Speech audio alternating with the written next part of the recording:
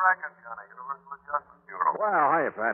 1, 2, 3 in a row. Now, what's that supposed to mean? Mysterious disappearances. 3 weeks ago, you were out looking for the beneficiary of a big policy by the name of Jonathan Doe. Yeah, so what happened? He turned out to be a man who never existed. I know. And then last week, it was Elmer Loomis. Find him, find his body, find out who murdered him. Only his disappearance was rigged by himself to get away from his wife. Not very cleverly done, however. Well, this one was, Johnny. Everybody at first. Where? Curtis Ferry, New York. Little town along the Hudson over near Yonkers. Well, if you know it was a fake, what do you want me to do about it? Find him. Bring him in so we can prefer charges against him. What kind of charges? Perpetrating fraud against the insurance company. What else? What if he hasn't collected? I'm afraid I don't get it. You will. Come on down here to the office and I'll tell you about it. Is policy a big one? Very. Then you won't quibble over the size of my expense account. I didn't say that. But of course, that's what you meant. Johnny. Okay, Pat. I'll be over in a few minutes.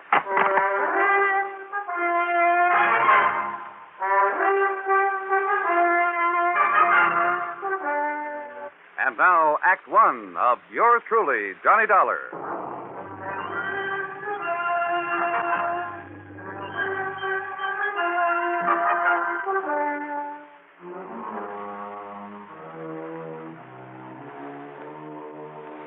Expense account submitted by Special Investigator Johnny Dollar to the Universal Adjustment Bureau, Home Office, Hartford, Connecticut. Following is an account of expenses incurred during my investigation of the little man who was there matter.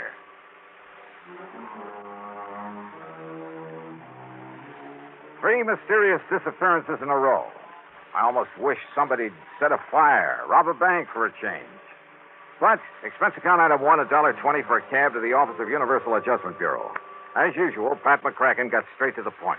Plain as day, Johnny. Howard L. Edwards insured his life for $50,000, double indemnity. So? Beneficiary, his wife, Mary Louise. In other words, if he was accidentally killed, his wife would collect a cool $100,000. But he wasn't. He wasn't. You sure? Oh, the police down there in Curtis Ferry thought otherwise at first. You know, when they discovered the way his car had toppled over into the Hudson River just above Sound. Is that the way he staged it? Uh-huh. But when they found out that Edwards and his wife were stony broke and had been for months, that if it wasn't for the finance company that had starved by now, well, that's what wised them up. But, Pat, if they haven't found him or his body... Him, Johnny, him. According to the police, his wife finally broke down and confessed that they had planned a disappearing act for quite some time. Ah. Oh, sure. They figured when his car was found, they'd think his body had washed down the Hudson through the Narrows into the ocean, and the company would pay off. Yeah, I see. Then once she got the money, well, pack up and leave and meet him wherever it was they'd planned to meet. Would the company have paid off without a body, without absolute proof of death? That might depend on the court, on how smart a lawyer she got hold of. But what if they did have to wait for 7 years for the statute of limitations to run out? Yeah, I see what you mean. Oh, this kind of fraud has been tried before, Johnny. Sometimes, I'm afraid, probably, it's been got away with. So, with $100,000 in... So, if I find him, I get that nice, fat fee we were talking about. That's right. That's exactly... No!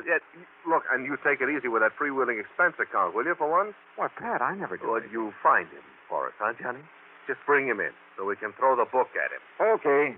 Give me his address, whom to contact in Curtis Ferry, and I'll see what I can do. Expense account item 2, $4.85 for a tank full of gas. I decided to use my own car, not to save money for the company, but to save time for myself. My first contact down in Curtis Ferry was Police Sergeant Ben Ringler, who had been in charge of the case right from the beginning. Headquarters was the back road. Johnny Dollar. Clark Tracy at Providential Assurance Company. Yeah, hiya, Clark. I'm glad I caught you in. Are you free to take an assignment? Sure, why not? Did you ever hear of Kennet, Missouri? No. It's a small town about 100 miles south of Memphis, Tennessee. So what goes? We have a little office in Kennet, only it's become pretty obvious that we put the wrong man in charge of it a few months ago. What do you mean? His name is Charles Kingsley St. Clair. Lived in Boston most of his life, and he's a Harvard man. So? He doesn't have the least idea how to deal with those people when it comes to any problems or adjustments. In other words, he simply doesn't belong. Well, the answer to that ought to be easy enough. Transfer him. Give him a job somewhere up here in New England. Exactly what we plan to do, and close up the office there in Kennet. Okay, then why call on me? Because of the death of one of the few remaining policyholders, farmers down there, a man named Casper Crump. Yeah? His widow, Eupha Crump, has to be paid the $5,000 as due her and, of course, sign for it. Well, what's so tough about that? St. Clair says that he can't do it. Why not? If you must know the truth, he sounded somewhat scared of the whole idea. Oh, now listen. So, Johnny, will you go on out there and take care of this thing for us and get us off the hook? But on the strength of what little you've told me. I know, but I'm sure St. Clair will be able to make it all perfectly clear to you. So I'll wire to him that you're on your way, okay? Oh, now, look. Johnny, I promise I'll okay your expense account without question, even tack on some kind of a fee. Well, now you're talking a language I understand. If the fee is big enough? Then you'll do it, fine. Now take it easy until we settle I'll wire him right away. Clark! Then wait to get your report. Wait a minute, will you? Thanks a million, Johnny. Bye. Clark! Hello.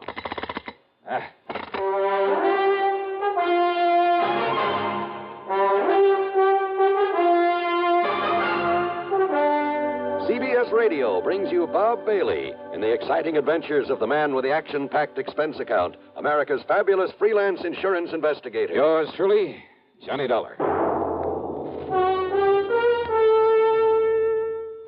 Next time you refresh, enjoy a frosty, ice-cold Pepsi-Cola. Sociability, Charlie. All right, Kay, how's this? Pepsi is light, refreshes without filling. You like to refresh? Have a Pepsi right now. Well, offer it to everybody, Charlie. I will. Enjoy Pepsi at the fountain. It's delicious at home, too. Have one at lunch or with a snack. Charlie. At the beach or at dinner. Wherever you go, wherever you're thirsty, Pepsi is there. It's here, too, in our Be Sociable song. Be sociable, look smart, keep up to date with Pepsi. Drink light, refreshing Pepsi. Stay young and fair and debonair. Be sociable, have a Pepsi. For the weekend, have plenty of Pepsi around. Pick up an extra carton today. CK, I'm sociable. With Pepsi, everyone is.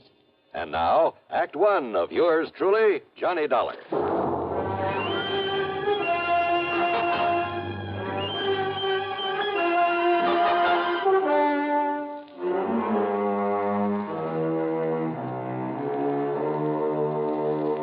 Expense account submitted by Special Investigator Johnny Dollar to the Providential Insurance Company, Home Office, Hartford, Connecticut. Following is an account of expenses incurred during my investigation of the moonshine matter.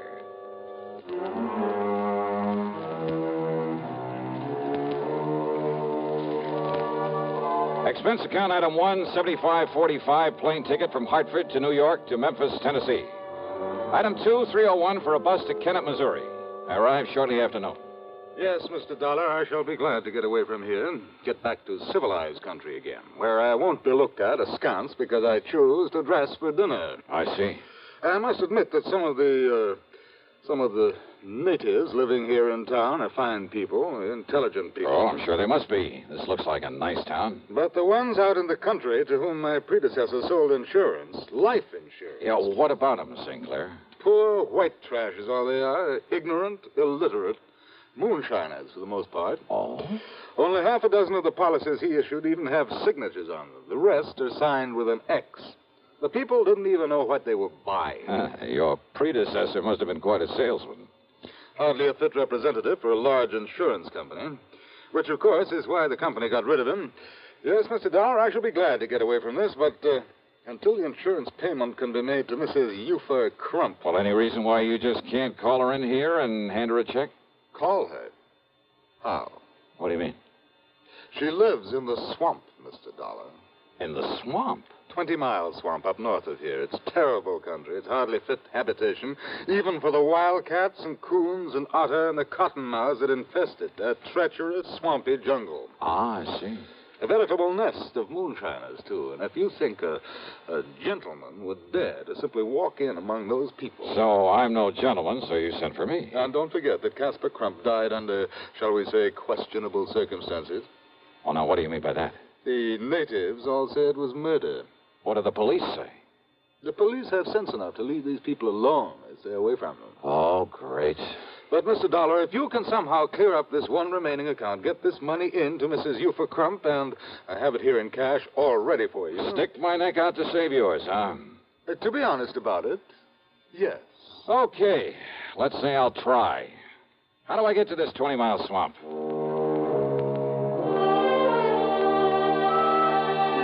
St. Clair drew me a rough map, handed me the $5,000, and wished me luck. Item 3 is $20 deposit on a rental car from one of the local garages. And what a car. It should have hit the junk heap 15 years ago and was actually held together in spots with baling wire. The left-hand door was closed with the help of a piece of rope. But it was transportation of a sort.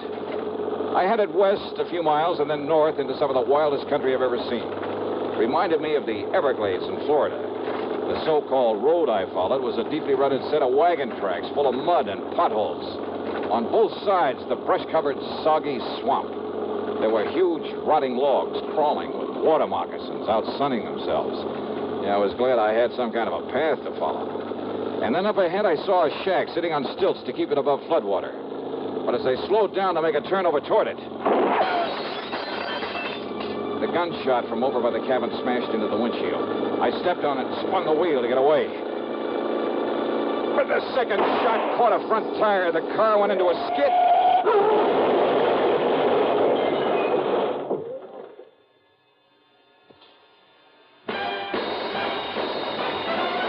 Are you smoking more now, but enjoying it less? Have a real cigarette, have a Camel. The best tobacco makes the very best smoke. Have a real cigarette, have a Camel. Are you looking for flavor and mildness? Have a real cigarette, have a Camel. The best tobacco makes the very best smoke. Have a real cigarette, a real cigarette, a real cigarette, have a Camel. If you're smoking more today, but enjoying it less, try Camels. The Camel blend of costly Turkish and domestic tobaccos has never been equal for rich flavor, easygoing mildness, real smoking satisfaction every time you light up. The best tobacco makes the best smoke. Have a real cigarette, a real cigarette, a real cigarette, have a Camel. And now, Act 2 of yours truly, Johnny Dollar and the Moonshine Matter.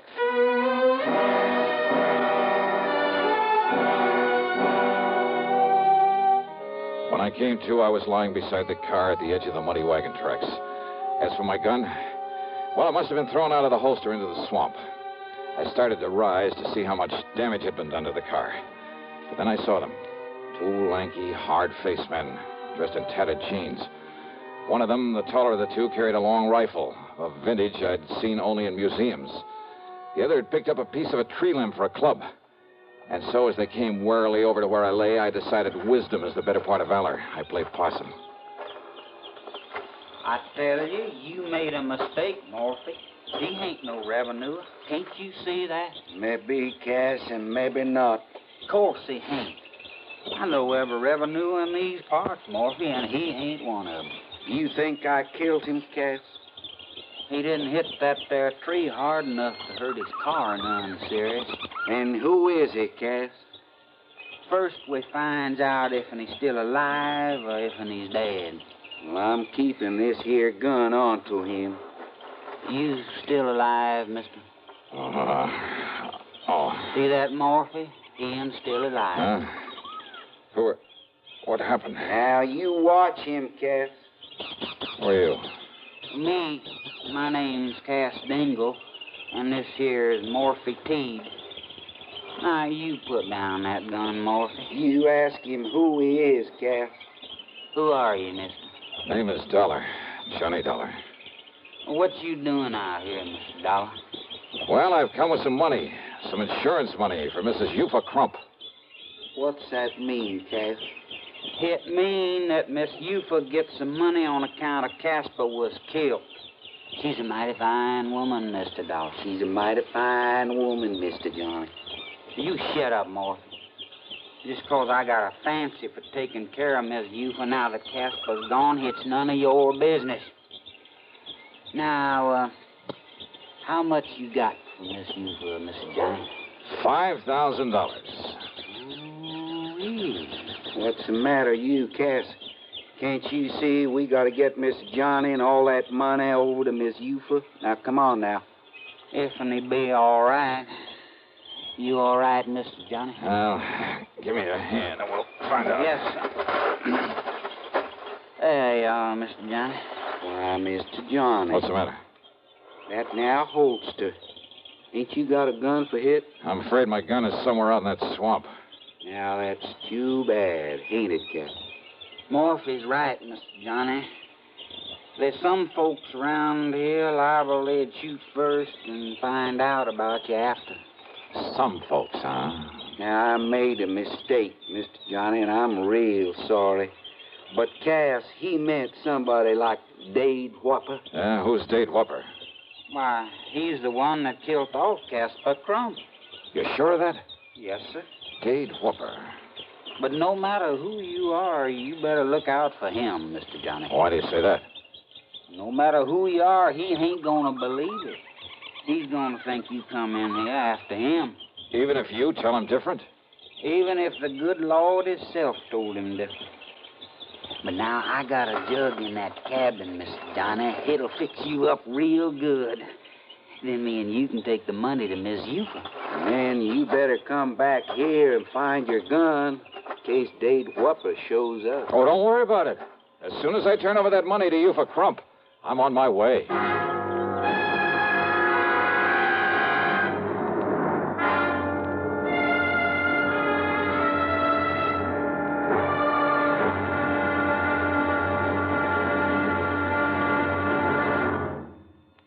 Hollywood star Mona Freeman. Who feels like acting with a miserable cold? I relieve cold distress the fast way with 4-way cold tablets. Yes, tests of all the leading cold tablets proved 4-way fastest acting. Amazing 4-way starts in minutes to relieve muscular pains and headache, reduce fever, calm upset stomach, also overcomes irregularity. When a cold strikes, do what I do. Take 4-way cold tablets. It's the fast way to relieve nasty cold distress and feel better quickly. 4-way, only 29 cents. And now here's a word about another fine product of Grove Laboratories.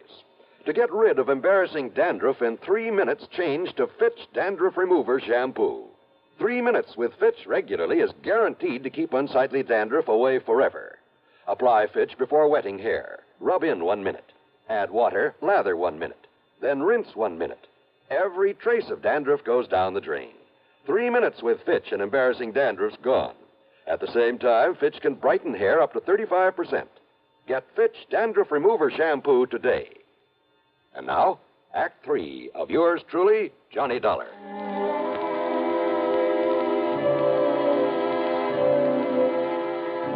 Cass Dingle's cabin. Well, I'm afraid I've never stepped into a more squalid, filthy, grimy place. How a human being could ever live in it, much less call it his home. After I join up with Miss Eufa, maybe she'll make it even nicer. Maybe even hang up some of them lacy curtains. Anyhow, on the excuse I needed all the fresh air I could get, I sat on the doorsill. As for the jug of corn liquor that Cass dug up, brother. Right out of Casper Crump's big still. That's Miss Eufa's now. The best there is. The first gulp had me gasping for breath. I felt like I was on fire inside. So Cass strained the tadpoles out of some branch water for a chaser. After the second snort, I was ready to tackle anybody in the world single-handed. Even Dade Whopper. I told you that'd fix you up. And now, oughtn't we go see Miss Eufa? Yeah, sure, Cass, why not? Only, where's Morphy? Oh, he took in his dugout and went on ahead to say the good news. Dugout? So me and you, we'll go in mine.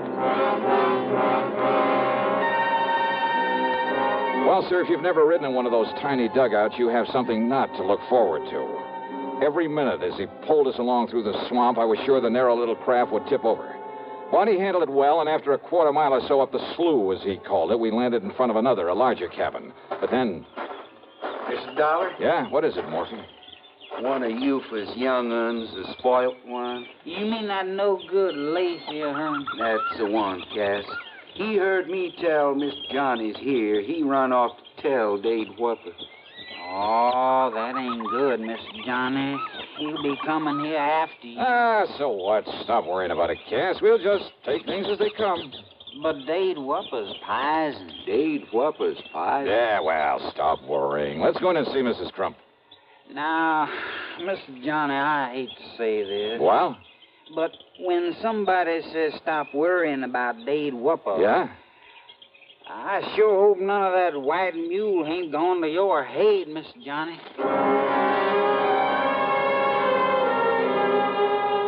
Mrs. Eufa Crump, much to my surprise, turned out to be a rather nice-looking girl of about 20, despite the fact she was the mother of 4 kids. Her cabin boasted 4 separate rooms, a couple of worn-out rugs on the floor, some lace curtains. With almost childish delight, she put her ex on the receipt for the insurance and stuffed the money into a hiding place under the floor, then made no bones about the fact that most of it would go to improving the moonshine still her husband had left her with. And with Cass here helping me, it's going to be the best still in all these here now parts. Well, good for you, Mrs. Crump. And, Cass, I'm going to see that you get yourself a nice suit of clothes, a whole suit. Oh, now, Eufa. And, Mr. Johnny, I thank you very much, sir. My pleasure, Eufa. Only now, you two better get on your way. If that brat of mine, that Lacey, has found Dade Whopper and told him... Dade Whopper. What, Morphy? Dade Whopper. He's a-coming down the slough in his dugout. He's gotten that shotgun with him, too, that he loads up with slugs, and he's coming after you, Mr. Johnny.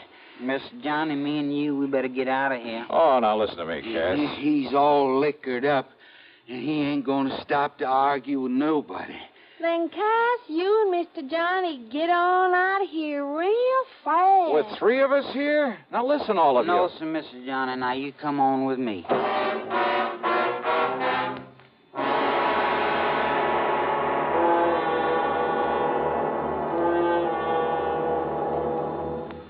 Munch, munch, munch a bunch of Fritos, corn chips. It's not polite to smack your lips, but you can't help it with Fritos corn chips. Munch, munch, munch a bunch of Fritos, corn chips. Whenever you have a party or friends drop in, serve a bowl of crisp Fritos corn chips and watch your guests dig in. They're golden chips of corn just made to munch. Serve them plain or with your favorite dip. There's a special Fritos in a king-size style that's just right for dips. Munch, munch, munch a bunch of Fritos, corn chips. You'll find Fritos corn chips taste just right whenever the occasion calls for good munching. They have such good, crisp flavor, such good-for-you nourishment, there's contentment in every munch. Get Fritos today, F-R-I-T-O-S, Fritos corn chips. Munch, munch, munch a bunch of Fritos, corn chips. And now, Act 4 of yours truly, Johnny Dollar. Morphy was scared. My gun was somewhere out in the swamp. So again, it was a case of letting wisdom be the better part of valor, especially after Morphy made it plain that even his rifle wouldn't mean a thing against Whopper when he'd had a jugful. Morphy promised to do all he could to keep Dade from following us. But by the time Cass and I got halfway down the slough, we could see Dade coming after us. And he was a big man, too. And though Cass was mighty skillful with the pushing pole, he kept gaining on us. We can't make it, Mr. Johnny. Then push us in anywhere, Cass. But we can try, sir. We can try. Morphy say that he keeps that thing loaded with slugs? Yes, sir. Drunk or sober. He can hit anything with it. Then pull us over and we'll take our chances in the woods. He's not more than 35 or 40. Cass was dead before he hit the water. I jumped over after him into the shallow swamp. I started swimming over to a sort of island, a big grassy hummock. And over my shoulder, I could see that Dade was raising his gun again, aiming at me. I grabbed a lungful of air and went under. Changed my course, swimming toward a patch of tules, hoping I'd have enough breath to get to it. Several times as I swam along under the surface, I brushed aside something living. Maybe they were moccasins, I don't know. But they were nothing to the danger from the drink-crazed man with a shotgun. Finally, my lungs bursting, I reached the tules and came to the surface, emerging slowly and breathing as quietly as I could. Dollar! Dollar! I know you're out here. I know you come to get me, too, for killing Castle Crump. I held my breath. But you ain't gonna. But I'm gonna get you first. There ain't nobody get you away from me, you hear me? I can see the mud you stirred He when you could come up track on me here. by the mud I'd stirred up when I'd swum along on the water. He was ready with a shotgun to do the same thing to me he'd done to Cass, to kill me. And all I had were my two bare hands and my wits. I could hear him coming closer, closer. He was at the other side of the patch of tules now, his gun ready for me. I could see his hulking shadow now. I got you now, Dollar. I'm going to kill you now. Quietly, I slipped under the water again, and I swam hard for where I'd seen him.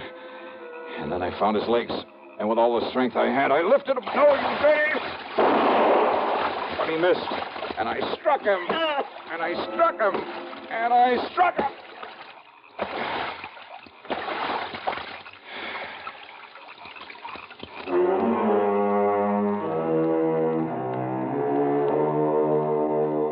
So maybe those people were pretty much a law unto themselves. But Dade Whopper went back to Kennet. There he'll stand trial for 2 murders. And I'll just continue to poke along in this soft, cozy little job of mine. Yeah.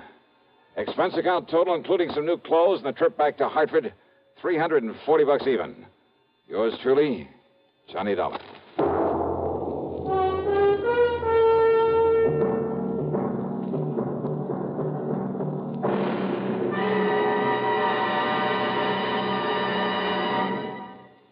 Our star will return in just a moment. Constipation is something people don't talk much about, but it can be a problem for anyone, even doctors. And when constipation occurs, it's interesting to see just what doctors consider important about a laxative they might use or recommend. Now, a majority of the doctors we heard from had this to say: a laxative should be effective, gentle, as close to natural acting as possible, and a medicine that can be used with complete confidence. Well, pleasant-tasting chocolated X-Lax is effective. Overnight, it helps you toward your normal regularity. X-Lax is gentle. Next morning, it gives you the closest thing to natural action. And that's why many doctors and millions of people use X-Lax with complete confidence. X-Lax, the laxative that helps you toward your normal regularity gently, overnight. Is X-Lax in your medicine cabinet? Now, here is our star to tell you about next week's program. Well, next week I go deep underground, into a copper mine, to meet a killer in the dark. Join us, won't you? Yours truly, Johnny Dollar.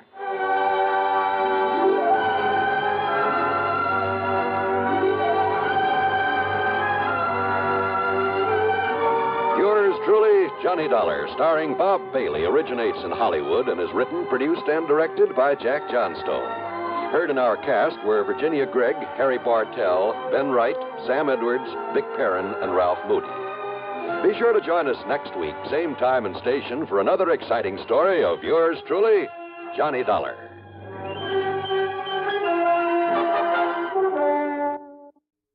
Here are the facts. 2 out of every 3 persons in New York State under 40 years of age have now received at least 1 dose of the Salk vaccine. Over half of these people have received the 3 doses needed for maximum protection. If you are not vaccinated against polio, the time may come when you will need this iron lung. What will your children do then? Your New York State Health Department urges you to be vaccinated against polio now. This is important for people of all ages and especially important for those under 40, the age group where the incidence of polio is the greatest. Remember, Salk vaccine is safe and effective in preventing paralytic polio. WROW Albany, where you get a new exciting morning glow with the Bob Kennedy Show. 6 to 10 on Radio 59. From Hollywood, it's time now for Johnny Dollar. Ah, how weary, stale, flat, and unprofitable seem to me all the uses of this world. Who's that? Garrett Reynolds, Johnny. Reynolds in Trenton? That's right, New Jersey State Mutual Life. Well, what was the quote from Shakespeare about? Hamlet, wasn't it? Alas, I would a tale unfold whose lightest word would harrow up thy soul, freeze thy young blood, make thy 2 eyes like stars start from their sphere, Hey! knotted and combined, Hey! lungs apart, Now, wait a minute, will you? particular hair to stand on end like quills upon the fretful porpentine. Garrett, have you gone off your rocker? Why don't you come on down here and see? Yeah, I think I'd better.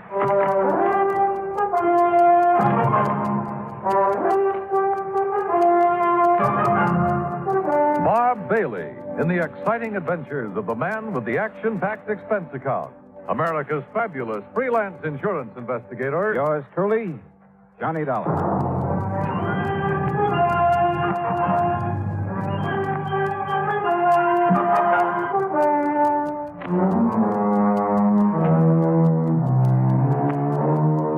Expense account submitted by Special Investigator Johnny Dollar to the New Jersey State Mutual Life Insurance Company, Trenton, New Jersey office. Following is an account of expenses incurred during my investigation of the Heatherstone Players matter.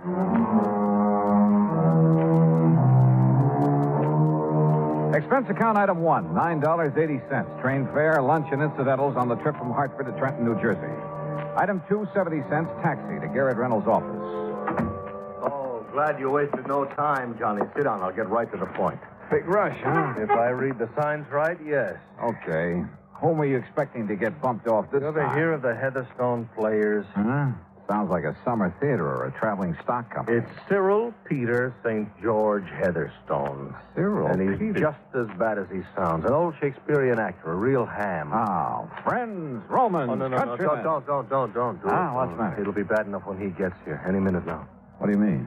Every other sentence, a quote from the immortal bard. Oh. The time you've listened to him for 5 minutes, you never want to hear of Shakespeare again. Sounds like he might be fun. Fun?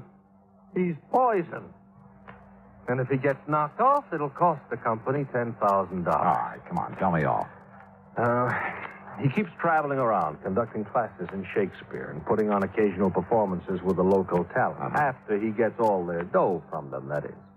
Whenever he pulls out of a town, he leaves behind a lot of unpaid bills. No wonder he keeps traveling around. It's no joke.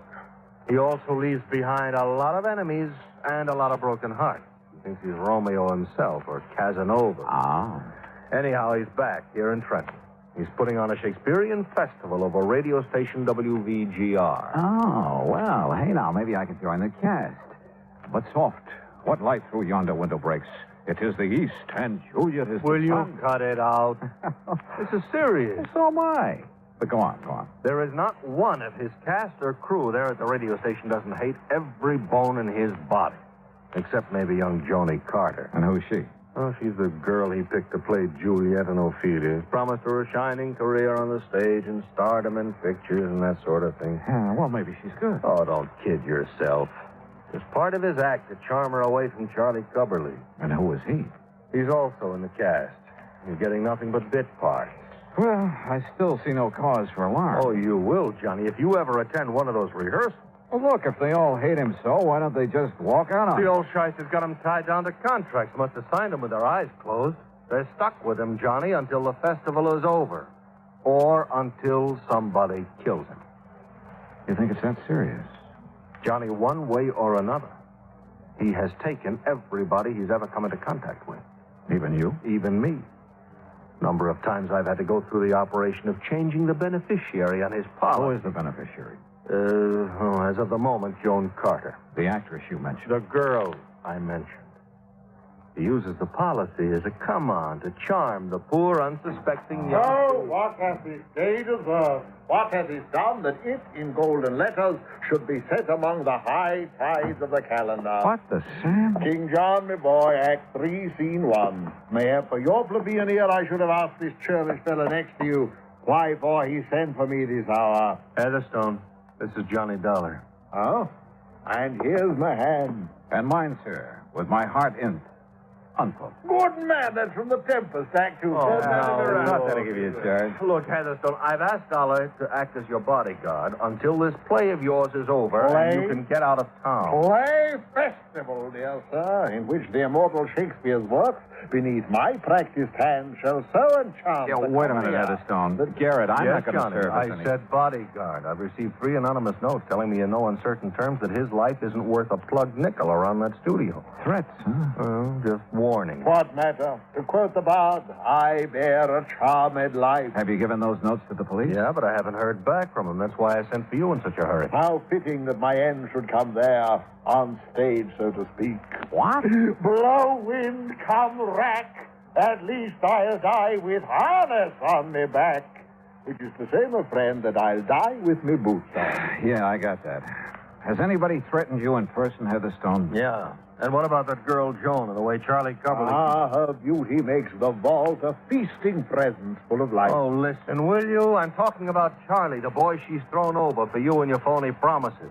That boy's crazy enough with jealousy to try almost anything. Aye, he is mad. Right. That he is mad, 'tis true. 'Tis true, 'tis pity. And pity 'tis true. Heatherstone, he's mad enough to kill you. And so are some of the others. I've heard you're pretty rough on your cast of actors, on your crew. Well, I must be cruel, only to be kind. Now, what's that supposed to They're mean? so ambitious, all of them, but so inadequate, so futilely do they attempt to gain the highest talent of this art, with which I am so rich endowed. All right. Look, please. Apparently, Garrett feels that your life is in danger. I'm sure of it. And as long as I've come all the way down here, I'll take his word for it. That every one of your associates has a serious personal reason for wanting to see you out of the way. What private griefs they have, alas, I know not. Listen, will you? But this I do avow. Heatherstone, don't you care that somebody's out to get you? My cast, my crew, you say? Yes. Me? Stands not within the prospect of belief. Look, the fact remains... And yet, if 'twere true, then I must bear a countenance more in sorrow than in anger. In gratitude toward me, who've given them so much. Believe me, it is true. That's why I insist you have somebody to look out for you until you can get out of town. These words are razors to me, wound. That's why I sent for Dollar. This man, huh? Yes. Let me have men about me who are fat, we go again. sleek-headed men, and such a sleeper night. Yon Dollar has a lean and hungry look. He thinks too much. Such men are dangerous. Will you shut up? And yet, suppose I am to die. Believe me, if it weren't for the $10,000 it would cost the company, I sometimes think I'd like to take care of that little matter myself. And you would be found out. That's what you think. Then, Dollar, look upon his face. I quote, so full of artless jealousy is guilt, it spills itself in fearing to be spilt. All right. The fact remains that in spite of what Garrett says, you're determined to go ahead with this play, this festival of yours. I am. In spite of the threats on your life. Why not? All that live must die, passing through nature to eternity. Okay. When's your next rehearsal? Well, this afternoon, but, sir... Station WVGR, right? Aye, correct, but, sir... And I'm going to be there. To interfere with me at work? No. To hide in a corner and see if all this fuss over you is justified. To see if the atmosphere down there is as thick as Garrett says it is. To either take on this case or not, depending on whether I think your life's really in danger. Oh, Johnny, his life has been in danger for years. Of course. You, admit it? Aye, that I do. So therefore, harm, if harm they could have done, would long ago have caught me in its grasp. Yeah, well, maybe you've just been lucky. Aye. In the past, I quote, treason has done his worst. Nor steel nor poison, malice domestic, foreign levy, nothing can touch me further. Oh, Lord. And with that thought, I bid thee now adieu. Yeah, well, goodbye. And yet, perhaps, for best we talk this out, I quote, to fear the worst, of yours the worst. Good day, gentlemen.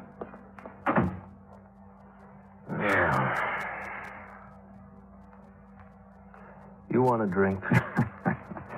Garrett, that is the craziest clown I've ever met. But I still don't really see what you're worried about. That's because all you've seen is the amusing side of him. But I tell you, Johnny, look, did you mean that about going over to the studio? Yeah, sure. And frankly, more to see how a radio show is put together than anything else. Then I'll arrange for you to sit in the control room with the engineer, the fellow who keeps the voices and sound effects and music and things in balance. Great. I'll have a ball. Yeah? Well, you'll see why I sent for you. Why I'm so sure somebody's going to murder Heatherstone. If I didn't know you so well, Garrett, I'd think you were planning to do it yourself and call me in as a cover-up. You know something, Johnny? Well? I'll call the studio, make arrangements for you.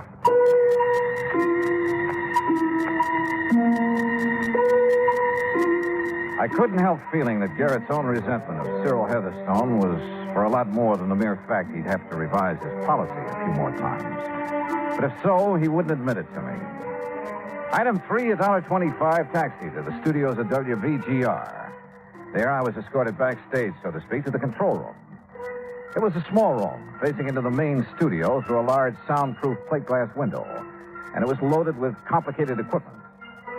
Before the control panel, with its knobs and keys and dials, sat Gordon Mitchell, the engineer, a nice-looking chap in his 30s. Through the window, we could see Heatherstone and the cast gathered around a table, working on the script. Sit here right beside me, Dollar, and you can see and hear everything that goes on in there. Oh, well, sure. Thanks, Gordon. Is that microphone sitting in the middle of the studio there the one they use when they're on the air? Yeah, that's one of them. There's one over there beside all that equipment for the sound effects men. Oh, yes, I see. And then there's another one in that booth over against the wall. And what's that for? To isolate it for special voice effects, like a voice coming over telephone, things like that. A filter mic. Oh, I see. And then the one hanging over the table where they're reading will be for the orchestra when it comes in later. Uh-huh. Say, you have a lot of stuff to balance when you're doing a show, haven't you? More knobs and dials and stuff. You see here? This knob controls the mic over their table out there. Listen, I'll fade them in. What, will the line stretch out to the crack of doom? Well, Who's that? Charlie Coverley. Plays one of the small... Well, what? Oh. Well, idiot! Well, you said to get everything we could out of the line. That I did. So I added a couple of words to make the speech sound You more... added to Shakespeare. Well, I thought... Here we go, Dollar. Fool! Listen to his own words. To gild refined gold, to paint the lily, to throw a perfume on the violet is wasteful and ridiculous excess. Remember that and stop being ridiculous. You heard enough, Dollar? Yeah, I'll cut it off. A gentleman's son. Brother, he really tears into them, doesn't he? Believe me, that was nothing. Dollar, he's the most hated man in this town. So I've heard. Pretty fast dealer, too. You're not kidding. Yeah, he sure nicked me. How do you mean? All my savings. You know, invest in this Shakespearean festival. He'll get a sponsor. We'll all make $1 million. Well, if it wasn't for the beneficial finance company, I'd be on my uppers. That way, huh? And poor Charlie out there not only lost his shirt to Cyril, but his girl, too. That little blonde beside him? The one who's talking now? Yeah. Well, listen, I'll open their mic again. That's right, my dear. Go ahead. There's rosemary. That's for remembrance. Pray you, love, remember. What? And there is pansies. That's for thought. There's fennel for you, and here's some for me. We may call it herb grace o' Sunday. Wonderful. You make the role of Ophelia live. Oh, boy. If you don't quit pawing her, I'm going to... Silence! Unhand me, sir. I'm silent. Yes, Charles, you mustn't interrupt Cyril. You mustn't. Here Why, we go. sir? Where's your humility, Charles, before me, the master? Remember, 'tis common proof that lowliness in young ambition's ladder. Sorry, Dollar. I can't take it. Gordon, that guy is the most egotistical character I've ever seen. He isn't going to live long. Who are you thinking of? Any of that group out there. And the sound crew and the musicians. There isn't one of them hasn't got murder in his eye. I told the insurance... What were you going to say? Well, I sent a couple of notes to Cyril's insurance man. He's an old friend of mine. Oh? I didn't sign them because I didn't want to get involved. But I told him what I'm telling you. Somebody's going to kill that guy out there unless you or... Wait a sec. He wants you. Yeah. Would sit and gossip in there when there's work to be done? Oh, sorry, Cyril. Mr. Heatherstone. Irresponsible lout. This is a rehearsal. That talkback's too loud. First it's too quiet, now it's too loud. Sounds as though you're shouting at me, and that I will not have. Okay, sorry. Believe me, you will be sorry ere this task is done. Believe me, I am sorry. I ever got mixed Now, up. I shall rehearse my lines as Hamlet's father's ghost, that you may learn how Shakespeare should be read. Is the filter mic in order, Mitchell? Yes, sir. Right in the isolation booth. Very well. Then hearken, all of you, to the great lines from the lips and heart of a great actor. Notice the hair-shaped toe. Really likes himself, doesn't he? Look at those kids. Look at their eyes. See what I meant a minute ago? There's murder in them. Who's that came in the door, the back door of the isolation booth? Oh, it's one of the sound effects men. He takes care of it. Hi, boys and girls. How's the old... Silence! Whoops. Now, is this microphone on and working properly? Well, Mitchell? Yeah, it's on, but work a little closer to it, will you, and with a bit less voice? You tell me how to use a microphone? Now, quiet, all of you. Well, What's he waiting for? The mood, Dollar. The mood. Oh, come on, you old ghost. I am thy father's spirit, doomed for a certain term to walk the night, and for the day confined to fasting fires, till the foul crime done. Foul crime. Don't tell me he's forgotten his lines. Hence horrible shadow. That's not in the script. Thy drugs are quick. What is this? My dismal scene I needs must act alone. Past hope, past cure, Hey. past help. Wait a minute. I call upon the gods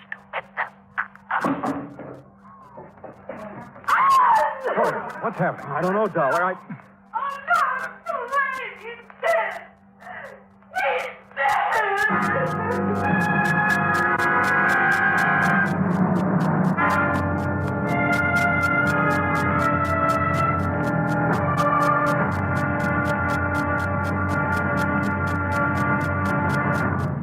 Act two of yours truly, Johnny Dollar, in a moment. Who among us has not hoped for a better life? Who has not had a desire to help stamp out disease and suffering among more unfortunate people throughout the world? Many have wanted to help, and many have done so. That sort of work is going on everywhere. Everywhere there is hope for freedom and a better life. Outstanding in this field of activity is Project Hope, which operates from a converted U.S. Navy hospital ship called, appropriately enough, the Hope. The good ship Hope carries out its mission of mercy in far eastern waters. Wherever doctors, nurses, dentists, sanitation, and public health experts are needed, the Hope steams full speed ahead and gives what help it can. In addition to giving medical aid, the staff of the Hope works with local doctors to acquaint them with the newest of medicines and medical procedures. At the same time, the staff of the Hope learns a great deal about the symptoms and the cures of diseases with which they have had no previous contact. When the Hope was in the United States Navy, it was called the Consolation, and it is certain that the people who now operate her will give both consolation and hope to those who are suffering. Consolation, hope, and a new life. For wherever the hospital ship Hope is anchored, its staff is to make emergency trips to scenes of disasters and epidemics. Their services include a wide variety of skills, from removing a tumor from a child's neck to putting a bandage on an old woman's cut finger. But most importantly, with the Hope comes friendship and understanding. Good medicine for healthy freedom, which is the right of all men everywhere. And now, Act two of yours truly, Johnny Dollar, and the Heatherstone Players matter. Cyril Peter St. George Heatherstone was dead. There was no doubt about it. And the old Shakespearean actor had died muttering the words of the immortal bard, there at radio station WVGR in Trenton, New Jersey. When he fell in the isolation booth at one side, I immediately rushed into the main studio, checked the dead man's body, his clothes. I searched every nook and cranny of the isolation booth and came up with nothing. He's dead. Cyril is dead. Cyril is terrible. Is it? Well, I'm glad he's dead.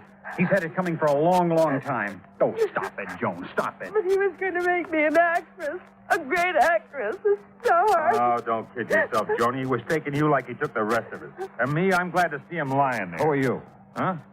Oh, Don Ringo, sound effects man. I just came in time to... Hey, wait a minute. Who are you? Johnny Dollar, insurance investigator. Investigator? That's right. Gordon. Yeah, Dollar? That phone in the control room. Can you call outside on it? Sure. Then call headquarters. Get somebody from homicide over here. Right you are. Don. Yes, sir? I want you to stay right here by this isolation booth. Make sure that nobody... Say, who, by the way, opened the door of this booth? What? I did, Mr. Dollar. Did you touch his body? No. Oh, no. Well, I hope not, because... What's the matter, Mr. Dollar? Plenty. What is it, Mr. Dollar? Well, at least I know what killed him. Yeah? What? Don, you stay here. Okay. The rest of you, back to the rehearsal table. I want to talk to you. It was so faint I wasn't quite sure for a second. But there was no doubt about that odor that came from the isolation booth. Like peach blossoms, only more delicate and more deadly. It was the odor of potassium perpetrators. And I'm glad the trace of it was faint, because one good whiff at full strength would kill almost instantly. Had killed. I'd left Don Ringo there at the booth to watch him, to see if he made any move toward Heatherstone's body. But Don had been the last one near him before he died. All right, now.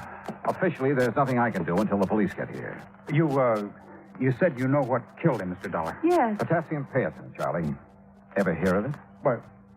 Well, no, of course not. One tiny crystal, if swallowed, kills instantly. Or a single whiff of it when it's heated, vaporized. Same thing. You think maybe he committed suicide, Mr. Dollar? What do you think, John? Well, what do you mean? Doesn't sound like Heatherstone to me, Dollar. Kill himself. All right, so he needed help from someone in this room. And, Don, you were the last one near him. Now, wait a minute. Okay. Charlie? Yes, sir? Can you think of anybody here who might have had a better motive for killing Heatherstone than you? No. No, I can't. Charlie. I wanted to see that phony, egotistical shyster dead more than anything else in the world. But I wouldn't have killed him. Well, I would, Charlie, gladly, and I make no bones about it. Police will be here any minute, Dollar. Good. How about your feelings in the matter, Don? Sure. I'm glad he's been knocked off. But don't accuse me of having done I'm not accusing anybody yet.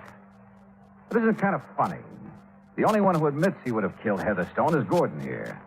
But he was in the control room with me, not only when it happened, but long before it happened. And potassium perpetrators doesn't wait. The rest of you, though, were right here next to Heatherstone. Any one of you could have slipped the stuff to him before he walked into that isolation booth. Yeah? But how would we have made him take it? That's a good question. Did you find any of that potassium, whatever it is, in the booth? No, but I got a good whiff of it. Well, you said it had to be vaporized. For the perpetrin gas to do its work, yes. Dollar, could a capsule of it have been tossed into the booth or maybe left in there for him to step on? Then where's the capsule? Gordon and I went over that booth with a fine-tooth comb. Joan. Yes, Mr. Dollar. Are you the only one who touched him before I came in from the control room? I didn't touch him. I told you. But you were the only one who went into the booth, weren't you? Yes. The only one who could have removed any evidence of the means used to get that vaporized perpetrin in there. Mr. Dollar, Look here, Dollar. If you're saying that Joni had anything to do with... What's the matter with you? Didn't you know that she was in love with that... All right, Charlie, all right. Take it easy. I thought I loved him, Charles. Honey. I guess it took this to bring me to my senses. Joni, oh, Joni. All right, look. We've got a murder on our hands. And unless the police are able to come up with more than I have, well... But they weren't. The doctor who came along with Lieutenant Harper agreed with my conclusion that Heatherstone had died from a hefty whiff of perpetrin gas. But neither of them could find any possible source of the gas, even after thorough inspection of the isolation booth, the studio, and every one of us in it. Nothing. Dead end. Finally, after some 4 hours of futile questioning. Well, it was murder, all right, Dollar. No question about it. Any suspects, Lieutenant? Any suspects? All of them, every one of them. Except maybe the guy who was in the control room with you. Lieutenant, that should make him number one in the list. You've been reading too many mystery stories. Oh, look, Lieutenant. How much longer are we going to have to stay around here? You anxious to get away? What's your name, Ringo? Well, I mean it after all, you know. Inspector, would there be any harm in putting my equipment away? What equipment? Oh, mics and mic cables, patch connections on the board in the control room, so on. You see any reason, Dollar? No. Go ahead, Gordon. Thanks. I'm a little tired of just standing around. What about us, Lieutenant? Is it doing any good to keep us here? Look, somebody in this place killed Heatherstone. Yeah, but you're not getting anywhere finding out who it was. Are we all under suspicion? Yeah, excuse me, Dollar. You're standing on this mic cable. Oh, sorry. I asked you a question, Lieutenant. The answer is yes. Yes, you're all under suspicion. But what good is keeping us here? You'd rather be locked up? Hey, excuse me again, Dollar. Now this cable. Oh, sure. Hey, now, wait a minute. That's the cable for the mic in that booth? Yeah, that's right. Hey, excuse me. Yeah, you go ahead and take it away. Gordon. Those mics all stay in the studio? Yes, sir. Oh, if you ever want to inspect them... Inspect them? What for? What? Oh, I didn't know. Maybe I know, Gordon. What? This cable to the booth, Mike. It's thicker than the other. Hmm? Oh, yeah. Probably an old one. Or maybe it's bigger because it has a couple of extra leads in it, extra wires. Yeah, the old one's dead. That's why... Come on, Lieutenant. Huh? You too, Gordon. Got a screwdriver? Sure. In my pocket. Here you are. Pliers, too, if you want them. If I don't understand why... Now, this mic in the booth. Oh, careful, Mr. Dollar. That's pretty delicate. Then you do it. Take the faceplate off this mic. Sure. But why? Yeah, Dollar. Potassium paetin. A crystal of potassium paetin. Vaporized in this booth. Oh, sure, but you going to tell me how? Well, maybe I'm just guessing, but I think so. Go ahead, Gordon. Yes, sir. Well, I still don't... Yeah, there you are. Well, there's the insides of it. Yeah? And that's all. There's a... Look. This tiny ball of fused metal. Yeah. All that's left of a heating element that was melted away inside this mic. Thanks to the extra wires in that cable. Oh, it's probably just a little piece of stuff. Look at the color. A livid red. Typical of the action of potassium paetin on fused metal. Huh? On the heating element that was placed in the mic and destroyed by a surge of current through it. Hey, that color, that's right. You're right. Well, then... The one man who didn't hesitate to say how he felt about Heatherstone. Who said he would kill him. Who warned us. And the one man with an alibi, because I was there in the control room with him. I suppose you disconnected the power leads to that cable when you went into the control room to call the police, didn't you, Gordon? Yeah, Mr. Dollar, you guessed right again. But it was a good try, wasn't it? No flight of angels will sing him to his rest. So, that was it. And the company will have to pay the claim. Expense account total, including incidentals and fare back to Hartford, $51.25. Yours truly, Johnny Dollar.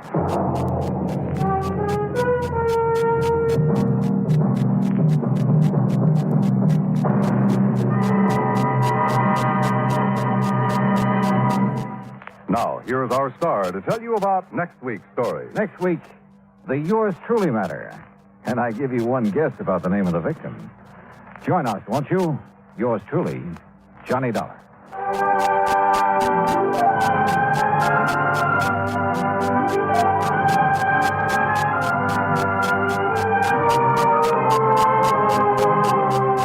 Yours truly, Johnny Dollar, starring Bob Bailey, originates in Hollywood. It is produced and directed by Jack Johnstone, who also wrote tonight's story. Heard in our cast were Virginia Gregg, Lawrence Dobkin, Dick Crenna, Sam Edwards, Frank Gerstle, Herb Vigran, and Hans Conried. Be sure to join us next week, same time and station, for another exciting story of yours truly, Johnny Dollar.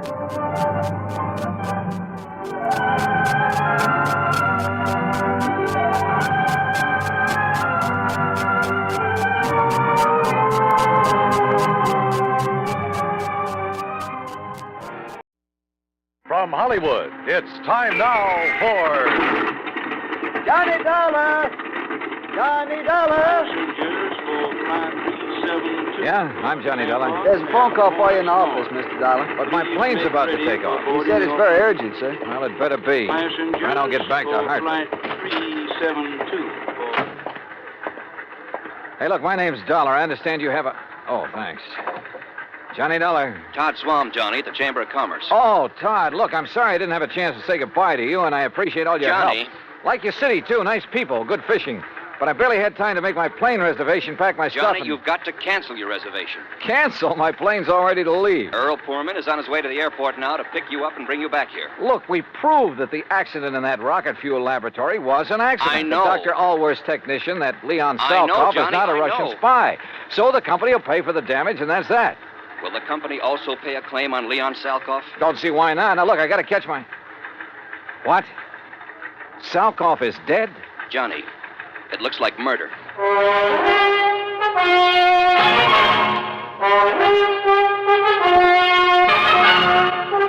Bob Bailey in the exciting adventures of the man with the action-packed expense account. America's fabulous freelance insurance investigator. Yours truly, Johnny Dollar. And now, Act One of yours truly, Johnny Dollar.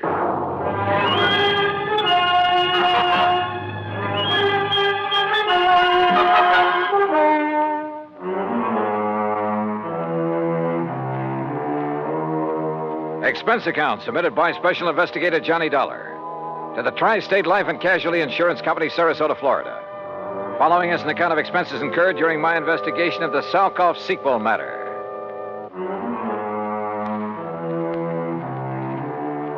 Expense account item 1, $3, no show penalty for canceling the flight back to Hartford. By the time I hung up the phone on Todd Swam, Earl Poorman had pulled a shiny new Cad into the airport parking lot, and we took off.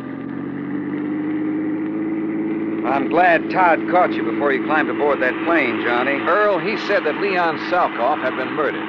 That's what it looks like. Well, what happened? Actually, he's just disappeared.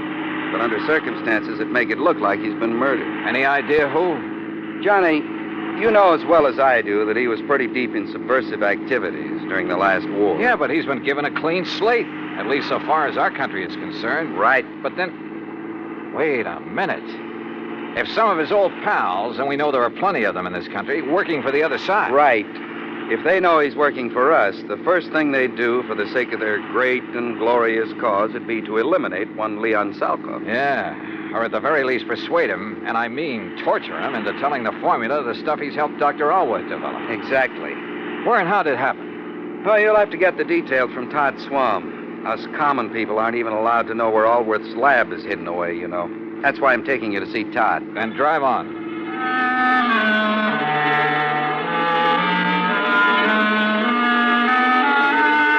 Todd was waiting for us at the Chamber of Commerce building. He thanked Earl for dragging me in from the airport. Earl left, then Todd and I walked out to his car. Here, Johnny, use my car. You know where to go. Out to the lab? Yes. You still haven't told me what happened to Leon Salkoff. Because I don't know exactly. Dr. Allworth called me from the nearest phone down there, told me Salkoff is gone and that he's sure he was murdered. Have you dragged the police in on this? No, but I telephoned the FBI in Washington. They've promised to send a man. Well, do they know I'm here? They might not want any interference. Well, I told them about your investigation down there at the lab, and they said to give you a free hand. All right, good. Well, I better get going. Johnny, let me know what you find out.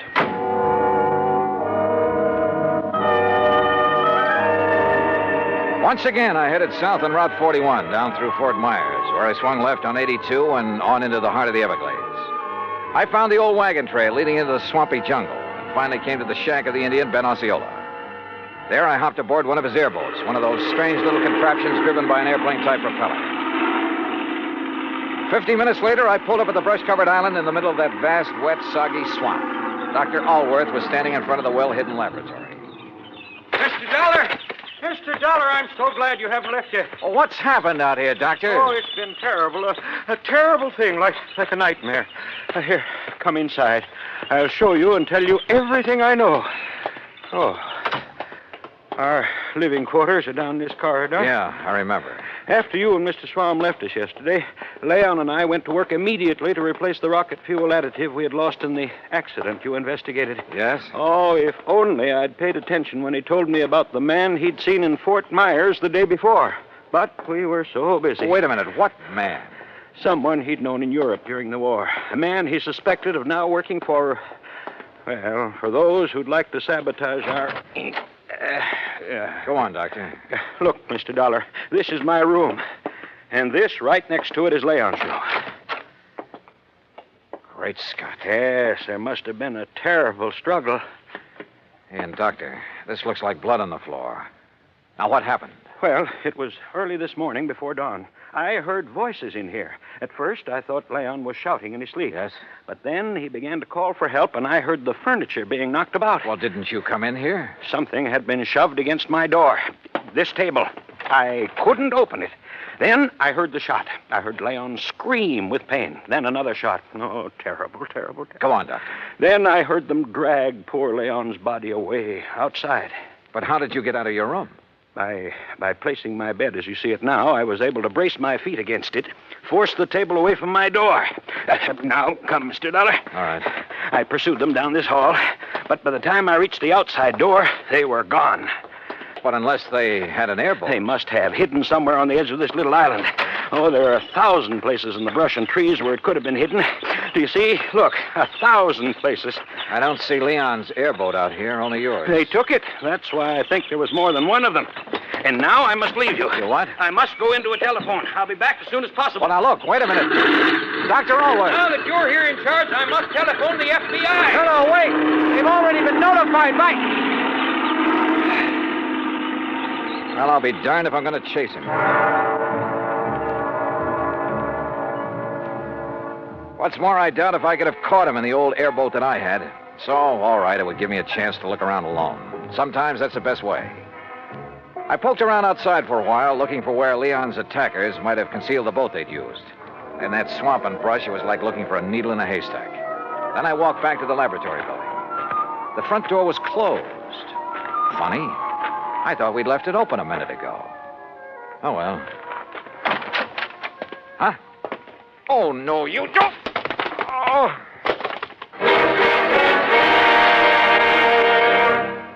Act two of yours truly, Johnny Dollar, in a moment.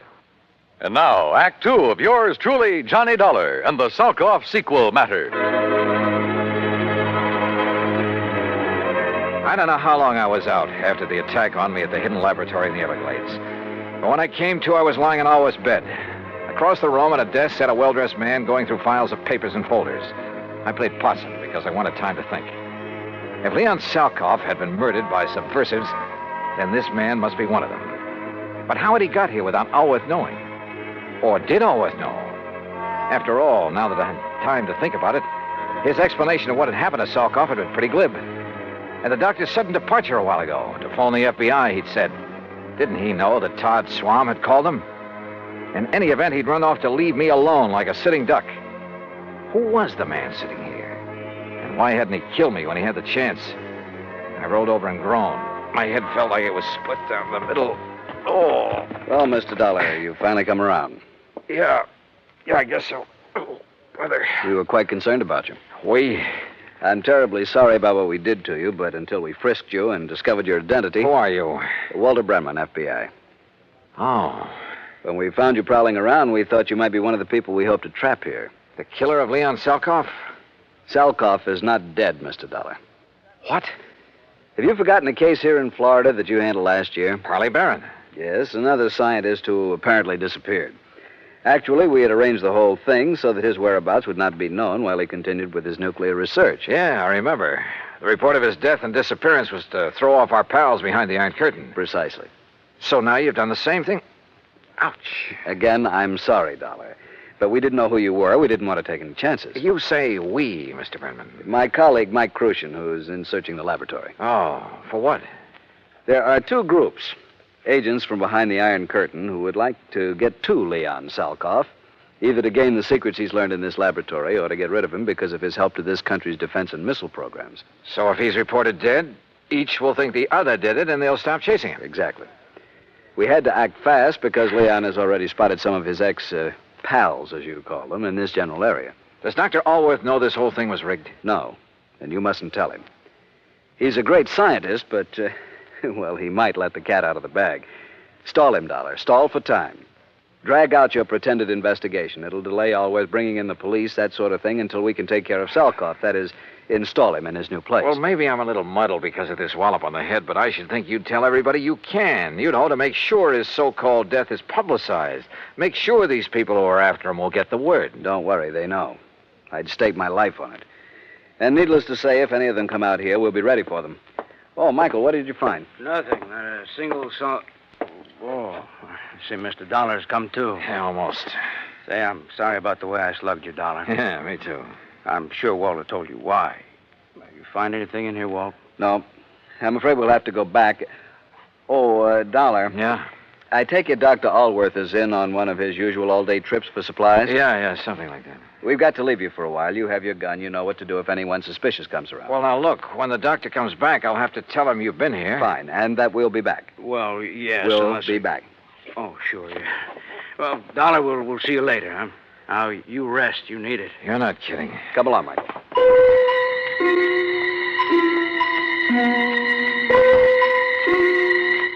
I felt so rocky, I didn't quite know what to make of it. I heard them leave by the outer door.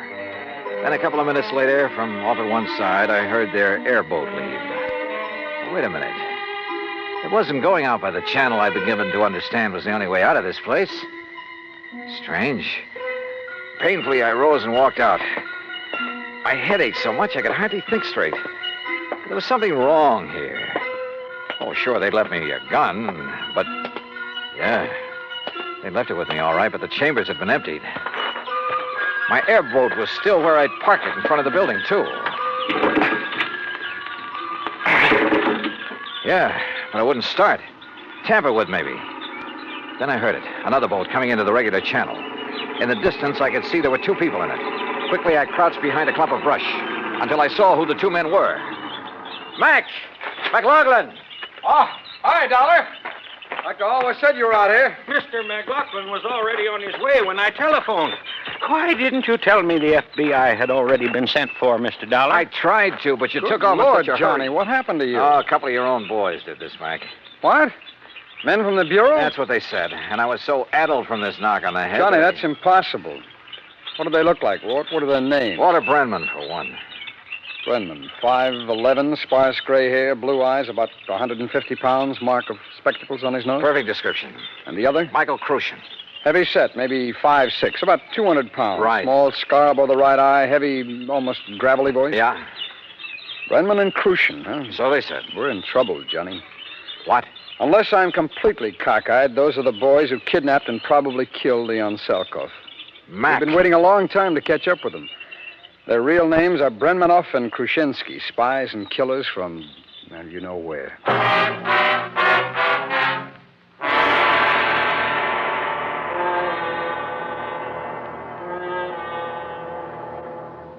Act 3 of yours truly, Johnny Dollar, in a moment. And now, Act 3 of yours truly, Johnny Dollar, and the Salkoff sequel matter.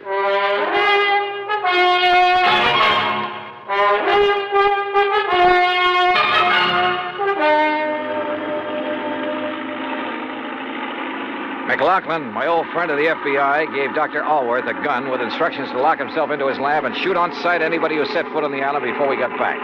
Then we took off in the airboat. Briefly as possible, I told Mac what had happened to me at the laboratory there in the middle of the Everglades.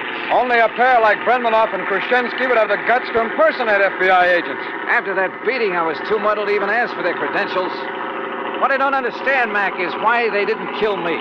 They haven't yet learned the formula, that missile fuel. So? They've got to leave every possible door open, Johnny. With you convinced that they're from the Bureau... So they think. Yeah? Well, it meant they could go back to the lab. After the doctor returned, maybe even get your help in obtaining the formula from him. What? Sure.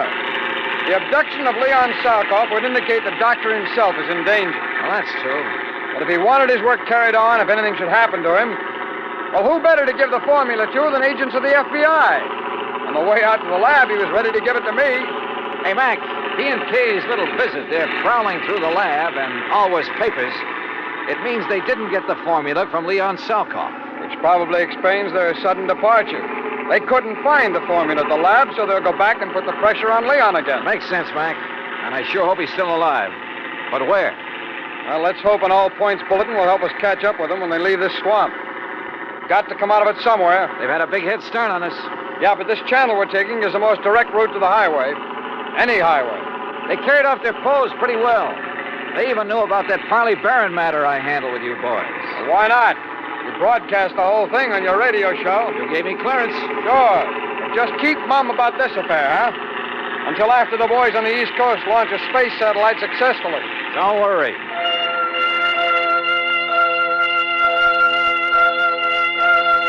A few minutes later, we pulled up at Ben Osceola's shack at the head of the bayou where we'd left our cars. We use mine, Johnny. It's better equipped than yours for whatever we may run into. I saw what he meant, because in back of the seat was a regular arsenal.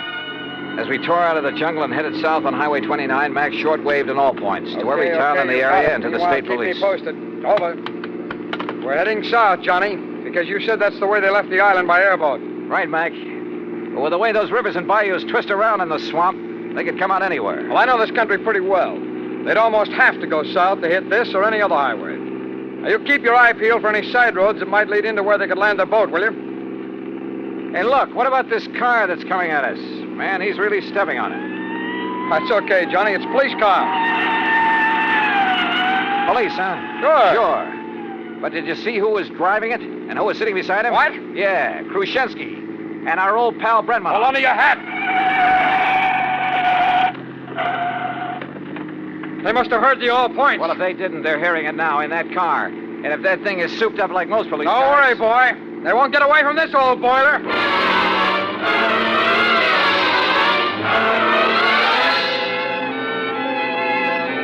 Mac wasn't kidding.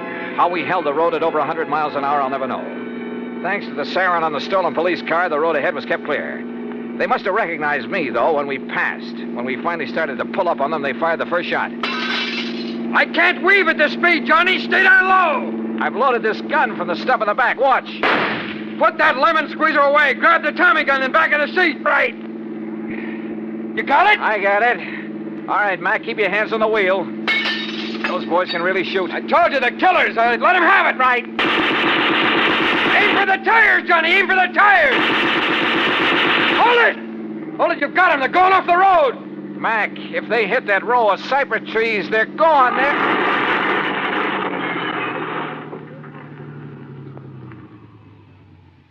Yeah, they are.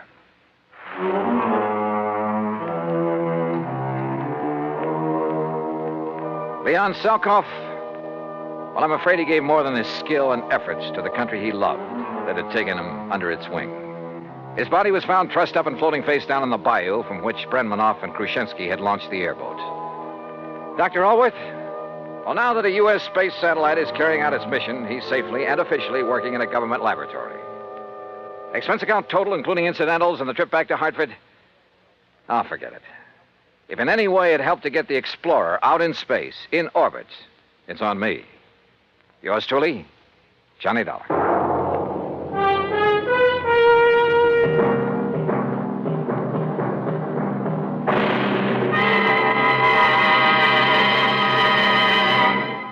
Our star will return in just a moment. Now, here is our star to tell you about next week's story. Next week, a trip to a mining town out near Denver, Colorado. And for me, it's a little too close to the wild, wild west. Join us, won't you? Yours truly, Johnny Dollar.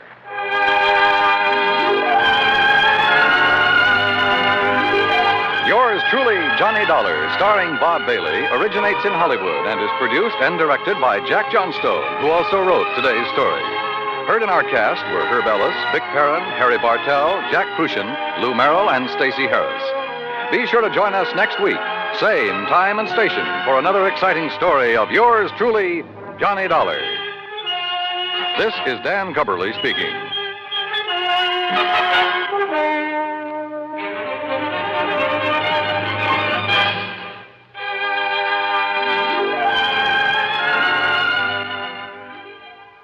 This is the United States Armed Forces Radio and Television Service.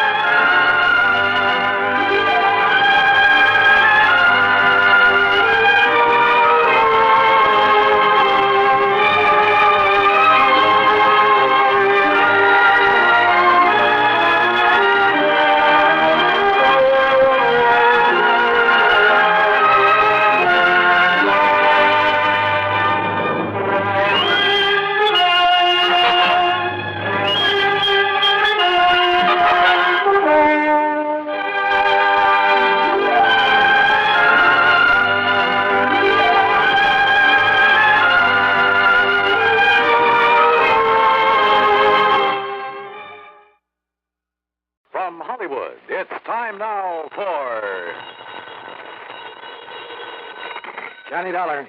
Oh, good, good. Huh? Johnny, this is Ben Pringle. Ben, how are you?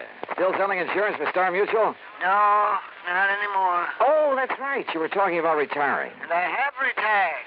Yes, years ago I quit the insurance business and bought myself a poultry farm. Well, good for you. Where is it, Ben? It's right here in Vineland, New Jersey. And how's it going? Oh, terrible, Johnny. It's terrible. Oh? When I think of all the pretty chickens that I've lost. Well, what seems to be the trouble? Johnny, somebody's trying to put me out of business. Well, I don't know who or why or how, but Ben, if I can be of any help to you. You can, Johnny, you can. I was going to call Star Mutual because everything I have is insured pretty heavily, but first I thought I'd make sure that you're available. For you, anytime. Well, then come on down here, will you? In the meantime, I'll notify the company that you're on the way. Just give me your address and I'll be on my way.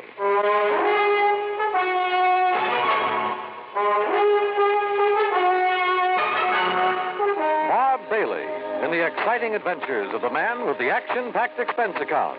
America's fabulous freelance insurance investigator. Yours truly, Johnny Dollar. Now, Act One of yours truly, Johnny Dollar.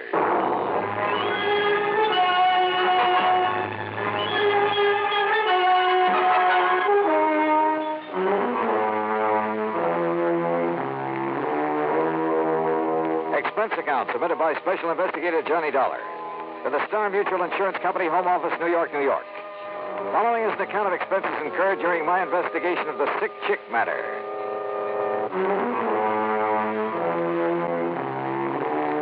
Item 1, 1050, train fare and incidentals, Hartford to Philadelphia. There, to be sure of adequate transportation, I rented a car. That's item 2, $50 deposit. The 35-mile drive south on Route 47 was uneventful, and I finally turned left onto Vineland's main street, Landis Avenue. Vineland, the heart of sunny southern Jersey. At least that's what the sign said. It's a busy little city. Landis Avenue, a busy street. Finally, I stopped at a mobile gas station on the far edge of town to ask about the address Ben Pringle had given me. Just keep going straight out Landis Avenue for about 5-6 miles till you come to East Vineland. East Vineland, huh? Yeah, then you turn right, go about a mile and a half. You can't miss it. If you can pick it out from the rest of the poultry farm. A lot of them, huh? Vineland's the egg basket of the world. Where do you suppose Philadelphia, New York, and the rest get all their eggs and chickens? Yeah, well, I'd better get underway. Thanks a lot. Anytime, mister. The gas attendant was right. There were enough chicken ranches in the outlying sections to supply half a dozen cities. And trying to pick out the one belonging to Ben Pringle was a problem. Finally, to ask further directions, I pulled up at the nearest farmhouse.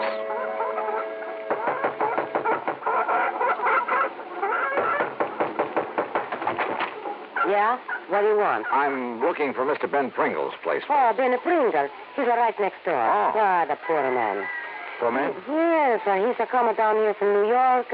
He'll spend all his money, and what happens? He's going to lose his flock. Doesn't know much about raising chickens, huh? Yeah, he don't know nothing. Joe, my old man, he's try to tell him when he come here. It's take more than the money to raise the chicken. So why don't he get out? Why don't he sell out before he spend all his money and lose everything? You think that's what he ought to do, Mrs. I'm Lucia Sully. My older man, he's Joe Sully. What's your name? Johnny, darling. Well, then if you know him, you tell him. He's like all the rest. How do you mean? Oh, they make some money in the big city. They want to do what you call retire on it. So? So they're coming down here, buy a nice piece of farmland. We got a plenty nice farmland here. I can see that. So they think all they need is some chicken houses, some chicken feed. And then all they got to do is collect the eggs. They'll make a lot of money. But it's not that easy. Huh. Ben Pringle, he's not listening to us anymore. He's going to lose his flock. He's going to have to sell out cheap. He's a lose his shirt. And his farm goes to rack and roll. Uh-huh. And that's when somebody else comes in. Somebody he don't know how to raise the chickens. They buy them up cheap. Oh? Is that how you got this big place of yours? Oh, sure. We started with a little place. We work hard. We make a little money. Then, when somebody like him comes along, we buy him out. We got a nicer, bigger place. That sort of thing happened very often around here, Mrs. Renzulli? Oh, sure, all of the time. You ask Tony Pasquale. Now, he's got a big farm. You ask Carmen Chinero. Same thing. You know Tommy Bernasconi? No. We ask him. Same thing. Same thing. What's the matter, huh? Oh, I was just thinking, Mrs. Renzulli, it's pretty much to your advantage to see these people go broke, isn't it? No, you're just the one man. Fact, though, isn't it? Look, I don't know who you are, what you want, what's your business. My business is finding out why Ben Pringle's having trouble. Maybe who is causing it. You get out of here. I don't like it the way you talk. Sure. I don't think I like you. Yeah? Maybe you'll like me even less after I've talked to Ben Pringle. How about that? Get out.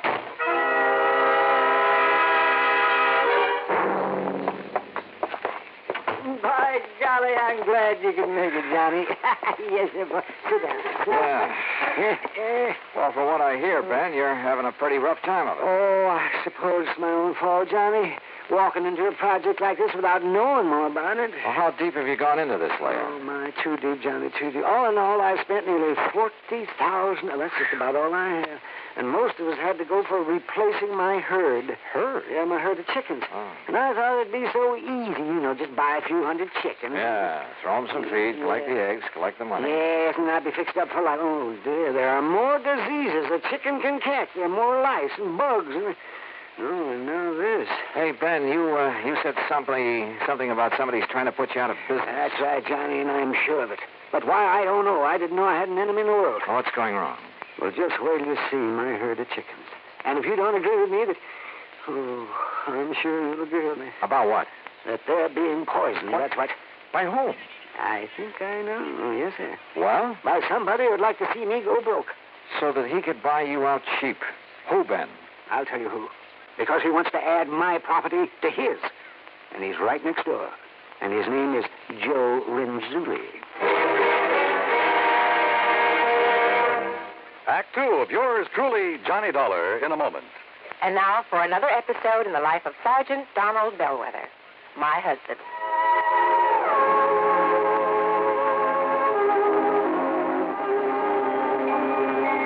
Reba!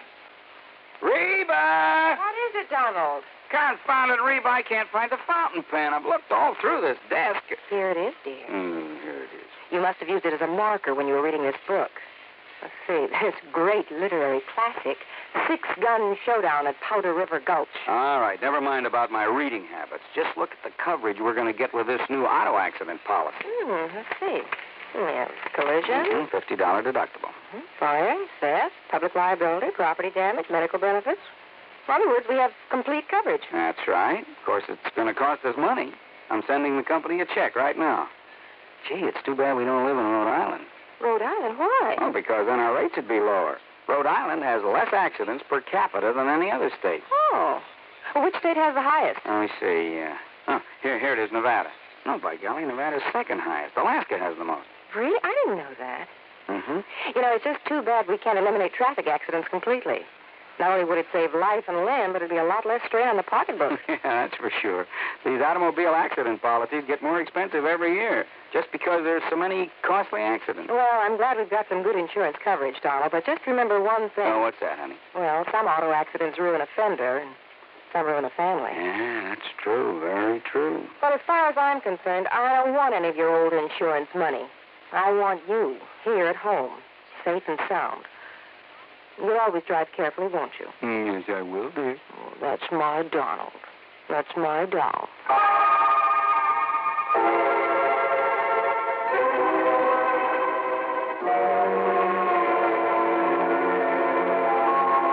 And now, Act 2 of yours truly, Johnny Dollar, and the Sick Chick Matter.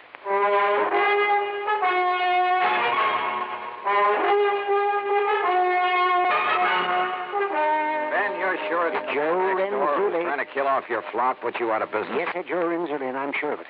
But just wait till you see him. Johnny, I have got the sickest herd of chickens you ever saw. Okay, Ben, let's take a look at them. Though I'm afraid I don't know much about the critters. You don't have to. Anybody could tell. Just anybody. Come on. Have you talked with a vet about them? Huh. Sure I have. Finest vet in the county, too. Dr. Goldhaft. Why, he has a regular laboratory. He's known all over the world. He's the one that cured him with the cholera, and the hepatitis, and the synovitis, and the coccytitis, ptosis. Johnny, after I've called him in so many times, he even gave me a book. A book? Yes, he did. So that I'd know what all the diseases were, and, well, so I wouldn't have to make him drive all the way out here when I'd just forgotten to give the hens their laying mash or enough water or something like that. You'd forget to... Well, no wonder you've had trouble with your flock. And I guess I was kind of a nuisance to him, too, but I did so want my herd to be a good one and lay a lot of eggs for me. Well, what does the vet say about what ails them now? Well, I haven't told him. You haven't told him? Well, see, I'm afraid I still owe him a pretty big bill. Yeah, but look, Ben, And I looked in the book. Johnny, and there's nothing in it about the way they are. There is not a word. And that's why I sent for you. But, Ben, I told you, I don't know anything about them. Of course, if you're right, if they're being poisoned... Oh, let's take a look at it. Yes. You'll see. You got a nice-looking layout, I'll say that. Nice new houses for them. Big fenced-in yards, or whatever you call them. And there's plenty of room for them to... Oh! There, yes, sir. You see? They're all so sad-looking. They're just so sad and petulant. As though they hold it against me for whatever ails them. Those poor little things. So help me, I've never seen it. Do chickens ever suffer from the blind staggers? You mean the blind staggers? Like horses get? Oh, no, sir. No, I'm sure. Because it isn't in the book. And if it isn't in the book... Ben, you're sure you haven't been spiking their drinking water with some of your private stock? Oh, why, of course not, Johnny. You know, you were my one insurance contact that always suggested the nip of that bottle you kept in your desk. Oh, now, Johnny. Boy, these chickens sure look... Hey, you said you feed them a laying mat. It's right here in the shed. Here, come along. But, what are you thinking of? Well, if any of that stuff should get good and wet and ferment. Oh, no. It's as sweet and dry as the day I bought it from Jake Rubinoff. There. See that? You see what I mean? Who's Jake Rubinoff? He's the biggest feed dealer in town. Yeah, it certainly smells all right. Yeah, it is all right. Oh, no, Sir Johnny. My herd has been poisoned.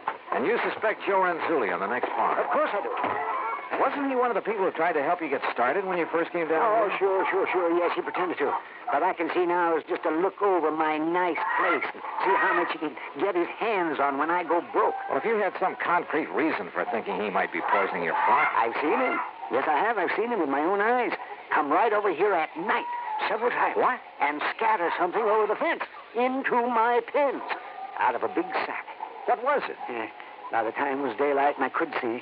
The chickens had eaten it all up. You sure it was Renzulli? Of course I am. Okay, Ben. I'm going over and talk with him.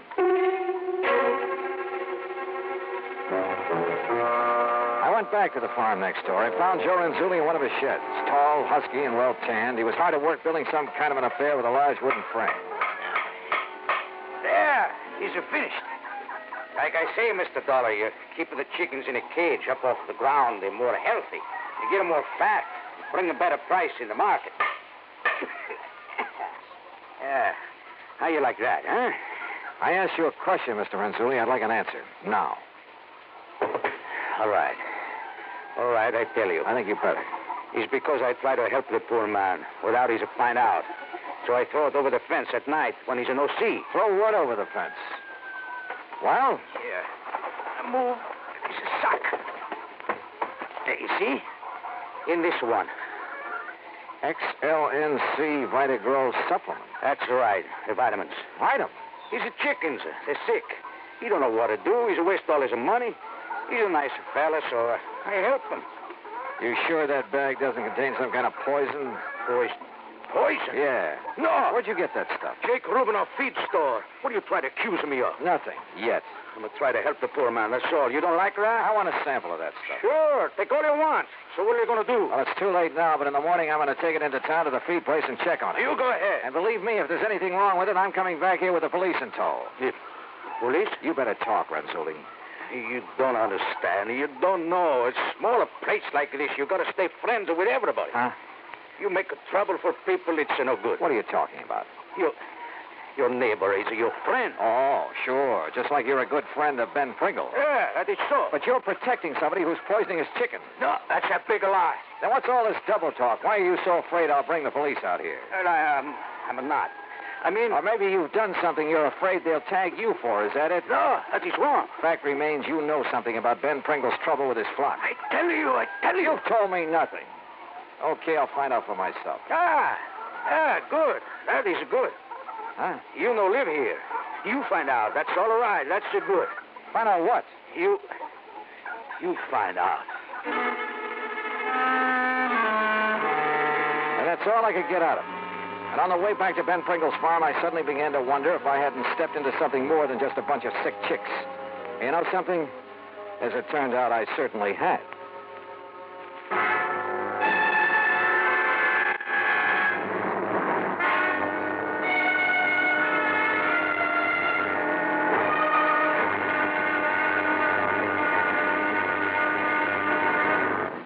Act 3 of yours truly, Johnny Dollar, in a moment. Do you know who said, absolute freedom of the press to discuss public questions is a foundation stone of American liberty?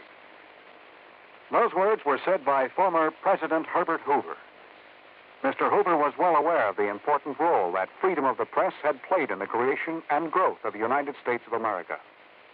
He realized that without freedom of the press, no democratic form of government could exist. One of the first steps in the path toward totalitarianism is the creation of a controlled press. A free press hampers the work of a potential dictator.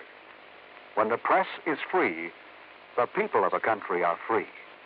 When the press is not free, the people of a country are in danger of slavery.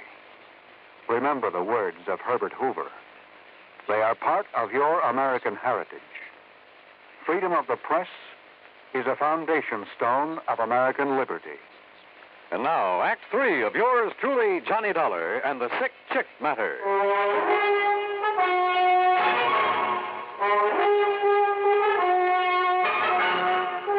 By the time I got back to Ben Pringle's place, he had spread something that passed for supper on the kitchen table. Just help yourself there, Johnny. There's plenty more in the stove. If I don't cook the best canned beans you ever ate. Yeah. Yes, aren't they delicious? Have some ketchup. Hey, look, Ben, as I told you, I got nothing out of Joe Renzulli, except a powerful feeling that he's protecting one of your neighbors around here. Well, you know how it is out in the country this way, Johnny. A man who tells on his neighbors, well, he's an outcast. Hey, maybe that's why Renzulli didn't mind if I could find out what's going on here for myself. I still think he's doing it. Yes, sir. Whose place is that on the other side? I noticed a brand new Lincoln out front. Oh, all right, yes. Well, he's a nice young man. Oh, he's real nice. Yeah, what's his name? John Culpepper. He came up here from the South. I can tell that by the way he talks. Well, what's he do? Oh, he just lives there, yes. He has some of the gayest parties, though. Young men, young women, all he wants to drink. Oh, no wonder you like him. If you can scrounge drinks from him. Oh, well, I have tried to drop one on him now and then, but he's always just shoved a bottle in my hand and told me to come back here and enjoy it by myself. And who am I to refuse a nice gesture like that? That barn in back of this place. Horses? Cows? Oh, no animals of any kind. It's a funny thing, though. Yeah? Well, I'm a very sound sleeper, you know, Johnny, very. But I'm sure that I've heard some big trucks pulling in there at night, and I've often wondered about it. But then I just went right back to sleep. Ben, have you got a flashlight I can use? Well, sure, Johnny, I have. I'll get it for you, too. Why? What are you going to do? Let's, call it a little exploring. The night was warm, and some of Ben's chickens were still out in the yard. They were gathered by a section of the fence right next to the neighbor, Mr. Culpepper's barn. Then I noticed something else, a well-worn path from that barn to the fence. Funny. Quietly as possible, I climbed over the fence and worked my way to the barn. There was a light on somewhere inside of it. And then I caught it.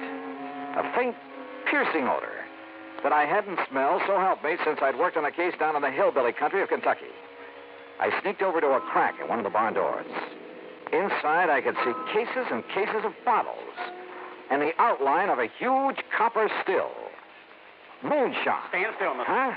Don't you move, sir. I'll blow your head off. Revenue, huh? Revenue? I've seen you poking around Renzulli's and Pringles today, and I figured you might be dropping in. No, keep your hands up. Oh, now look, Culpepper. No, you look. If you'll reach inside the pocket of my jacket, you'll find a card case that'll show you who and what I am. You know, I might just do that now. But don't you try anything funny. Keep them right up over your head. If you'd like this flashlight. Don't move. There's enough light coming through the crack in this door. Now, you stand still while I... Johnny Dollar. Insurance investigator? That's right. Well, then what are you doing here? Culpepper, the only interest I have in your still is what it's doing to Ben Pringle's chickens. What's that? Yeah, and in getting this gun away. No, I'll shoot you. No, you don't.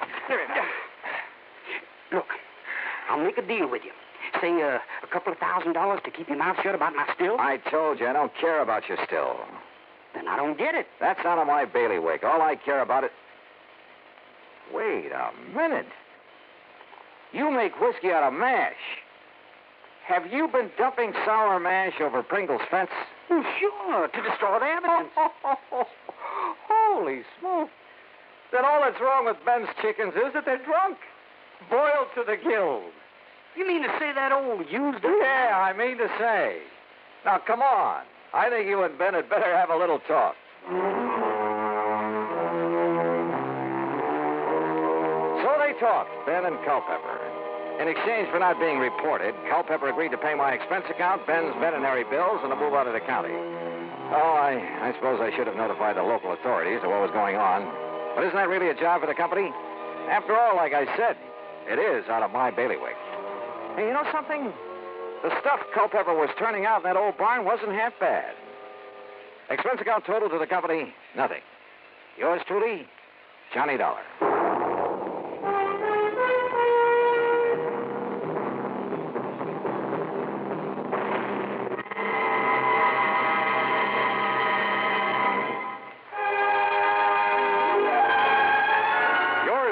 Johnny Dollar, starring Bob Bailey, originates in Hollywood and is produced and directed by Jack Johnstone, who also wrote today's story. Heard in our cast were Lucille Meredith, Howard McNear, Gil Stratton, Jack Moyles, and Sam Edwards.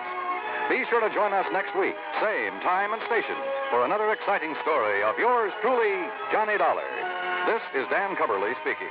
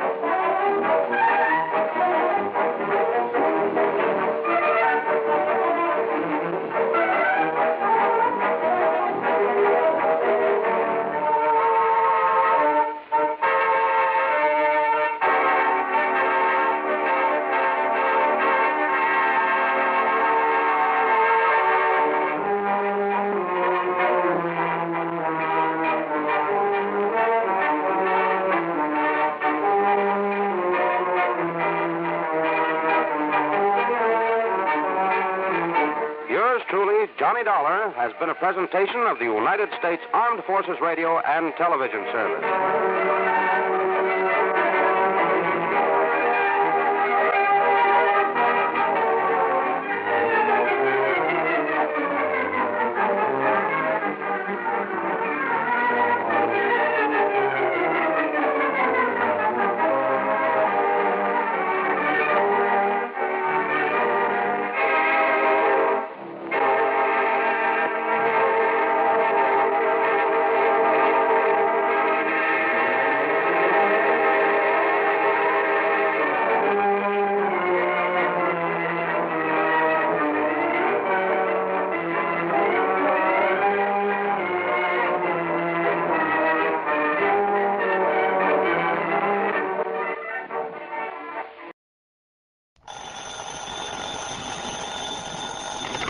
Johnny Dollar.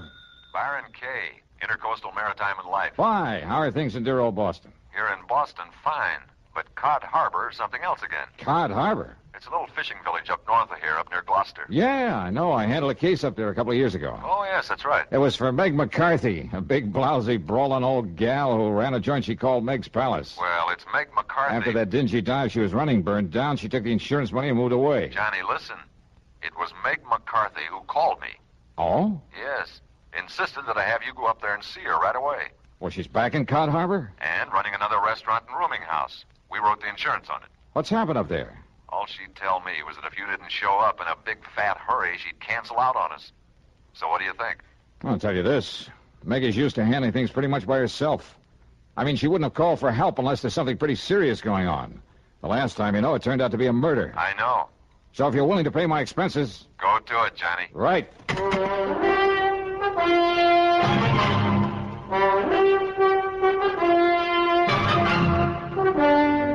CBS Radio brings you Bob Bailey in the exciting adventures of the man with the action-packed expense account, America's fabulous freelance insurance investigator. Yours truly, Johnny Dollar.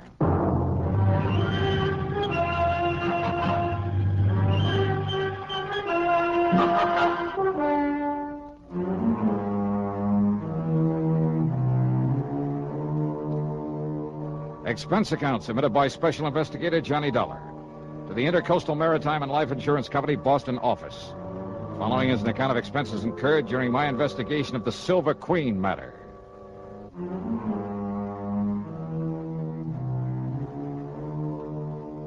Cod Harbor is on the coast up near the famous old town of Gloucester, Mass. Transportation facilities are practically nil, so I decided to go up there in my own car. Item 1 on the old expense account then is $4.95 for gas, and having got an early start, I arrived there shortly after noon. Yeah, it's quite a colorful spot, Cod Harbor, if you could somehow manage to lose your sense of smell, or maybe if you were an artist bent on painting a picturesque waterfront. The residential section on a low hill a couple of 100 yards back from the beach consisted of a scattering of weather-beaten shacks. On the long wharf at the water's edge was an ice plant, a packing house, and a ship's chandler. At the end of the wharf, the disreputable-looking cafe and boarding house known as Meg's Palace. Alongside the piers that stuck out into the harbor were the really important part of the village, the fishing boats. There were schooners dating back to the last century and still carrying sail. There were power boats in all shapes and sizes, from 18-foot outboards to 80-foot diesel jobs. All of them used for only one thing, fishing the banks far out in the Atlantic with seines and trawls and trot lines. I walked on over to Meg's Palace, wondering how much the old gal had changed since I saw her last. You know something? Meg McCarthy hadn't changed one bit. And you just listen here now to me, you lop-eared blood. Meg, put down that blaster skin and leave me explain. Explain, huh? Just on account of you and that scurvy crew of swabs on that stinking tub of yours made a decent catch for once. It's no good excuse for coming over here to get drunk all over me, lovely place. Ah, you crazy old biddy, will you listen to me? No! But I tell you, I'll pay you the money. I'll pay you double for them few dishes and the broken down table they busted up on you. And I tell you to keep your dirty, offensive money to yourself, Captain Andy, and get out of here and never come back. Now get! Meg, put down that frying pan. That's right square on the top of your filthy head, I'll lay it. No, Meg, Now get before I loses me temper and forget I'm a lady. You hear me? I see tell this. you, Meg, if you start throwing them things at me, I go Back on here, and you stay out of here. If you had me, I'll kill her yous from stem to stem. All right. I'm leaving there as fast as I can. Leave me out of this here now, madhouse. Ha! Now maybe we'll have some peace and quiet around here for... Hey. Now who are you standing there in the shadows? Get out! All right, Meg, just knock it off. Oh, knock it off, is it? Well, I'll show you sneaking in here like a... Oh, it's me love, me darling, me sweetheart, me Johnny boy. Yeah, hiya, Meg. Still throwing your weight around, huh? Ah, darling, they're like a brood of crazy, troublesome kids, they are, the men that puts to sea. And I loves every blinking, bloomin', worthless one of them. Oh, you do, huh? Well, of course I do. That's why I makes them toe the mark the way I does. Somebody's got to love 'em and mother 'em and keep 'em in line. Especially Captain Andy. The man who just left? That's the one I mean. Oh, come now. Come sit down and have a cup of this here delicious coffee I just brewed up in the pot. Yeah, sure, why not? It'll put some hair on your chest and build up your strength on a cotty. You'll be needing it. Ah? That is, if that Marty Silver finds out you're up and around these parts. Marty Silver? Sure, and he owns the Silver Queen, that leaky old tub that sits down alongside pier number 7. But here now, have yourself a cup of this nice, aromatical, hot, strong coffee. Yeah, thanks.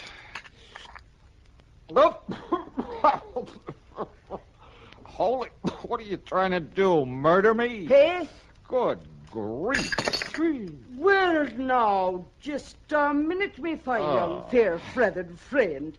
Is it a snide and despairing remarks you'll be making about me lovely coffee, You is call it rat poison coffee? I'm most certain. No, just you look here, you hairy-brained young incompetent. No wonder there's trouble up here in Cod Harbor. Oh, is that so? Well, if you think I'm going to let you sit here and make degrading remarks about me cooking... Okay, Meg, okay. Stop waving that coffee pot and settle down. Just you listen, you swab-headed young whisker Forget it, snapper. will you? Pipe down. Quiet, will you? Now, sit down. Yes, darling. All right. Okay.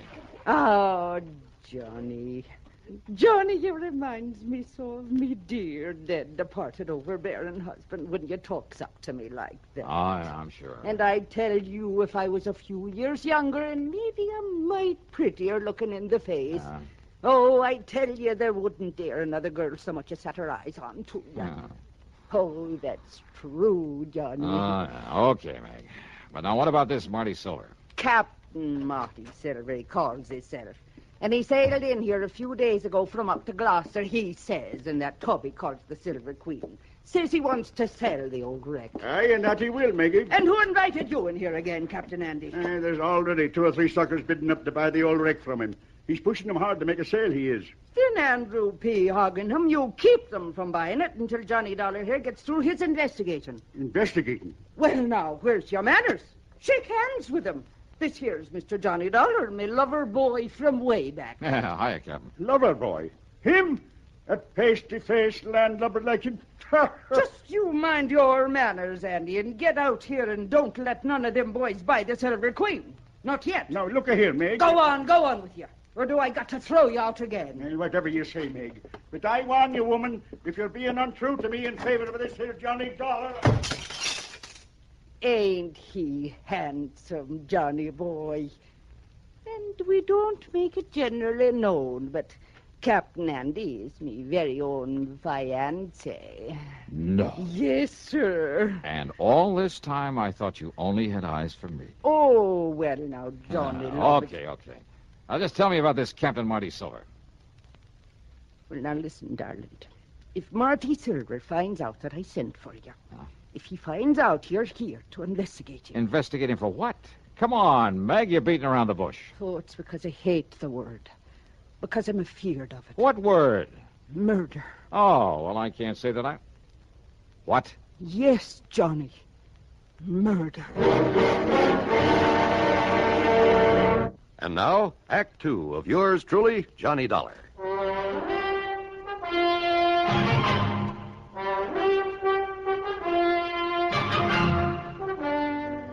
You're accusing this Captain Marty Silver of murder? I'm accusing him of preparing murder. That's why me and Captain Andy's been keeping the eye onto him. Well, just keep talking, mate. Down from Gloucester it was. He said he'd come. But he telephoned me old friend Captain Lavery up there. And? Tom Lavery said he never heard of him. Oh, well, now, look, And that's... Tom has been living up there since every time in memoriam.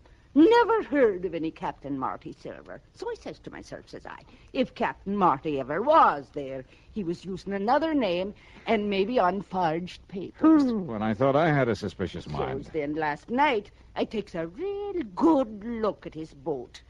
The way the name was painted onto it. No wonder it was all fresh paint. Yeah? The count of the name before he painted over it was the Arctic Queen.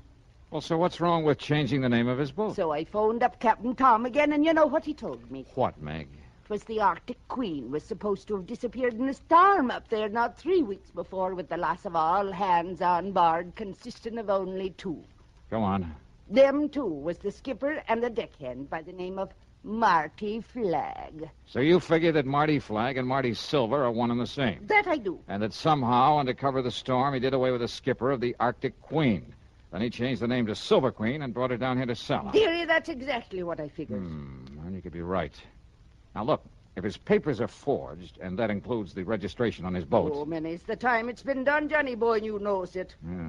That a phone booth I saw outside the front door? Well, it is, but what for? I'm going to check with the Coast Guard up in Gloucester. They'll know in a minute if they have a registration in the name of... Oh, but now, wait. Yes, dearie. Let's assume that he did kill the skipper of the Arctic Queen. Well, of course he did. Now, you and this Captain Andy think he's going to commit another murder. Yes. Here in Cod Harbor. Yes. Another skipper in order to get his hands on another, a better boat? Oh, lover. All right, then who? Me. What? You? Yes. But why? Because he knows I've been suspicious of him. That I've been keeping tabs on to him. And I think he's seen me when I was poking around his boat last night. Oh, no. Wait, Meg. That's not reason enough to think he might want to murder you. Oh, it ain't it? All right, I'll keep an eye on him just to make sure. Oh, just to make sure, is it? Meantime, I'll check with the Coast Guard in Gloucester. Just to make sure he does want to murder me by letting him do it. Is that it now? Meg. Yes, well... Well, if I can prove his boat is the one supposed to have been lost at sea, and if his registry and papers are forged, okay, then the Coast Guard can come down here and take care of him. Meantime... What? But what about me? Meg, look, I think you're getting all worked up over nothing. My Nevertheless... own lovely life at the stake, and you pass it now, off. You Meg, pass it off like I was nothing the more than that. Well, And I thought you was me friend, and me beneficiary, and that you cared a little about what Listen, might will happen. you please- But no. You like everything else of the male sex that wears the hat. Oh, now, if just a a person minute. don't have a pretty leg or a pretty face full of powder and rouge, and her hair full of peroxide blonde... That's not and true. you... Meg, Oh, will you shut up a minute? Now, if you just let me finish. Yes, Mr. Dollar. I'll shut up me ugly old mouth. I'll smother me grief and me poor old broken heart. Look, listen. So maybe Marty Silvers is suspicious of you. Maybe he is the crook, the killer you think he is. And maybe he will try to get at you. So, look, I'll make sure nothing happens to you and until I can get this other stuff straightened out. Oh, Lord love you, darling. I know that you wouldn't let down poor old Meg. Yeah, so why don't you go back in the kitchen and fix me something to eat? Oh, Johnny love, it'll be the finest supper you ever put your teeth in. Good. Only after I've called the Coast Guard, I'll come back here, and I'll make the coffee to go with it. See you later. No, just a minute. Yeah, now what? If you're trying to make some more cracks about me coffee, Johnny Dollar... Meg, put down that platter. I'll put it down, all right, you bug-eyed young get out of here. Get! Meg, you are a lousy shot. Oh, I am. Am I? Yep. Oh, God love that boy.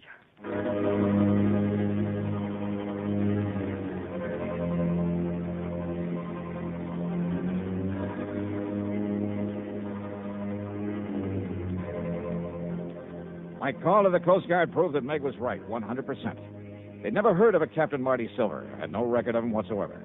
As for the boat, well, it was pretty obvious now that he must have killed the skipper of it in order to steal it, bring it down here to sell. I promised them that I'd do nothing to alarm Silver to scare him away, but that I would keep tabs on him until they could come down here and arrest him. But I had to break that promise because of what happened exactly 2 minutes later. Yeah, right after I hung up that phone.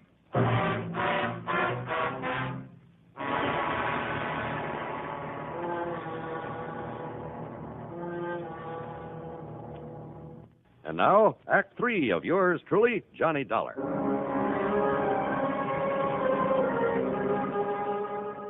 I left the outside phone booth and walked back into Meg's Palace Cafe. It was still cluttered with the pots and pans and crockery that she loved to throw at anyone who happened to disagree with her. In this case, it was Captain Andy and me, her lover boys. I heard a lot of activity off in the kitchen where she'd promised to cook me something to eat, and I hoped she'd hurry because I was hungry. But then I heard a door slam somewhere in the back and footsteps on the boardwalk that I knew led down to the piers. I wondered if she changed her mind about fixing that meal for me. But when I got to the kitchen... Meg, what's happened? What happened here? Oh, Johnny boy. Thank heaven you got here and scared him away. Who? If he hadn't heard you coming in the front, he would have killed me for sure. Marty Silver. Oh, he must have been hiding away here in the kitchen. He must have heard everything me and you were saying about him. All right, here now. Let me help you up in this chair. It's all right, darling. I think I can make it. But when I get a hold of that... There you are. But I thought Captain Andy said that Silvers was down at the dock trying to sell that boat. Hey, wait, listen. Yes. Stay right here, Meg, while I get back in that door. What? What is it? Out of my way, Dollar. Meg, I just seen Marty Silver coming up. Meg, who done this to you? Marty Silver, Captain. I'll kill him for this. Oh, Meg, me pet, are you all right? Yes, I'm all right.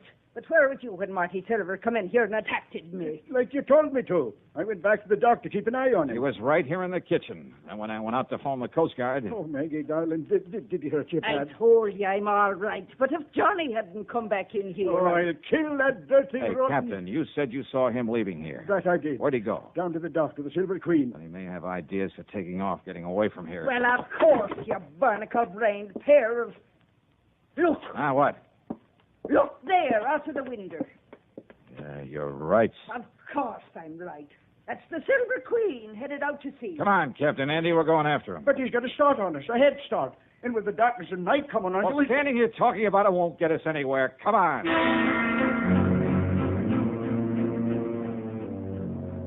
We cast off and made for the open sea, because far out ahead of us we could spot the running lights of the Silver Queen. Andy put her on full power, and slowly the lights of Cod Harbor disappeared astern of us. I stood alone up at the bow, staring into the blackness of the night. You keep your eye on those running lights, Johnny. We lose them, we lose the Silver Queen. I think we're gaining on them, all right. Not very fast. Don't worry, boy. There's nothing out of Cod Harbor can outrun this boat of mine. Anything you can do to give us some more power? No. Oh, yeah. Yes, maybe it is. Come on back here, Johnny. Take the wheel. All right, you are. You see him? You see his lights from here, all right? Yeah, I see him. And then you take the wheel. All right, I got it. Now, what are you going to do? I'm going to lift this engine cover and... There. Now, I'll get to this carburetor and see if I can keep her wide open, Johnny. That she is. Oh, let's slow this down. Just keep an eye on the Silver Queen. Good, that's it. That's the best I can do with it. I'll take the wheel now. We'll get back up forward. Aye, sir.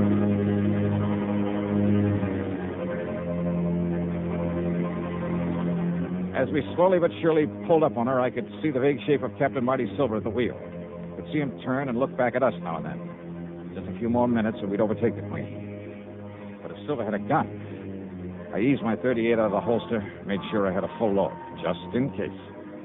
And then it suddenly occurred to me that if he could see us and our lights were far brighter than those of the Queen.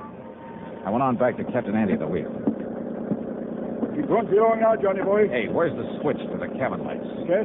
If Silver is armed, then when we get up close to him, he'll be able to pick us off like ducks in a shooting gallery. You're right. The switch is right there inside the... No, look. Huh? Silver has turned them off. Turned off all these lights. We lose him. We'll never catch him now. Won't we? Hey, doesn't the spotlight work? Sure it does. Turn it on. I'll put out the other light. Good. Hey, where's the switch for this spotlight? Here. Running lights. Now the cabin lights. The switch, Captain. Now we're just as black as she The is. switch for the... Oh, here it is. Now swing that lighter on, Johnny, so you cover the whole horizon with it. Right. When you get it on him, I'll... Hey, what's that? It's coming about. He's going to run us down. I see. Shove the wheel hard to port. Give it a gas. I am. If he's got us in the turn, we're losing way. Come on, faster, Captain. As soon as we get back on the straight course, keep the searchlight on him, square in his face. Maybe you can find him. Maybe, if I'm lucky, with my other hand. Oh, we'll never make it, boy. We'll never make it. Now, hold it steady. But he'll ram us right across the Hold hall. it steady. But, Johnny, don't you see?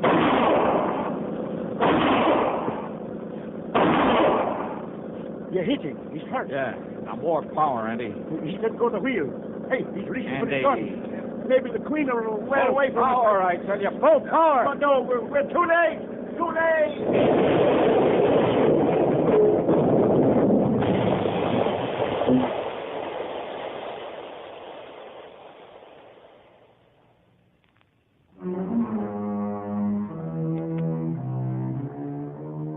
Well, I suppose I ought to make some crack about it being a long swim back to Cod Harbor. But I won't because it wasn't. The Silver Queen sank like a rock, and with the help of the spotlight, we finally managed to find and pick up the body of Marty Silver. Then, with both Andy and me bailing like mad, we slowly limped on back to port. And that's about it. Expense account total, including room and board at Meg's Palace and another tank full of gas, $58.35. Yours truly, Johnny Dollar.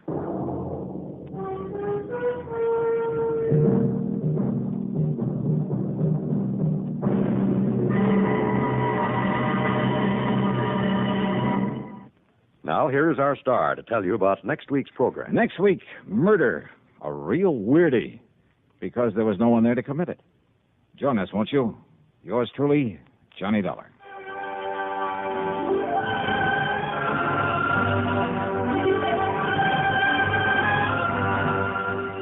Yours truly, Johnny Dollar, starring Bob Bailey, originates in Hollywood and is written, produced, and directed by Jack Johnstone. Heard in our cast were Virginia Gregg, Olin Soule, and Ralph Moody. Be sure to join us next week, same time and station, for another exciting story of yours truly, Johnny Dollar.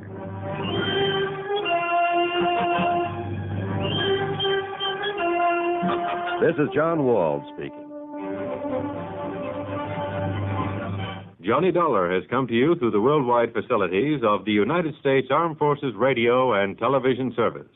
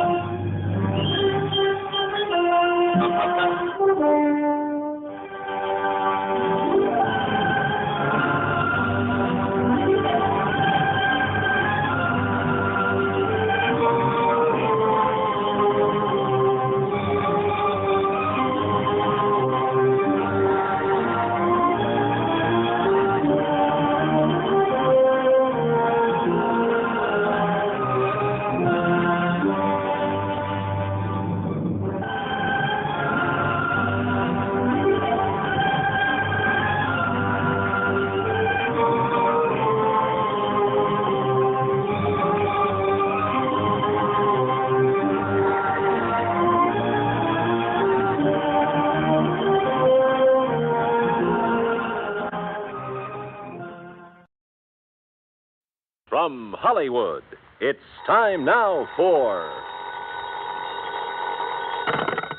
Johnny Dollar. Bert Major, Masters Insurance and Trust. Oh, hi, Bert. What's up? Poor little rich girl in California wants to take out a $200,000 straight life policy on her husband, with herself as beneficiary. A lot of dough, but not too unusual, if you can afford it. Effective in 2 weeks, and hush, hush, a surprise. But who'd want to...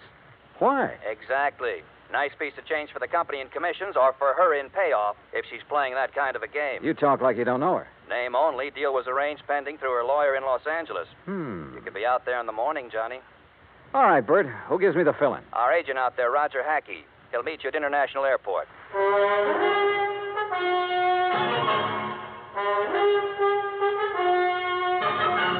Bob Bailey in the exciting adventures of the man with the action-packed expense account, America's fabulous freelance insurance investigator. Yours truly, Johnny Dollar.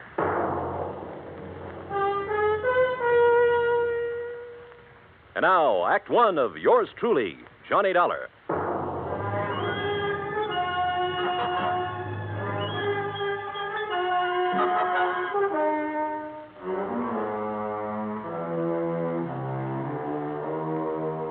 Expense account submitted by Special Investigator Johnny Dollar to the Home Office, Masters Insurance and Trust Company, Hartford, Connecticut. Following is an account of expenses incurred during my investigation of the poor little rich girl matter.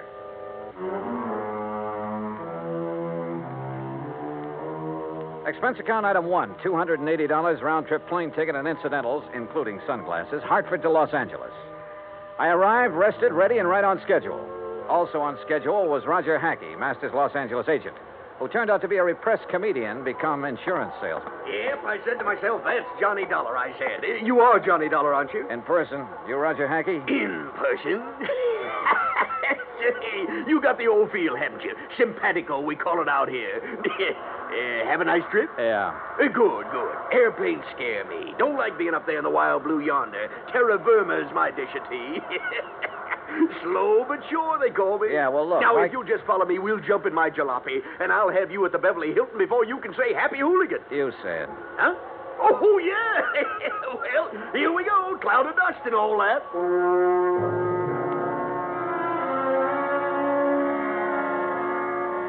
The ride from the air terminal to the hotel was hot, silent on my part, and unproductive so far as the case was concerned. Roger Hackey kept up a running commentary on everything from bad actors to the Zodiac. It wasn't until I was settled in my room with drink in hand and Shula's feet propped up that I could get him to switch to the $200,000 surprise. Her name is Cynthia Durbin. Now, how much do you know about her? Nothing. Bert Major said you'd give me the background. Now, she's a strange one. You know what a chameleon is? Well, sure, a lizard that changes color, so what? So, that's the kind of a gal Cynthia Durbin is. At least she is now. You're losing me, Roger. Begin at the beginning. Now, you're the doctor. As the Siamese twins said after the operation, what's missing? Yeah. Yeah. How did you meet Cynthia Durbin? Well, she came into the office yesterday. No call, no appointment. There she was. Oh, what's she like? Trim. Real trim. And expensive. Just casually announced she wanted to buy $200,000 worth of insurance, huh? Well, not exactly. She started asking about various policies, endowment, straight life, etc., and how and when they paid off. And she kept giving me the big eye and cross-leg routine. She tell you anything about herself? Oh, didn't have to. I already knew. She's practically a fixture in the society section of the Sunday papers. Garden parties, opening nights, and all that. Yeah, but only lately. Her husband? Peter Durbin. He's been a public figure ever since they got married about 3 years ago. But she hasn't. No, just the last couple of months or so. How old is she? Oh, around 25. Blonde, blooming, and gorgeous, figuratively speaking. I take it she has the money, huh? Yeah, right. He was a well-torsoed movie bit player with a champagne appetite. I see.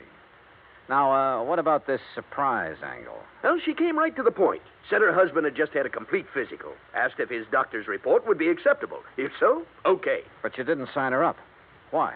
She didn't give me the chance. What do you mean? All of a sudden, she reached in her purse and pulled out a piece of paper with a name and address on it, announced this was her attorney. See him, she said, smiled big, and walked out. Did you go and see the attorney? Right away. A guy by the name of Crane Collins. Has big plush offices downtown, old senior partner type. What did he have to say? Oh, nothing except routine questions about filling out the forms, expediting the procedure, importance of secrecy for the surprise. Well, why didn't you ask a few questions? Couldn't? What do you mean, couldn't? She was there. Doing what? Sitting back in a corner, all huddled up like a mouse waiting to be pounced on. Didn't say a word. While Collins and I filled out the papers. Yeah, she signed them as if they were a death warrant. Went back to the corner and stared at the wall. Now I see what you meant by that chameleon remark. Yeah, she's too much for me. Yeah. A leopard can change its spots, too. Expense account item 2, $3.25 taxi fare to the offices of Crane Collins. So far, all I knew was that the wealthy young woman wanted a pot full of insurance on her husband. If it hadn't been for the surprise request, it would have been routine. Now it wasn't. And the people involved, one of them at least, were not routine. I was ushered into an oak panel office high above the streets of Los Angeles. Good afternoon, Mr. Dollar. Mr. Collins? Your card identifies you as an insurance investigator, Mr. Dollar. I don't believe I understand. Cynthia Durbin is your client? Why, yes. You represented this client yesterday in the signing of an application for a $200,000 straight life insurance policy on her husband. Yes? I represent the company. Everything is in order, is it not? Insurance is a lot of things, Mr. Collins. A surprise to the insured is one of the things it isn't. My client is adamant in this respect. Call it a quirk, if you will. You expect the company to issue a $200,000 policy on a quirk? Well, how long have you known Mrs. Durbin? Since she was born. Then you know her father? Knew him. I am his executor. Uh-huh. Mother? Also deceased. Both parents died when Cynthia was 17. I was her guardian and have been her legal advisor since she came of age. Was she well provided for? Very. What kind of a man is her husband? Young, about 30. Tall, good-looking. No, Mr. Collins, not statistics. Your impressions. He plays an excellent game of golf. Gets along well with people when he wants to. But you don't like him, do you? In this profession, Mr. Dollar, I neither like nor dislike people. I represent them, and that representation is based on fact. Well, in my profession, we go by feel as well as fact. Well, tell me candidly, Mr. Collins, do you think there's anything strange about this request for insurance on her husband? As I said, I deal in facts, not feelings. As a client, she sought professional assistance. Ergo, I supplied it. Where do the Durbins live? I'd rather Oh, not. now look, I can get it from any society editor in town. My secretary will give you the information. All right, thank you. By the way, don't tell Mrs. Durbin or anyone else that we've had this discussion. If you do, there will be no insurance issued. Interference with investigative procedure. Fact, Mr. Collins. I understand. Expense account item 3, $2.60, phone call. Then taxi to Roger Hackey's office. A neat one-story building in the Miracle Mile on Wilshire Boulevard. Purpose? To borrow Roger's company car. The Durbins lived in one of those colonial mansions out in Beverly Hills, surrounded by curving driveways, spacious lawns, swimming pool, and cabanas, all of it enclosed by thick, high walls and electronically controlled gates.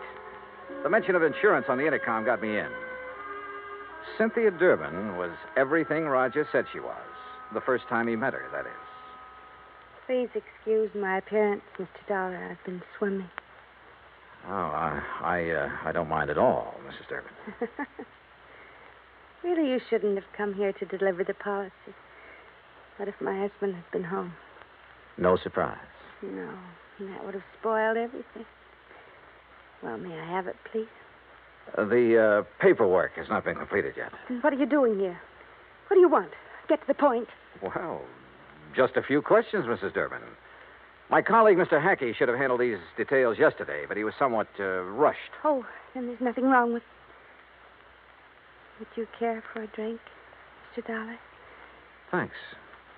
The bar's out by the pool. Shall we?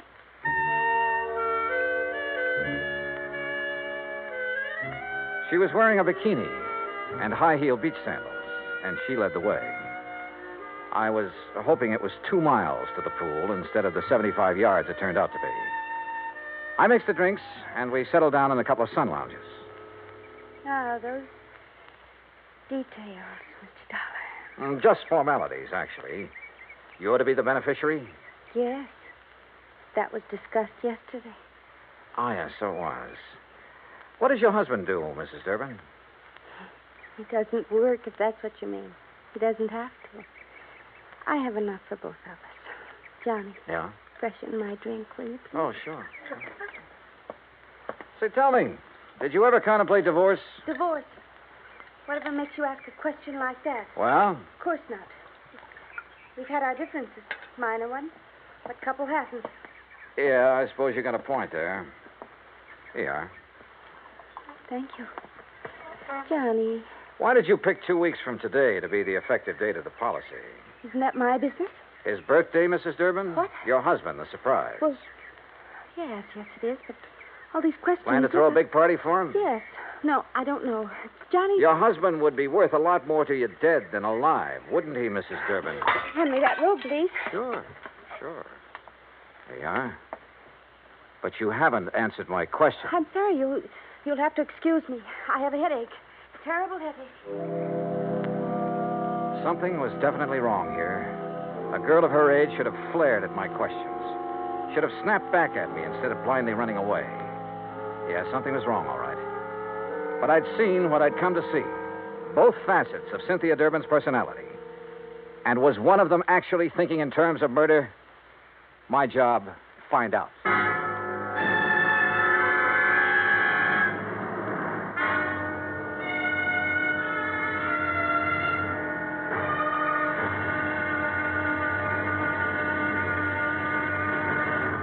Act 2 of yours truly, Johnny Dollar, in a moment. An interesting parallel hit me the other day. When a baby takes its first 3 steps, everybody is happy and gives a cheer for its progress. The same thing happens when a country takes important steps toward lasting world peace and freedom. That great American patriot, Benjamin Franklin, outlined 3 important steps in the drive toward a lasting world peace and freedom of mankind. The last and most important of these steps was, and is, to get the people of the world to talk to each other and to help each other. This is the essence of the people-to-people program that Americans have put into operation all over the world. It has been such a great success that it is beginning to work both ways.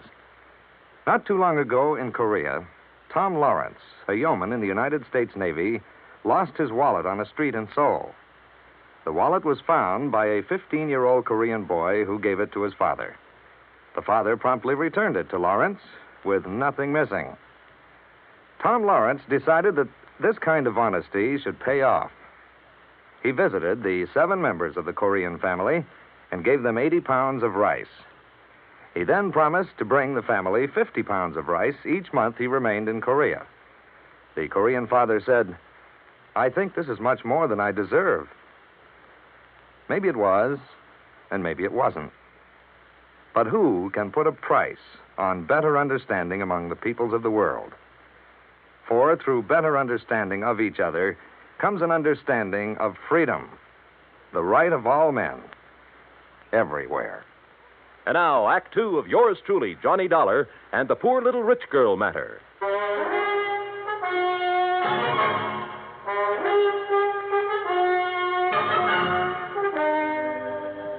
I sat beside one of the plushest swimming pools in Beverly Hills, alone. I finished my drink slowly. Cynthia Durbin was a strange one, all right, but her actions seemed compulsory rather than natural. If she really was thinking about murder for $200,000 in one chunk, she was pretty crude about it. If she was trying to impress her husband for some unknown reason, she'd selected a mighty offbeat way to do it. If she was going off her rocker, well... The extension phone hung on a post beside the bar. I don't ordinarily listen in on other people's conversations, but this one...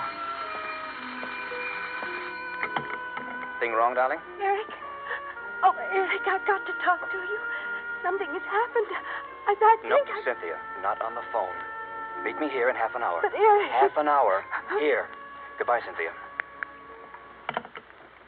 Hello, Eric.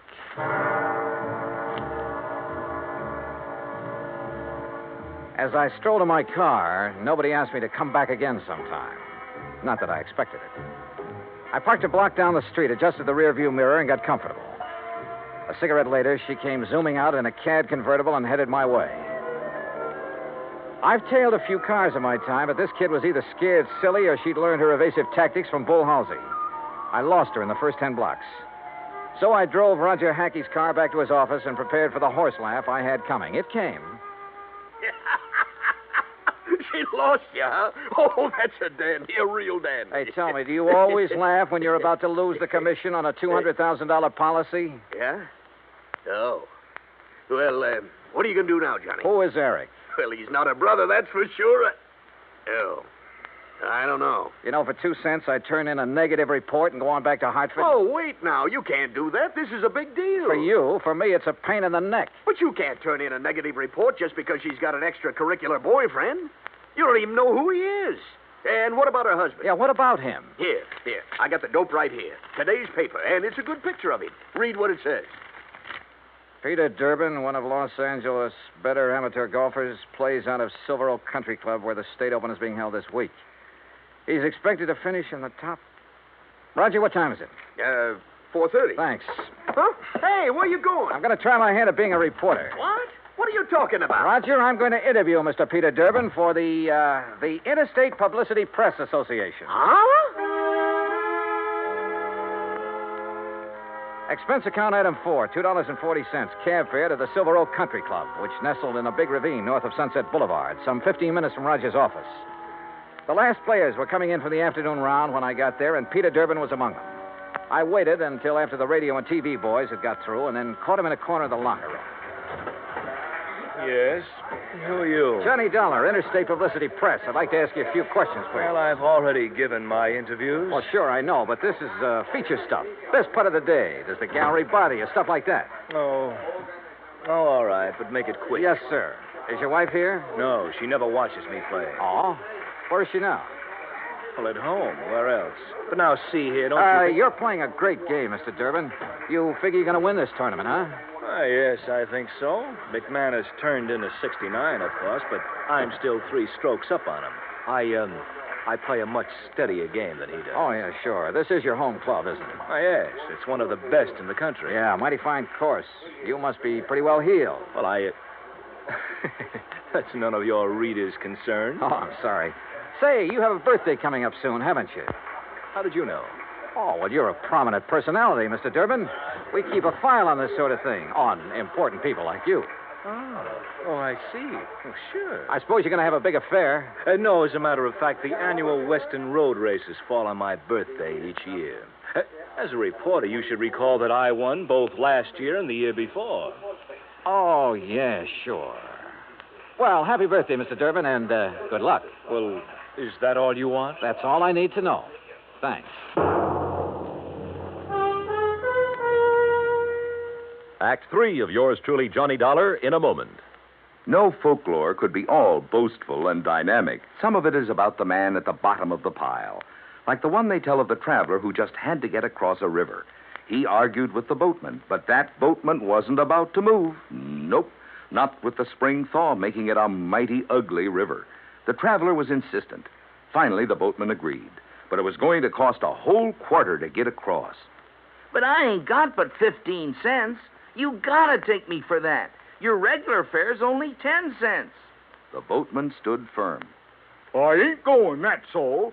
Anybody that ain't got but 15 cents, it just don't make no difference which side of the river he's on anyhow. Folklore belongs to every nation's legendary past. And I guess we Americans have our share of some good ones. Like the one about... but we'll have to save that one for the next time we travel your way. See you then. And now, Act 3 of yours truly, Johnny Dollar, and the poor little rich girl matter. Expense account item 5, $6 even. Taxi fare to the office of Attorney Crane Collins, with whom I could now agree on one point. I didn't like Peter Durbin either. It was 6:15 after hours when I entered the office of Collins, Douglas, Walsh, Hanley, and James. The senior partner was still there. His door was slightly ajar, and I heard voices, which stopped abruptly when I entered. Oh, Mr. Dollar. Rather late in the day, isn't it? I don't keep office hours, Mr. Collins. I'm very busy. Then I'll wait. Very well, as you wish.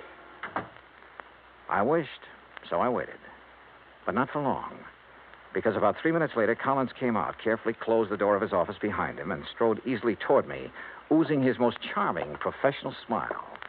Now, Mr. Dollar, what can I do for you?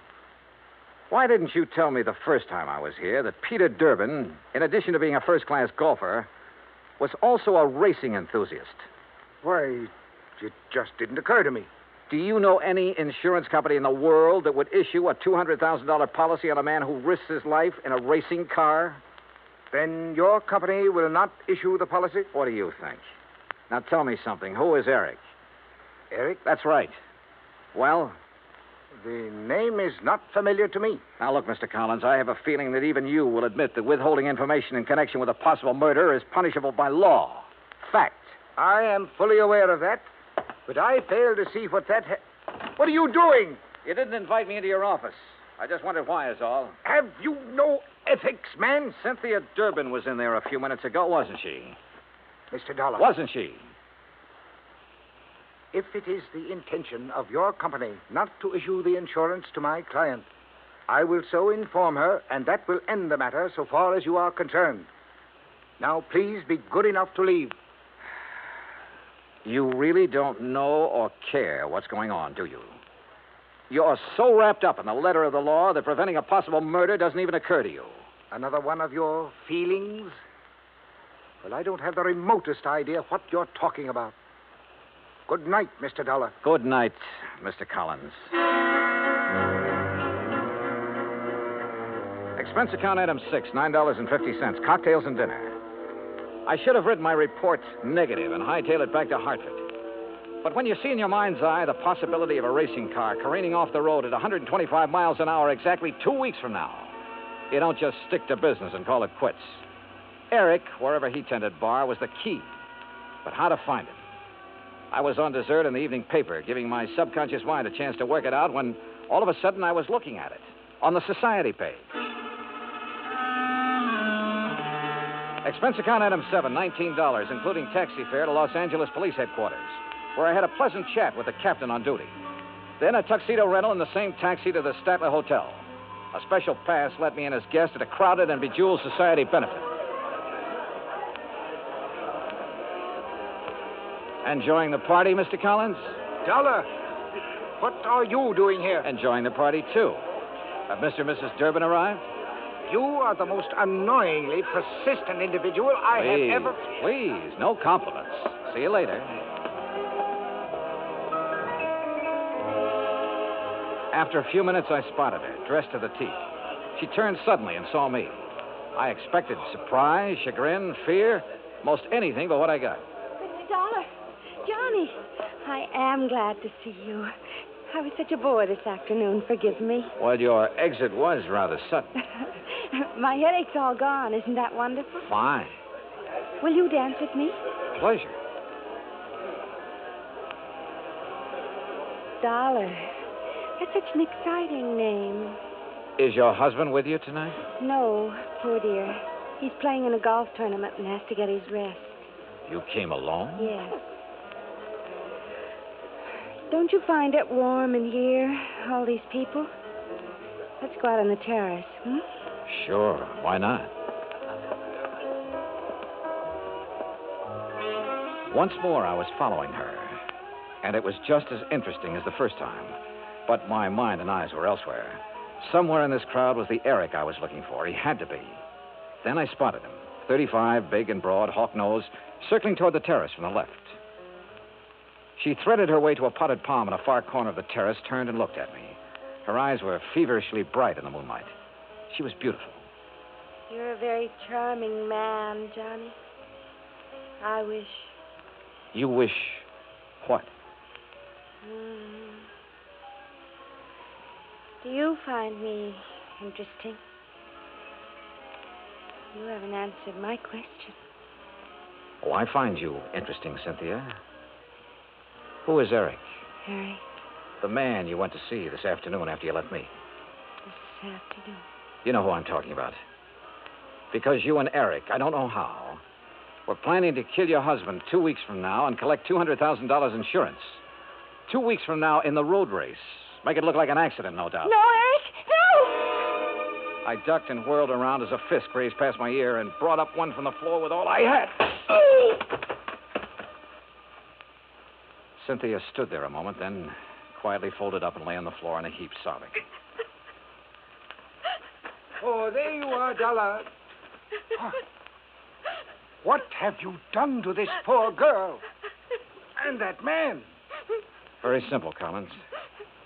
I've been combining feel and fact.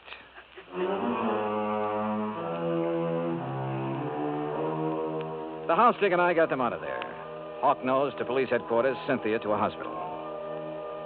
Eric turned out to be a quack psychiatrist who preyed on unstable rich women and who was wanted in both New York and Florida.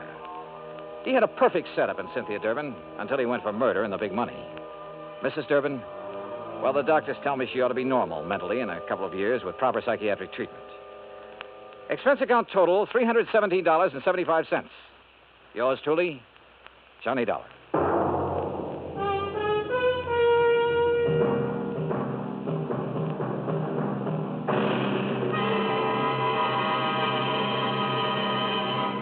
Our star will return in just a moment. Our flag now numbers 50 stars, and behind each star there stands yet another flag representing one of the 50 states. North Carolina's state flag bears the initial of her name on either side of a white star. Above, on a yellow scroll, is the date May 20th, 1775. Below, on a similar scroll, is the date April 12th, 1776. The 1775 date stands for an early Declaration of Independence, known as the Mecklenburg Declaration of Independence. April 12, 1776, was the date of the first Constitutional Convention held in Halifax.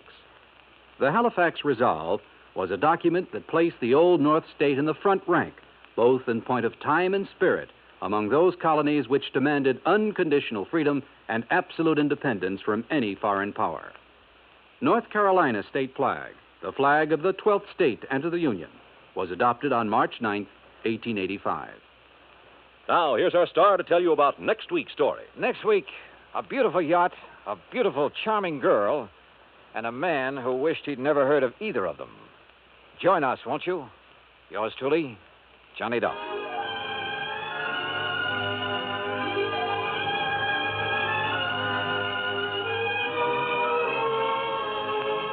Yours truly, Johnny Dollar, starring Bob Bailey, originates in Hollywood. Written by Alan Botzer, it is produced and directed by Jack Johnstone. Heard in our cast were Virginia Gregg, Herb Ellis, Frank Nelson, Marvin Miller, and Peter Leeds. Be sure to join us next week, same time and station, for another exciting story of yours truly, Johnny Dollar. This is Bud Sewell speaking.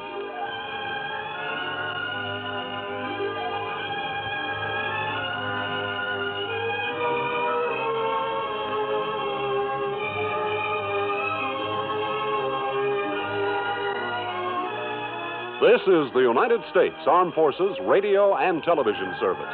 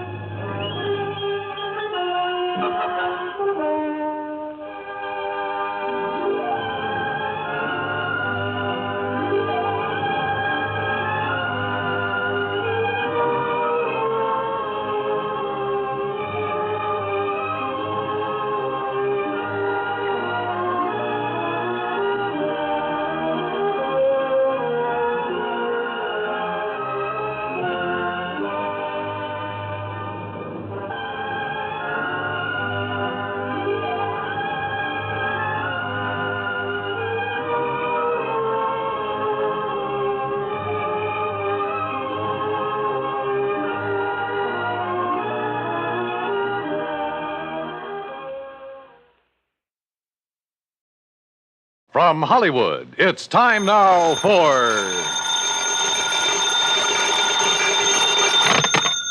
Johnny Dollar.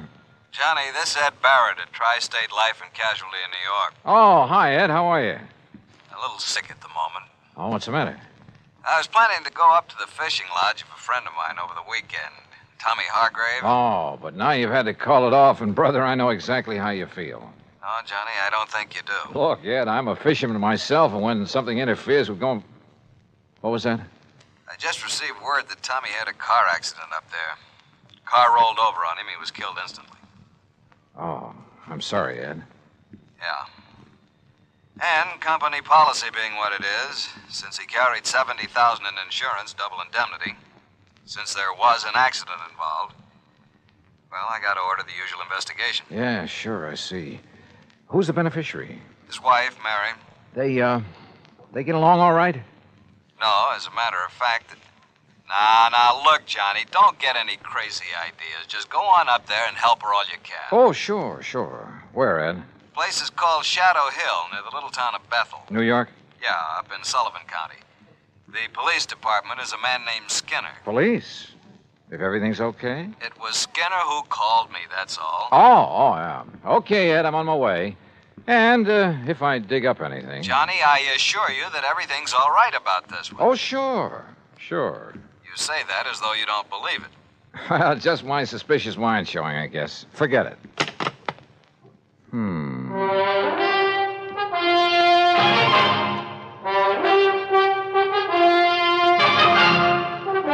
Bob Bailey in the exciting adventures of the man with the action-packed expense account. America's fabulous freelance insurance investigator. Yours truly, Johnny Dollar.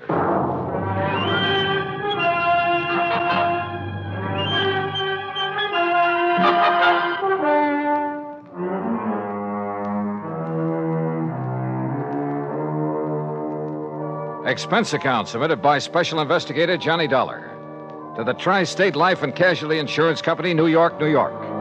Following is an account of expenses incurred during my investigation of the gruesome spectacle matter. Expense account item 1, $620, fare and incidentals, Hartford to New York. Item 2, $50 deposit on a rental car. I swung north, crossed the George Washington Bridge, then picked up Highway 17 through Goshen with its famous racetrack, through the summer resort town of Monticello, then past White Lake, a good fishing spot, to the little town of Bethel. It really isn't much more than a crossroads, a couple of filling stations, a general store and post office, and Emmer's Hotel, where I park my bags. Shadow Hill, however, turned out to be a beautiful summer lodge sitting high above the edge of a nearby private lake. From the highway, I could see the narrow, winding road that led from the lodge down to the lake shore. I could also see the spot where a car had apparently taken a corner too quickly, skidded, and rolled over to where it lay on its side. Then, shortly after pulling off the highway, I could see something else. Another car, just short of where the accident had occurred. It was half hidden in a clump of trees that bordered the road. And as I slowly pulled up to it, a man suddenly jumped out and leveled an old .30-30 rifle at me. Stop right there. Don't come any closer. Oh, well, now, just a minute, mister. Who are you? What are you doing around here? Stranger, huh? Yeah, I guess you'd call me a stranger, but look, Then maybe you're the stranger I'm looking for. Get out of that car with your hands up over your head. And don't try no funny business. Hey, what is this, a holdup? Do like I tell you to. And be quick about it. Okay, whatever you say. Come on, come on. Well, I can't seem to... This door doesn't seem to want to... You trying to pull some trick? No, Open that door. Well, it's stuck. I can't... Well, here. I'll do it. Now then. Thanks. Yeah, now I'll take that gun. Oh, no, you won't. All right. Now, All right, up on your feet. now, just a minute, son. Turn around. Go on, turn around. You just look here, son. You just take it easy, old man, and remember I have the gun now. I'll lock you up for this. That's what I'll do. You'll what? Yes, sir. Interfering with the law this way. The law? You? That's right. See? Here's my badge. See? Oh, okay then. Look, Mr. Skinner. You look, you... Hey, how'd you know my name? You are Mr. Skinner, aren't you? Well, sure I am. Amos Skinner. Only it's Chief Skinner to you. Police Chief Skinner. And if you think you're going to get away with this, you... What's your idea? Oh, Chief, it looks like you're just the man I came to see. Huh? Only, maybe you'd better have your gun back. Here. Well, all right. All right, now, you just put your hands up and... Say, now, just a doggone minute. Who are you? Johnny Dollar? Johnny Dollar? That what you said? That's right. The Johnny Dollar? I'm an insurance investigator. Well, praise be to Betsy. Well, I might have known there was someone like you, the way you outsmarted me. Banging the car door against me that way. Oh, I'm sorry about that, Chief. Well, Johnny, I'm real proud to meet you. And believe me, son, I'm just mighty glad you're here. Oh? Why do you say that?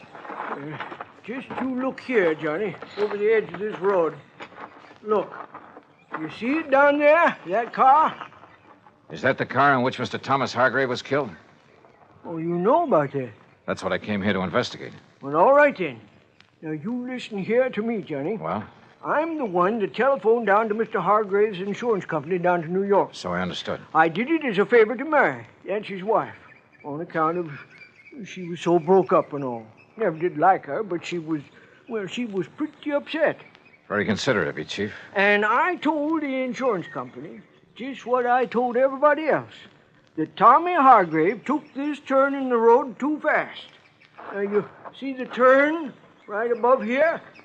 Yeah, that's a sharp one. Well, he took this turn too fast and skidded off the side, and the car went over and pinned him underneath it, and that was that. Killed him. Well? Well, all right. Now, Johnny, I just come over here from old Doc Walton's. It was down to Doc that I took Tommy's body yesterday just after it happened. And you know why I come back here? Well, I can think of one good reason. Yeah. From something you just told me. Yeah. And from what I can see of the car down there. Yeah, well, it was because I suddenly started thinking, how could a man who knows this road so well ever make a mistake of... Hey, what were you going to say? Well, Chief, that car was coming down the road, down from the lodge, wasn't it? Yeah, that's right. That means he made a left-hand turn right here. Correct. The car went off the road, fell on its side, and leaned right where you landed, right where you see it, right on top of Tommy Hargrave. That car is a sedan. Yeah, that's right. And even from here, I can see that the windows are all closed, except for the one next to the driver's seat. Correct. But now... Then it's obvious it didn't roll completely over. No, sir. It just flipped over on its side and slid down there. And yet you say that Tommy Hargrave's body was under it. That's right. Under the right side of the car where we practically had to dig it up. Hey? Uh-huh. Can you tell me how he could have fallen under that side of the car, windows closed? Johnny. Yeah. Tommy was murdered. That's what. And the car pushed over on him to make it look like an accident. And Johnny, you proved it. A couple of other things we've got to prove, Chief. Hey? Like what? Who murdered him? And why? Act two of yours truly, Johnny Dollar, in a moment. Our flag now numbers 50 stars, and behind each star there stands yet another flag, representing one of the 50 states. Rhode Island's state flag is white with an anchor, first used as a colony symbol in 1647. The motto Hope was added in 1664, when the government was organized under a charter from King Charles II. A circle of 13 gold stars were added for the original 13 colonies. This is the flag of a unique colony and state which carried out a most noble experiment in freedom. The Royal Charter of 1663 reads, "To hold forth a lively experiment, that a most flourishing state may stand and best be maintained with full liberty and religious concernments."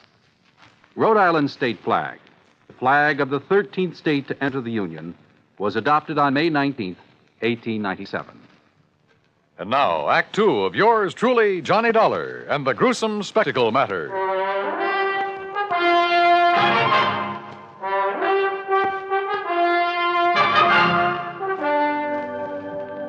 All right, Chief, tell me this. When and how did you learn of this so-called accident that killed Tommy Hargrave? Well, from Mary, his wife. Oh? It was like this, Johnny. I was sitting down at Bob and Ernie's and... Who are Bob and Ernie? Well, they run that mobile gas station down the highway. Well, you know, the big harness race they run down to Goshen every year. Oh, yeah. Why, it's world famous. Bigger than the Kentucky Derby. Yes, I know. Go on. Well, we was talking about how much money Barney Marson has made taking bets on those races, and we... Oh, Chief. You mean you have a bookie here in Bethel? Well, now, Johnny... And that you, as chief of police, condone such goings-on? Well, now, we... Oh, I'm surprised at you, Chief. Oh, well, it's just a little sort of harmless betting is all. Oh, sure. Every man's entitled to a little... Well, you know how it is. Yeah, I sure do. Now, let's get back to the subject. Yeah, sure. Well, like I say, we was sitting there talking...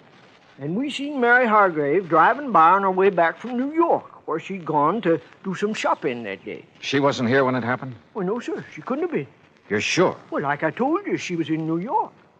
Anyhow, she drove on up here, saw what had happened, and drove right back to tell us at the gas station. We came up here, dug Tommy's body out from under, took it down to Doc Walton's office, and that was it. How carefully have you inspected that car down there? Well, that's what I was about to do when you come. All right, come on. Let's take a look at it. Well, sure. Have you any way of proving Mary Hargrave was actually in New York? Proving? Well, no, I guess not. Hey, look here, Chief. Huh? Keys are still in the ignition, but the ignition's turned off. You're right, Johnny. You're right. This car wasn't rid over the side of the road. It was pushed. Here, let's see if we can get this door open. Yeah, I'll give you... Now, let's see if some of this... Yeah, very good. Well, what are you doing with that handful of dust? Well, it's not very professional, but some of this fine dust ought to bring out any fingerprints on the steering wheel, and we'll be... Yeah. No prints there that I can see. No, you're right. Chief, this wheel has been carefully wiped off. So whoever did it... Huh? What'd you find? Did Tommy Hargrave wear glasses, spectacles? Tommy? No, sir. What? Come on, Chief. First thing I want is a look at his body. Did Doc Walton just say? That's right. Then let's go.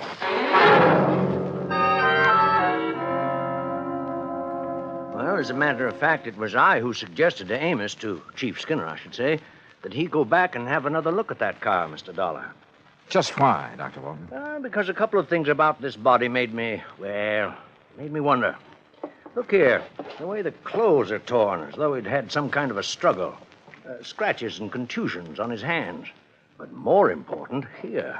Yeah? Here at the base of the skull, this mark.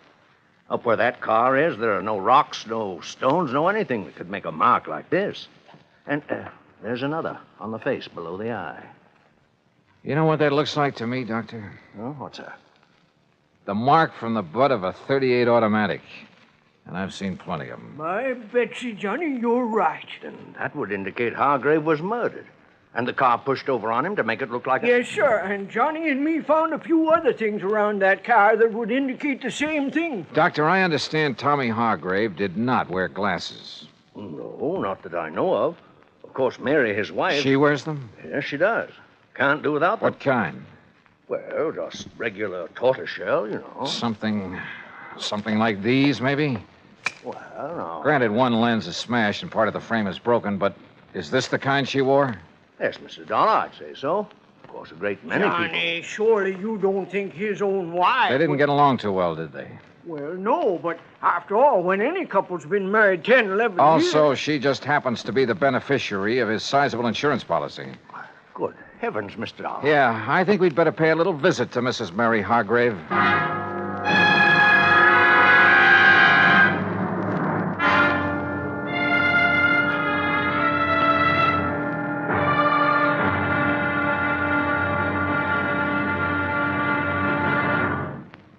Act 3 of yours truly, Johnny Dollar, in a moment.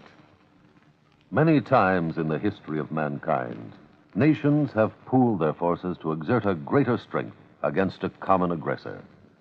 This happens not only in the face of a world war, but between such giant holocausts, as during the Boxer Uprising in China in 1900. 6 nations combined their forces to come to the aid of their citizens. In the thick of the fight, undaunted by devastating enemy fire, Chief Bosun John McCloy of the United States Naval Contingent distinguished himself by meritorious conduct above and beyond the call of duty.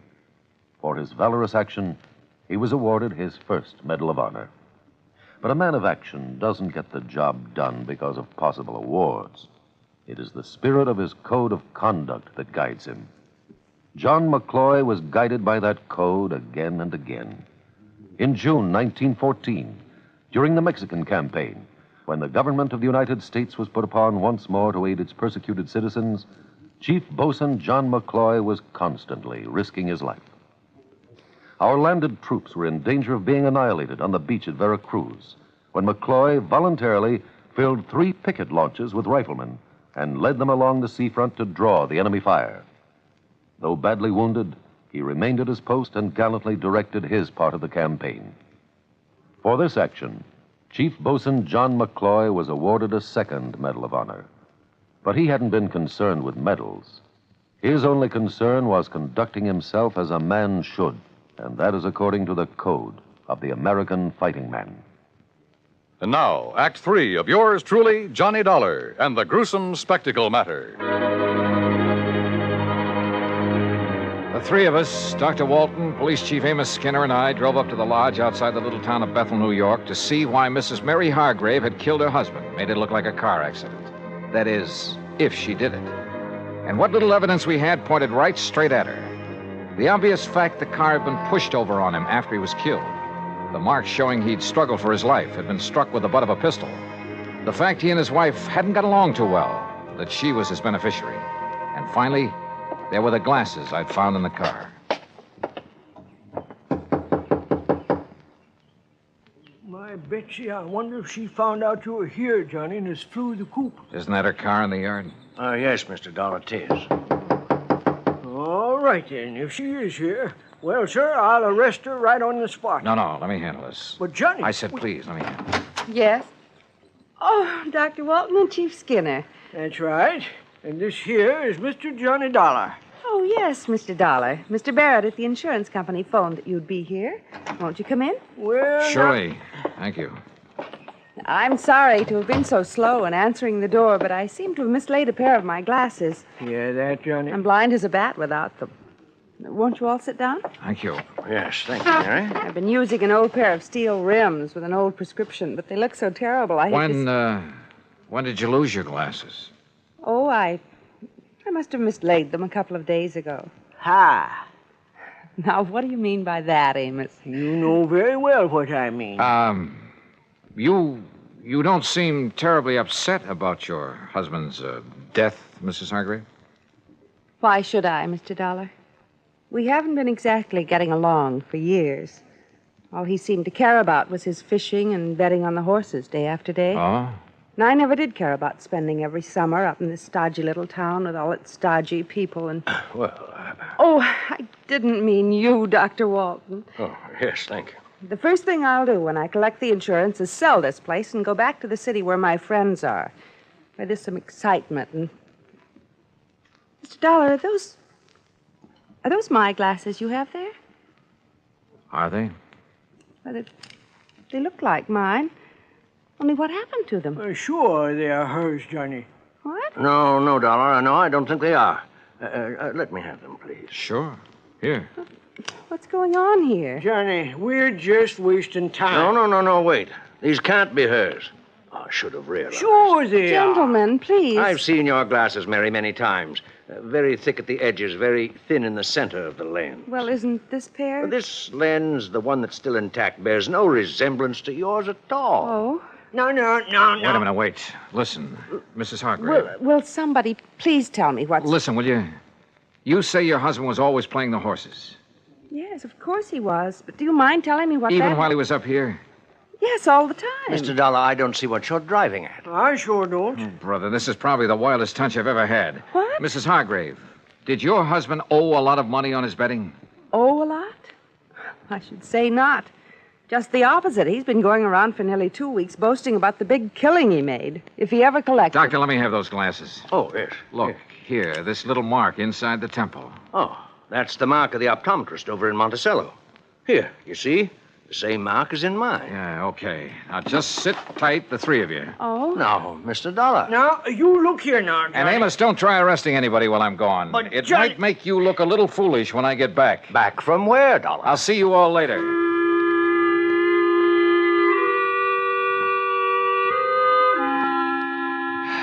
Well, that's really just about all there is to this case. Oh, except, of course, for the fact the optometrist in Monticello had no difficulty at all in matching the glasses I'd found with the prescription of... Yeah, you guessed it. They had belonged to the bookie Chief Skinner had told me about, Barney Marston. Of course, Barney wanted to put up a fight when we faced him with the facts. But then he couldn't seem to explain the various and sundry bruises he was carrying around until we reminded him of the fight he'd had with Tommy Hargrave. Yeah, he'd killed him and pushed the car over on top of him. The reason for it all? Simple. Tommy had won a cool $25,000 from him. Had threatened to put him out of business if he didn't pay, which he couldn't. So, Barney killed him and tried to fake the accident. And you know something? I have a sneaking suspicion Chief Amos Skinner isn't going to stand for any bookies operating in Bethel, New York from here on out. Oh, and Mary Hargrave found the glasses she'd mislaid. Expense account total, including mileage on the rental car and the trip back to Hartford, $148 even. Yours truly, Johnny Dollar.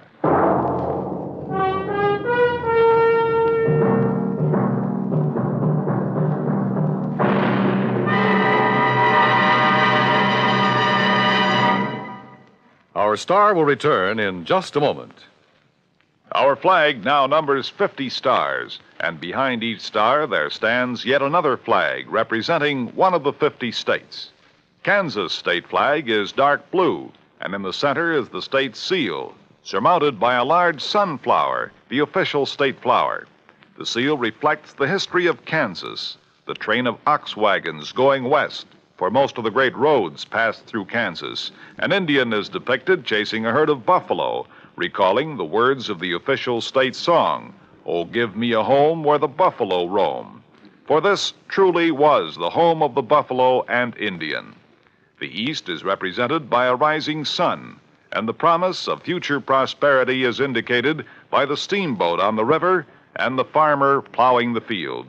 Above a mountain range are 34 stars, for Kansas was the 34th state admitted to the Union. Over all is the state motto, Ad astra per aspera, to the stars through difficulties. Kansas state flag, the flag of the 34th state to enter the Union, was adopted on March 23rd, 1927. Now, here's our star to tell you about next week's story. Next week? Well, listen. I promise you the most unusual case and some of the most unexpected people you ever... Well, join us, won't you? Yours truly, Johnny Dollar.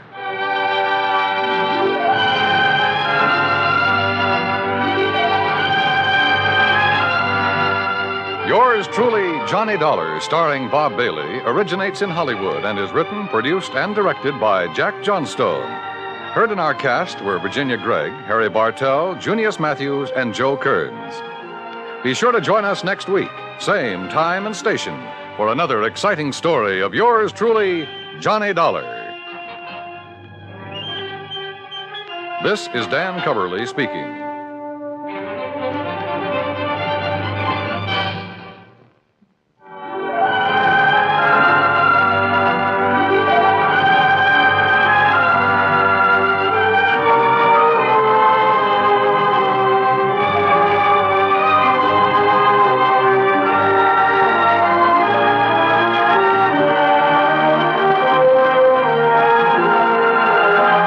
This is the United States Armed Forces Radio and Television Service.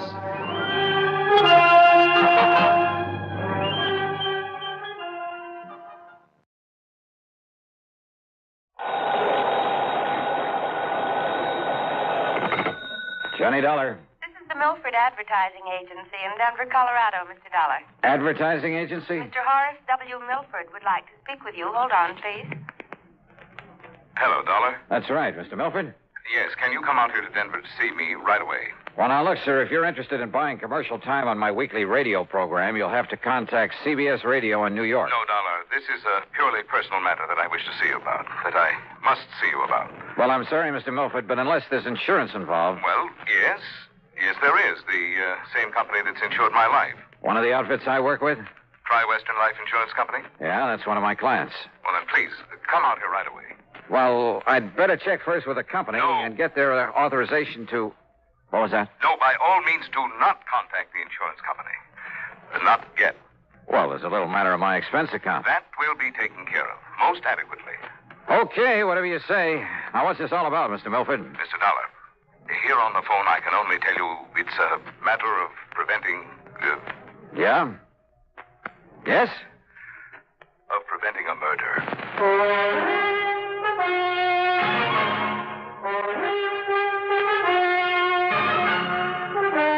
CBS Radio brings you Bob Bailey in the exciting adventures of the man with the action-packed expense account, America's fabulous freelance insurance investigator. Yours truly, Johnny Dollar.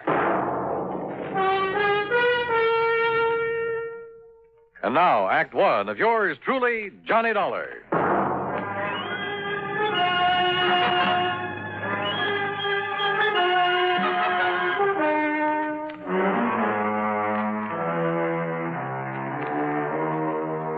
Expense account submitted by Special Investigator Johnny Dollar to Mr. Horace W.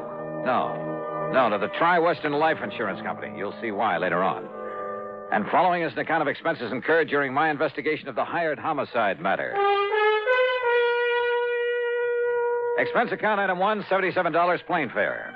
The big mainliner took off from Bradley Field in Hartford at 8:25 p.m. and set me down at Stapleton Field in Denver at the ungodly hour of 3:35 a.m.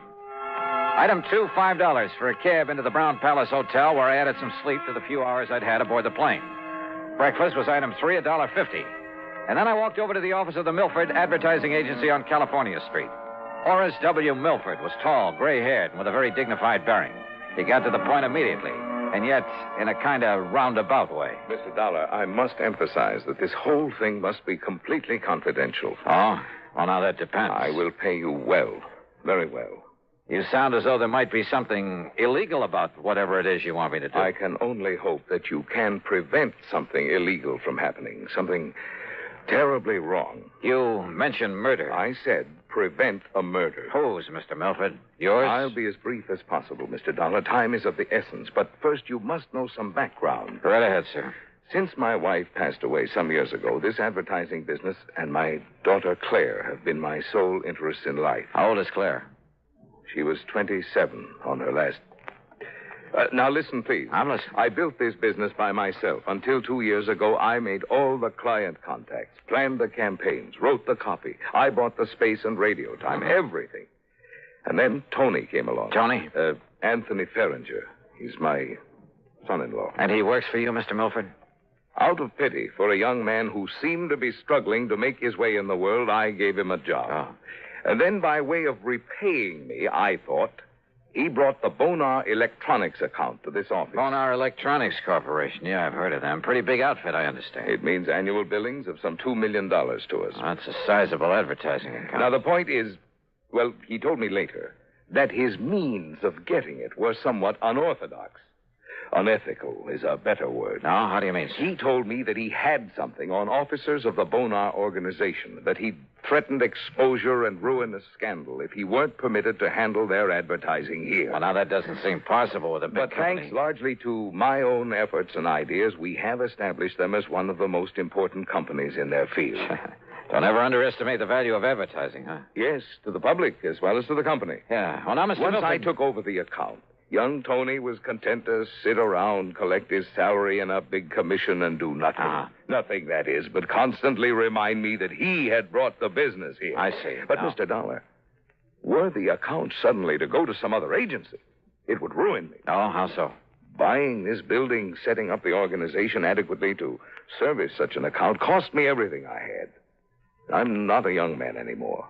Well, is somebody else gunning for Bonar Electronics? Oh, far worse than that. Mr. Dollar. Now, wait a minute, please. I'm afraid we've got far away from the subject of murder that you talked Mr. about. Dollar, far worse than his simply falling down on the job is the fact that Tony Ferringer, against my will, mind you, because I knew him well enough not to trust him, courted and eloped with my daughter. Well, now, and Mr. it wasn't because he loved her, believe me.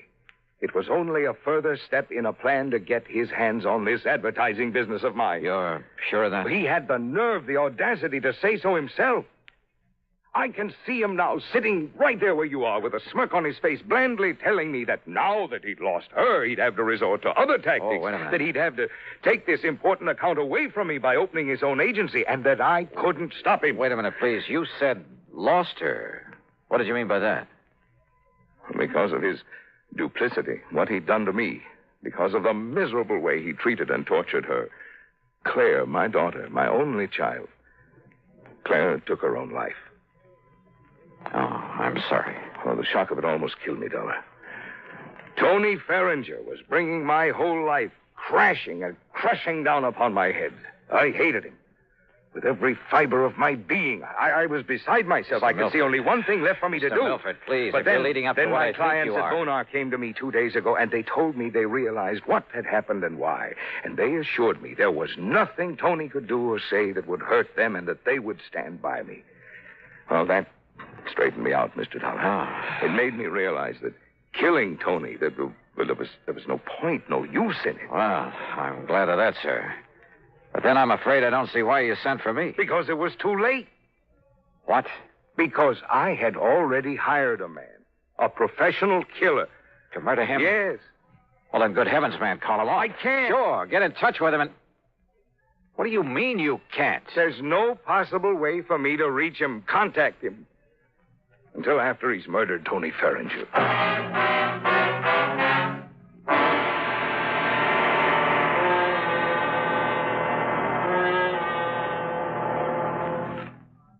And now, Act Two of yours truly, Johnny Dollar, and the hired homicide matter.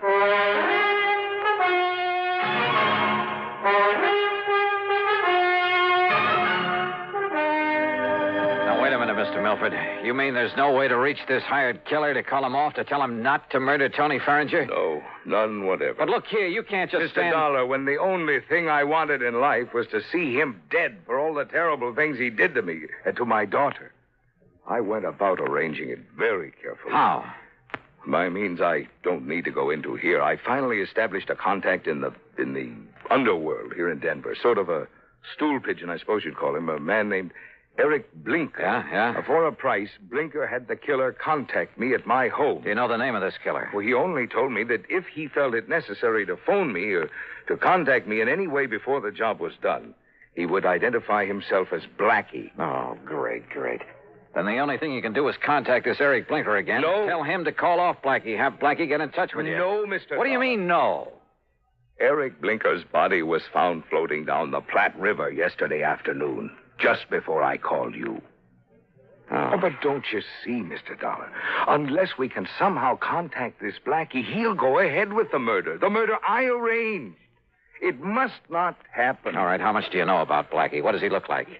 I don't know. But you just finished telling me that he called on you to make arrangements for the killing. He came to my home at night. He insisted on talking to me from outside a window where I couldn't see him. I couldn't see him. All right, did you give him any money? $5,000 in cash. Marked? Huh? Marked bills? No. Oh, fine. Well, he said that if any of the money was marked in any way, that he would know about it and that he wouldn't hesitate to kill me. All right. When was he to do the job? He would only say by the end of the week. And this is Friday. This is Friday. And you can't give me anything to go on to find this man, Blackie? Nothing, unless he calls. Well, if that happens, you don't need me. Mr. Milford. Yes? Have you told Tony Ferringer anything of this? Good heavens, Dollar, you don't know the man. Can't you see what would surely happen if I did? He would bleed me for everything I have. Me, accessory to a plot to murder him. Don't you see what that means? Yeah, sure I do. And if you were to call in the police, it would be just as... Oh, yeah, Mr. Milford, you've really stuck your neck in a noose. Somehow you've got to get me out of this. You? What about Tony? Right guy or wrong, he's the one who's going to be killed. Well, I meant stop this thing. I don't want his blood on my hands, not anymore. Somehow you've got to stop this killing. Oh, yeah, sure, great. But how? You got any good ideas? Hey, a phony telegram, something like that. What? Yeah, some kind of a message telling Tony to get out of town. But if it weren't to reach him soon enough, or if he were to disregard it.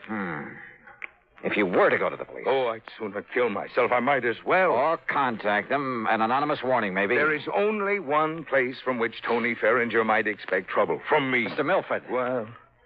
Oh, I don't know. So help me, I don't know. I'm not even sure you deserve help after what you've done. I beg you, Mr. Dollar. Hey, you told me on the phone there's insurance involved in all this.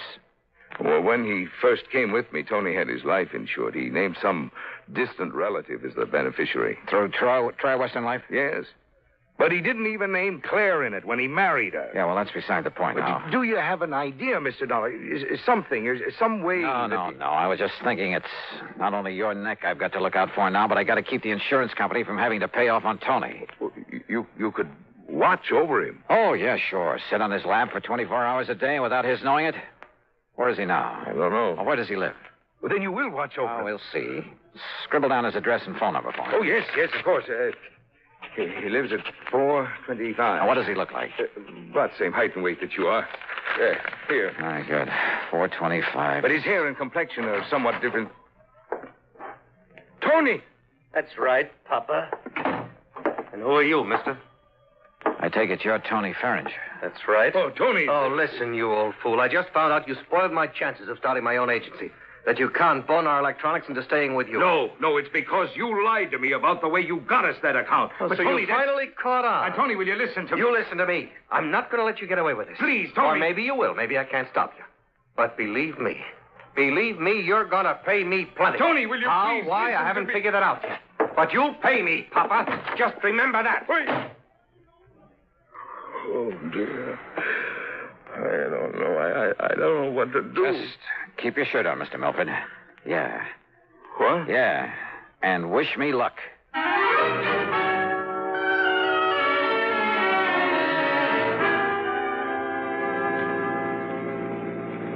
Item 2, $5 for a taxi that followed Tony Ferringer's car to a residential section east of town. And sure enough, he pulled up in front of his own home. Maybe the wild, the crazy idea that I'd suddenly got back there in the office would work. Driver. Yeah? End of the line. Pull around this corner and stop.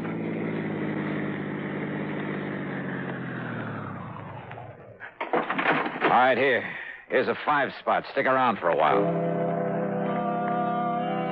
Instead of walking up to Tony's front door, I sneaked around to the back, half hidden by a hedge at the side. I hoped that none of the neighbors would see me, raise a fuss, or report me as a prowler. I rang the buzzer at the back door, then stood aside, flat against the wall, so that whoever opened it wouldn't see me. I hoped.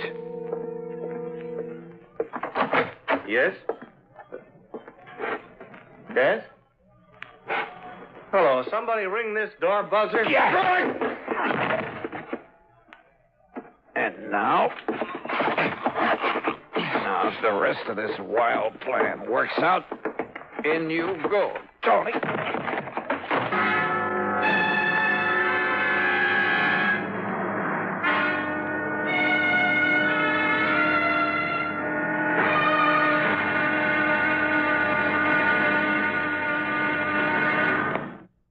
And now, Act 3 of yours truly, Johnny Dollar.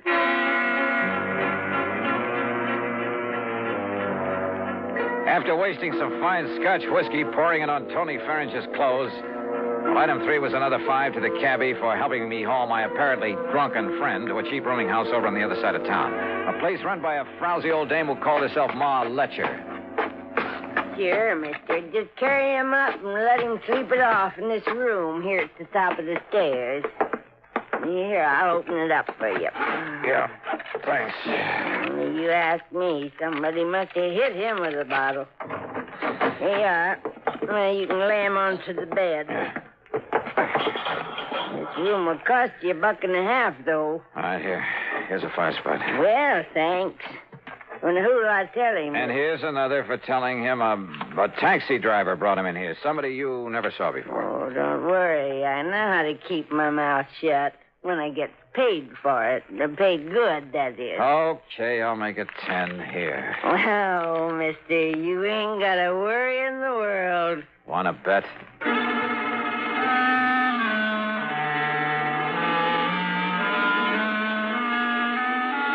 Item 4, $1.10 for another cab back to Tony Farringer's house. Again, hoping none of the neighbors would see me, I let myself in the back door with a key I'd taken out of his pocket. I figured all I could do now was sit around and wait until the killer showed up. But as I walked through the doorway into the living room... Just hold it. And don't turn around, mister. Hands up high. Blackie? That's right, Blackie.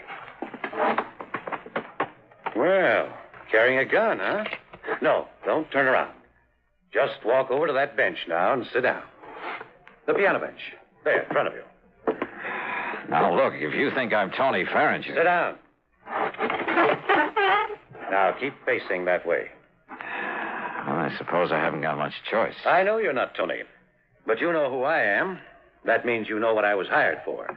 That means you know too much. All right, now listen, Blackie. Face front. I was afraid Eric Blinker might talk, but I didn't dump him in the river soon enough. And listen. I'm listening. You think I won't get Tony? Well, you're wrong. I saw you take him into that crummy rooming house. I saw what you did to him, too. He won't be moving out of there for a while. That means I have plenty of time. Hey, Blackie, so, listen. mister, I hate to do a killing without getting paid for it. But as long as you know so much, well, I'm afraid you don't give me much choice, do you? Are you talking for your own amusement? I'm giving you a chance to say your prayers, if you still know how. Hey, Blackie, look, Face we can... front. Well, what difference does it make? What? If I should see you, I mean. If you're going to kill me... Let's just say I prefer it this way. Are you ready? Are you kidding? You think you're going to get away with this? I'm absolutely sure of it. And I asked you, Do you think I'd come here looking for you without taking precautions? I think you've said enough. Now, do you feel this gun in the back of your head? I could tell by his voice Well, that he it's the stood last directly behind me. I It'll put be my right heel okay. tightly against the leg of the piano Not even bench. any noise because of the And then as I felt the cold muzzle of his Ready, gun mister? against the back of my head, I suddenly Ready dropped to the now? floor, kicking the bench against his legs.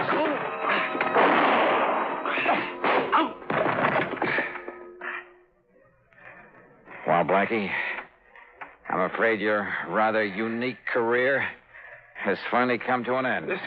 Listen, if you... Down, boy, down!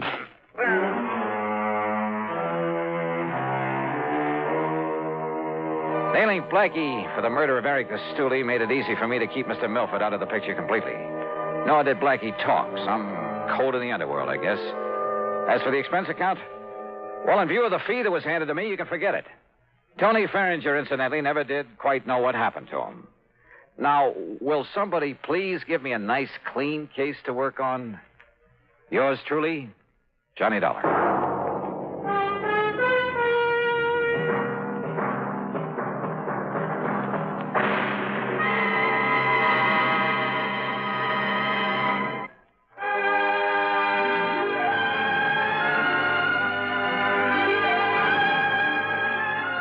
Yours truly, Johnny Dollar, starring Bob Bailey, originates in Hollywood and is written, produced, and directed by Jack Johnstone. Heard in our cast were Virginia Gregg, Marvin Miller, Lawrence Dobkin, and Russell Thorson. Be sure to join us next week, same time and station, for another exciting story of yours truly, Johnny Dollar. This is Dan Cumberly speaking. Johnny Dollar has come to you through the worldwide facilities of the United States Armed Forces Radio and Television Service.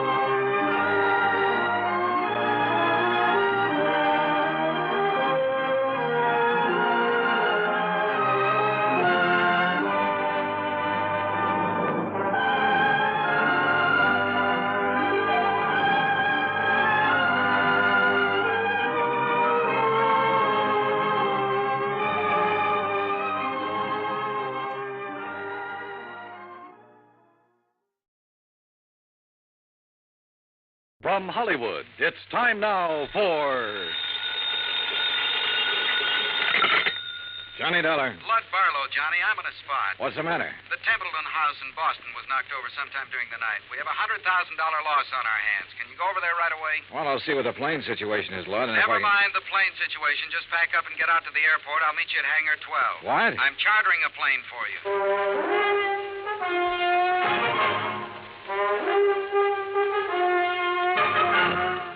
Bob Bailey in the exciting adventures of the man with the action-packed expense account. America's fabulous freelance insurance investigator. Yours truly, Johnny Dollar.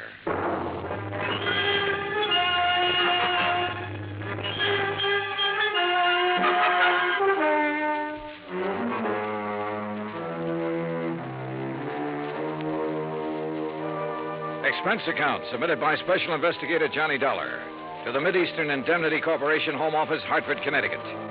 Following is an account of expenses incurred during my investigation of the Templeton matter.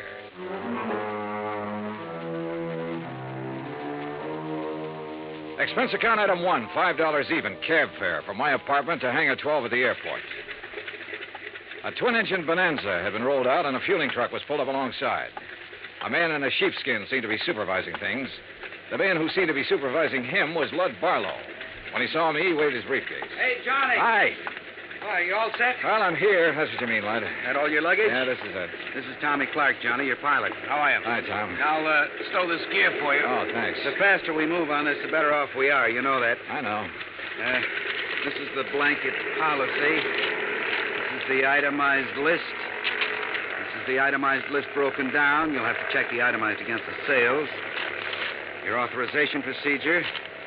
And a description of stock records, including shipments received by Templeton House up to and including the first day of last week. Okay? Swell. Now maybe you'll tell me what this is all about. And when you get there... What? What it's all about.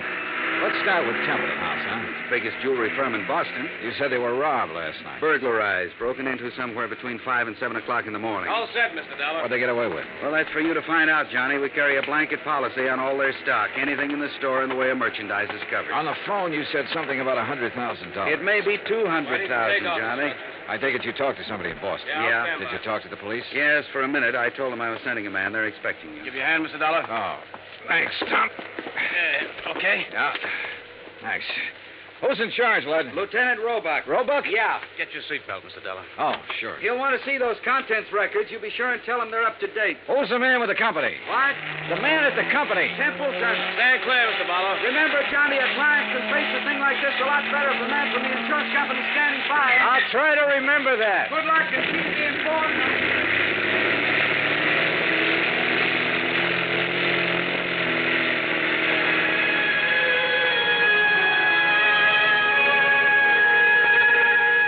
By the time we arrived at the Boston airport, I'd read over the policy and had a fair idea of the coverage involved.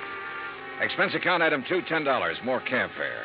I dropped my bags off at the Independence Hotel and had the driver take me over to Templeton House. 2 police cars were parked in front of the building, and 2 uniformed police officers were parked in the doorway.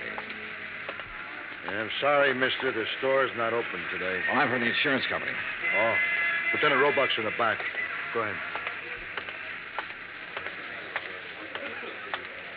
At the back of the store, a white-coated intern and an ambulance attendant were working over a blanket-wrapped figure laid out on the stretcher. One of them was operating a plasma tube. The other was checking the pulse. A group of men, some in uniform, were watching closely. The tall, thin one seemed to be in charge of things. Roebuck? Yeah. Johnny Dollar, Mid-Eastern Indemnity. Oh, that didn't take you long. This, Sergeant Younger, Sergeant Toohey. This is Mr. Dollar from the insurance company. Hi, man. What's this? Oh, this man was a special patrolman working the area. He must have walked right into the middle of it and got himself shot. They've been giving him transfusions ever since they found him. Uh-huh. Said anything yet? He hasn't been conscious. Doc, how about it? We can't do any more here, Lieutenant. We'll have to risk a trip to the hospital and try to operate. Okay, boys, load up. Doc, this is Mr. Dollar, insurance company. How are you, Doctor? Okay. Doc, we're going to want to talk to him the minute he comes around. I'm not going to promise you anything, Lieutenant. Well, see ya. All right. Now, Mr. Dollar, you didn't waste much time. I brought a contents list that might help you, Lieutenant. Good. The best help we're going to get is from that patrolman. Come on, I'll show you around.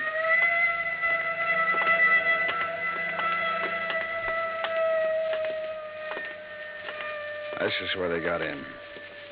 Jimmy, huh? Yeah, most likely. There's marks there on the door jamb. As near as we can tell right now, they only took important stuff. Easy to move.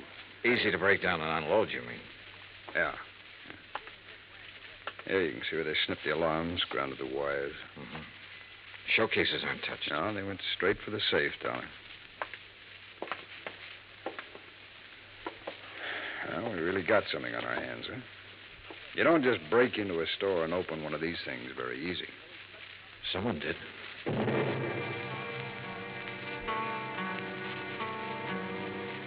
The neighborhood was canvassed for possible witnesses. I spent the rest of the morning with Dorian Templeton, the owner of the company. By noon, we had taken an inventory of the missing stock and drawn up a tentative list. As far as I know, that about does it, Mr. Dollar. Oh, what's the next step? I'll check this against the merchandise received reports, Mr. Templeton. It'll take a while. As soon as I have that finished, you can check it over again and file a formal claim. And then? The company will reimburse you in cash. Well, what are the chances for recovery in a case like this? Well, I could quote the actuaries, Mr. Templeton, but I won't. Why not? Whoever broke in here last night knew what they were about. They opened your vault the way you'd open your front door.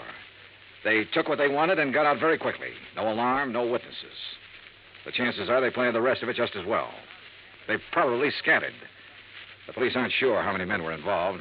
They know it was at least 2 men, possibly 3. How do they arrive at that? 1 man working on the safe, another man looking out, possibly 2. The point is, the more men who are involved, the harder it'll be for them to take the jewelry, break it down, sell it, and stay out of sight. They're going to get away with it? I didn't say that. Well, nothing seems to have gone wrong with their plans so far. One thing went wrong. That special patrolman surprised them. True, he didn't have time to draw his gun or sound the alarm, but they had to shoot him. And if something hadn't gone wrong, they'd have been satisfied to knock him on the head. Yes. Well, what happens now? Well, that's up to the police. I can tell you their investigation will take some time. Burglary is the toughest kind of thing to work on. Why? No witnesses. I never thought of that. Dollar, you all cleaned up? Well, we got a tentative list. As soon as I check it, I'll give it to you. Okay. Mr. Templeton, I'd like to have you come with me now. Now? Yes, we'll want your statement, sir, and there's quite a bit of work to do with the employees. All right. Dollar, as soon as you get the list up, give me a ring, will you? Yeah, okay. Any news about the policeman? Yeah. It's a murder case now. Expense account item 3, $25, stenographic fees. The public stenographer at the hotel helped me make a comprehensive list of the stolen items, which was verified by Templeton. The amount of loss was set at $100,000. By late afternoon, clerks, stenographers, accountants, designers, salespeople, stonecutters, all in Templeton's employ had made statements to Lieutenant Roebuck. The statements were in the process of being checked. A general roundup of known safecrackers and burglary suspects had begun. Expense account item 4, $3.75 dinner. Lieutenant Roebuck and myself. Well, it's going to be a long night. Yeah. Any luck on the employees? Oh, it's hard to say yet. One of them has a record. Hmm? Yeah, a fellow named Tabor, one of the janitors there. He's a two-time loser. I had him tucked away in a cell until we clear some of this other stuff away. Has he said anything? Oh, he denies all knowledge. As far as time incident goes, he was home sleeping when all this happened, but that doesn't rule him out of somehow getting that safe combination and passing it on to a friend. Yeah. Man with a record's apt to have that kind of friends would be interested in just that kind of thing. Hey, how much do you want me around? You're a free agent, Dollar. If you have any ideas, I'll listen. It's a tough baby, any way you look at it. Let me talk to Tabor. There might be a shortcut. Why not?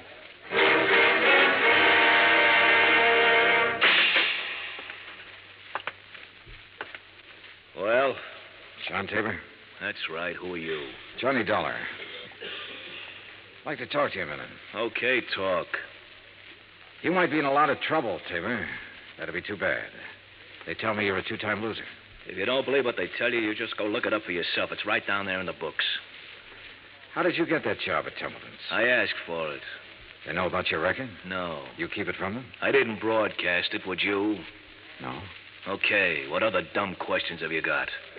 Do you have any ideas about this? I've got a lot of ideas. Do you know anything about it? No. Need anything? What? Cigarettes, anything? I'm all set.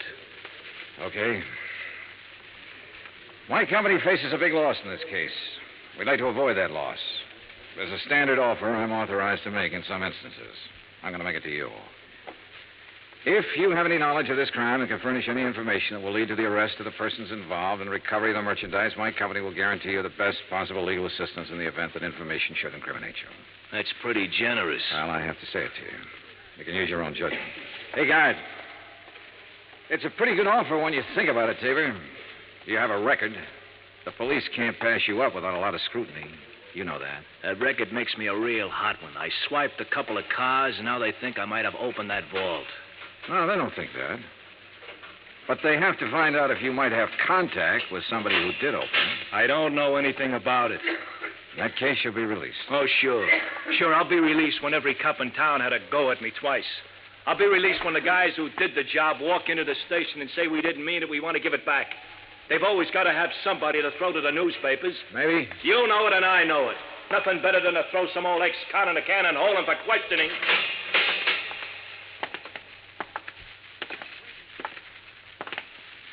Well, Dolly?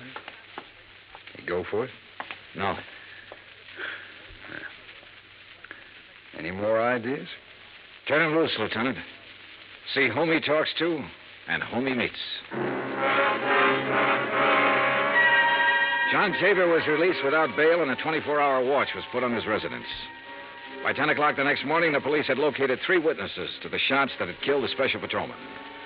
However, none of them had seen the burglars or the car that was used.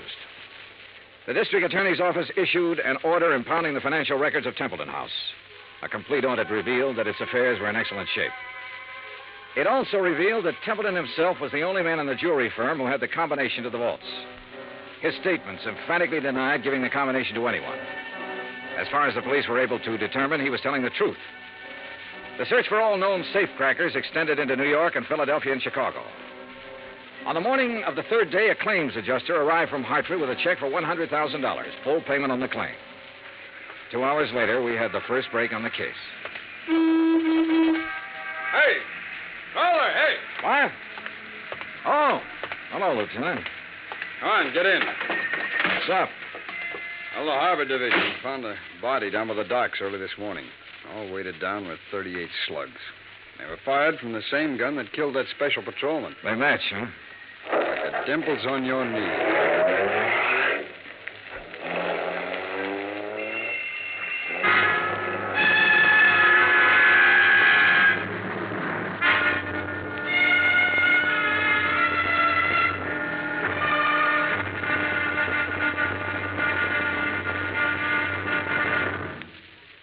Act 2 of yours truly, Johnny Dollar, in just a moment. It is a rare event when a young man decides to leave civilization behind and hide himself away in the steaming jungle, just so he can help his fellow humans in a remote corner of the world. The late Dr. Tom Dooley did just that when he left the United States to help the sick and starving jungle people in the little kingdom of Laos in Southeast Asia. Dr. Dooley's story is well known to nearly everyone.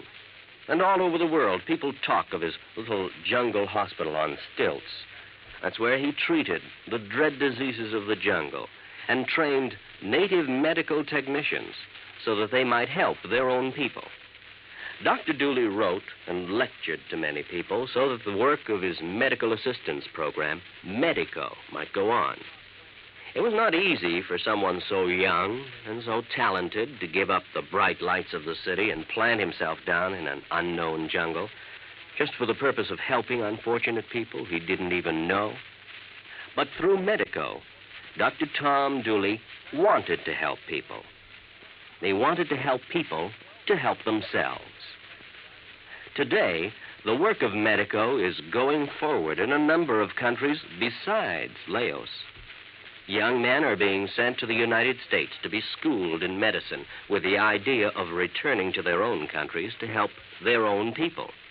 Hundreds of thousands of dollars worth of medical supplies have been donated by American businessmen and pharmaceutical companies.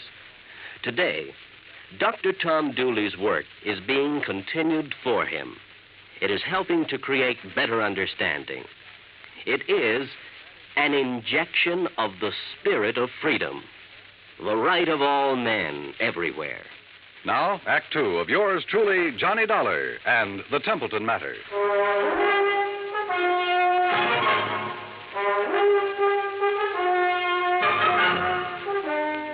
I spent the rest of the day with Lieutenant Roebuck at the morgue.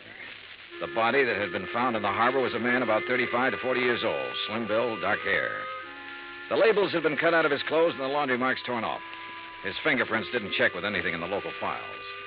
Roebuck put them on the wire to Washington and requested an urgent identification.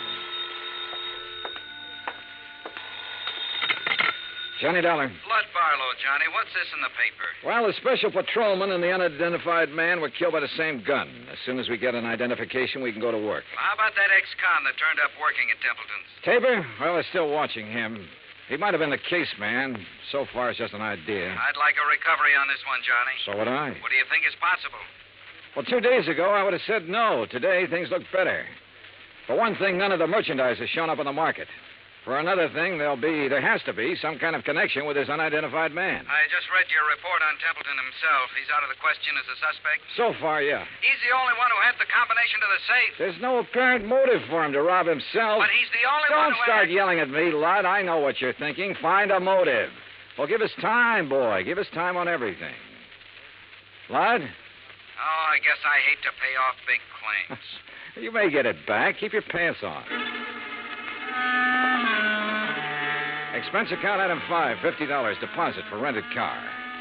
That afternoon, I drove from Boston to Creeksdale, the home of the Grantland Safe Company, where I met a man who looked as formidable as the product he manufactured.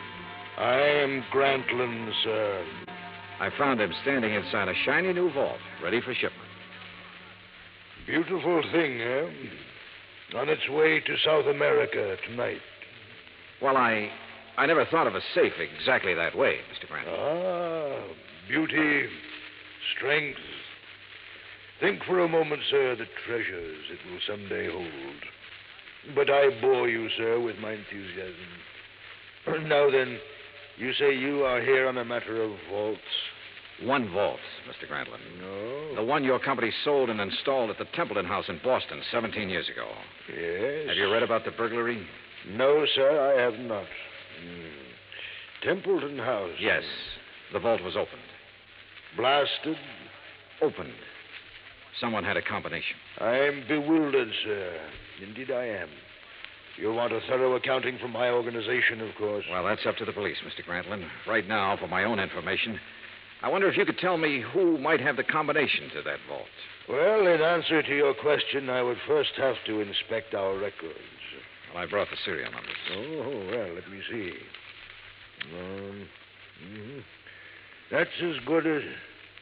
The K series, Mr. Keating set the final combination. Mr. Keating? Yes, my chief engineer for years. And who else? Myself, sir. I'd have a record of the combination in my own file. And who are those available to? Myself, sir. I keep them in my own vault. I see. Anyone else? No one here. The people in proper authority at Templeton's. I'd like to meet Mr. Keating if I could. Impossible, Mr. Dollar. Why? Mr. Keating has been dead these 6 years.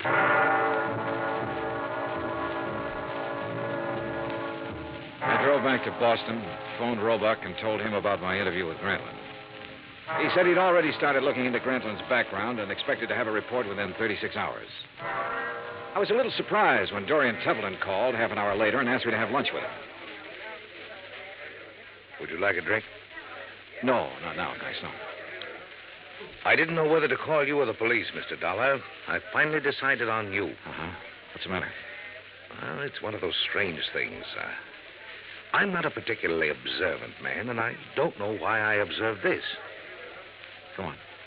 However, last night, Mrs. Templeton and I went to a dinner dance at the country club. We thought with all this business, a little relaxation should do me some good. Yeah, sure. There was a young girl at the table next to ours, a very pretty girl whom I've never seen before. I happened to notice her handbag, jeweled affair, quite expensive. One of our items. Yeah? It didn't occur to me until we were leaving that it had been sample stock, not for sale. What do you mean? It was stolen, Mr. Dollar. Why not the police, Mr. Templeton? I was going to call them first thing this morning and report it. And then I got a package in the mail. It was the handbag, intact. Crazy? You said it. Did you happen to get the name of the girl? I asked the maitre d'. He said her name was Helen Tabor. That's not so crazy.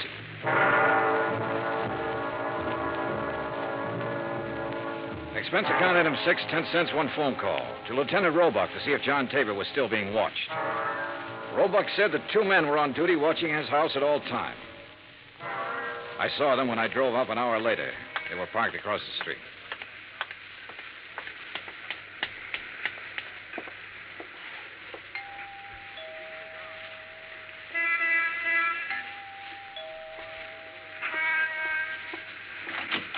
Yes? Miss Tabor? Yes, who are you? Johnny Dollar, is your father in? He's sleeping right now. May I help you? I don't know.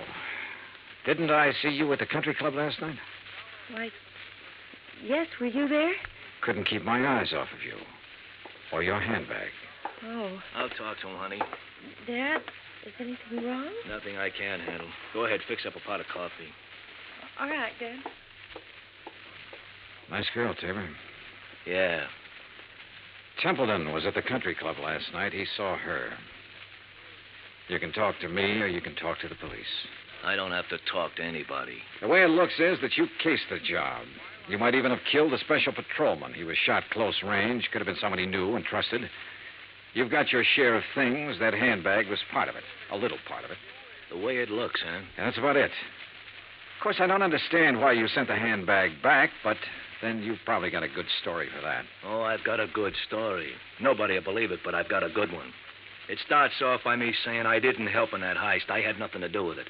I didn't case the place for anybody. I didn't even know it was coming off. Let's get to the handbag, huh? I took that 2 days ago. I borrowed it.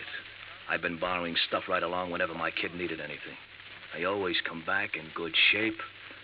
I told her they let me do it. She don't know anything.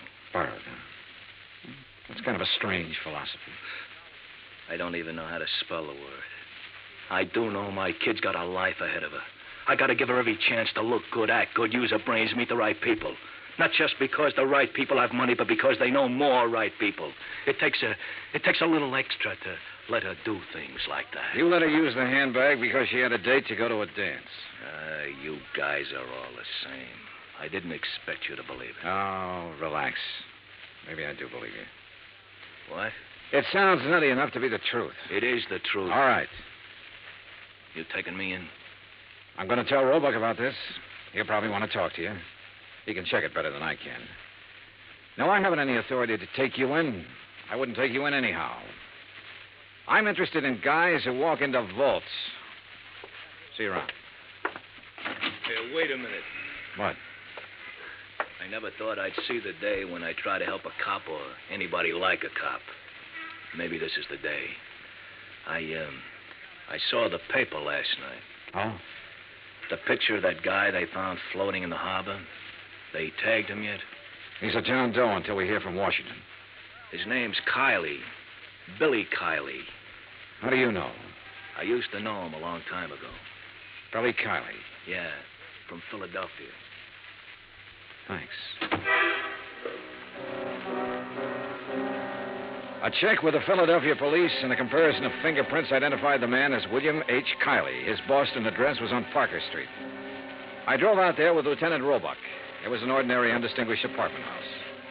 No one answered at apartment 12A, so we let ourselves in. The room had nothing to offer in the way of evidence. Well, did you find anything? No. Well, I'll have some men come out here and give it a good going over. Well, maybe the manager or the tenants will have something that'll help us. Come on, let's go. Yeah. Now, be careful, Dollar. Yeah. Yeah? Tim? Yeah, this is Tim. Any trouble there? A little. Say that again. A little. I don't know who you are, but I know you're not Tim. Well, it sounds like we're getting something. Here, let me have the phone. I'll see if I can trace it. Don't bother. I know where we can find him. What? I'd recognize his voice anywhere.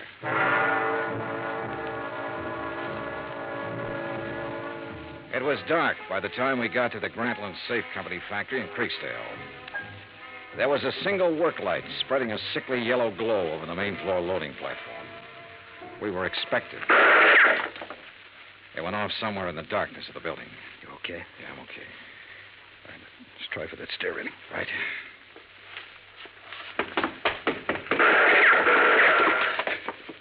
You see the flashes? There. All right. We'll have to try and make it. Mr. Dollar? Hey, think you're alone. Answer him. Yeah? What are you doing here? Looking for $100,000 worth of jewelry and the answer to a couple of murders. Funny? You're very foolhardy, but you're courageous. A man of your perception could do well with a part of that money. No, thanks. I'll take it all. You will take nothing, sir. Keep him talking. I'll try to get under the stairs. Are you alone? For a little while. But I've got people coming, though. Oh, people, eh? Mr. Dollar? Still alive and kicking, Mr. Grantland. You can't shoot around corners. No. But then I don't have to shoot around the corner.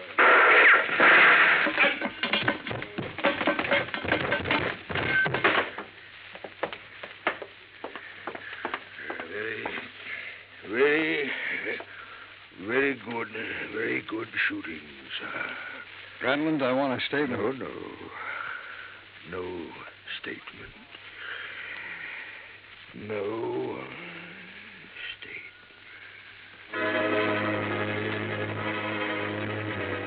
He was dead before the ambulance arrived, and there was no statement. There was never a statement. As nearly as it could be pieced together, Grantland himself opened the vaults at Templeton House. William Kiley and possibly a man named Tim helped him. Kiley, of course, was killed for his efforts. Tim never appeared, was never identified. My hotel bill ran up to $168. That's item 7. Item 8, $35, car rental. I got $50 deposit back. Item 9, $32.50, airfare and incidentals back to Hartford. Expense account total, $413.28. Remarks? Put that against $100,000 the insurance company didn't have to pay off.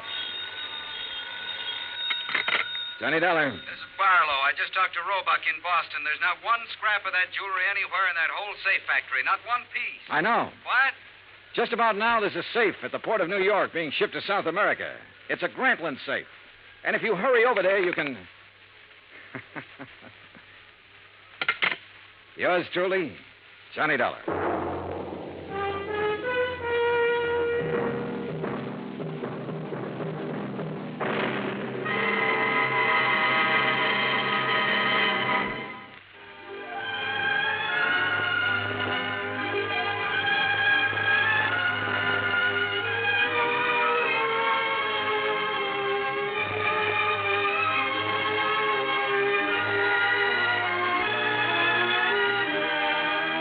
Johnny Dollar has come to you through the worldwide facilities of the United States Armed Forces Radio and Television Service.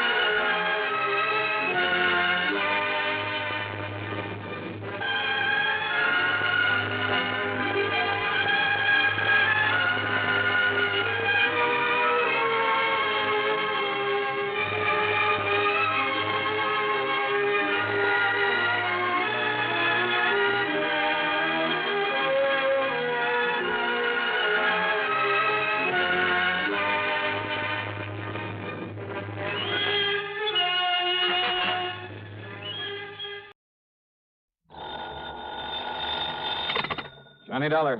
Dollar, this is Peter H. Fillmore at the Office of Surety Mutual Insurance Limited here in Denver. Mr. Fillmore.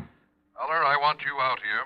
I've just uncovered a racket that has been costing our company a lot of money. What kind of a racket? Robberies, grocery store robberies, whole series of them. What's being taken, cash or goods? Cash, on Saturday nights, with most discouraging regularity.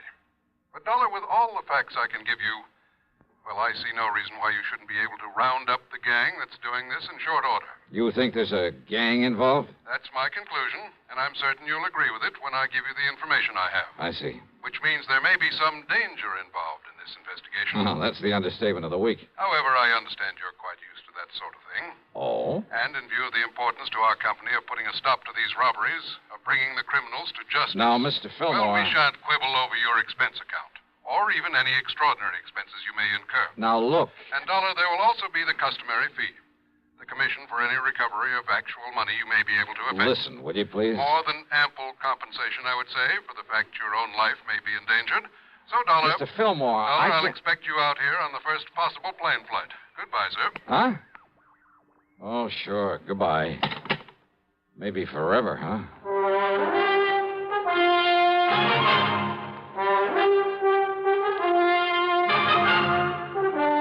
CBS Radio brings you Bob Bailey in the exciting adventures of the man with the action-packed expense account, America's fabulous freelance insurance investigator. Yours truly, Johnny Dollar.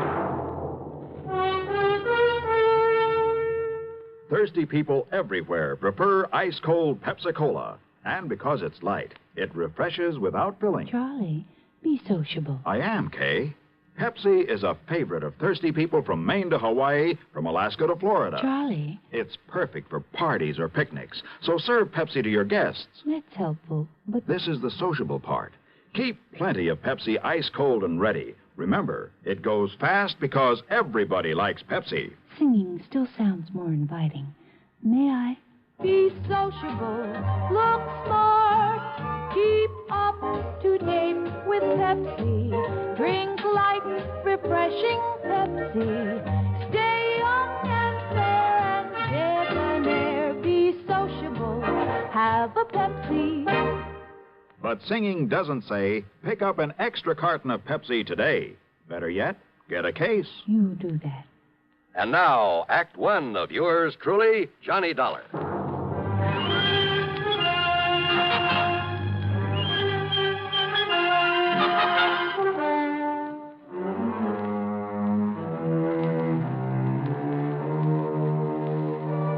Expense account submitted by Special Investigator Johnny Dollar to Surety Mutual Insurance Limited, Denver office. Following is an account of expenses incurred during my investigation of the Saturday night matter.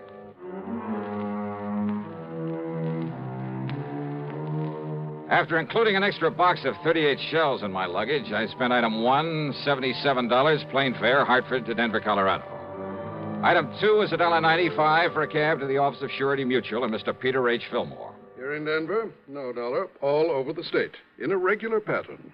A pattern that has finally, today, enabled me to realize there's a connection between these robberies. Well, you better tell me all about it, Mr. Fillmore. Well, in the first place, you must understand that insurance against loss of actual cash, well, not many companies issue it. Without limit, that is. So I understand. However, since virtually all of our accounts are the commercial type, you understand what I mean by that? Yeah, I think so. Instead of individual life and home policies, endowments, that sort of thing. Exactly. Manufacturing plants, merchandising organizations, that sort of thing. Including a great many stores, both large and small, including 50 or more grocery stores, supermarkets. I see. Dollar, it was my own idea to insure them against unlimited loss by robbery. And I must say it's increased our number of clients considerably. Yeah, I think so. But don't the premiums for that kind of protection have to come pretty high? Oh, very high. As a result, the company has shown a very nice profit over the past couple of years. But, of course, if these robberies continue... Yeah, you say there's been a definite pattern to them. Yes. To begin with, Dollar, every one of them has occurred on a Saturday night. When the markets are likely to have more cash on hand than usual, huh? Exactly. How many robberies have there been? So far, 8. Well, that's about time you were catching up with them. Exactly. So, on with the pattern. The robbers have forced their way in at gunpoint, just as the owner, alone, was about to lock up and leave. In each case, there have been 2 of them, wearing nylon stockings over their faces by way of disguise. One of them, tall and husky, the other one, short and thin.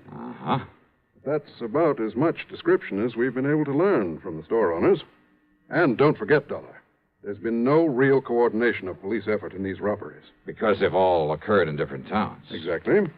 And that brings us to the important part of the pattern, which I only realized this morning. Whereupon I called you immediately. Well? The first was right here in Denver. The next in Pueblo, then Colorado Springs, Aurora, Lakewood, Englewood, Greeley. Last Saturday, a week ago tonight, the Casey Market over in Boulder was robbed. True to pattern. I'm afraid I don't quite see it. Denver, the largest city in the state.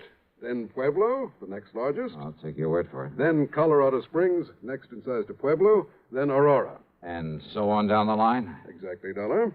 Exactly. And the last robbery was in Boulder? Just a week ago. So there may be another one tonight.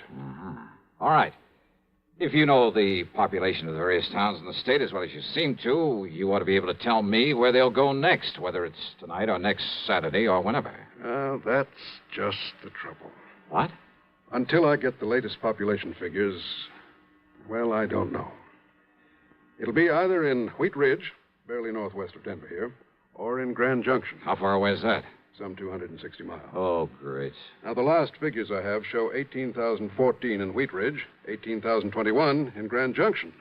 But that may have changed by now. And there's no way of checking? Not before tonight, when there may be another robbery. Yet somehow you must decide on one of those towns and be there to prevent it. I must decide? Of course. And I'm certain you realize how important your decision is. Oh, sure. Very well, then, Dollar. Which is it? Wheat Ridge or Grand Junction? Well, come on, man. There isn't much time. Well, let me see if I have a quarter in my pocket. Hmm? Yeah, here we are. I'm afraid I don't understand. Pretty important decision, huh? It certainly is. Okay, then. Heads, I go to Wheat Ridge. Huh? Tails, I go to Grand Junction. What? Can you think of a better way?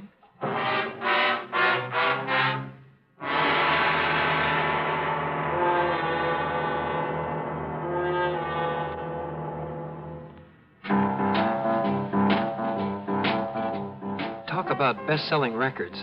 Here's a familiar tune about America's best-selling filter cigarette, Winston.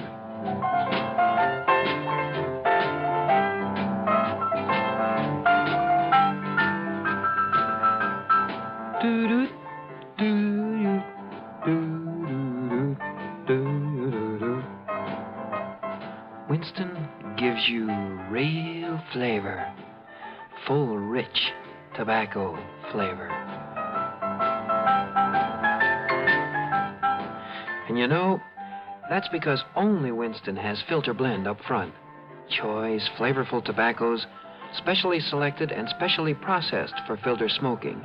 No wonder Winston tastes good, like a cigarette should. Smoke Winston. And now, Act Two of yours truly, Johnny Dollar, and the Saturday Night Matter.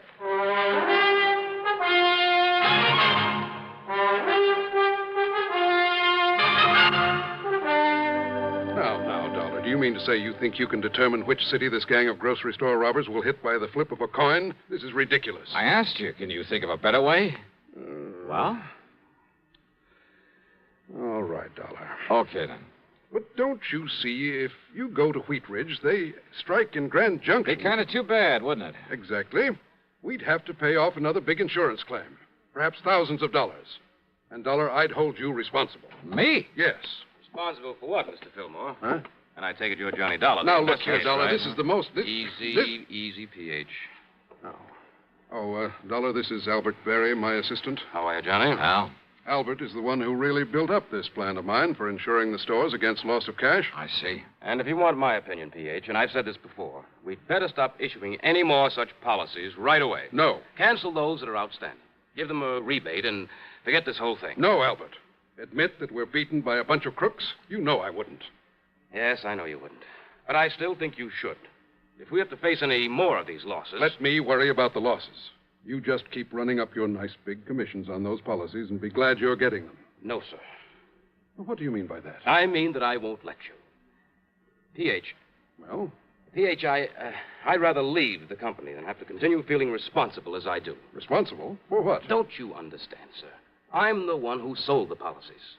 And if any more of these robberies occur... Oh, don't worry, my boy. They won't. Thanks to my perceptive mind, little ingenuity, my own deductions, Dollar here is going to put a stop to them. Well, I knew you were sending for Mr. Dollar, but how will he know where the gang plans to operate next? Well, of course he will. At least, well... Very easy, Al. Look here. What? Tails. Okay, that means that I'm about to head for, Yes? Where? Dollar, good heavens, Just man. keep your shirt on, Mr. Fillmore. What if these criminals... If they hit the other town on the list, they won't stand a chance of getting away with it there either. How can you be sure? Just leave it to me, huh? Dollar. Now, I'll see you later. I gotta get busy. The coin had come up tails. That meant I was to head for Grand Junction. Yeah, I know it's crazy, but that's the way it was. Since it was afternoon, I'd have to make good time to get there before dark. So, expense account item $350 deposit on a rental car. But first I drove to Wheat Ridge, to the police headquarters there. I talked with the Sergeant Keesley. Oh, sure. The supermarket's just a couple of blocks south of here. You must have passed it. Yeah, I did. Well, don't worry, Dollar. If they hit again tonight and that's their target, they won't stand a chance. We'll have that place so well covered. Good. Well, now, wait. What if they pick Grand Junction? You want me to phone the boys in the department over there? No, that won't be necessary. I'm heading on over there right now. Good. That's better than me trying to explain this complicated pattern you've stumbled on. Yeah. Now, your man there in Grand Junction is Lieutenant Dick Speidel. Okay. You tell him you've talked to me, and he'll do anything you want. Good. He's a nice, cooperative guy, and he knows his way around. First, we can't be sure they'll operate again tonight. Maybe they'll skip a week. We'll still be ready for them if they follow their pattern. So will the boys in Grand Junction. Okay. Thanks, Sergeant. I'll be in touch.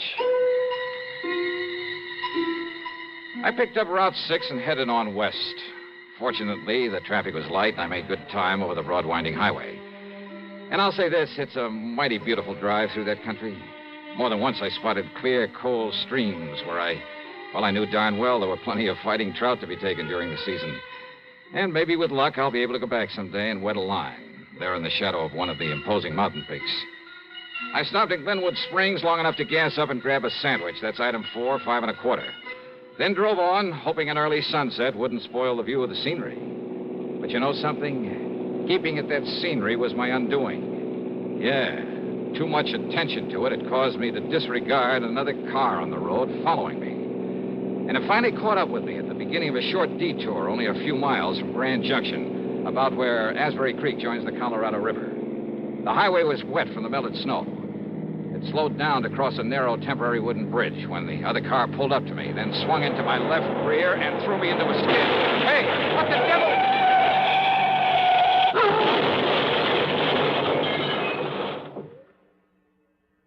Act 3 of yours truly, Johnny Dollar, in just a moment. Meet star Stuart Irwin. Nothing's worse for an actor than a nasty cold. To feel better quickly, I take wonderful 4-way cold tablets, the fast way to relieve cold distress. Right. Tests of all the leading cold tablets proved 4-way fastest acting. 4-way starts in minutes to relieve muscular pains, headache, reduce fever, calm upset stomach, also overcomes irregularity. Take my advice. For your next cold, take 4-way cold tablets. The fast way to relieve those cold miseries. 4-way, only 29 cents. And now here's a word about another fine product of Grove Laboratories. Had dandruff for years? Now get rid of it in 3 minutes with Fitch Dandruff Remover Shampoo. 3 minutes with Fitch regularly is guaranteed to keep unsightly dandruff away forever. Apply Fitch before wetting hair. Rub in 1 minute. Add water, lather 1 minute. Then rinse 1 minute. Every trace of dandruff goes down the drain. 3 minutes with Fitch, embarrassing dandruff's gone. Fitch can also leave hair up to 35% brighter. Get Fitch Dandruff Remover Shampoo today. And now, Act 3 of yours truly, Johnny Dollar. Things were a little vague after my car got pushed off the road on the way into Grand Junction. I remember lying there in the wreckage, cold, terribly cold, but unable to move. Then the state highway patrolman who came along pulled me out from under the steering post, and I remember passing out again when the warmth inside their car hit me. I remember being wheeled along on a stretcher through a long corridor, the smell of antiseptics, then the sight of a hand with a hypo in it poised above my left arm. Nothing but shock, I'm certain of it. This will help him to sleep, and in a few hours he should After be that, a soft, warm, comforting darkness. Oblivion. Then, when I finally came to and there was sunlight streaming in through the hospital window... Just take it easy, Dollar. What? Take it easy and get some rest, and you'll be all okay. I'm Lieutenant Dick Spidle. Oh. Lieutenant. Sergeant Keesley over at Wheat Ridge called about you. Yeah, well, Just look, wanted to make sure everything was all right over here. You're in Grand Junction, you know. Did they nab the gang behind the market robbery last night, was it? No trouble at all over there. Nothing happened. But I sure wish you hadn't skidded off the road Skidded? before you could get Listen, to me. there was another car. It came up behind me. Yeah, I know. So far, we haven't been able to get a lead on it. What if they didn't hit the market over there? Yeah, Dollar. It was the Bluebird supermarket right down the street from here. Over $3,000. Yeah? Well? A set of tire marks, same as from the car that ran you off the road. But that's all. Oh. Except for one thing. What's that? What? Now, look, you're in no shape to worry about this thing now. You said except for one Doc says thing. You need a lot of rest. What is it? But when you're up and around What again... is it, Lieutenant? Well, when Barnaby Schultes came out here from the west and opened that market... Yeah? Well, always when somebody comes here with a lot of money, I run a check on him. And? Schultes has a record of stock manipulations of phony bankruptcies across the country as long as your arm. Sure. So when his market gets robbed after he's made sure of collecting a lot of insurance for it... Worth thinking about, isn't it? Oh, you bet your sweet So life. you lie here quietly and think about it, Dollar. Oh, wait a minute, and Lieutenant. in case you're thinking about getting out of here and doing something about it before Now, you're okay again... listen, will you? Well, it just happens I have a man outside the door to see that you don't. Not until the doc says you can. Lieutenant! You take care of yourself.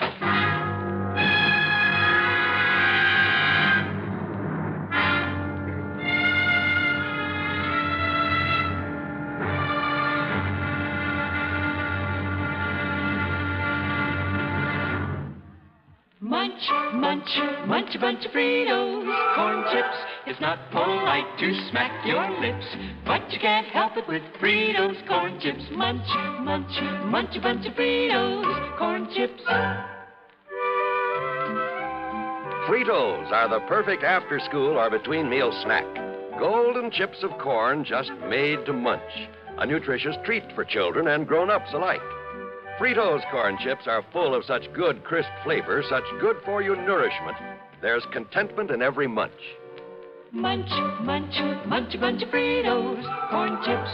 Whenever you want good munching, get Fritos corn chips. Whenever you want to add zip to a lunchbox, to salad, soup, or sandwiches, serve Fritos corn chips. They're America's favorite. Golden chips of corn just made to munch. F-R-I-T-O-S, Fritos corn chips. Munch, munch, munch a bunch of Fritos, corn chips. Now, Act 4 of yours truly, Johnny Dollar.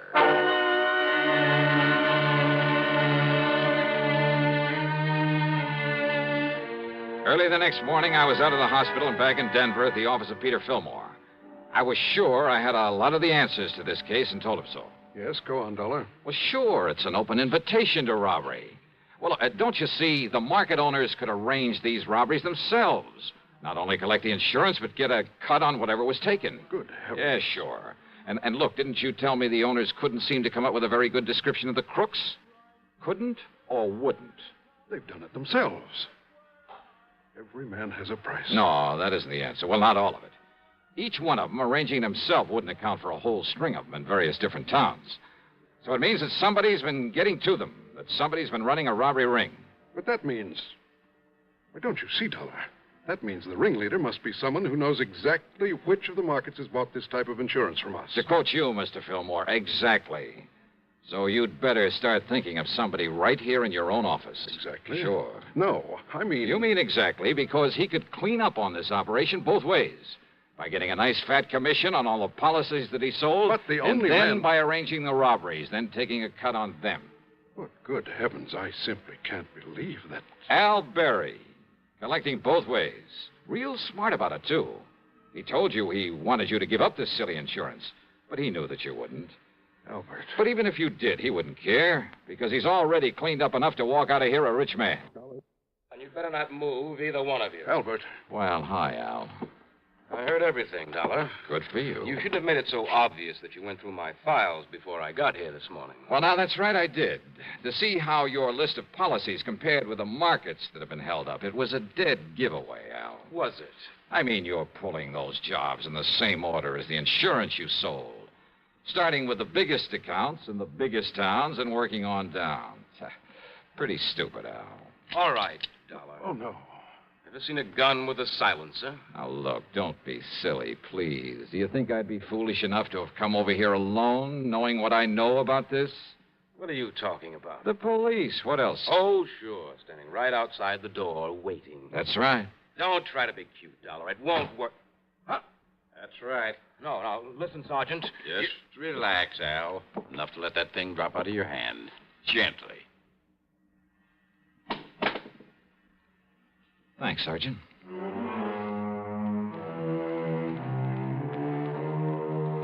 Sure. In the hope it might make things easier for him, Al produced the punks who'd been working with him, who'd actually pulled the jobs. And then he came up with most of the dough from the robberies. But you know something? I doubt if it'll do him any good, nor the store owners who'd played along with him. Expense account total, including hospital bill on the ride back to Hartford, $30101. And I'll leave the car that was wrecked to you. Yours truly, Johnny Dollar.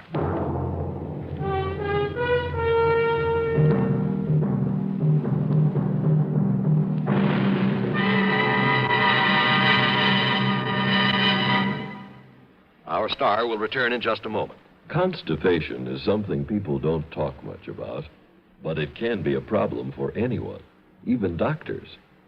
And when constipation occurs, it's interesting to see just what doctors consider important about a laxative they might use or recommend. Now, a majority of the doctors we heard from had this to say. A laxative should be effective, gentle, close to natural acting. A medicine that can be used with complete confidence. Well, pleasant-tasting chocolated X-Lax is effective. Overnight, it helps you toward your normal regularity. X-Lax is so gentle, so close to natural acting, there's no upset. That's why many doctors and millions of people use X-Lax with complete confidence. X-Lax, the laxative that helps you toward your normal regularity gently, overnight. Now, here is our star to tell you about next week's program. Next week, down to Sarasota, Florida, to a case of the almost perfect crime. Join us, won't you? Yours truly, Johnny Dollar.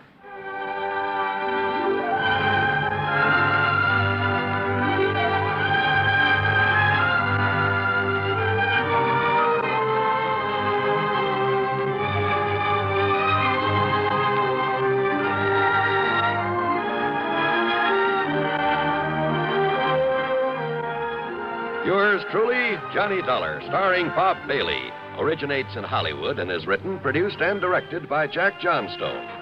Heard in our cast were Bartlett Robinson, James McCallion, Forrest Lewis, and Russell Thorson. Be sure to join us next week, same time and station, for another exciting story of yours truly, Johnny Dollar.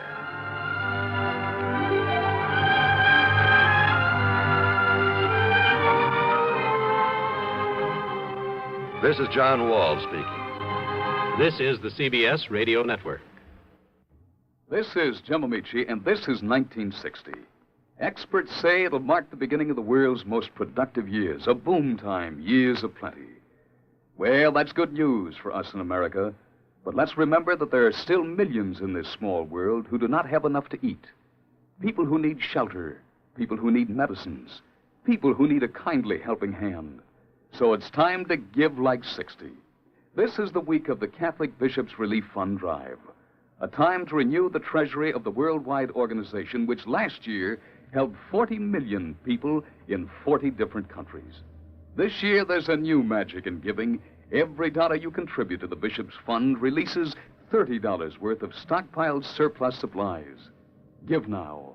Help the hungry and homeless overseas. Give through your local Catholic church or Bishops' Relief Fund, Empire State Building, New York. It's a small world. Let's make it a better one. Radio 59, Albany, New York. WROW, the Tri-Cities #1 station for news.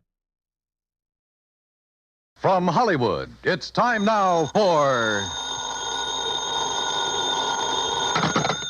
Johnny Dollar. Paul Kendrick, Johnny, over at Eastern Allied Casualty, remember? Oh, sure, Paul. How are you? Seen any good fights lately? Prize fights, that is? Yeah, the championship bout at the stadium over in Mulville last week. Were you there? No, I had to miss it. But it didn't miss me. Huh? The minute Georgie hit the canvas in that fourth round, it cost me $50. Johnny, do you remember Al Coronado? Are you kidding? I've watched that boy come up from the Golden Gloves. Well, he fought in one of the preliminary bouts. I know. I lost on him, too. $20. Come on over, will you? And I'll tell you why the company may lose $50,000 on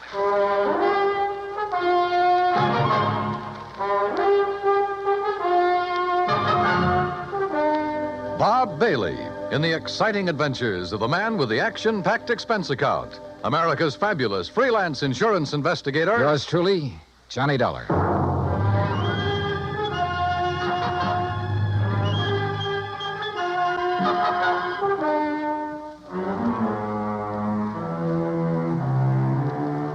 Expense account submitted by Special Investigator Johnny Dollar to Eastern Allied Casualty Insurance Company, 422 Spidal Building, Hartford, Connecticut.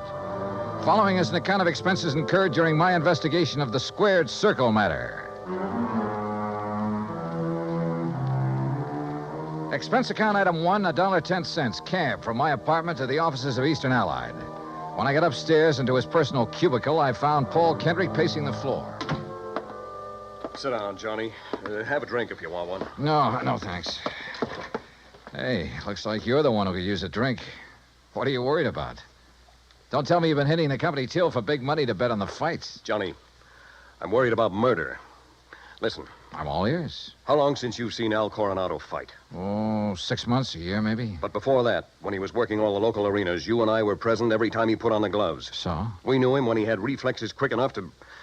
Well, do you remember how he'd show off by picking a fly or mosquito out of the air, grabbing it between his fingers without even hurting it? Yeah, sure.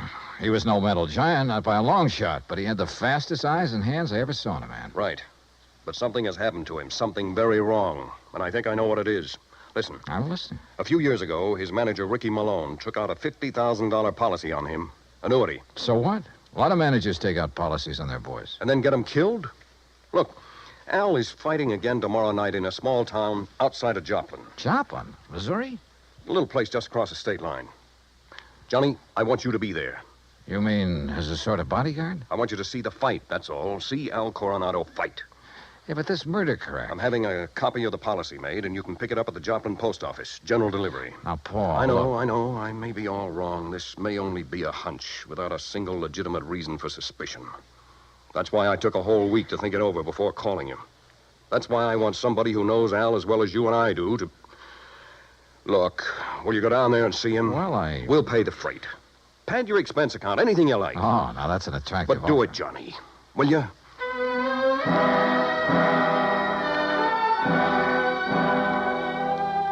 Item 2, another $1.10 back to my apartment to pack. Item 3, $124 even. Plane fare and incidentals to Joplin. By your leave, Paul, the incidentals included a new sports shirt, loud enough to startle the whole state of Arizona, an extra pack of razor blades, and a new toothbrush. Also, item 4, $3, flowers for the stewardess, who managed to find me an extra bottle of champagne. I arrived at Joplin shortly before noon, and after checking into a hotel, found that by some miracle, a copy of Al's policy was waiting for me at the post office. A quick glance at it brings up item 5, $4.25 phone call. What do you mean, holding out on you? I thought you said Ricky Malone took out the policy. He did, and pays all the premiums. But the beneficiary named is Frankie Fortina. Now, who's he? I don't know yet. Well, his address is in New York City. You better look him up, will you? I've been trying to. But the last time Fortina was at the address on the policy, it was a racetrack bookie joint. Oh, so that's why you're worried. That's one reason. Well, if you learn anything about him, let me know, will you? I'm staying at the Beverly Arms. Okay, Johnny. Johnny. Yeah? Call me again, will you? After the fight tonight. Sure.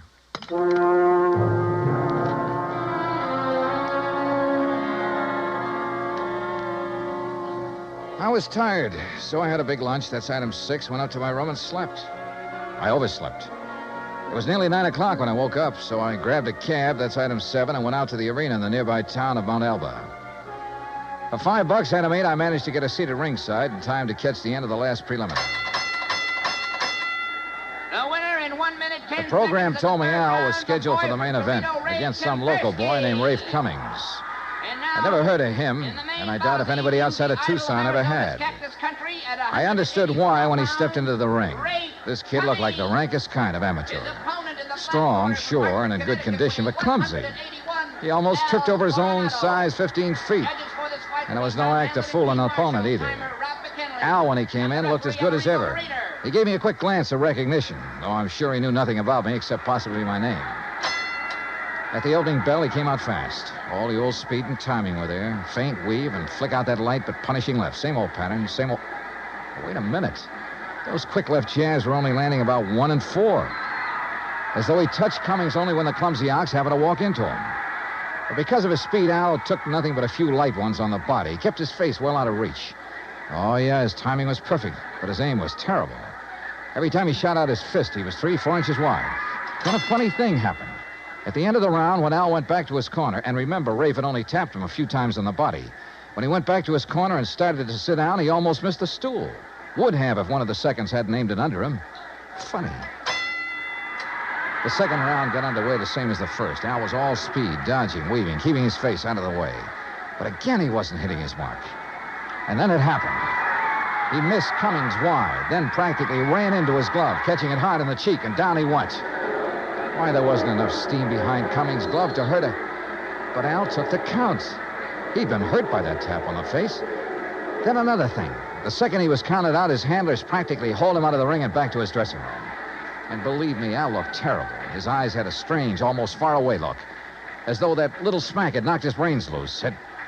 My seat was on the far side of the ring, but I elbowed my way through the crowd and back to the row of dressing rooms in a hallway built onto one end of the building.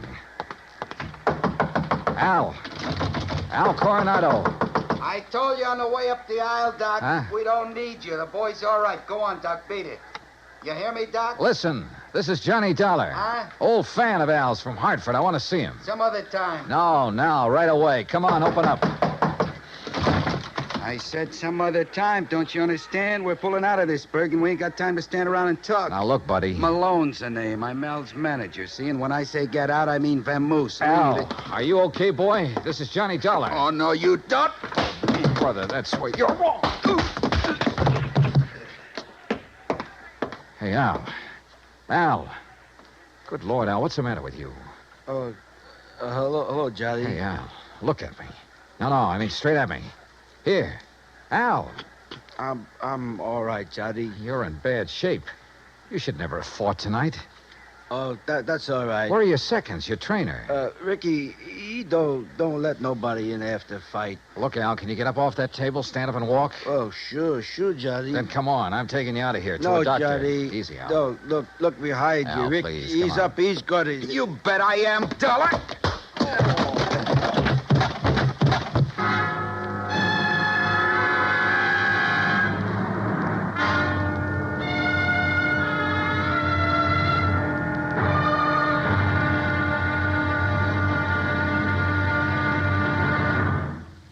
Act Two of yours truly, Johnny Dollar, in just a moment. Each Monday through Friday evening, most of these same stations bring you the Amos and Andy Music Hall. Variety entertainment at its best. For top songs, informal visits with top stars, and for a never-ending supply of fun. Turn your home into the Amos and Andy Music Hall 5 nights a week. Now, Act Two of yours truly, Johnny Dollar, and the Squared Circle Matter.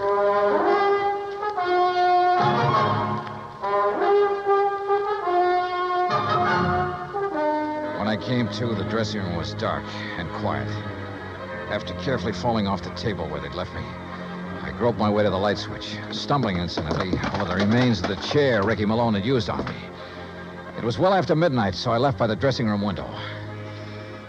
The second I reached my hotel room, I put through a long-distance call, hoping Paul Kendrick would be in bed. He was. Yeah. Hello? Johnny Dollar. And, Paul, you're right. It'll be murder unless I can stop it. Hmm? Hey, you awake? Oh, you mean Al Coronado. What's happened, Johnny? Plenty. And listen, that boy is more than punch-drunk. He's had a brain injury of some kind. I'll bet on it. That's what I was afraid of. The tap on the face that knocked him out tonight wasn't enough to hurt a kitten. But a good solid blow would probably kill him. That's why he kept protecting his face. But Ricky Malone is making him keep on? Who else? I just met the gentleman, by the way. Well, what'd he say? Did you question him? Before I could, he cracked me over the head with a chair. Where is he now? Oh, I don't know. What are you going to do? See if the police can track them down. Malone said something about leaving town right away. We'll keep after him. Did you read that policy carefully? You kidding? I haven't had time. It's an annuity. That much I saw. Beginning in 3 or 4 years, it'll pay Al a nice little income for the rest of his life, if he survives. But the beneficiary named. Yes, Frankie Fortina, who gets the full face value of the policy if Al dies. Johnny. Yeah? I got a rundown on Fortina. You said he was a bookie at one time. That was the least of his crimes. He has a record as long as your arm. As I see it, he owns Al Coronado. Then you're probably thinking what I am. But Al hasn't been doing so well lately. He's taken a big drop in class. Isn't making the purses he used to. You know that? Yes. The ANBA keeps a complete record. So with this injury to his brain, the only way Fortina can clean up on him is by seeing him dead. That's right. Well, what about medical examinations before these fights? Ricky Malone could bribe his own mother, especially in some of the towns where Al has been fighting lately. That's possible, of course. Also, what you and I believe is wrong with Al is one of the hardest things in the world to detect. Yeah, I must admit he looked great when he entered the ring. Okay, Paul, one thing's in our favor. Neither Al nor Ricky Malone knows who I am, outside of being a fight fan. Just so Fortina doesn't learn different. Where is Fortina, by the way? I don't know. So, Johnny, whatever you do, be careful.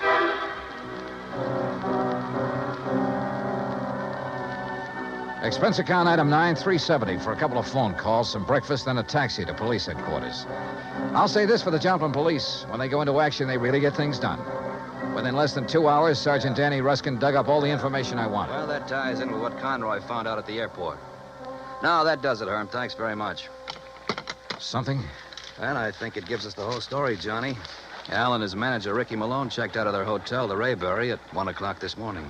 Just the two of them? Right. There was no third party by the name of Fortina or anything else, just the two of them. They caught the 140 plane for Oklahoma City. Oh? And there they bought tickets routing them to Monterey, Mexico. Mexico? How soon can I get a plane? You going down there, huh? I told you, I gotta save that guy's life. All right, look, in Monterey, look up Sergeant Romelia Garcia, Main Homicide Division. You mention my name, he'll give you anything you want. Good. Now, what about that plane?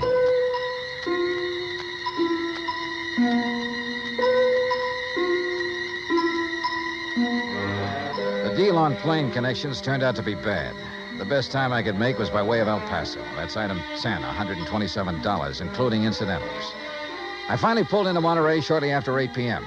I parked my bag at the airport, taxied into town, item 11, and went straight to main headquarters of the Policia. Sergeant Romelio Garcia was off duty. Had gone to the fights. Item 12, $4 American for a fast taxi ride to the Plaza del Fisticuffs, or whatever they call it. There, for item 13, $5, I had the sergeant paged over the PA system. After 2 or 3 minutes, a short, stocky, important-looking figure in police uniform strode up to the door. Senor Johnny Dollar? Yeah, that's right, Sergeant. How are you? You Americanos. Now, what is so important I must leave the excellent fights to talk with you, huh? The possible murder of an American fighter right here in your own ring. So what is that to be excited about? Something that happens all the time. It's because the Mexican fighter is more better than the Americano fighter. So if that is all it is bothering Incidentally, you... Sergeant Danny Ruskin of the Joplin Police. Sergeant Danny. Why do you not say so at the beginning? Well, you didn't give me much of a chance. How is it, my good friend, Sergeant Danny? Pues it's too long I have seen him. Yeah, well, look. Excellent man, Sergeant Danny. When I have trouble with one of our Mexican nationals who escape across the border and go all the way to Missouri, Joplin, it's Sergeant Danny who... But you have a problem, huh? Yeah. A fighter named Al Coronado. Coronado. Oh, but of course, tomorrow night he is fighting here, and he will lose. Why do you say that? Come, look. Here on the, what you call, a billboard, a picture of the man he is to fight. So, El Toro Negro. That sounds more like the name of a bull than a... Holy... See, big man, is he not? Is this picture real? 240 pounds, senor. But Al Coronado only weighs in at 181. See, El Toro, big man. And Senor Dollar, he is a killer, our best. 3 men he is knocked out of the ring. But nobody hurts him, so no wonder you worried. Sergeant, unless you and I can stop it, that won't be a fight tomorrow night. It'll be a premeditated, cold-blooded killing. Oh? How so?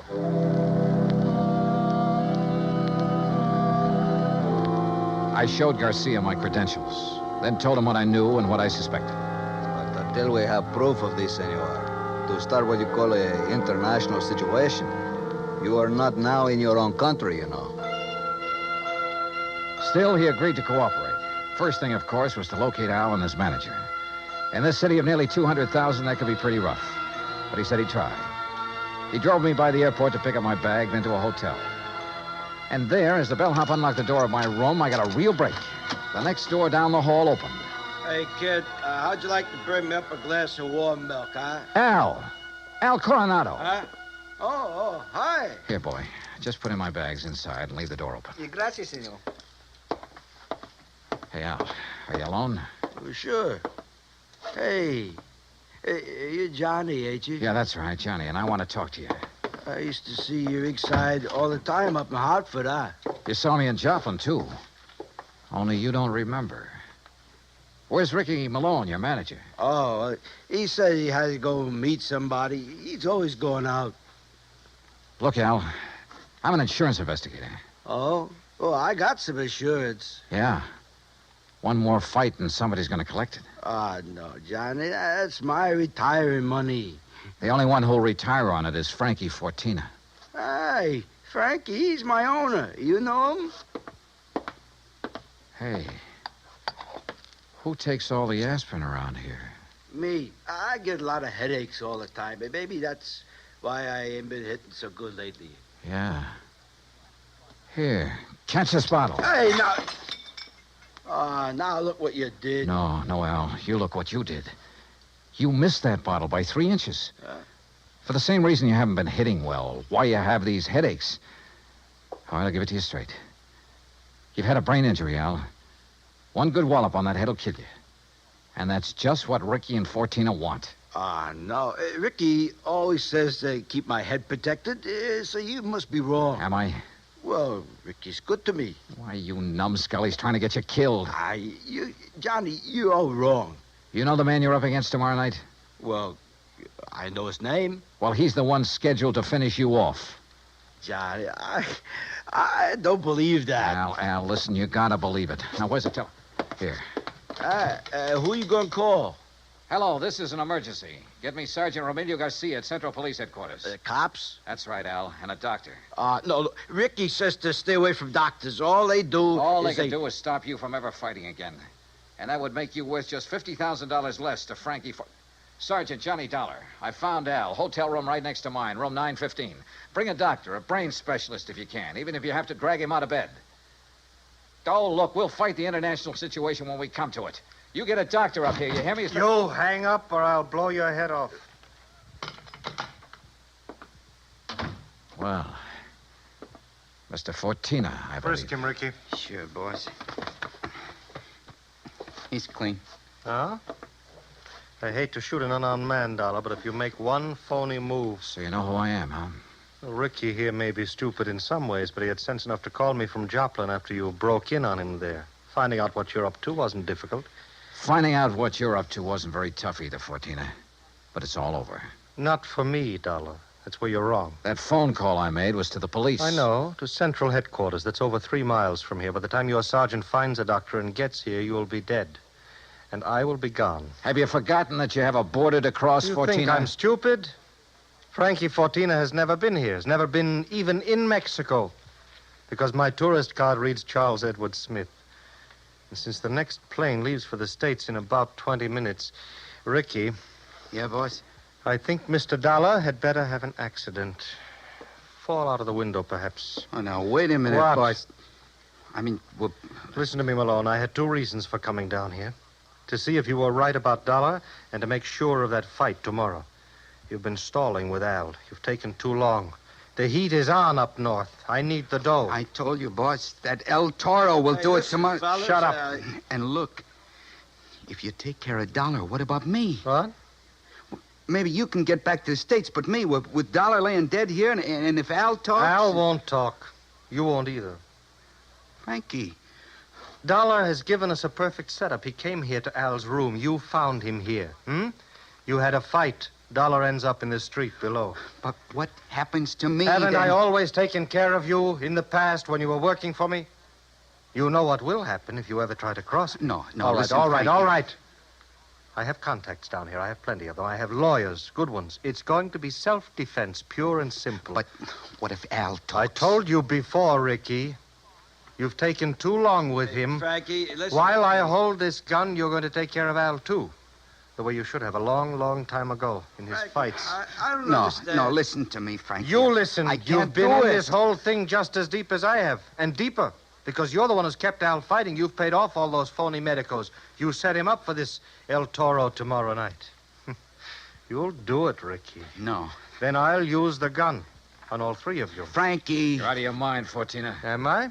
It'll still look like a fight between you and Ricky. Boss. Al just happened to get hit accidentally by the gun that will be found beside your body. Boss. Boss, I'll do it. You bet you will. I'll do anything you say if you'll just help me get out of it. Okay.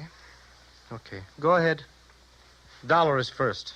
And, brother, if you think it's going to be It's easy... either the window or this gun, Dollar. So far as you're concerned, I don't care which. Go on, Ricky. Okay, Just remember, boss. your own life depends on it. You bet I... Play dirty, will you? The window, Ricky. The window, I said. Remember, it's your own life, Ricky.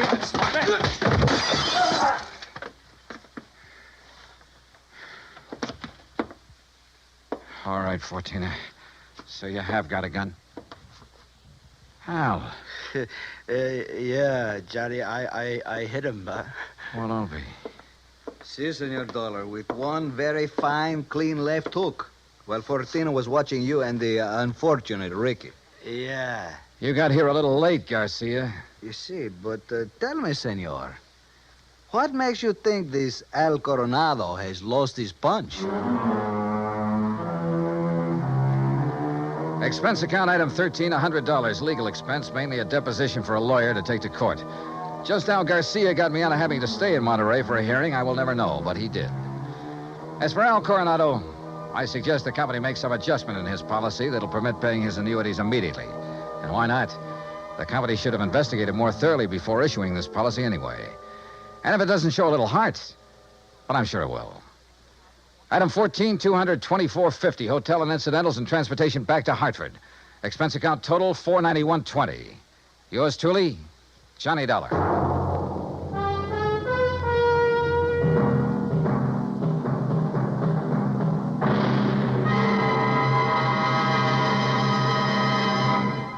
Now, here is our star to tell you about next week's story. Next week, a fast trip to the West Coast to an impossible case involving an impossible man. Join us, won't you? Yours truly, Johnny Dollar. Yours truly, Johnny Dollar, starring Bob Bailey, originates in Hollywood. It is produced and directed by Jack Johnstone, who also wrote tonight's story. Heard in our cast were Harry Bartell, Herb Ellis, Victor Perrin, Jack Crucian, Les Tremaine, and Lawrence Dobkin. Musical supervision is by Amerigo Marino. Be sure to join us next week, same time and station, for another exciting story of yours truly, Johnny Dollar. Stay tuned for 5 minutes of CBS News, to be followed over most of these same stations by the FBI in Peace and War. Dan Cubberly speaking.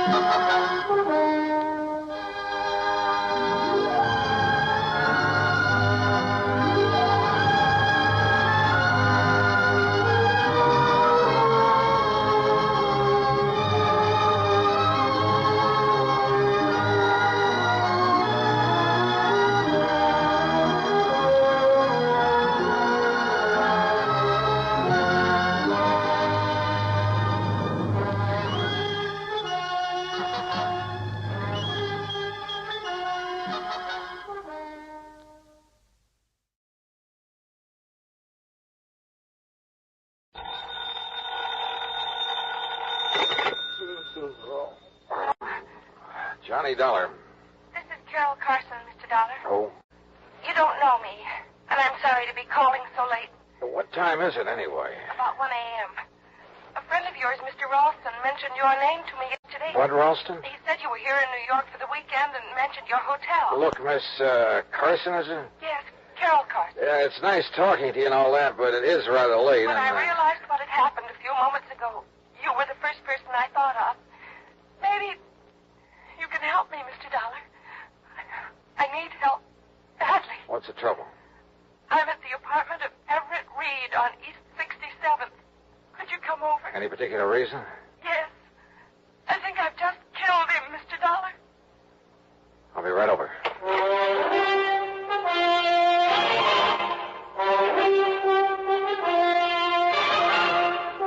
Bob Bailey in the exciting adventures of the man with the action-packed expense account. America's fabulous freelance insurance investigator. Yours truly,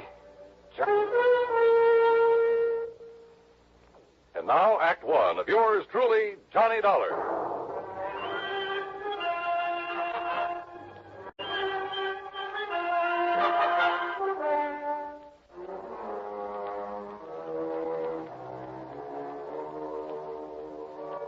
Expense account submitted by Special Investigator Johnny Dollar to the Universal Adjustment Bureau, Home Office, Hartford, Connecticut. Following is an account of expenses incurred during my investigation of the Deadly Doubt matter.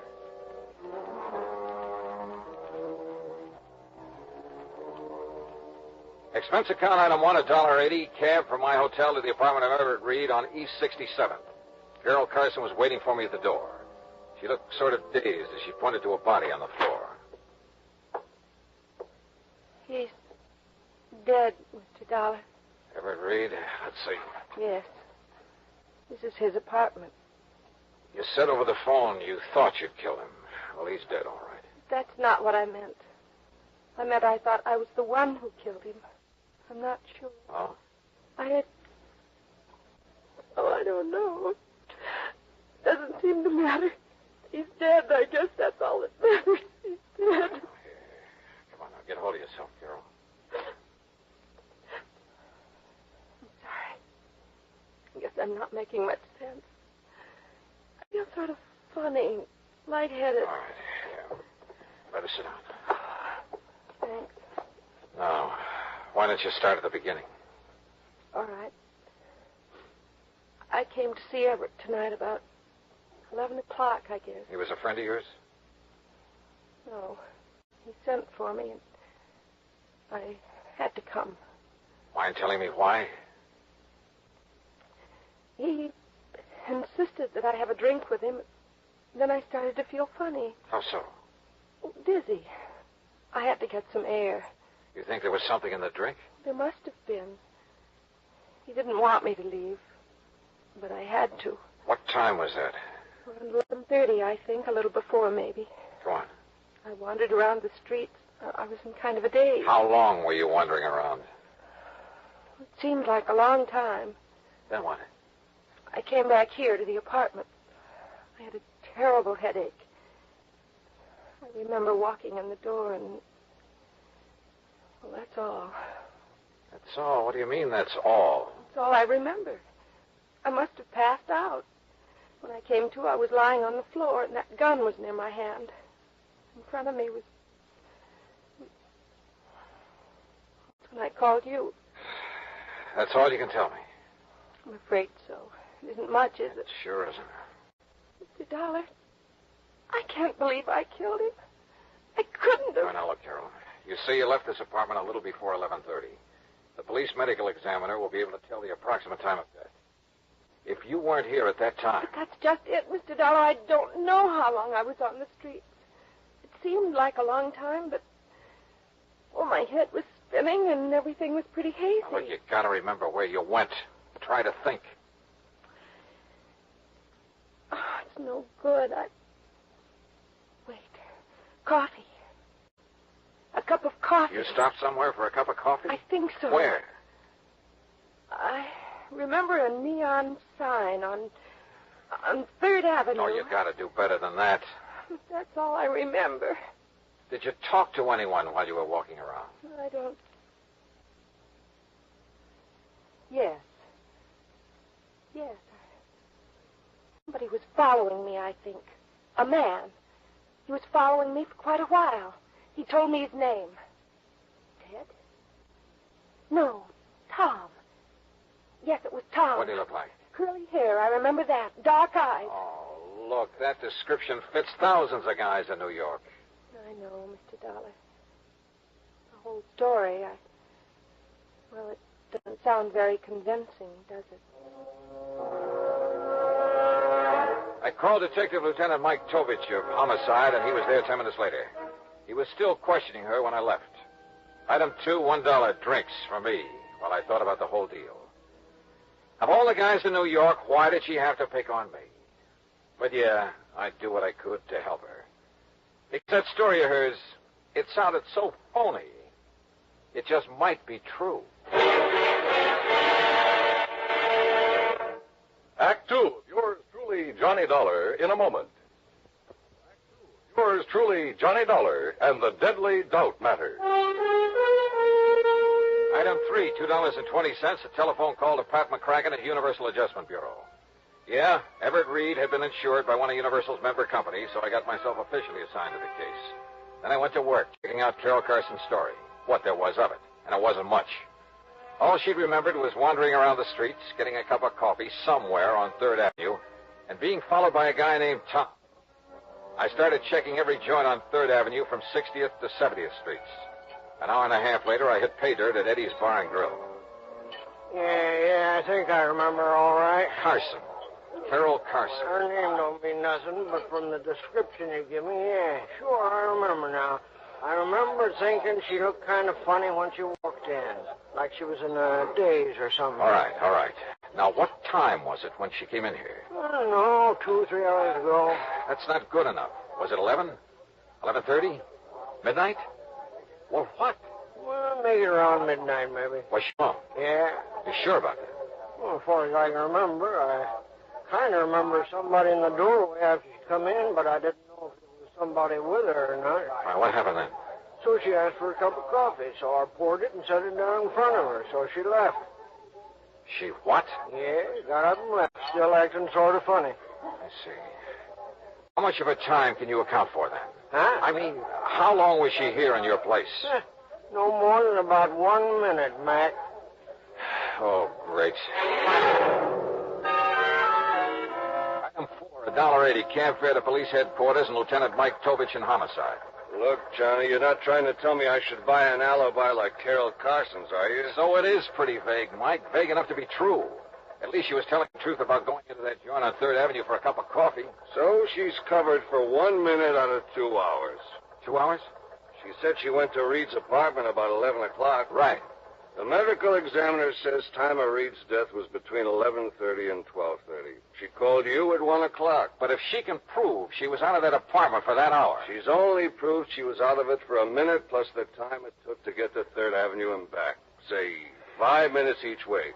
That'd still give her plenty of time to kill him. But if we could find this guy named Tom she says that was following her around, maybe he could prove she was out of the apartment during the time of the murder. Oh, sure. That was a real helpful description she gave us. Curly hair and dark eyes. Yeah. Look, Johnny, so you're taking a liking to her. That's too bad, but don't let it make a fool out of you. Mike, did Carol tell you why she went to Reed's apartment?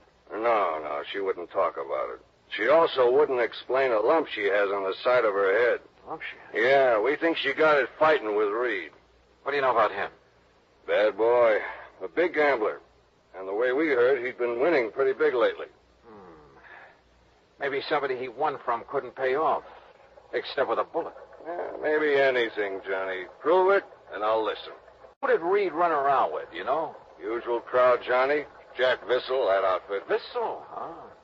Now, if Reed won a lot of money from him... Like I say, Johnny, anything you can prove. Yeah. Come in. Demetovich? That's right. I'm Larry Bowman. I want to know what's going on with Carol Carson. Oh? What's it to you, Mr. Bowman? She's my fiancée, and you've got her locked up. That's right. Suspicion of murder. Oh, that's ridiculous. She didn't kill anybody, and you know it. Look, Mr. Bowman, if I knew it, she wouldn't be locked up, would she? Now, maybe you can tell us why she went to this Everett Reed's apartment last night. I don't know why she went, and I don't propose to ask her either. I trust the lieutenant, and if she went to see him, she had good reason. But Carol's not the kind who could kill anybody. You must have realized that just talking to her. The main thing that I realize is that my personal opinion is beside the point, Bowman. Look, the thing we need to know is if Carol was away from Reed's apartment for almost an hour and a half, like she seems to think she was, walking around the streets. Why didn't you say that sooner? I can prove she was. How? I was with her. Oh? Funny, she didn't mention it. She was probably confused. You sure you're not the one who was confused? Now, look, I tell you, I was with her. Okay. Where were you? On the street. What street? Well, I don't remember. 68th Street, I think. That's not the street Carol says she was on. As I say, she was probably confused. Where'd you go? To a bar. What'd you have to drink? Oh, Carol, too? Well, sure, why not? Oh, you're fighting a losing battle, Bowen. Carol says she had a cup of coffee on 3rd Avenue and that a guy named Tom was following her. Now, listen, You told us enough, Bowman. I can't blame you too much for trying, I guess, but it won't work. You weren't with Carol, and you know it. I know she didn't kill him. You mean you hope she didn't? When it comes to knowing, right now, every bit of evidence we got says she did. And we've got nothing that says she didn't.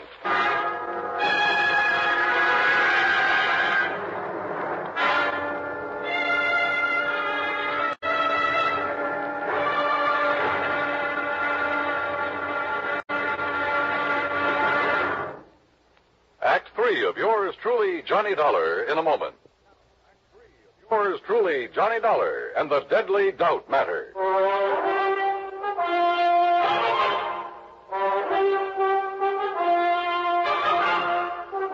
Item 5, 30 cents, coffee for Larry Bowman and me at a little joint around the corner. Lieutenant Tovich can talk about evidence until he's blue in the face, Dollar.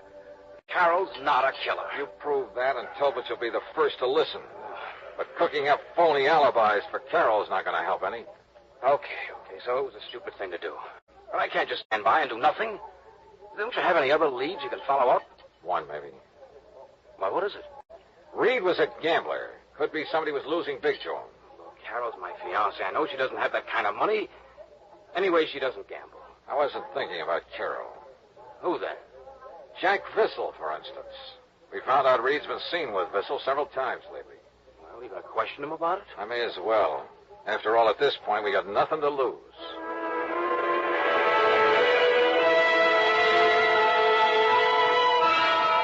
You're barking up a wrong tree, Dollar.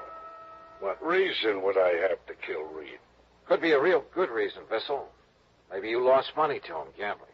Some nights you win, some nights you lose. So maybe you lost more nights than you won. So maybe you owe Reed some money. Oh? That could be the motive. Look, Dollar, why don't you take your crazy theory someplace else? Yeah, I owed Reed money. I owed him all of 2 bits.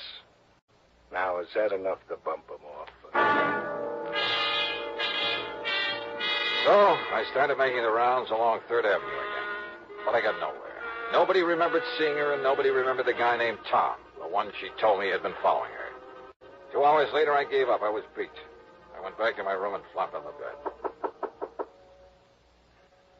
Yeah? Okay.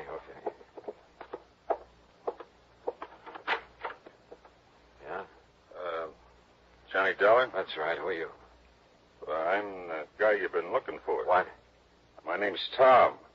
That ring a bell? It sure does. Are you the one who was walking around the streets with Carol Carson? That's right. I'm her alibi. So I bust my neck trying to find you, and it ends up with you finding me. Well, I read in the papers it looked bad for Carol unless they found the guy who was with her. You didn't show up any too soon, believe me, brother. How long were you with her? Oh, I figure at least an hour. I kept following her, and once in a while she'd stop and talk, but she seemed kind of dazed. Apparently Reed put something in her drink. Anyway, I finally gave up. I figured if it was that tough to get acquainted, what's the use? But you're willing to swear you were with her for an hour? Why, at least. From around 11:30 to after 12:30.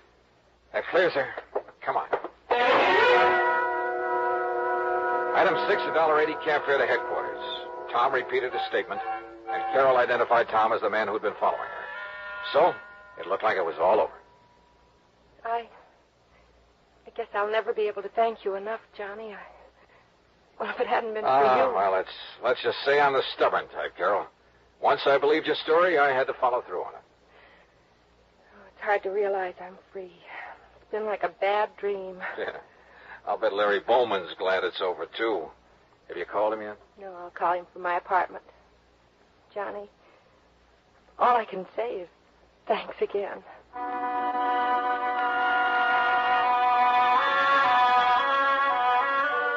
Carol took a cab to her apartment. I started back into the building, and then, out of the corner of my eye, I spotted another cab pulling away from the curb, following Carol's. And it was Tom. I figured I'd better join that procession. I tagged along to Carol's apartment. Inside, I could hear voices. The door was unlocked. Carol was in the process of handing over some money to Tom. Johnny! Yeah. Looks like I got here just in time to witness the payoff. So you bought yourself an alibi, Carol. No. Now, look, Dollar. You better stay out of it. Carol, I gotta hand it to you. You really had me fooled. Well, you don't understand, Johnny. Don't be a sucker, Dollar. Cut yourself in on the pie. I'm willing to have a partner. What are you talking about? Well, last night when I followed Carol back to Reed's apartment, just as I was leaving, I spotted somebody coming down the fire escape. I followed him, found who he was and where he lived. Then when the story came out in the papers, I realized I knew who the killer was. So I figured I could make some dough out of it. But not as long as Carol was in jail. Johnny, just now when he wanted money to keep him from telling the police, I didn't know what to do. I thought if I gave him what I had, it would keep him satisfied until I could figure... Larry, no! No! I spun around, but it was too late. Oh! Kicked the open door. It struck Larry's arm, deflected his shot. Before he could shoot again, I nailed him. Oh.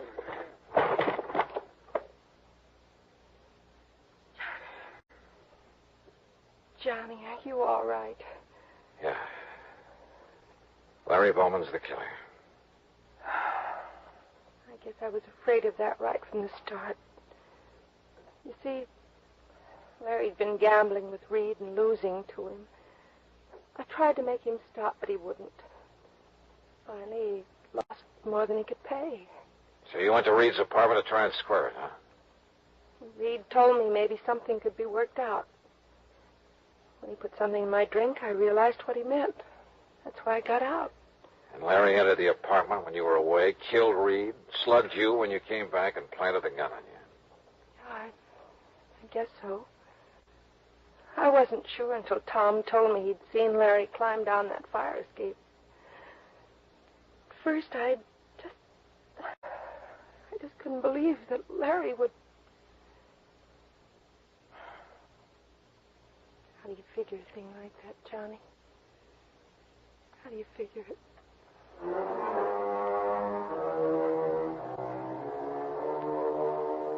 I didn't try to answer that one because I didn't have an answer. It just isn't any. Item 8, $13.40, incidentals and transportation back to Hartford. Expense account total, $41 even. Yeah, Larry Bowman's gambling was a big, fat mistake. First with Everett Reed, then in trying to frame Carroll. I guess that's the trouble with gambling.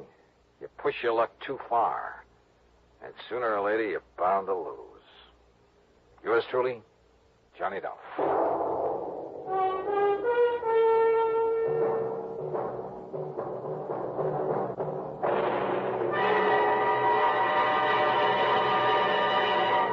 Our star will return in just a moment. Now, here is our star to tell you about next week's story. Next week, a doting dowager who sets me out on the wildest case I ever handled. Join us, won't you? Yours truly, Johnny Dollar.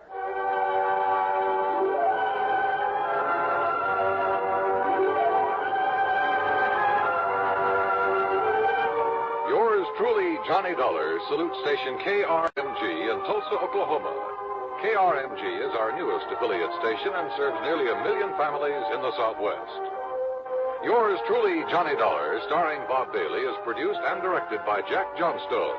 Today's story was written by Robert Stanley. Heard in the cast were Virginia Gregg, Julius Matthews, Paul Duboff, James McCallion, Alan Reed, and Frank Gerstle. Join us next week for another exciting story of yours truly, Johnny Dollar. This is Dan Coverly speaking.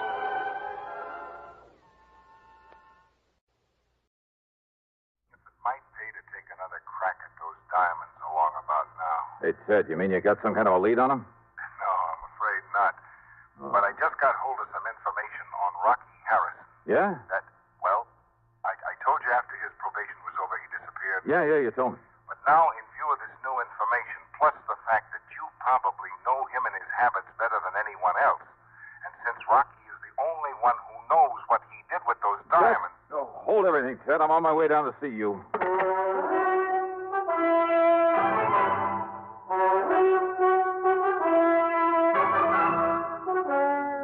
CBS Radio brings you Bob Bailey in the exciting adventures of the man with the action-packed expense account, America's fabulous freelance insurance investigator. Yours truly, Johnny Dollar.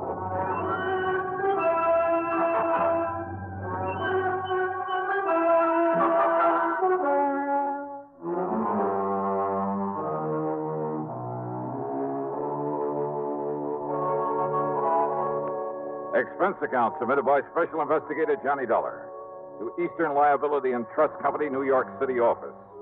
Following is an account of expenses incurred during my investigation of the man who waits matter. Sure, I and I alone could take the credit for Rocky Harrison's trip to Sing Sing over 7 years ago.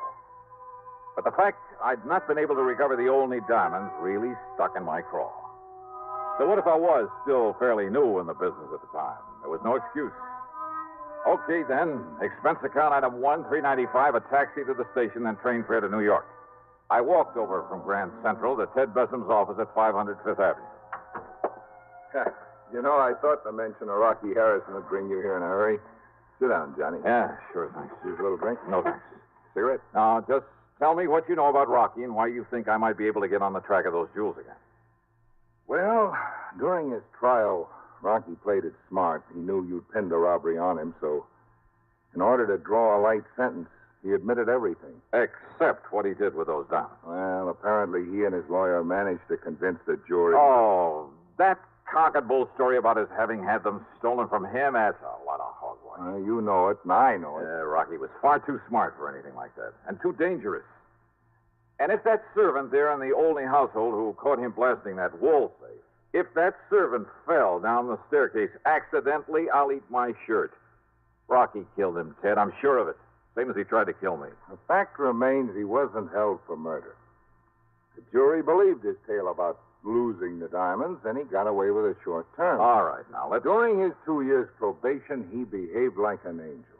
Got himself a job, worked hard, lived modestly, saved his money, and he was a big disappointment to the police, who hoped he might lead them to the stone. But, of course, he didn't. Right.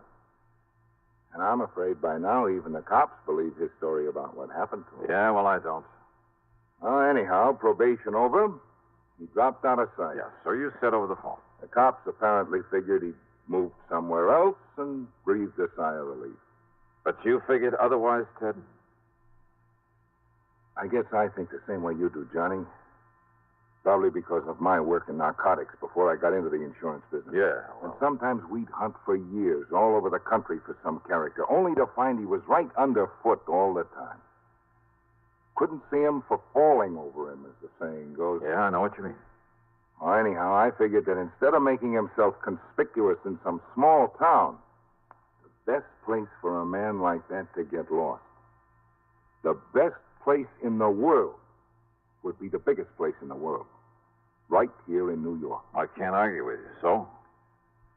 So when I got wind that Rocky disappeared, well, you know as well as I do, Johnny, that most of these cases aren't solved by any Sherlock Holmes kind of scientific deduction. No, hardly. No, sir, they're solved on information. One good stool pigeon is worth all the clues in the world, right? Well... So when I found out he disappeared, I got in touch with one of my paid informants from the old days. An old character by the name of Soder. Soder. Don't think I ever heard of him. You know, Whiskey Soder, they call him. I told him I'd pay him well if he'd locate Rocky Harrison for me. You've heard from Soder? He called me this morning. Told me that he's seen Rocky here in town, just as I thought he would. Where? Well, he wouldn't say over the phone, so I told him I'd send you down to see him. Here, Johnny, I'll scribble his address down for you. Yeah, do that. Cheap rooming house down near the Brooklyn Bridge. There you are. Good. Okay, Tom, I'll go see him. Just a minute, Johnny. Yeah? Soder made one thing clear. I don't know just how or why. I guess the why is obvious enough. Yeah? But apparently, Rocky has somehow changed his appearance so much that even his own mother wouldn't know him. But Soder recognized him. Yeah.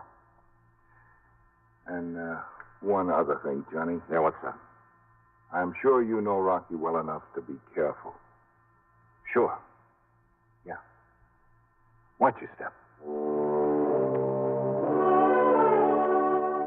All right, so what if there was a little risk involved? Here was my chance to make up for having done only half a job some 7 years ago. Also, I figured I knew enough about Rocky to be well prepared for almost anything he might try. The main thing was to find out what he'd done with the Olney diamonds, and of course, get my hands on them. Expense account item 2, $1.70 for a cab to Whiskey Soda's address. It was the kind of place I'm sure the City Planning Commission will be glad to tear down.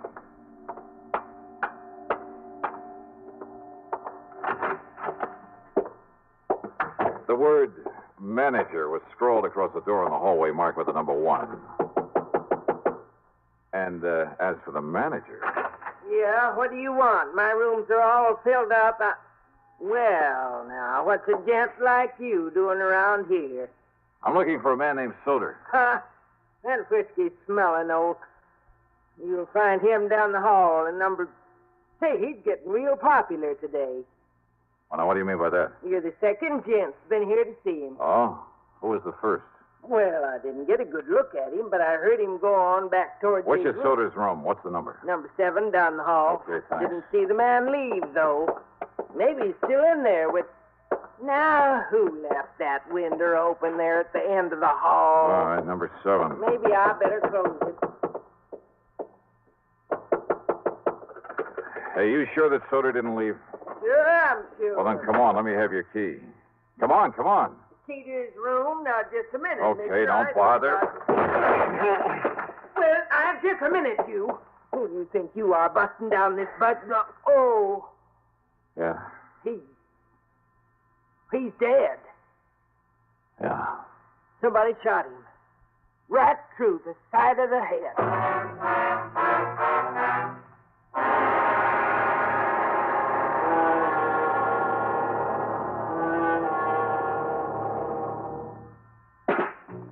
Smoking more now, but enjoying it less. Have a real cigarette. Have a Camel. So good. Have a Camel cigarette. So rich. Have a real cigarette. Have a Camel. So mild. Have a Camel cigarette. And here's the reason why. Best tobacco makes the best smoke. Have a Camel cigarette. You can say that again. Best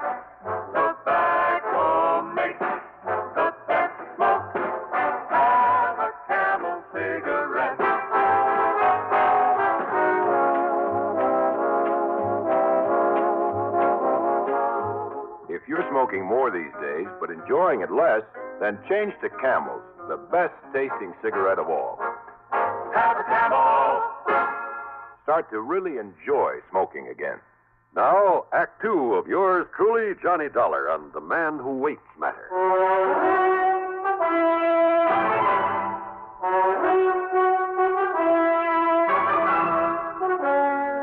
Right through the side of his head, right in front of his left ear. That's right. But I didn't hear any shot.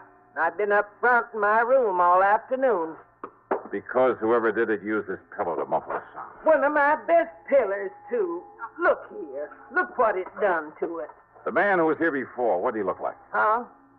Well, I only looked out of my room in time to see him coming in here. I didn't get a look at his face. You said he was a gentleman, a gent. Yeah, but I didn't really. I think he had gray hair. What about his height and build? Well, I don't know. I was up front. Now, how old was he? Look, I told you, mister. I don't know. Okay, here. There's a 5-spot for your trouble. And for calling the police. Sergeant Randy Singer at the 18th. Police? And my name is Johnny Dollar. Dollar? That's right. The one that's on the radio? You call the police. Tell them I'll contact them later.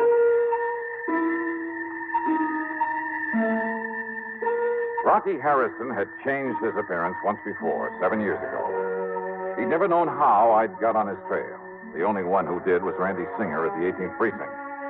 But I'd found him by using the same corny trick that he had used. Maybe that trick might work again, if he'd return to his old haunts. All right, then, item 3, a bucket of quarters at the nearest drugstore for some goop to plaster down my hair. Item 4, $1 for some black hair dye. Item 5, 78 cents for a jug of peroxide. Getting rid of the tan I usually have took time, was a lot of work, but it gave me a few days to raise a small mustache. I dyed that black also. Item 6, $20 for some clothing, including a couple of aprons. In some of these joints, you have to furnish your own. Then, item 7, $31 for a pair of thick glasses that I could see through all right, but that gave me a headache. But it was the waste of time that got me down.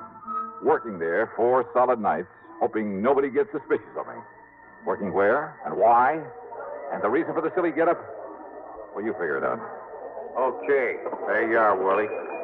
One old-fashioned, one double Gibson. Sure, thanks, Joey. And there's the ticket on them. What? Yeah, right there, right in front of you. Oh, sure. Now, what's the matter with you? Can't you see? Why don't you get them glasses changed? Oh, they're okay, sure. Oh, yeah, sure they are. Ain't you going to take a drink to the table? Huh? Oh, that's right. Willie, I've been tending bar here at the Purple Hat since the place opened up. But you are the punchiest waiter I ever seen. That's a fact. Here you are, gents. An old-fashioned and a double Gibson. Well, you took long enough to get them. I'm sorry, mister. The other way around, the double Gibson's mine. Oh, yes, sir. Well, here's to prosperity, Barney. Yeah. So, would you just like to order dinner now? No, later. Yes, sir. I'll wait then. Yeah, you do that. All right now, Rocky. Waiter. Yes, sir. Go get yourself a drink. It's on me. Well, I'm afraid the management would exactly like it. Okay, then just for moose. We'll call you when we want another one. Yes, sir. Now, Rocky. Barney, you fool. Don't you ever call me that again. Call me Tilson.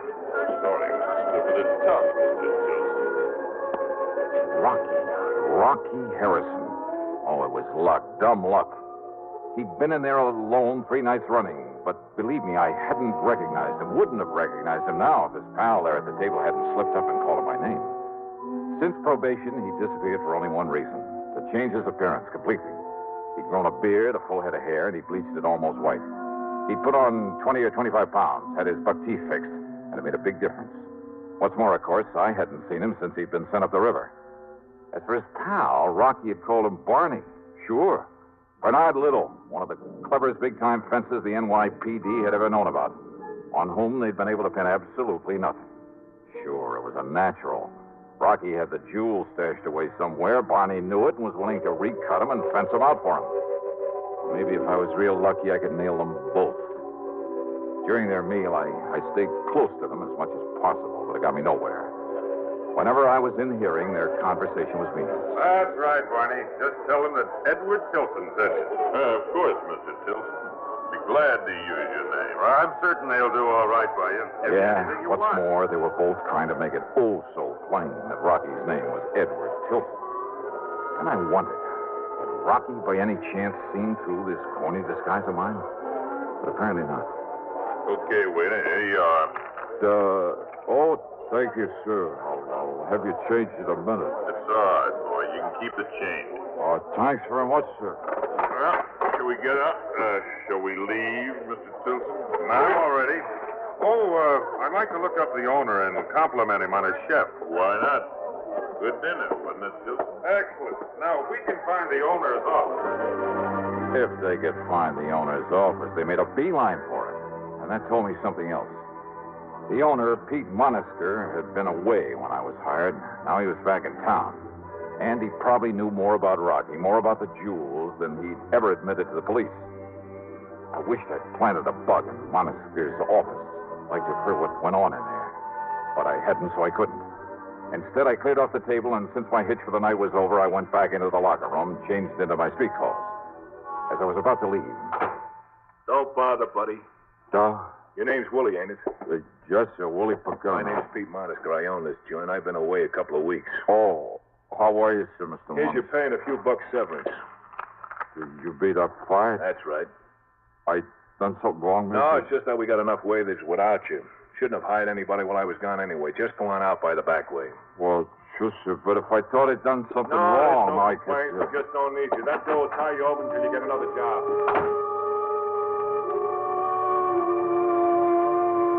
I should have known, but I didn't. Not at the moment. Not until I left by the back door, started out through the long, dark alley.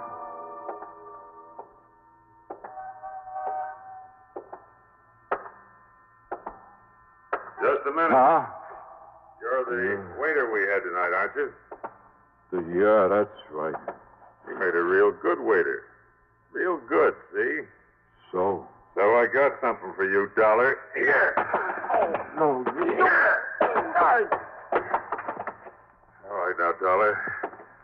You think I'm going to leave you alive? No, Rocky, put that thing away. That's how he'll bring the cops. It's all right, Barney. I'm just going to use the butt of it like this.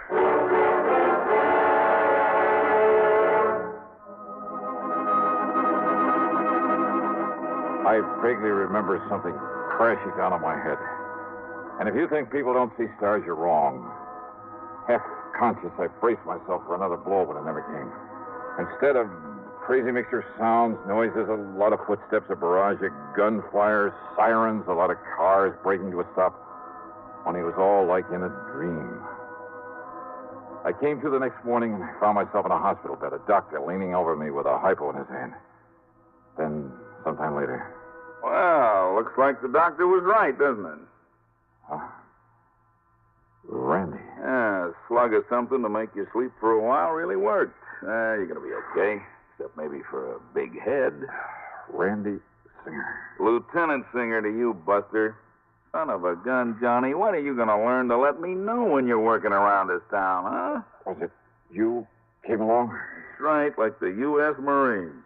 Well, how did you know they were going to waylay me there in that alley? I didn't. I hadn't the least idea. Didn't even know it was you they were jumping. You and that crazy getup, that black hair and the mustache and those thick glasses. Then I don't understand, Randy. Johnny, I've had a bunch of the boys on Rocky Harrison for over a week. You have? Sure, ever since that Stooley whiskey soda told me about him being in town. It was you told me where to look for him. I? When? 7 years ago. The first time you found him in the purple hat. So we've been tailing him for days. Well, if I'd have known that... You think you're the only one that thought he might sometime lead us to those jewels? You found him, Randy? No, and now, thanks to you, it looks like we may as well give up. What do you mean, thanks to me? You just stay in bed. When the boys saw what was happening there in the alley, they moved in. Yeah? When Rocky and Barney started throwing lead, well, the boys kind of thought they'd better answer back. So Rocky and Barney are dead. So now, how are we going to find out where those diamonds are stashed away, huh? Do you know where Rocky was living? Sure, we've been all through his place and Barney Little's place. Nothing. Since we don't know of anybody else who might have been in with him... Oh. You don't, huh? What do you mean, Johnny? Well, Randy, I've suddenly got a crazy idea that maybe I can bluff my way into finding those jewels. You what? Come on, help me get into my clothes.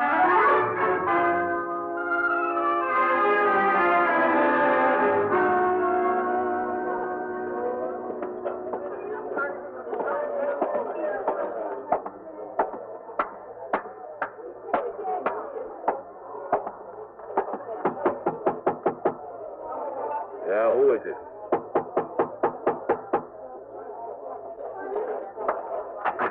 Yeah, who are you? Johnny Dollar, Pete, as if you didn't know. Just a minute. Dollar, did you say? That's right. Well, there's something a little familiar about you. Oh, come off it, Pete. Oh, waiter. Oh, that stupid waiter I fired last night. Rocky Harrison told you who I was. If you're wondering how I know that, just look at that bug fastened to the underside of your desk. A bug? A microphone? Why, I don't believe it. Hold it, Pete.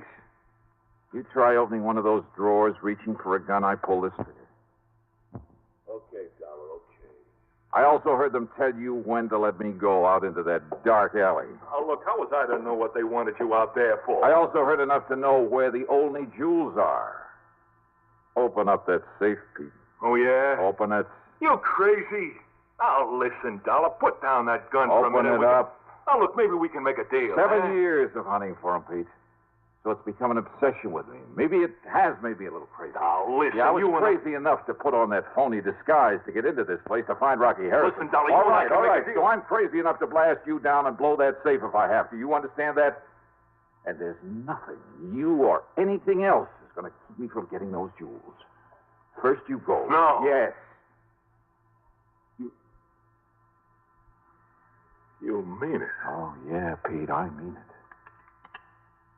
Well... Okay, Dollar. I'll get you the rocks.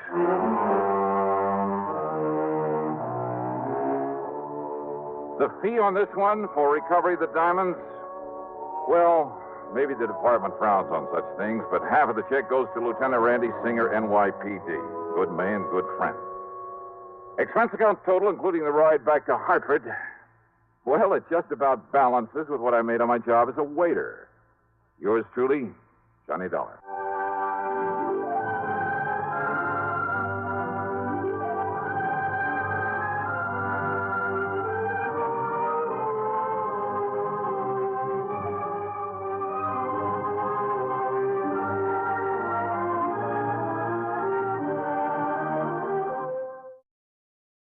From Hollywood, it's time now for... Johnny Dollar. Mr. Dollar, the investigator? That's right, insurance investigator. Yes, well, my name is Frank Skinner, Mr. Dollar. Yes? You see, my wife and I run the Sunny Dream Home up here in Buckland Center. Old folks' home it is. I see. Well, now, what can I do for you, Mr. Skinner? Well, I'm afraid there's something wrong here, Mr. Dollar. You see, we've never had anything like this before. Like what, sir? Well, to begin with, all our clients are pretty well insured. Yes? All right. We've been having a lot of deaths here at the home these past months. Too many, Mr. Dollar. Well, after all, if your clients are all very old people... Yes, sir, they are. But you see, these have all been accidental deaths. Yeah, well, don't forget, sir, that older people are very often quite prone to accidents. Yes, sir, that's true. But, well, if you want the truth, I don't think they've been accidents. Oh? No, sir. And if something isn't done to stop this, well, I think maybe you'd better come up here and see us. Mr. Skinner, I think you're right.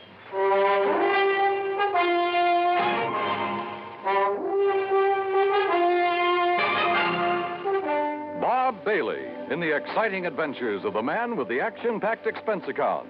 America's fabulous freelance insurance investigator. Yours truly, Johnny Dollar.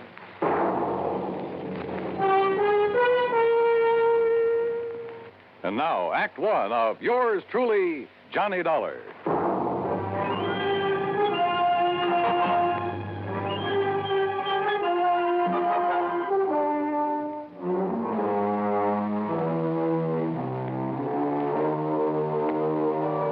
Expense account submitted by Special Investigator Johnny Dollar to the Universal Adjustment Bureau, Hartford, Connecticut. Following is an account of expenses incurred during my investigation of the Sunny Dream matter.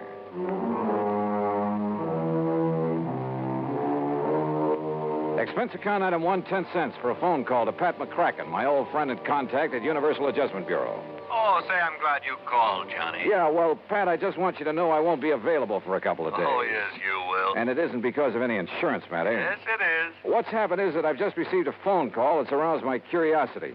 And, well, at any rate, any assignments you may have for me will have to wait until I get... That's where you're wrong, Johnny. I said we'll have to wait until... What? Just happens you have an assignment right now. As a matter of fact, I was just about to call you. Whoa, can't I wait a couple of days? Oh, no. Johnny, I want you to run over to Buckland Center. Huh? I think you heard me. The Sunny Dream Home for the Aged? That's right. How did you know? Never mind that. What's wrong over there that you know about? Oh, the number of deaths over there within the past few months have made our actuarial tables look like a big fat mistake. And the companies that have carried the insurance on them are getting a little worried. All separate companies, huh? Yeah, but they all cleared their policies through us, fortunately. Otherwise, we'd never have gotten wind of this. Anyway, I promised to send you over there.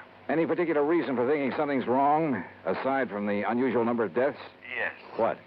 The beneficiary of the policies that have had to be paid. Who? The Sunny Dream Home for the Aged.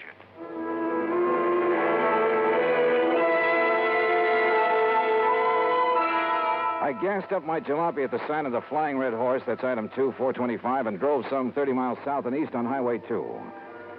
I found the Sunny Dream Home just north of Buckland Center. It consisted of a huge old frame house surrounded by trees and well-kept gardens. In comfortable chairs scattered here and there on the wide porch and lawn, nice-looking, well-dressed older folks sat around reading, chatting, playing cards, enjoying the late afternoon sun. The whole place looked clean, quiet, and restful. After parking my car, I walked slowly up the long, flower-bordered walk under the trees toward the entrance. And as I did so, a little wizened old man in a wheelchair detached himself from a group of the old folks and wheeled over to me. Mr. Dollar? Yeah, that's right. I'm Frank Skinner, the one that called you. Oh, how are you, Mr. Skinner? Come right along in the office where we can talk. Yeah, sure. Oh, may I give you a hand with that chair? Nope, don't need it. Huh? I must say you handle it well. Should. Haven't been on my feet in over 5 years now. You can help me up this little ramp, though, if you don't mind. Oh, sure. Here you are. Walter, my stepson, built me that ramp. Good idea. Yes, sir. It's a big help to a man that can't use his legs. Now, right around the side of the porch here. Oh, evening, Miss Baker. Good evening, Mr. Skinner. Here we are. If you just open the door. Sure.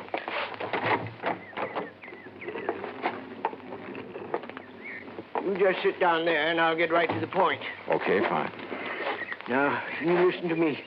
I'd appreciate it if you'd let the folks here think that you've just come to look over the place, like maybe you've got some old relative you'd like a nice home for. In other words, you don't want to alarm your clients. Guests, Mr. Dollar. They're honored guests, all happy and with no worries. Uh-huh. Well, I must say that those I saw outside looked perfectly content. But now, about those so-called accidents. 5 of our people have died within the last 6 months, Mr. Dollar. 5 of them. Terrible. And like I told you on the telephone, they looked like accidents. What kind of accidents? Well, now, the first one. Well, maybe it was. That was old Miss Epp. Lived in the little guest cottage out back. What happened? Small fire.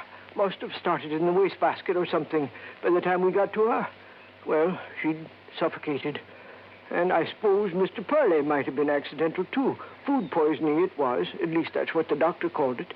But nobody else got sick on all those canned peaches, Mr. Dollar. Who was the doctor? Oh, Doc Cherry from town. Of course, Mr. Purley was the only one that had 3 helpings of them. But my wife never had trouble with her canning before. Well, go on, Mr. Skinner. Well, old Miss Sharmley fell down the main stairs to the living. Look through the door there. You can see the stairs.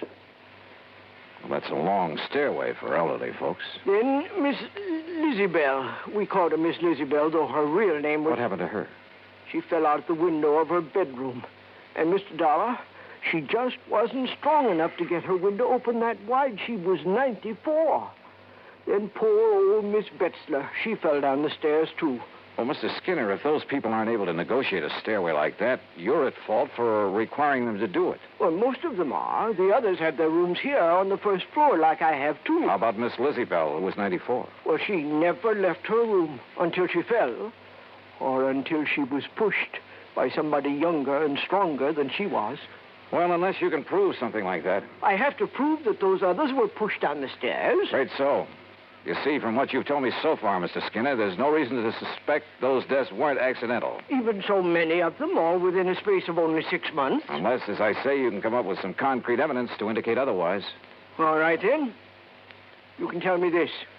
Why did all those things happen late at night, when those poor old folks wouldn't have any reason to be up and around, when there wasn't anybody around who could help them, until it was too late? Well, so far as that's concerned. Why, sure. Folks have got to get up at night sometimes, one reason or another. But they all had their own private baths, and if they want anything from downstairs, like something to read or some hot milk, something like that, why, all they have to do is ring the push button in their room, and my wife gets it for them. We do that all the time. Where is your wife, by the way? Martha? Why, she's right... Right here, Frank. Who's this you're blabbing off your mouth to? Why, Martha, this is Mr. Johnny Dollar, insurance investigator. Investigator, huh? Well, you can march yourself right out of here. Oh, now, just a minute, Mrs. Skinner. Just a minute, nothing. You get out of here and leave us alone. Mrs. Skinner. And if you don't, I'll throw you out. And if you don't think I'm young and strong enough, then I'll show you. Strong enough to throw a little old lady out of a window? Or shove a couple of people downstairs? Get out. Act 2 of yours truly, Johnny Dollar, in a moment. And now for another episode in the life of Sergeant Donald Bellwether, my husband.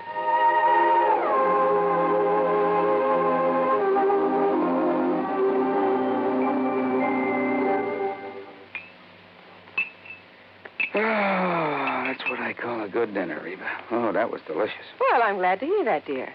More coffee? Yeah, just about a half a cup, please. All right. There you are. Thank you.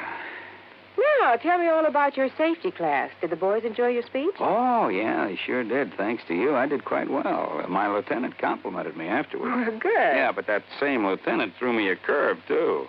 How, dear? Well, after I gave my talk, he asked the men if there were any questions. Well, that did it. One of the guys stood up and said, look, Sarge, you claim there were over 95,000 deaths and over 9.5 million people injured in accidents in the U.S. last year. Looks to me like all those safety campaigns and slogans are doing no good at all. Well, how did you answer him? I didn't. I couldn't think of an answer. I got out of it by saying I'd have more facts and figures at the next meeting. All right, let's see now. Oh, yeah, here it is. Now, first, Sergeant Bellwether, you start off by telling the boys that since 1913, the accidental death rate has been reduced 35%. Mm-hmm. Or, in other words, if there hadn't been campaigns and safety measures put into effect to reduce accidents, almost 1 million more people would have been killed in the last 46 years. Is that right? It certainly is. I'm reading it right out of the National Safety Council record book. Oh, and another thing. Accidents in the farming areas are much higher than in the city. Now, do you know why? Why? Because in rural areas, there are fewer policemen enforcing safety laws and less traffic signs and signals to guide the motorists. Mm-hmm. You know, many more cars travel the city streets, and yet the per capita rate of accidents is much higher in the rural areas. Of course, the reason is obvious. In the city, more safety measures are instituted and obeyed. Reba, you are wonderful. That's a good, logical answer. I don't know what I'd do without it. Oh, that's my Donald. That's my doll.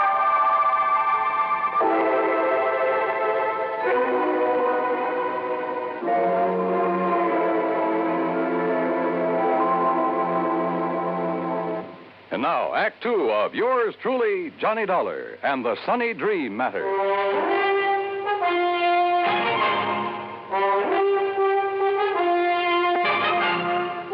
Martha Skinner, co-owner and the real manager of the Sunny Dream Home for the Aged, was a big woman, tall, muscular, and a lot younger than her husband. I don't want your kind snooping around, Mr. Dollar, so get out of here and leave us alone. Your husband seems to think those deaths here in your home for the aged weren't so accidental, Mrs. Skinner. Oh, he does. Yes, that's what I told him, dear. If you'd keep that mouth of yours shut, Frank, we wouldn't have this sort of thing. Why don't you in that wheelchair get out of here? You sound as though you have something to hide, Mrs. Skinner. I have nothing to hide. Don't you see what your coming around here will do to our nice place? It'll give us a bad name, that's what it'll do. Folks come here on the recommendation of the folks that live here. If your sort starts prowling around, it'll make our nice home for them sound like a murder factory, and I won't have it. Oh, now, just calm down a moment. Those poor old folks, Miss Lizzie Bell and Mr. Purley and the rest, were accidental, that's all. You got any reason to think they weren't? Well, I didn't have until a minute ago. What do you mean by that? If they weren't accidents, well, it certainly took somebody younger and stronger to push them down those stairs. You mean me? Well? No. No, Mr. Dollar, you're wrong. And if anybody started that talk about not being accidents, I guess I did. Yes, you did, Martha. Oh, I was so upset, those fine old people passing away. Why, they were like family to me. I guess I said a lot of things that didn't make sense.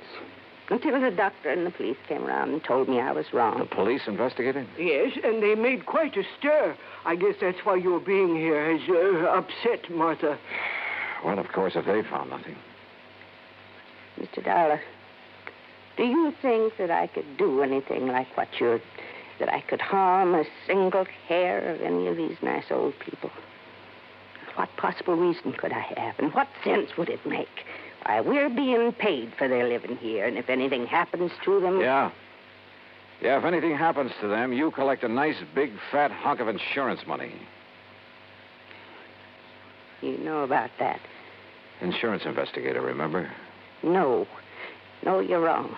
It was their idea to name us in their policies, now wasn't it, Frank? Yes, Martha, it certainly was. Well, let's not talk about it anymore now. It's getting late, so I think I'll drive back to Buckland Center and have some dinner. Well, you'll do no such thing. You'll have your dinner right here. And if you wish to stay overnight... Oh, no. You mean I'll have another room to fix up? Well, I'll help you, of course. Walter, this is Mr. Johnny Dollar. Dollar? The insurance investigator I hear about all the time on the radio? That's right, son. Well, what's your business here, Dollar? Frank called in, son. Yes. About those accidents? Yeah, that's right. What do you think about them, Walter? Look, Dollar, Mother's got enough trouble without you coming around. Walter. Here. Well, it's true, Ma. You know it. First, it's the police making a big racket. We've been through all that, Walter. I asked you a question. Well, why don't you get out of here and leave us alone? I'm sick of all this nonsense. I'm sick of this whole place. Oh, Walter. Year after year working like a dog for a lot of old fogies. Are there only the three of you to take care of this place? That's right. Oh, and of course, Frank here is a lot of help tied down to that wheelchair. Well, I do all the office work. Oh, sure. Big deal. Handle all the money, too. Well, what about the talk that as soon as we get enough money, we can sell out and get away from here? Hey, look, Dollar, what difference is it to you who keeps this place up? Hey, you're a pretty husky fellow, Walter. Yeah. Would you like a little demonstration on you? And what do you mean by that? Well, maybe I'll tell you after I've had a look around. Then you will stay. Oh, yeah, I'll stay until I'm satisfied. Well, you won't be here for long if I've got anything to do with it, understand? Is that a threat, Walter? Take it any way you like. I'm sorry, Mr. Dollar. I'm sure he didn't mean that the way it sounded. Yeah. Well, tell me, do you two have joint ownership of this place, you and Mr. Skinner? Well, it's really in my name. And if anything were to happen to you? It would go to Frank and Walter. I see. Walter said that you've talked about getting enough money to sell out and leave this place. He certainly did. Is that what you plan to do? Yes, sir. Well, I'm not so sure. Of course you are. I've grown to love this place. All the nice people who... Mr. Dollar. Yeah? Enough money, you said. Like a lot of insurance money from... Oh, no. You can't think that Walter would... Oh, no. He's spoiled and fresh and impetuous and talks a lot, but... Surely you don't think... Mrs. Skinner, what would you think?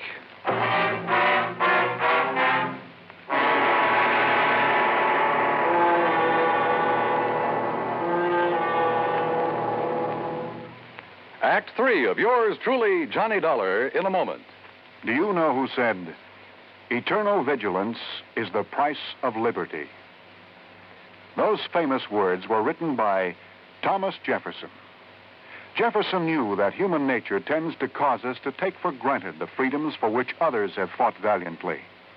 He knew that Americans had to be alert, or the essential freedoms of democracy would be taken away. That's why Jefferson gave his warning to the Americans of his era and to their descendants. He set the price for liberty as eternal vigilance. And Americans through the years have heeded Jefferson's warning. They have been alert to detect and resist the enemies of liberty. Remember the words of Thomas Jefferson. They are part of your American heritage. The price of liberty is eternal vigilance. And now, Act 3 of yours truly, Johnny Dollar, and the Sunny Dream Matter.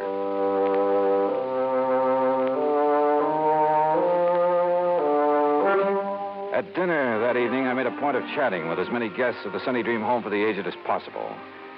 Sweet old Mrs. Baker, who must have been in her 80s, pretty much summed things up as we talked together on the porch in the cool of the evening. We're all really kind of sorry for Walter, Mr. Dollar. Young man like that doesn't really have a place here among all of us old ones. Yeah, I wonder why he doesn't go out on his own then, Mrs. Baker. Because in spite of his brash, noisy way, he loves his mother, Martha. And since she has so much to do taking care of us, why, he just stays and helps her. Isn't she one of the loveliest people you ever met? Well, she certainly seems devoted to you folks. And she is. Makes us toe the line, bawls us out sometimes, just like a mother hen. But she's all heart. And Mr. Skinner? Very nice. Handles the business affairs of the home real good, too. It isn't generally known, but he's the one who gave us the idea of making out our insurance to the Sunny Dream. Oh? Of course, we never told Martha. Oh, there you are. Evening, Miss Baker. What a nice young man this is, Mr. Skinner. We've been having a wonderful time talking away about this and that. Yeah, that's fine. They make you a comfortable room upstairs, Mr. Dollar? Yeah, right at the head of the stairs. Very comfortable. Good.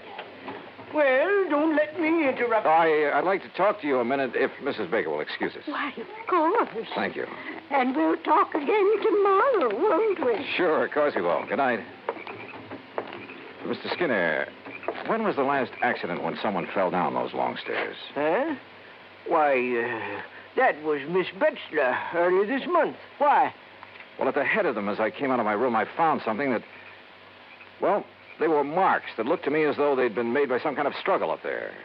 Oh? And a tiny piece of cloth from a man's suit caught in a splinter on the newel post. Well, what are you going to do about it? Oh, just leave it there. Tomorrow I'll get somebody from the police laboratory over here to look at it. Uh-huh. Well, whoever suit that was must have a tear. Oh, no, not necessarily. It was really just a few threads that had been pulled out. But they might be the clue to a killer. I see. Well, good luck, Mr. Dollar. Yeah. Thanks. In my room, I waited until long after the big home was quiet and wondered if my hunch was going to pay off. Hunch? Sitting there on the porch talking with old Mrs. Baker, I'd suddenly remembered something Pat McCracken had told me in the very beginning. He had notified the home I was coming here to investigate. That meant he'd notified Frank Skinner. Could that have been why Skinner phoned me? To allay any suspicion the insurance companies might have? Yeah, I wondered. Finally, about midnight, I heard a noise at the head of the stairway. Quietly, I opened my door. And there at the top of the stairs, armed with a flashlight and standing solidly on his own 2 feet, was the man who said he was confined to a wheelchair. Well, Mr. Dollar. You won't find anything there, Mr. Skinner. Because there isn't anything. See? You lied to me. It got you up out of that phony wheelchair, didn't it? To see if you'd left some trace of your last murder, didn't it? Now listen, Dollar. Pretty rotten racket, Skinner. You and only you handle all the finances of this place. You persuaded the old folks to name you as beneficiary of their insurance policies. Then you proceeded to shove them down those stairs. Would you like to see how? Yes, Skinner. Then I'll show you. No, you don't.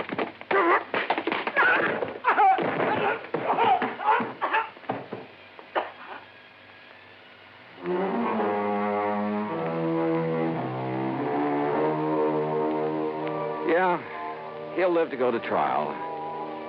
And whatever sentence they hand him will be much too short. The Sunny Dream home, well, I hope it'll be the quiet, peaceful place his wife wants it to be. Expense account total, including incidentals, $12 even. Yours truly, Johnny Dollar.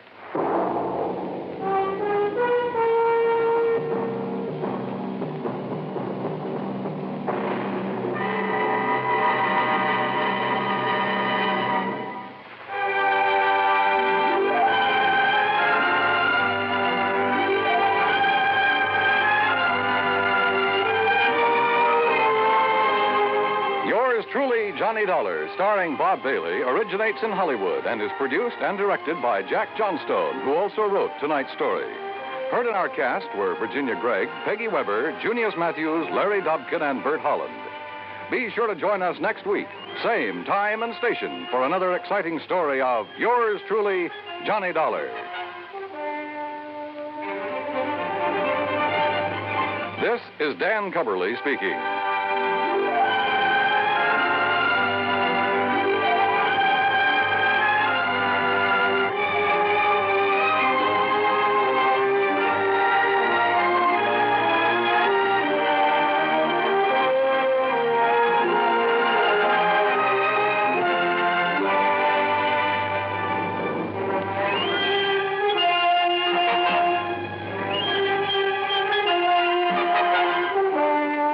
Johnny Dollar has come to you through the worldwide facilities of the United States Armed Forces Radio and Television Service.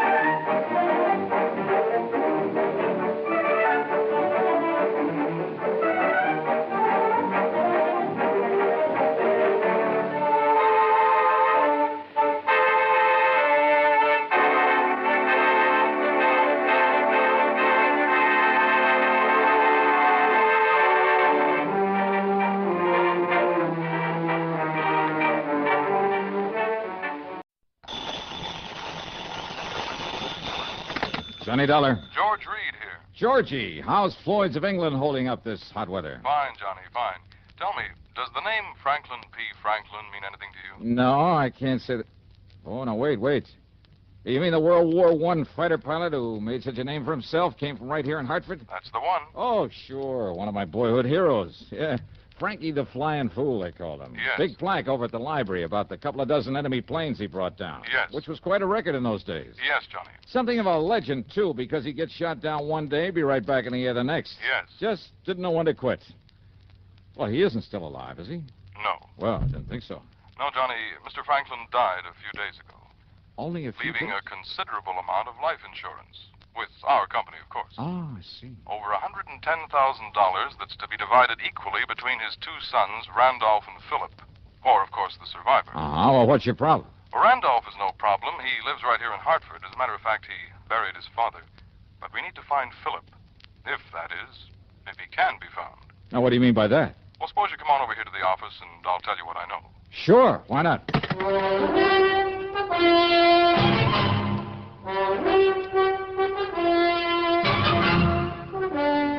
CBS Radio brings you Bob Bailey in the exciting adventures of the man with the action-packed expense account, America's fabulous freelance insurance investigator. Yours truly, Johnny Dollar.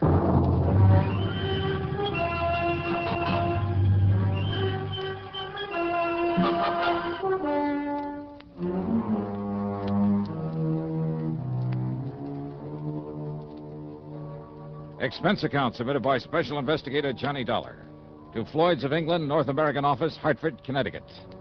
Following is an account of expenses incurred during my investigation of the Twisted Twin matter.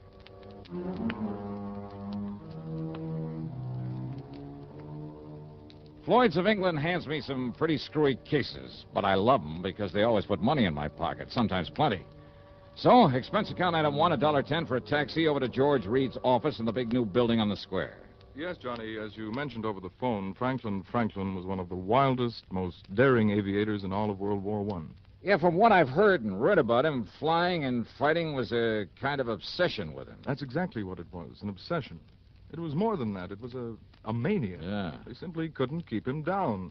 They could blast his plane out of the sky, fill him full of lead, but within a day or two, he'd be back up there fighting again. Yeah, must have been a real nut about it, huh? That's almost an understatement. So what about him, George? Well, a few days before that war ended, flying through a storm on the way back from a mission over Germany, he crashed into a mountaintop.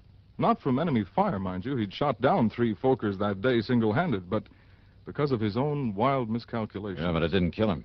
No, but he was badly injured. Very badly. Didn't regain consciousness for days. When he did, when they told him he'd never be allowed to fly again, well, Johnny, the man literally went out of his mind. No kidding. Well, if it hadn't been for his family's money, Franklin would probably have spent the rest of his days in a mental hospital. Kind of a shame for a man like that. Well, you must remember that even from childhood he was a pretty erratic... Well, anyway, after a few years of expensive medical and psychiatric care, he apparently recovered, both physically and mentally. Good. He was able to manage the estate his parents left him and marry and raise the 2 sons I mentioned, the twins, Randolph and Philip, now his sole heirs. Mm-hmm. What about his wife? Their mother, Grace Franklin, died when they were born. Oh, I see. Twins, you say? Yes. Identical? Absolutely identical, in appearance. What do you mean by that? Well, Johnny, they both inherited some of their father's instability. Now, you'll see what I mean when you meet them. That is, if you do meet them both. Yeah? Now, Randolph, living here in Hartford, is a salesman. He's on the road for a big machine tool manufacturer, and so far as we know, doing all right. Uh-huh. And Philip? Well, from what little we know about him, Philip, the stupid one, well, the last we heard, he was a henchman, I guess you'd call it, of a man named Carlo Fazzetti. Fazzetti? Yes. The mobster out in Chicago? Yes. I had some mighty unpleasant dealings with Fazzetti one time. Well, have you contacted him, ask him what he knows about Phil? No. Gee, Carlo Fazzetti. Yes. Oh, that's bad medicine. I realize that. But if the company's willing to pay good money for it, I'll try to make contact with him, see if I can enlist his help for a change. So? It may not be necessary. Oh? And your important contact will be Randolph. Okay. Because according to him, Philip died about a year ago. Okay, then I'll... Oh? Yes. Well, in that case, George... But he hasn't been able to give us any proof. And that, of course, is what we must have, proof, one way or the other. Well, Johnny? There's a fee on this one? I mean, after all, if I should end up having a tangle with Carlo Fazzetti. Your usual commission on the face value of the policy. And expenses? And reasonable expenses. Okay, Georgie, here we go again.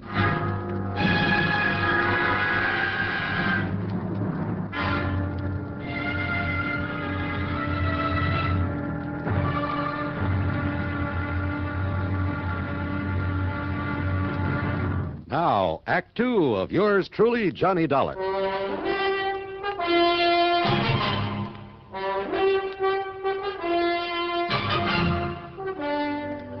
Charlie, the doorman at Randy Franklin's apartment, might better have been named Gimpy because of his mental limp. Is that Mr. Franklin? Geez, I don't know. You don't know? Well, how should I? Well, he does live here, doesn't he? Sure, part of the time. Huh? Sure, he's a traveling salesman, some tool company. Yeah, well, ring his apartment. Mister, he's out of town just as much as in. Sometimes a couple of days, sometimes a month away. Okay, now, will you please... Man, what a life.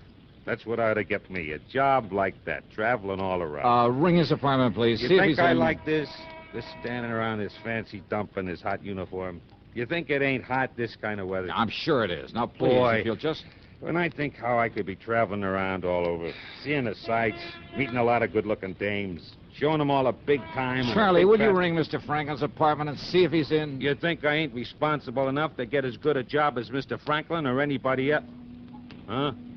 Ring up his apartment? That's right. I can't do it. Can't do it? What do you mean you can't? A phone got busted a couple of days ago, and I forgot to call the repairman. But like What's I was the number saying, of his apartment? 4A on the 4th floor. But like I started Okay, to say... thanks. Yeah, well, like I was saying, me, I could be... Wow. Wait.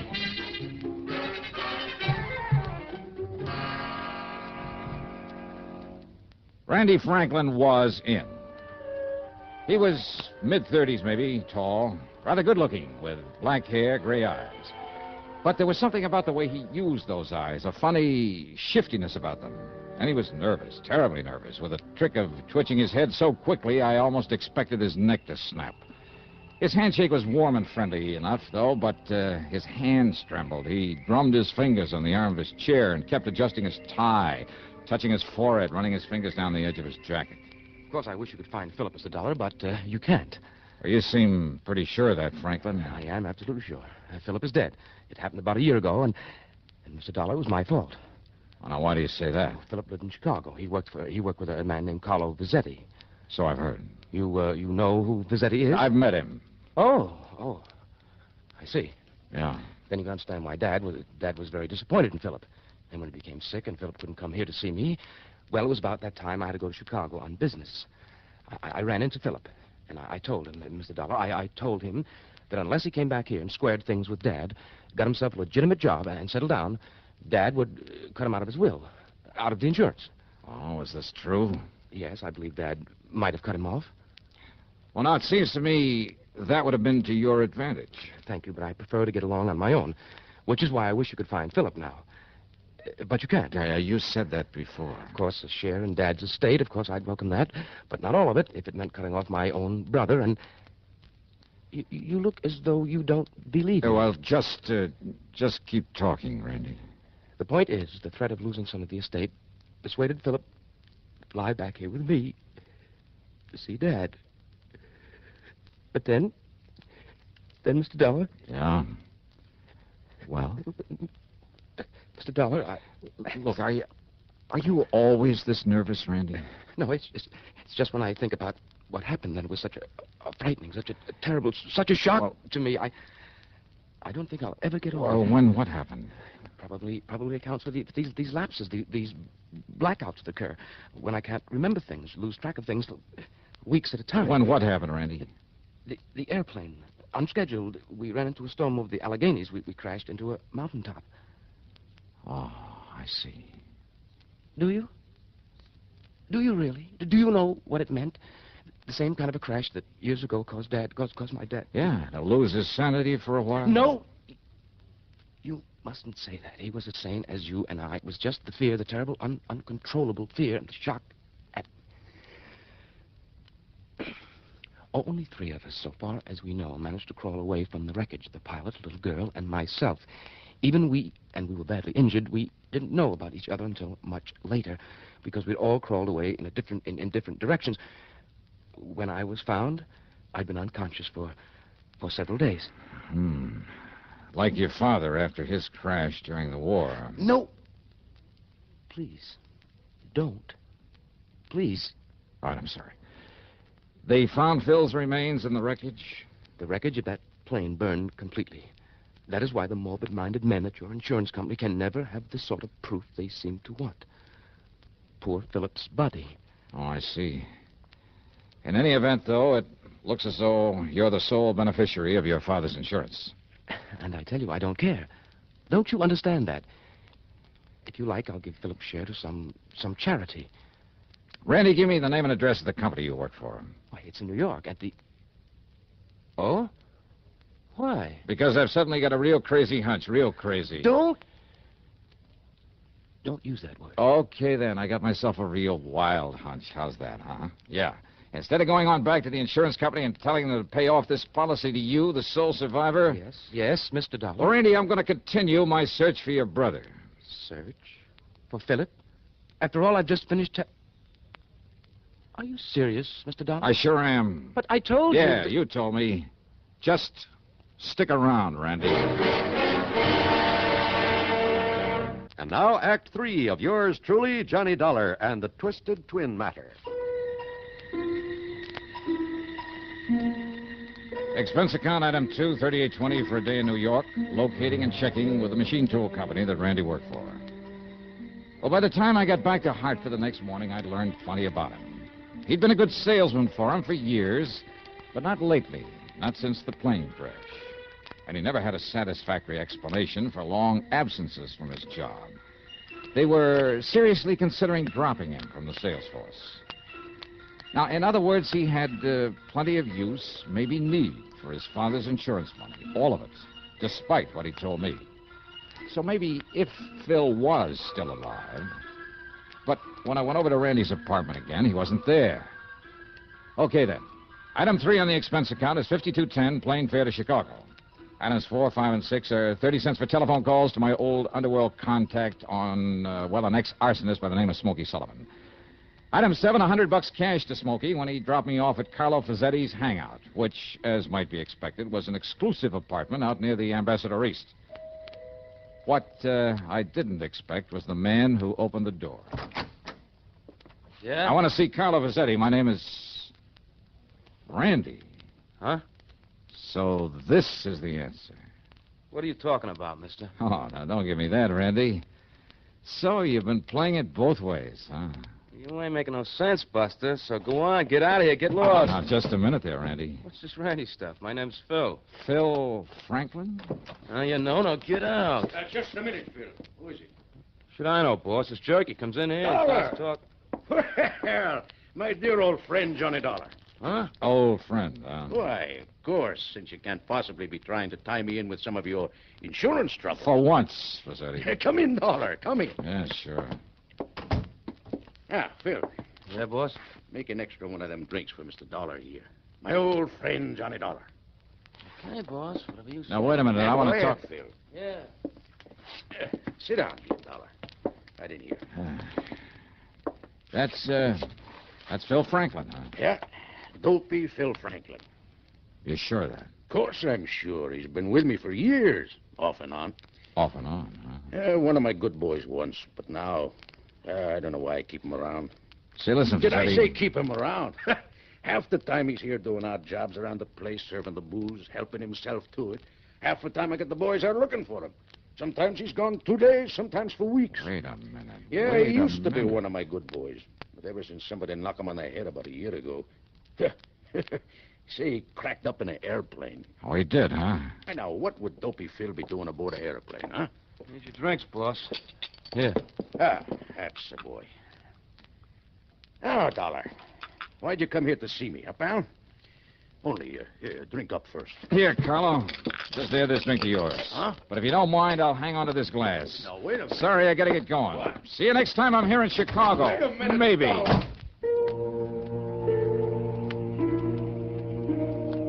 I wrapped the highball glass carefully in my handkerchief, stuffed it into my pocket, then spent item 8, $4.90 for a taxi.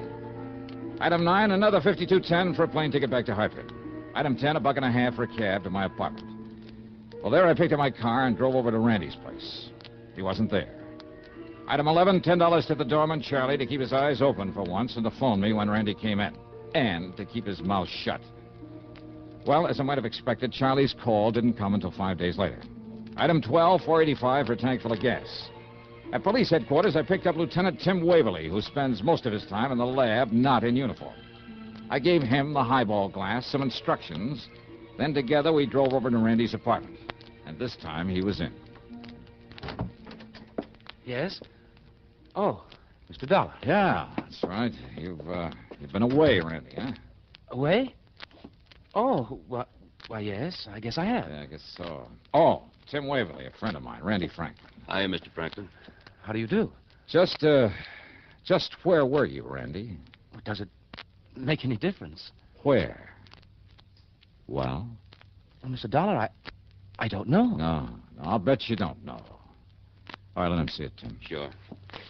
Mr. Franklin, have you ever seen this glass before? Here, take it. What? I said take it. Here. All right. Well, have you?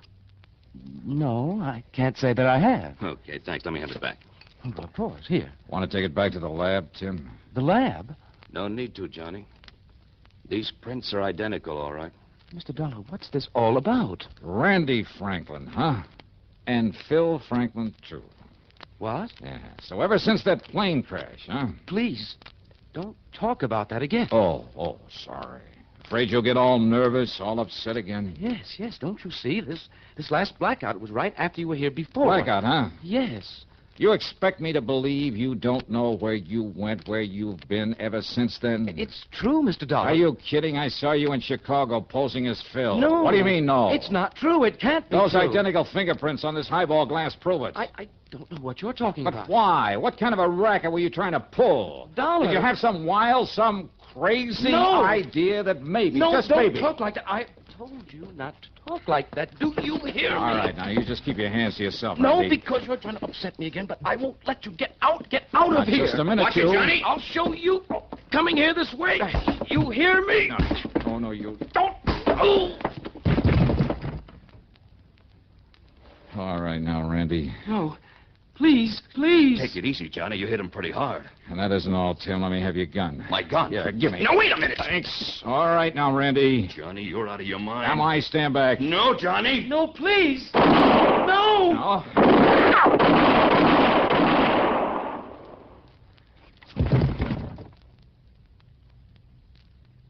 Johnny, if I didn't know you... Okay. It was the shock that knocked him out, Tim. I know. You not only didn't hit him, you didn't try to, but yeah, I that's did... right. Now, let's get him over to old Doc Parsons. Dr. Parsons? Yeah. The psychiatrist? Yeah, come on. Give me a hand with him.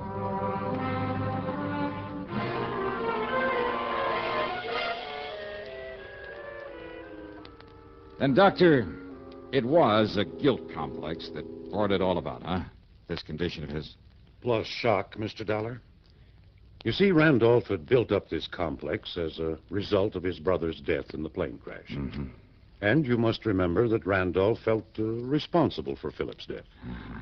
And afterward, during his blackout, see, well, he really thought that he was Phil, huh? Exactly.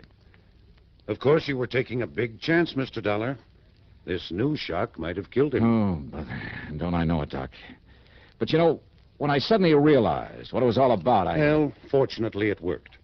His intense excitement, which ordinarily might have resulted in another one of his blackouts, sent him back into the Phil personality.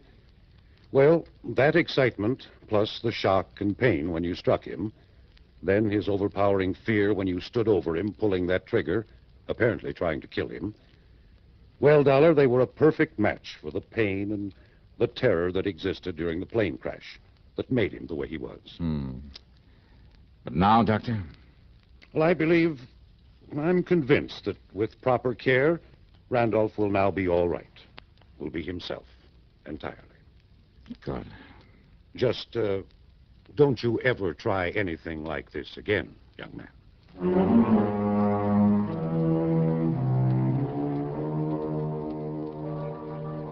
Yeah, Dr. Parsons was right.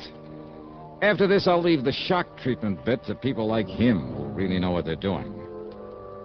All right, let's see now. Expense account total comes to $196.55. There'll be no fee on this one. Yours truly, Johnny Dollar.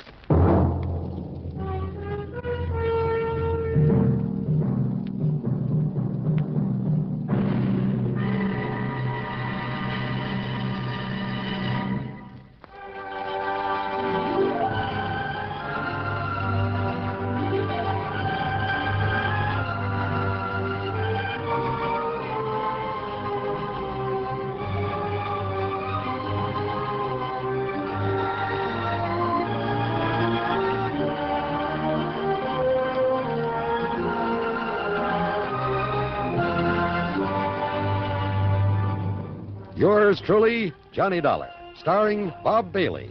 Originates in Hollywood and is written, produced, and directed by Jack Johnstone. Heard in our cast were G. Stanley Jones, Frank Gerstle, James McCallion, Jack Moyles, Herb Ellis, and Russell Thorson. Be sure to join us next week, same time and station, for another exciting story of yours truly, Johnny Dollar.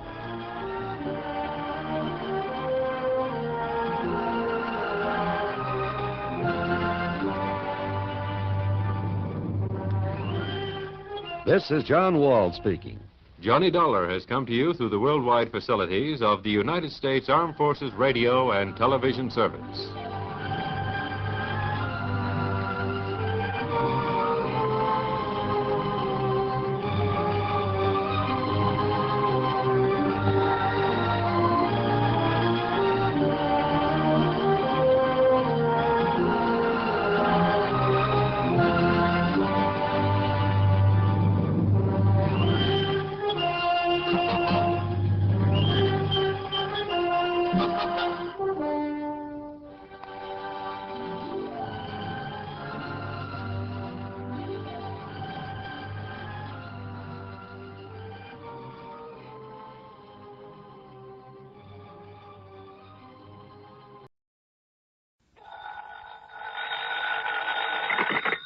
Johnny Dollar. George Reed here. Well, good for you, George. What? I can use an assignment about now. Who's in trouble this time? John Patrick O'Shea. Never heard of him. He's retired and lives here in Hartford. He's been confined to a wheelchair for the past couple of years. Now, what's happened to him? At 11 o'clock last night, someone broke into his home and gave him a terrible beating. Oh? Probably would have killed him if his next-door neighbor hadn't barged in, scared the assailant away. Want to give me his address? I'll run over and see him. Better still, why don't you pick me up here at the office and we'll both go over there. Sure, whatever you say. You see, Johnny, I myself am somewhat involved in this thing. You? Yes. Well, why don't you come on over here? Yeah. Okay, George. I'll see you in a couple of minutes.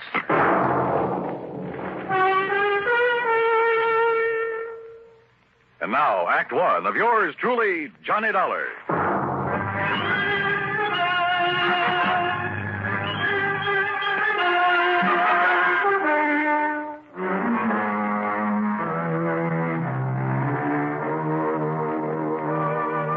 Expense account submitted by Special Investigator Johnny Dollar.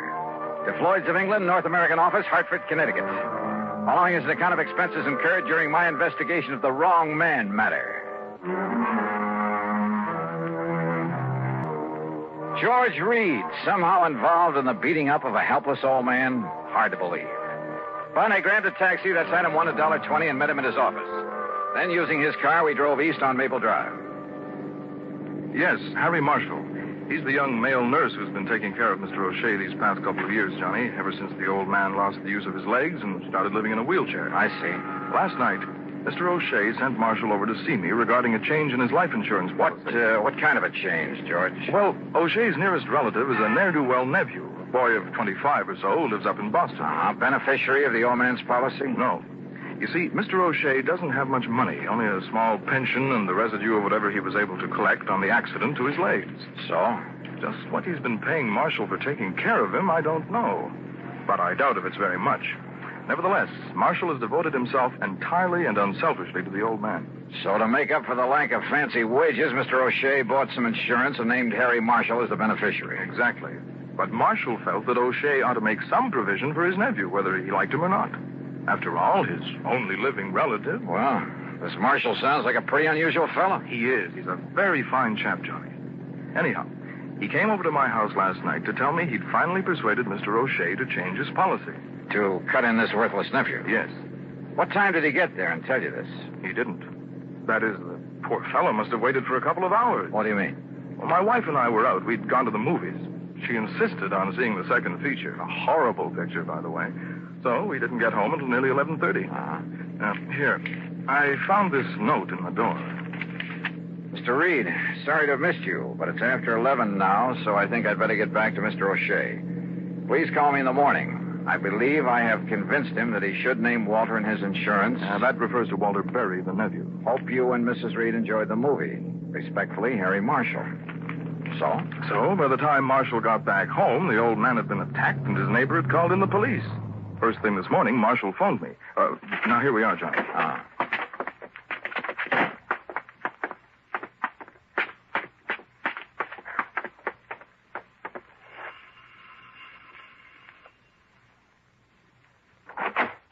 Oh, Mr. Reed, I'm glad you were able to come. I told you on the phone this morning this is a terrible thing. Terrible. Yes, Harry, I'm sure it is. This is Mr. Johnny Dollar, a special investigator for us. Oh, good. Excellent. Won't you come in, please? Lieutenant Barley's already here. Yeah, sure, thanks. Has he found anything that might indicate...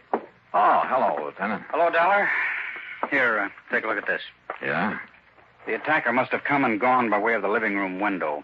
Apparently tore this off his coat or pants on his way out. Oh, Harris tweed. Yeah. Anything else?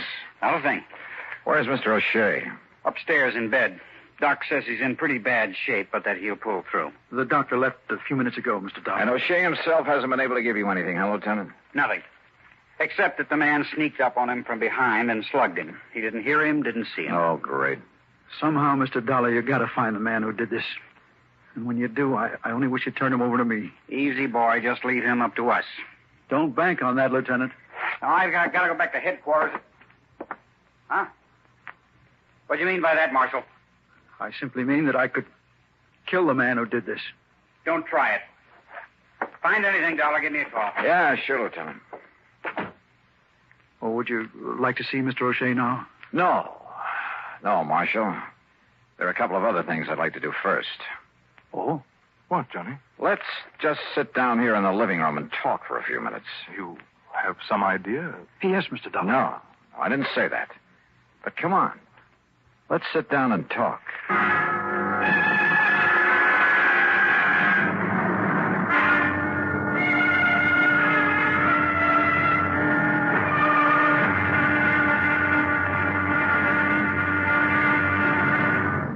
Act two of yours truly, Johnny Dollar, in a moment. In the history of America, the inventor has had a place of importance equal to that of statesmen and other national leaders. Indeed, our inventors, many of them mechanics, craftsmen, or even thoughtful tinkerers, have strongly influenced our destiny. They have contributed greatly to our amazing development from a barren outpost of civilization to the foremost industrial nation in the world. Incidentally, when we think of great inventions, it's natural to think of involved mechanisms like the McCormick Reaper, the sewing machine, or the phonograph. However, some inventions are so simple, one wonders why they weren't thought of centuries before. An invention in this category is, of all things, the universal, all-important safety pin. This was the invention of Walter Hunt, who lived in New York in the first century. Between 1832 and 1859, he created and patented more original and worthwhile inventions than any man in the country. A revolver, a repeating rifle, and a bullet with a metal cartridge containing its own explosive charge. But of all his simple inventions, the safety pin is the most useful. It was patented in 1849, and he gave the patent to a draftsman in discharge of a very small debt. Somehow there must be a way. And now, Act two of yours truly, Johnny Dollar, and the Wrong Man Matter.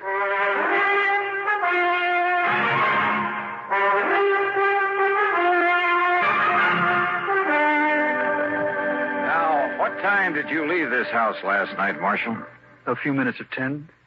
I went over to see Mr. Reed here to tell him about a change that Mr. O'Shea had finally agreed to make in his insurance.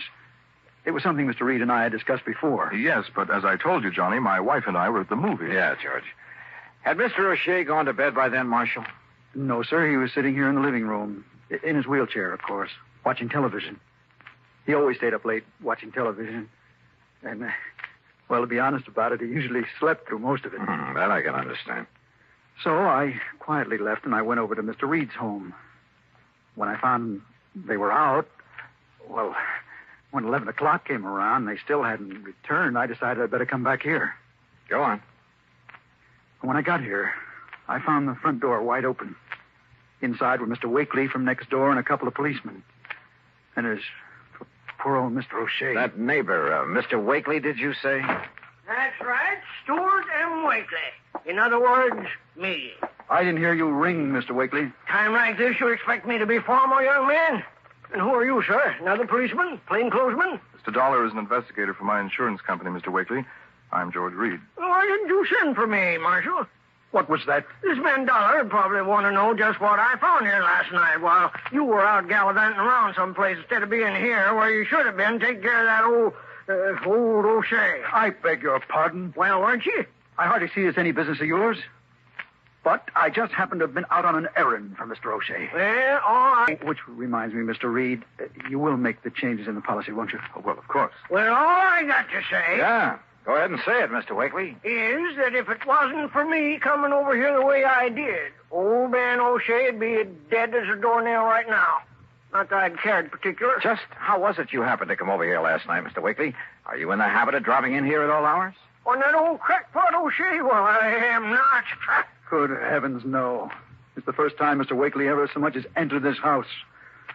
After all. Just what time did you get here, by the way? Well, not more than 2-3 minutes after 11 o'clock. You're sure of that? Well, of course I'm sure. I've been trying, you hear me? I've been trying to hear the 11 o'clock news on the radio. Time. That's the reason I come. Marshal, that's the same time ready to leave George Reed's home and come back here. Yes. Like I started to say, the reason I come over here was to tell that crazy old man to turn down his television. What?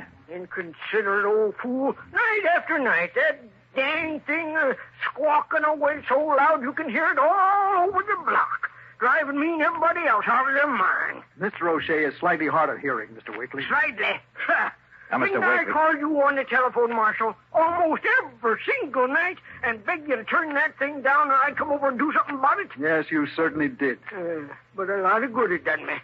So that's why I come over here last night, Mr. Dollar, to tell the old man and this smart young whippersnapper that if they didn't turn down that TV and leave us there some peace around here... Yes, I'm sure. Now, would But you when I got up on the porch, I heard the old coot hollering for help. Even over that squawk box, I could hear him. And I heard his wheelchair fall over, and him still yelling for help. So what did you do? So I banged on the door, and I finally busted it open. And, well, you know what I found in here. Just what did you find? Old man O'Shea, laying there on the floor, all cut, and that window back of him wide open. And you called the police? Yes, sir. And that's when Marshal, that should have been here taking care of him, that's when he come in.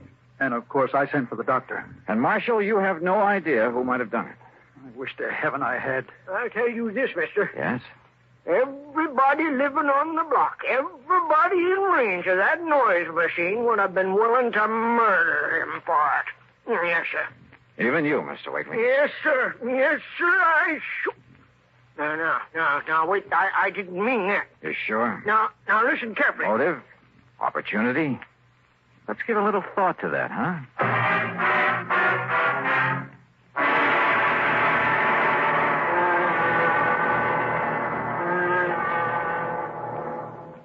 We'll return to Johnny Dollar in a moment. The two men approach each other. Cautiously. Intently. A fearful murmur sweeps through the crowd. Women and children scurry for cover. The two men stop about 30 paces apart. Silence fills the street. Each man's hand hovers over the pearl handle in his holster. And at an unheard signal, pistols are drawn. 2 shots ring out.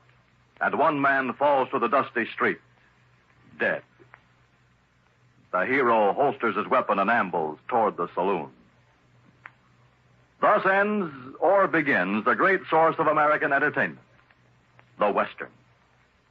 Although glamorized now, the six-shooter did play an important part in the settling of the West.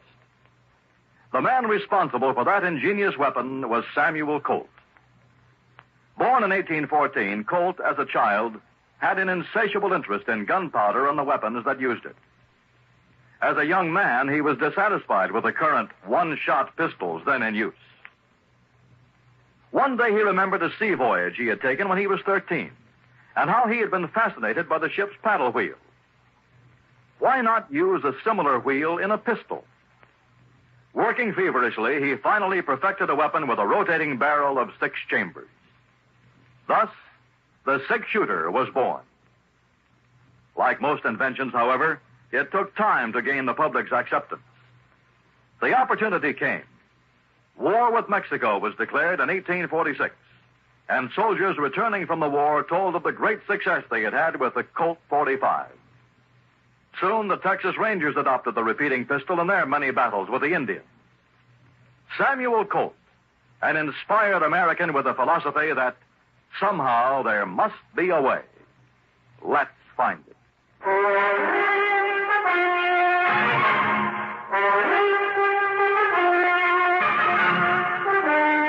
Now listen, you. I don't know what you're trying to prove. I mean about me, but I warn you, Dollar. Warn me, Mr. Wakely? That's right. You accuse me of anything, I'll make you mighty sorry you did. You see what I mean? Johnny. Good heavens. Oh, no, wait a minute. Have you got a license for that thing, Mr. Wakely? You bet I have, ever since I was a bank messenger. And if you think I wouldn't use it to protect myself... Or to quiet an old man who was disturbing you? Stop talking like that. But then when you realized you'd gone too far... Shut up! Okay. Just take it easy and let me have that. Sorry. Good God. Mr. Dollar. Mr. Dollar, if he is the one... All right, take it easy. I'll kill him. Oh, no, you won't, George. Yes, John. Call Lieutenant Barley to come back here and take over. Yes. And, Marshal, you keep an eye on Wakely while I go up and talk with Mr. O'Shea. Don't worry, Mr. Dollar. And that means don't lay a hand on him. Even after what he's done? That's right. But listen... We haven't proved anything But yet. good heavens, Look, man. I'm in charge here now, and you'll take orders from me, understand? Well? Yes, sir. All right. I started up the stairway, hoping Mr. O'Shea would be in condition to talk. But then, suddenly, something I'd overlooked from the very beginning. Hey, George, come here a minute, will you? Yes, Johnny. Come here. Hey, look, tell me one thing before you make that phone call. Yes? Just when did you and your wife decide to go to that movie last night? What? Well, come on. Well, it was after dinner. We had no other plans. We weren't expecting any... Now, what does that mean? Plenty, George, plenty.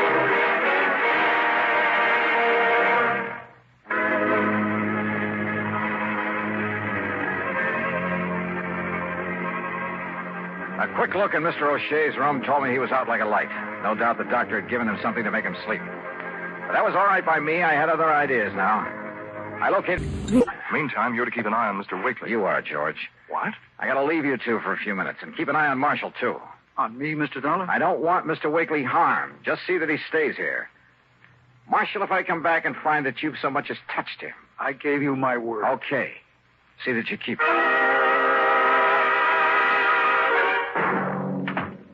Why, yes, Mr. Marshall keeps the room for himself right upstairs. Good. Then if you don't... Clean-cut young man, ain't he? Is he? Don't use the room very much, though. Yeah, well, if Just you'll... a place for him to relax and be alone by himself now and then. Yeah. You know, after having to spend all the rest of his time nursing that old man he works for. Take me up to his room, please, will you? Well, now, I don't know. All right, here, my credentials. Hey? Johnny Dollar? Yes. Special investigator? Yes, that's right. Let's go, please. You mean he's in trouble, Mr. Dollar? I didn't say that. Oh, well, I'm glad you didn't. Terry Marshall's a mighty nice young man, devoting all his time to that Mr. O'Shea. Yeah. Not every young fellow these days. But now, here we are. Where does he keep his clothes? Hey? Oh, we're right. Oh, yes, over... here it is. We don't keep very many. Say, now, that's a nice-looking one. Harris tweed, ain't it? Yeah. But now, look. See? Yeah, I see. Ask me. He should have had that mended. Ask me, it's his ways he should have mended. What?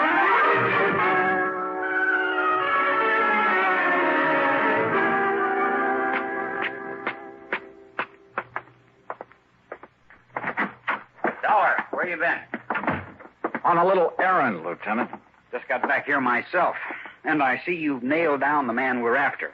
I mean, nailed him down. Wakely's still out cold. Oh, I just started to tell the lieutenant what went on here, Mr. Dollar. I must say I wouldn't have suspected him. Well, I guess there's no question, is there, Mr. Yeah. Huh? Oh, I see you found the coat that was torn when he escaped out the window. Where'd you find it? In a little rooming house over on South Elm. I see. Well, I don't. Marshal, your suggestion that Mr. O'Shea had another beneficiary to his policy was real smart. Worthless nephew. That way, even if your plan failed, not too much of the money would be diverted away from you. His plan, Johnny. But, of course, if Mr. O'Shea were to die or be murdered before the change was made in the policy, why, nobody in the world would think to suspect you. You don't think young Marshall was in this, too? It was a one-man job, Lieutenant. Fortunately, it failed. Because of Mr. Wakely. Huh? Yeah, you better call a doctor, George. I'm afraid I must have hit Mr. Wakely pretty hard. Now, look here, Dollar. Tell me, Mr. Dollar. What, well, I guess the expression is tipped you off. Marshall? You must have been waiting for your opportunity very patiently, Marshal. You must have checked on George Reed very carefully to make sure he wouldn't be home when you called on him to establish your alibi. Will somebody please tell me? Now, look, Johnny, how is he to know that my wife and I were out to a movie last night? I didn't tell him where we'd been until he phoned this morning. But the note he left on your front door said... Pretty stupid of me, wasn't it? Yeah. Got a pair of handcuffs, Lieutenant? I sure have. They won't be necessary. Congratulations, Mr. Dollar.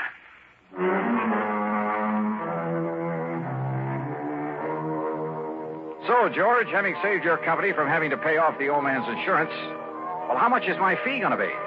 If it's big enough, of course, I'll forget all about the... Wait a minute. What expense account? A lousy buck for the trip over to your office this morning? Well, me. Yours truly, Johnny Dollar.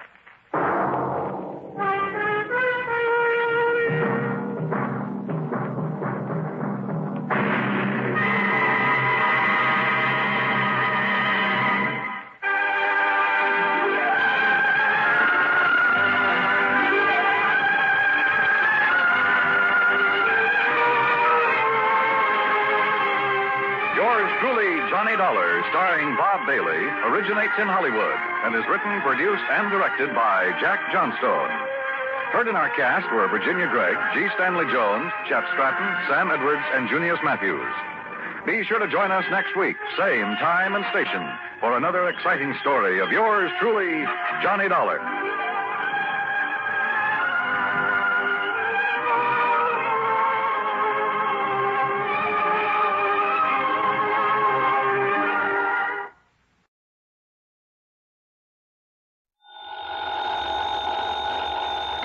Johnny Dollar. Johnny, this is Jake Kessler. You know, Greater Southwest Insurance Company.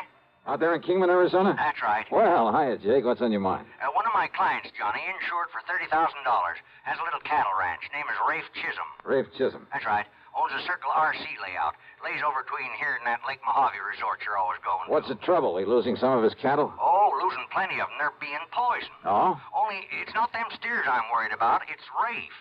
What do you mean? Well, Johnny, I just found out that he just found out who's been contaminating them water troughs. Yeah, who, Jake? Well, he won't say, but listen. Yeah? If he really does, well, I know Rafe Chisholm pretty good, Johnny. He's a bad character. I wished I'd never sold him insurance. Yeah? Well, if he does know, well, Johnny, this whole thing is going to end up in a killing. Either whoever's doing this or Rafe himself. The Circle RC. That's right. So, will you come out here and see what you can do about it right away? Sure. Okay, Jake, I'll be there.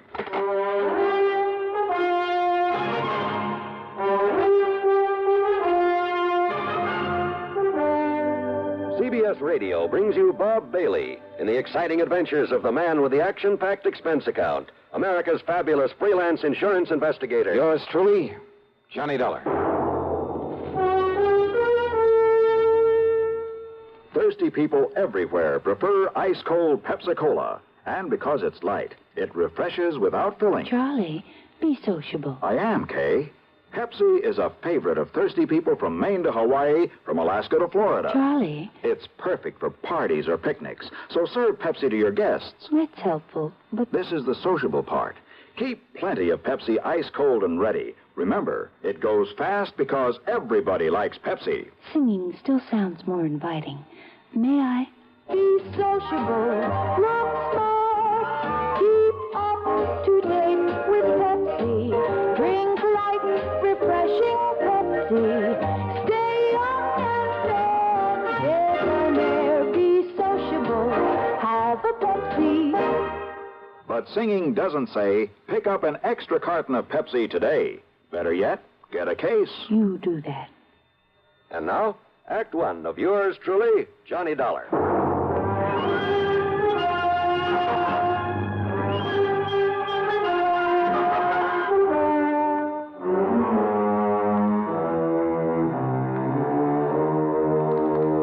Expense account submitted by Special Investigator Johnny Dollar to the Greater Southwest Insurance Company, Kingman, Arizona office. The following is an account of expenses incurred during my investigation of the Sidewinder matter. Jake Kessler hadn't given me very much to go on.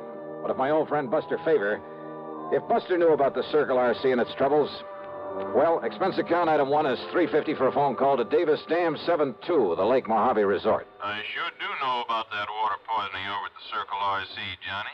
After all, it's only 50 or 60 miles from here. Good. Then Buster... I only hope you can get on out here before somebody gets killed over it. Yeah, that's about the way Jake Kessler put it to me. So how'd you like to meet me at the airport over in Vegas? Be glad to. All right. Now, Buster, the best connection I can make will get me in there at 6 o'clock in the morning, okay? I'll be waiting for you, Johnny. Good. Item 2, 16390, plane fare to Las Vegas, Nevada. True to his word, Buster Favor was there waiting for me. In his car, we headed east on Route 95 to Boulder City, then turned south toward Kingman. And I wondered just how much food there was for a herd of beef cattle out here in this seemingly bare desert country. Well, sure it's a problem, Johnny, but a much bigger one is keeping them supplied with enough water. See those windmills here and there? Yeah, I've noticed them. Well, every one of them has a big water tank and a watering trough at the base of it. Without them, those Herefords all die off. We turn here. All right.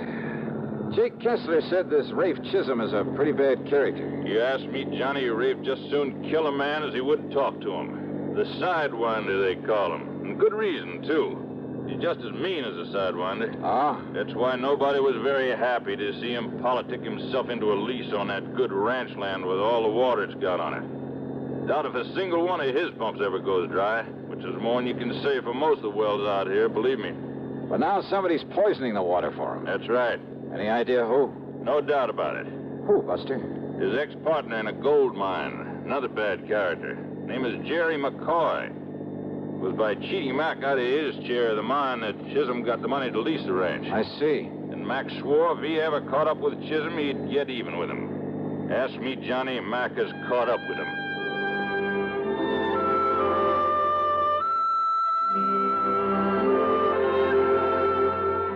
As western cattle ranches go, it apparently wasn't a very large one. But Buster pointed out where the fence line extended nearly 2 miles back into the mountains at the east end of it.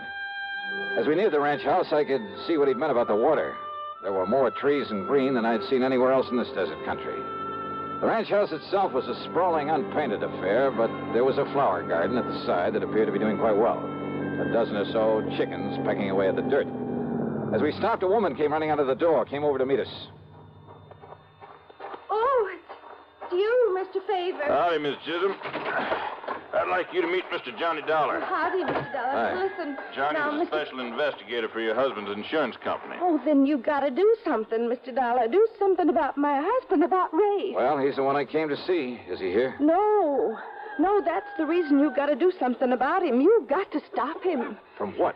Oh, it was about an hour ago that my son come in from out on the range. My son, Wayne. Yeah? Wayne had been over along the east fence fixing to repair a broken post, but instead he come on back here and told his pa, told Ray. Told him what, Mrs. Chisholm? Jerry McCoy. McCoy.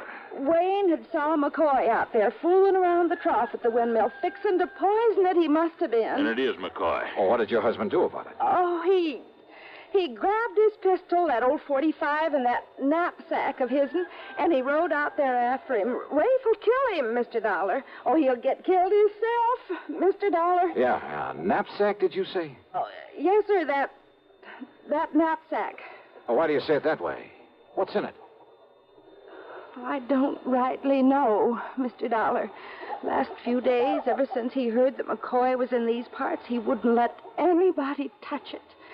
He's kept it hid away. That's funny. Miss Chisholm, you think Wayne could show us where it was he saw Jerry McCoy? I don't know where he is. Wayne has gone out somewheres, too, and I'm so worried about him. Why do you say that, Mrs. Chisholm? With Rafe and the kind of temper he's in, anybody got in his way or tried to stop him? Rafe's a dangerous man, Mr. Dollar, and he's got that gun with him. What, his own son? You don't know that Rafe, mister. And we better find him quick. We'll have to track him, Johnny. Miss Chisholm, are there a couple of extra horses we can use? Oh, yes. Help A yourself. lot better than a car out there in that mesquite and sage. Come on. And maybe we'll find Wayne for you, too. Oh, I hope so, Mr. Favor. I hope he's all right. Yes, sir. I hope so, too. But with that crazy man out there with a gun. Yeah, come on, Buster. It looks like we've got our work cut out for us.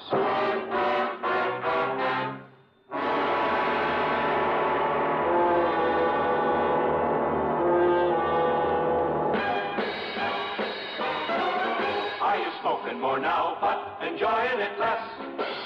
Have a real cigarette, have a Camel. The best tobacco makes the very best smoke. Have a real cigarette, have a Camel.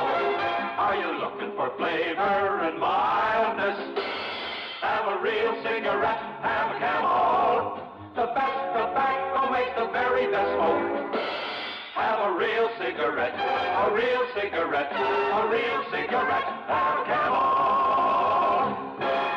Again, for the 11th straight year, Camel outsold every other cigarette, filter, king size, and regular. The best tobacco makes the best smoke. So if you're smoking more now but enjoying it less, change to Camels. Get more real satisfaction every time. Start to really enjoy smoking again. Have a real cigarette, a real cigarette, a real cigarette, have a Camel. And now, Act Two of yours truly, Johnny Dollar, and the Sidewinder matter.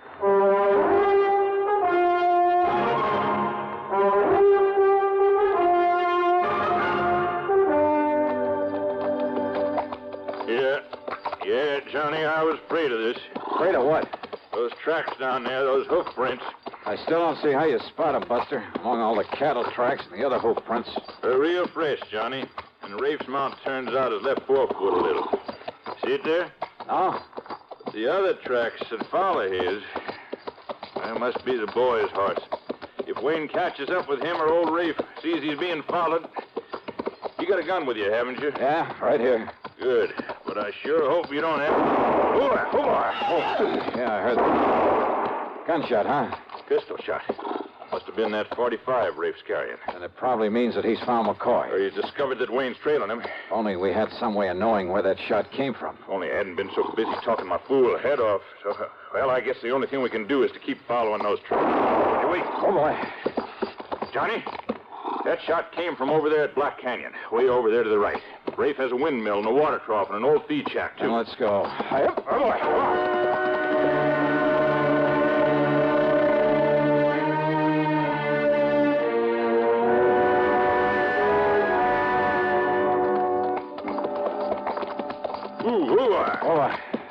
What's the matter? Look over there, the top of that mesa. Those big dust clouds building up? I knew this here was too still out here. Johnny, that dust over the mesa coming this way means that inside of 5, maybe 10 minutes, we're going to be in the middle of the worst sandstorm you ever heard of. Well, we better get on back to the ranch. We'd never make it. We got to find cover. Come on, boy. Oh, boy. But where, Buster? Over there on the right. Shadow Mountain. Big cave in the side of it. Then let's go, brother. Come on, boy. Up, up. Just pray we can make it, Johnny. And believe me, I mean pray. Get out.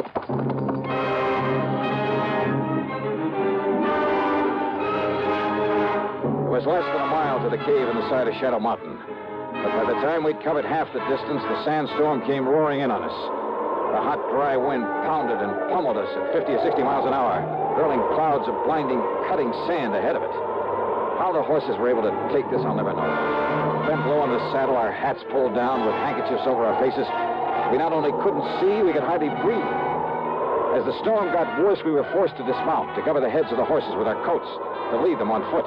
But we kept on, and I prayed that Buster still knew where he was going. Buster, whom I could track only by hanging onto the tail of the horse that he was leading. Then, finally, a lee of Shadow Mountain. The life-saving protection afforded by the deep cave in the side of it. And there, to keep us company, were other fugitives from the sandstorm. Half a dozen jackrabbits, a couple of coyotes, a fox, and several kinds of rats and mice, huddled together silently, forgetting for the moment all the ancient instinctive enmities in their escape from the peril outside of the cave. And the wind roared with the sound of thunder, as though shrieking its anger, its frustration at having failed to smother us out there, as though now trying to deafen us with its sheer power. As we crouched there, the horses stayed close to us, making strange sounds, little sounds that I'd never heard before. It was almost like the whimpering of a frightened child. Then, after what seemed like ages, but could only have been a couple of hours, the wind subsided, as suddenly as it had come up. I started to rise, but Buster touched my arm and motioned me to wait. And then came the hail. A hailstorm of the kind you may hear about but never quite believe. Right here in the middle of the Mojave Desert. Hailstorms, some of them almost as big as golf balls, dashed against the rocks outside. And some of those hailstones rolled into the cave, then melted at our feet. Finally, it stopped. The little animals who'd been our companions quietly looked at one another, then one at a time departed. Maybe a little chastened by this having shared the comfort of each other's presence for a while. Well, Johnny, kind of gives you a respect for this desert, doesn't it? Yeah. Too bad those animals don't always get along so well. So peacefully, isn't it? I guess you could say that about some of the people in this world, too, couldn't you? Well, we lost our trail, but we know where those shots came. Johnny. Now what? Half under that rock, the one that blocks the entrance to this. Somebody lying there, Buster. Must have come in during the storm. Wayne. Johnny, it's young Wayne Chisholm. Wayne. Wayne. Are you all right, boy? Hello, Mr. Favor. You're hurt, Wayne. You've been shot. Who did this? My pa. Your pa? Rafe Chisholm? I'll be all right. What happened? It was terrible. Tell us, boy. Tell us. Terrible. terrible. Act 3 of yours truly, Johnny Dollar, in a moment. Meet star Stuart Irwin. Nothing's worse for an actor than a nasty cold. To feel better quickly, I take wonderful 4-way cold tablets, the fast way to relieve cold distress. Right. Tests of all the leading cold tablets proved 4-way fastest acting. 4-way starts in minutes to relieve muscular pains, headache, reduce fever, calm upset stomach, also overcomes irregularity. Take my advice.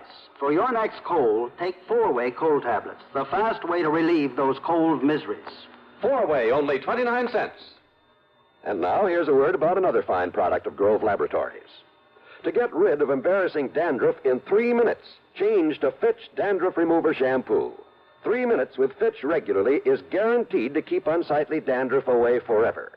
Apply Fitch before wetting hair. Rub in 1 minute. Add water, lather 1 minute. Then rinse 1 minute. Every trace of dandruff goes down the drain.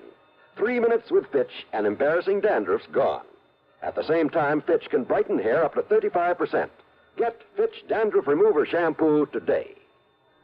And now, Act 3 of yours truly, Johnny Dollar.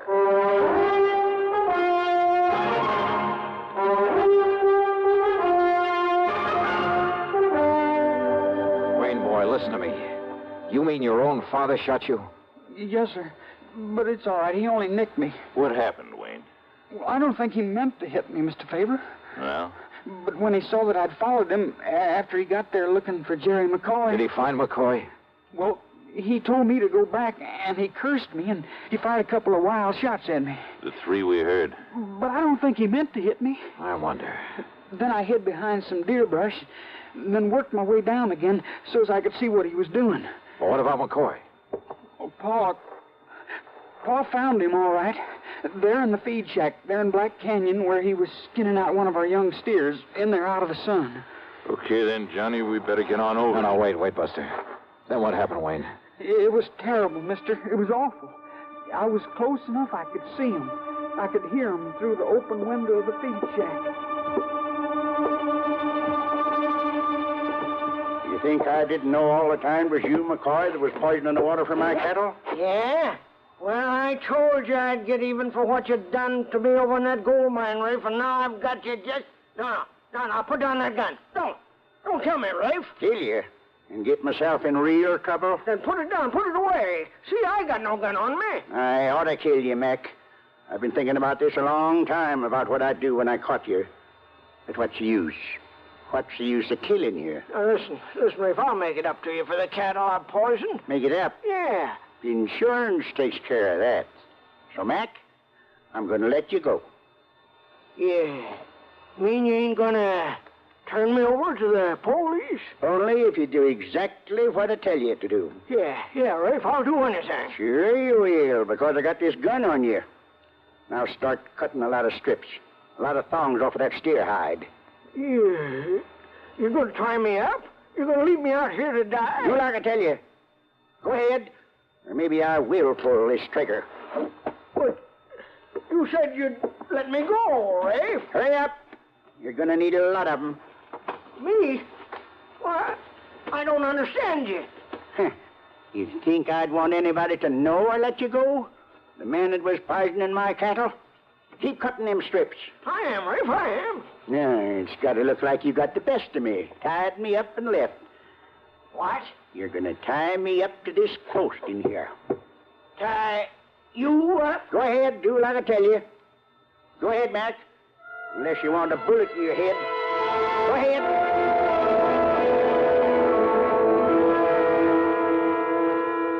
All right. Pull them strips around my ankle tighter. Yeah, Rafe, short.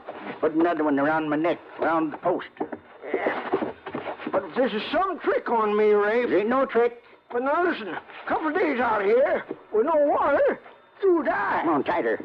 I still got this gun on you. But I'm no killer, Rafe. You won't be. Because a couple of hours and that boy of mine will be back here with help. I don't They trust see me tied up this way, they'll never know I got soft and let you get away. I still don't trust you yet. You got no choice. Now, here you are. You'll never get loose. Unless they come out and cut you loose. You think I'd take this chance if I didn't know they would? You get out of here. The wind's coming up, and there's going to be a sandstorm. All right, I will. And, here. Your gun? That's right. Take it. Because I know you ain't got the guts to use it on me. And it's better if they think you took it off me.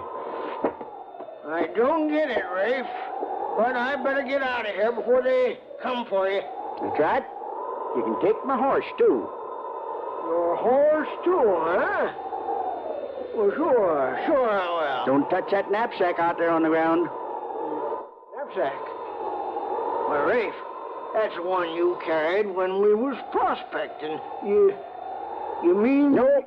Any nuggets in that are mine, Mac. Nuggets? Gold?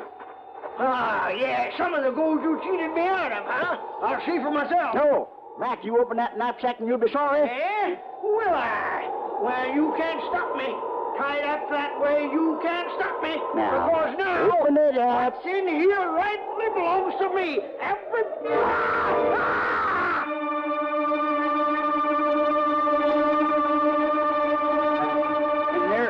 And there in that knapsack was 3 sidewinders. Sidewinders? Rattlesnakes? Good Lord. McCoy, he didn't have a chance. Good Lord. There was enough poison in them. Yeah. And not knowing that you'd seen all this, but knowing you'll come back with help, that we'll find him tied up there. Yeah, Johnny. Rafe's made it look like he has a perfect alibi. Not that McCoy didn't deserve to die, poisoning cattle. It's still murder, Buster. Wayne, do you think you can make it to the ranch? Yes, sir. Then come on, Buster. We'll go on to Black Canyon. We'll pick up our killer. Okay, Johnny. Ironic, isn't it? Yeah. All trussed up and waiting for us. By his own doing.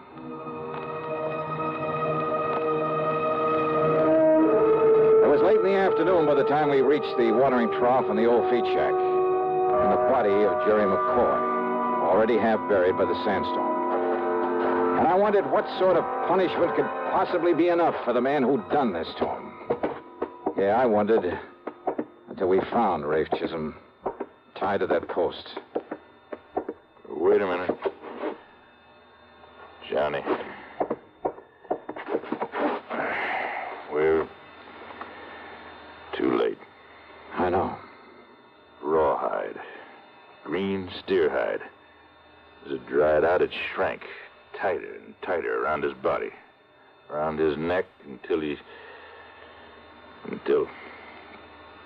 Yeah.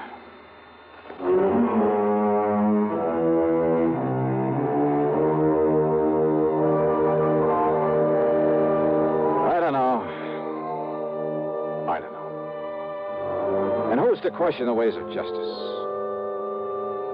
Expense account total, including a couple of drinks for Buster and myself, and the trip back to Hartford, $345.40.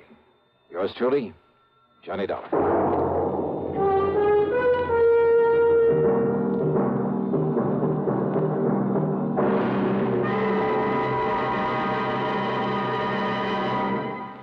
And now, here's our star to tell you about next week's program. Next week, Long Beach, California, looking for the tidy sum of $75,000. Join us, won't you? Yours truly, Johnny Dollar.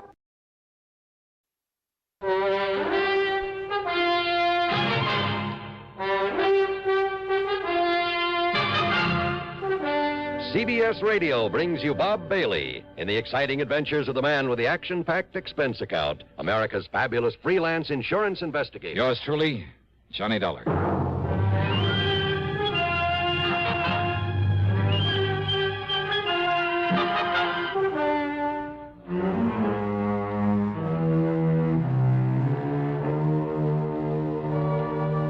Expense account submitted by Special Investigator Johnny Dollar. The Mono Guarantee Insurance Company, Little Rock office.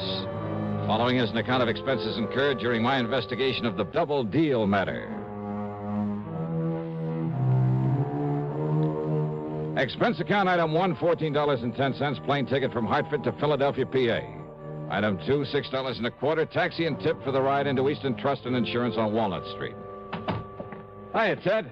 Mighty glad you could make it, Johnny. How are you? So they made you the big wheel in this office, huh? Made me the goat is more like it. Sit down. Yeah, sure. Now, what's this about Mickey the Hood? Michael Jonathan O'Banion. Oh, it's a nice, respectable-sounding name, but... Oh, brother, what a character. Bootlegger, among other things, wasn't he? Rum runner, gun runner, smuggler, jewel thief. Probably a killer, too, back there in the 20s. Only they could never pin it on him. Yeah, a real nice boy. Well, after he served his term, in order to fill out his parole, he worked for one of the drug companies here in town. Oh? And then about, 2 years ago, he opened a little importing company. Probably just a front. Importing? Yeah, drug imports, mostly from the Far East. And that's when Bruce Terwilliger sold him all his insurance. Terwilliger? Yeah, my predecessor in this job. Oh. That's when he sold Mickey all his insurance. Nearly $500,000 coverage on his business. I'm sure it's not worth a tenth of that. And over $250,000 on his life. Sounds as though he's still in the rackets. Sure. And wants plenty of coverage in case he gets bumped off. And he should have been, long time ago. All right, who's his beneficiary? Oh, hold your hat, Johnny. Mary Toodles Baker. Toodles? Yeah. She's a cheap stripper, right out of the saloon circuit. So you want to take him off your books, huh? Well, he's a bad risk. He's constantly behind in his premium payments, and Well, I just don't want him as a client of this office. Well, I can't say I blame you. But this dear old saintly conservative company won't let me cancel his policies until I can get some legal proof. Prove he's still in the rackets, huh? Yeah. And, Johnny, that's your job. Oh, now, wait, Ted. Yeah? That's not for me. That's a police job. Yeah, but they haven't got a thing on him, Johnny. So far as they're concerned, he's behaving himself, staying out of trouble, and just running his drug business. Yeah, but you think differently. Well, I bet my bottom dollar on it. And Johnny, if you can prove it for look, me... Ted, what am I supposed to do? Stick my neck out to a punk like Mickey just because you have a hunch about him? Hunch? No, thanks, Ted. If a guy like that happens to be involved in fraud against the company, something like that, you call on me and I'm stuck with him.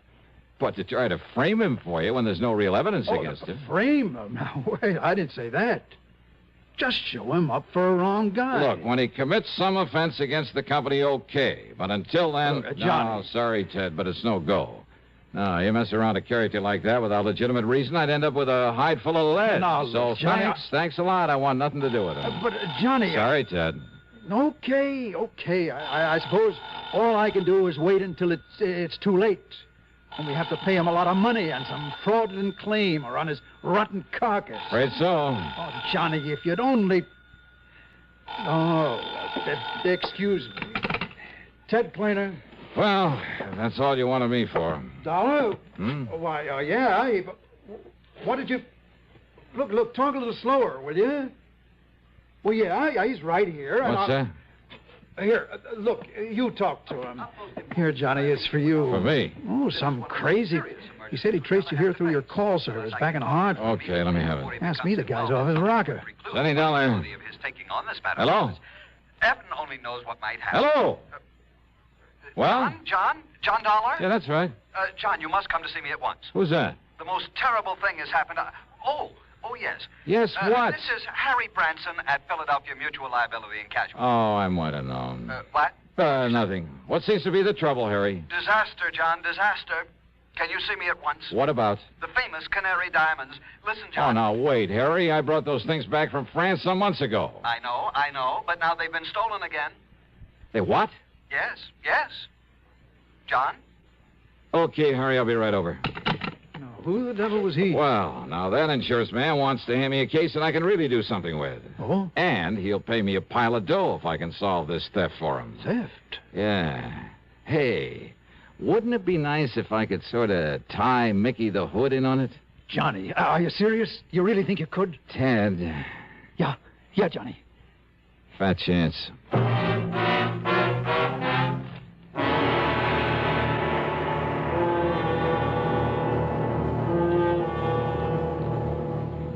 Act two of yours truly, Johnny Dollar, in a moment.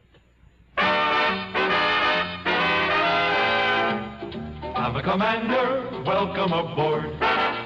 Have a commander, welcome aboard. The cleaner the tobacco, the better it tastes. Have a commander and see. The cleaner the tobacco, the better it tastes. And in Commander, the tobacco is vacuum cleaned. Have a commander. Welcome aboard. Treat yourself to a pack of new king-size Philip Morris Commanders, made on a new machine, the Mark 8, that takes rich, full-flavored Philip Morris tobacco and gently vacuum cleans it. And the cleaner the tobacco, the better it tastes. Yes, the cleaner the tobacco, the better it tastes. Noticeably better. Have a Commander. Welcome aboard. And now, Act Two of yours truly, Johnny Dollar, and the Double Deal Matter.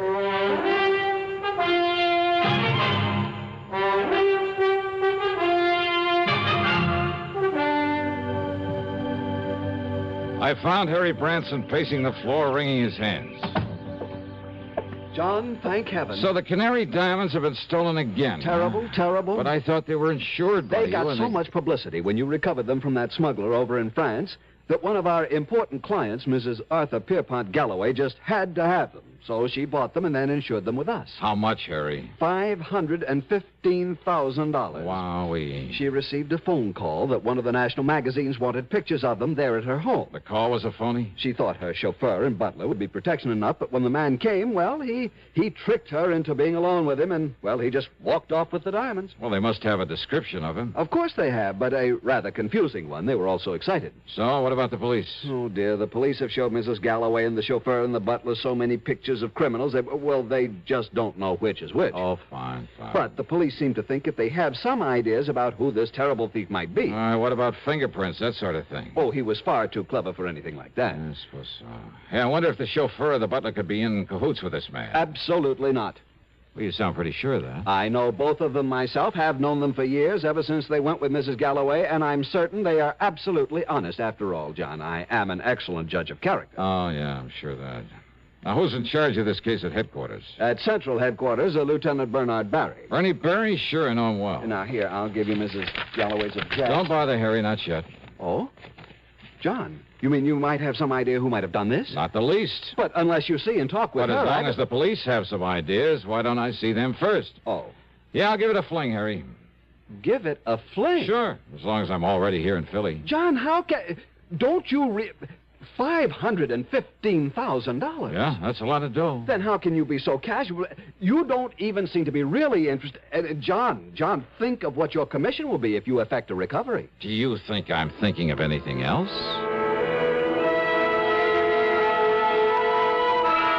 I walked on over to Central Police Headquarters and talked to Lieutenant Bernard Barry. You asked me, Dollar, that thief had concealed his identity pretty well. Oh, what do you mean, Bernie? Well, according to their descriptions, he must have been wearing enough makeup for a whole chorus line. But why Mrs. Galloway and her servants didn't realize that right in the beginning and throw him out, I'll never know. That's why they couldn't pick him out of the mug file, huh? Except for one thing the chauffeur noticed about him. What was that? He'd apparently tried to cover a scar on his face. Oh? From the outer edge of his left eye down his cheek. Wait a minute. Yeah? Maybe 5 feet 8 or 9. Very heavy, say a couple of 100 pounds. Yeah, darling, I'm way ahead of you. And say about 51 or 2 years old? Well, with all that makeup, it was hard to tell, but... Black hair, bushy eyebrows, maybe? We'd powdered his hair to make it look gray. We found traces of the powder. But... Mickey the Hood. Mickey O'Banion. So we've had a tail on him every minute since the robbery was reported. And? Nothing, darling, nothing at all. And, of course, he had an airtight alibi. Oh, sure he would have. And, of course, so would any other crook smart enough to pull a job like that. Just the same, Bernie. But until we can trip him up, or, more important, find out how he'll try to dispose of those stones... I know how to get him out of the country. Hey, but wait, his drug importing business. Yeah, importing, Dollar, not exporting. But he must ship stuff around in this country. And any shipments he makes will be gone over with a fine-tooth comb. Unknown to him, of course. Yeah? What do you mean by that? Well, if he did take these stones, he'll know everything you're doing. Maybe. You're thinking, of course, about how they were gotten out of the country before, in those cases of canned goods you found in Paris. Yes. I'm also thinking how impossible it would be to dispose of them here in the U.S. Even broken down? Taken out of the settings? Oh, look, Bernie, the distinctive color of the Canary Diamonds, all of them perfectly matched. That color's so unique that, well, he'd have to get them abroad. But where and how? Dollar, all we can do is keep an eye on him. Of course, keep an eye open for anyone else who might have stolen them. Uh-huh. Well, Bernie, I'll concentrate on him. But what'll you do? I mean, that we're not already doing. Well? Bernie, I haven't the least idea. Oh, sure. Maybe someone else had taken those stones.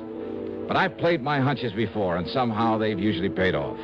And sure, if Mickey did steal them, why, maybe he was smart enough to simply sit tight for a while until things cooled down. I looked up the address in the phone book, then spent item 3, $1 even for a cab to a small building on South 23rd Street marked O'Banion Drug Imports. It was a small kind of store building with a combination office and sales room in the front. Much to my surprise, there was only one person there. That's right, Michael J. O'Banion. Well, sir, my name is Russell. Peter Russell. Mr. Russell? Yes, sir, I own a small chain of drugstores in the South. And we get a lot of calls for anything unusual down there. Our customers seem to go for unusual, exotic-type drugs and medicines. Oh, so I understand. So when I saw your ad in the Yellow Pages, I thought I might take a look at your stock. Oh, fine. Everything we catalog is right here on these display shelves. All right, sir.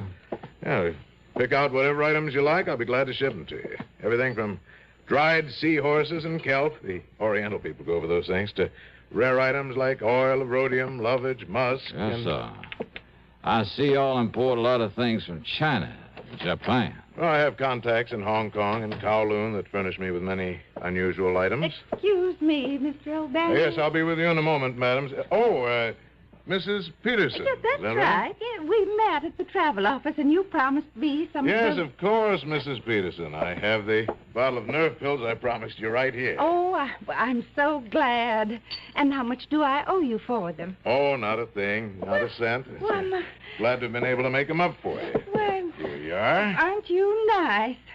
Such a big bottle, too. Oh, it's my pleasure, Mrs. Peterson. Well, have a nice trip. I hope I can swallow such big pills. Yeah, well, you just chew them like candy. Well, they don't taste bad. Just like sugar pills. Well, how nice. And remember, keep them in this bottle with its special seal and take only one each day. Goodbye. My goodness, there's so many of them. Yes, I'm sure they'll... And you're so nice to have gotten them for me. Yes, that's perfectly all right, I'm just Mrs. sure I'll have no nerves at all on this Yes, tour. well, that's good. Now, if you'll just excuse... I'll tell you.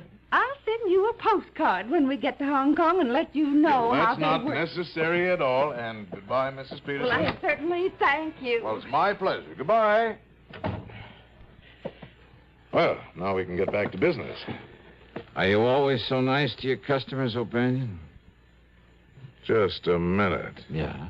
Forgot your phony accent, didn't you? My, That phony... voice. I'd know that voice anywhere from the radio. The radio? Johnny Dollar. So? I should have known it when you talked about a non-existent ad in the Yellow Page. So I pulled a boo-boo. Listen, Dollar. If the police sent you around here, if you think I had anything to do with those Canary diamonds... Well... Neither you nor anybody else can prove it. So, Dollar, if you know what's good for you... Oh, now that's a corny line. If you want to stay alive, just leave me alone. Make this Thanksgiving something special. How? By taking lots and lots of pictures. Just think of all the wonderful moments you can capture forever. Mom in the kitchen making dressing. That big moment when Dad starts slicing the turkey. The look on the kids' faces when they select their pie. Dad snoozing in his favorite chair after dinner. Yes, pictures are the best way to make those moments last forever.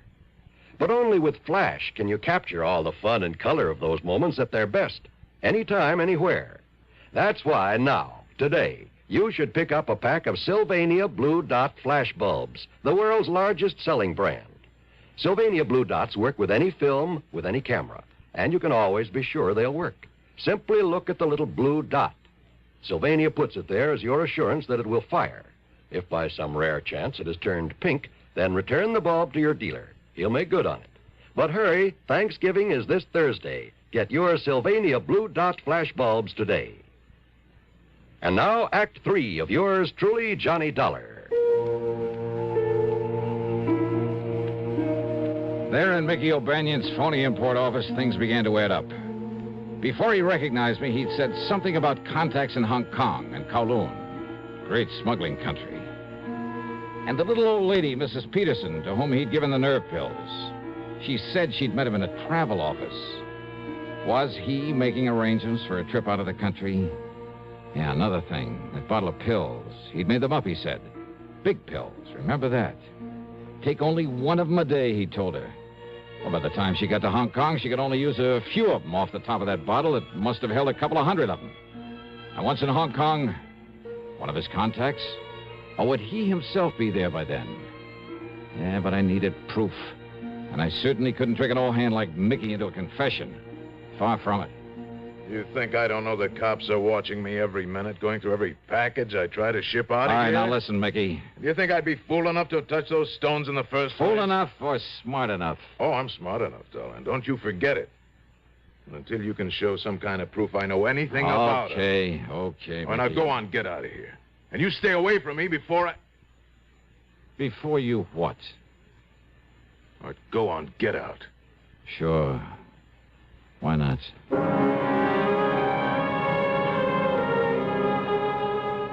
If only I'd had sense enough to follow that Mrs. Peterson. While I was standing there talking to Mickey, she could be on her way to a plane, a train, or steamship.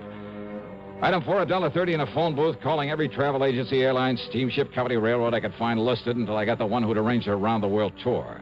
That was due to leave in a few hours. Better still, they told me she'd been staying at the Bellevue, Stratford. Item 5 is $1.25 taxi fare to the Bellevue. Just a minute, bellboy. Well, Mrs. Just a minute. All packed now, bellboy, and you... Oh. Mrs. Peterson. Why, you're the young man I saw a little while ago. I want that bottle of pills you got from Mr. O'Banion. Now, look here. Where are they?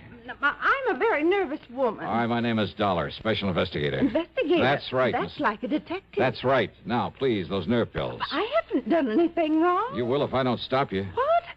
No, you're a robber, a burglar or something. Oh, look, and listen to I'm me, will you so please? Nervous. Then why don't you take one of those pills? Yeah, go ahead. Yes. Yes, I will. While I dig out some credentials to prove I'm telling you the truth. Here. Now, here they are. All right, here are my credentials. And let me have this bottle. Johnny Dollar, freelance. But you're selling them. Now, they can't all be loaded with. Let me have one of those pills so I can... Here, now... All right, that one you took maybe from the bottom of the bottle because of the way they fell on the table when I spilled them out. What possible difference could... Oh. Oh, my dear, I've broken a tooth. No, you haven't. All right, spit it out into my hand. I certainly will. Come on. All right. Here.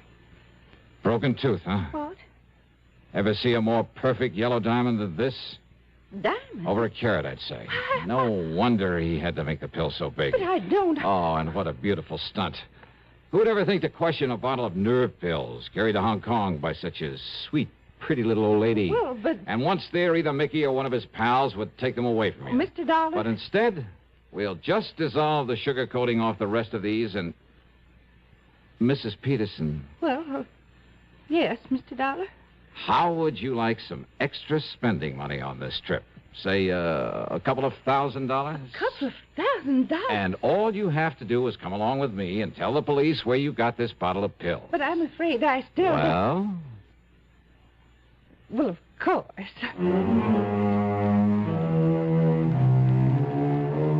Proof? That was all Lieutenant Berry needed. The Canary Diamonds are home again. And that'll save Philly Mutual from having to pay off a big claim. And Eastern Trust and Insurance has plenty of reason to drop O'Banion as a client. After all, he ought to be out of circulation for a long, long time. Expense account total $2,044.25. Yours truly, Johnny Dollar.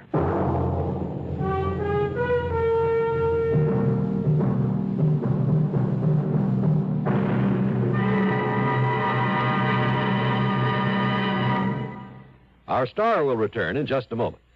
Constipation is something people don't talk about much, but it can be a problem for anyone, even doctors. And when constipation occurs, it's interesting to see just what doctors consider important about a laxative they might use or recommend. Well, a majority of the doctors we heard from had this to say. A laxative should be effective, gentle, close to natural acting. A medicine that can be used with complete confidence. Now, X-Lax has been popular with many doctors and millions of people over the years because pleasant-tasting chocolated X-Lax is effective. Overnight, it helps you toward your normal regularity. X-Lax is so gentle, so close to natural acting, there's no upset. That's why many doctors and millions of people use X-Lax with complete confidence. X-Lax, the laxative that helps you toward your normal regularity gently, overnight.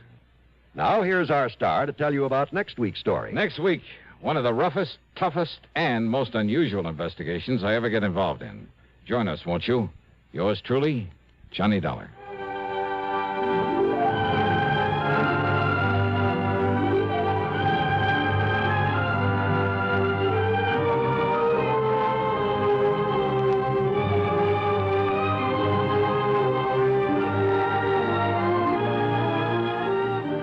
Yours truly, Johnny Dollar, starring Bob Bailey, originates in Hollywood and is written, produced, and directed by Jack Johnstone.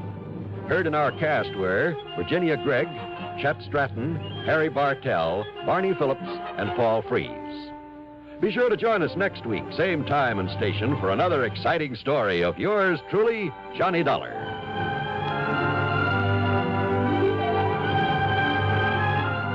This is John Wall speaking.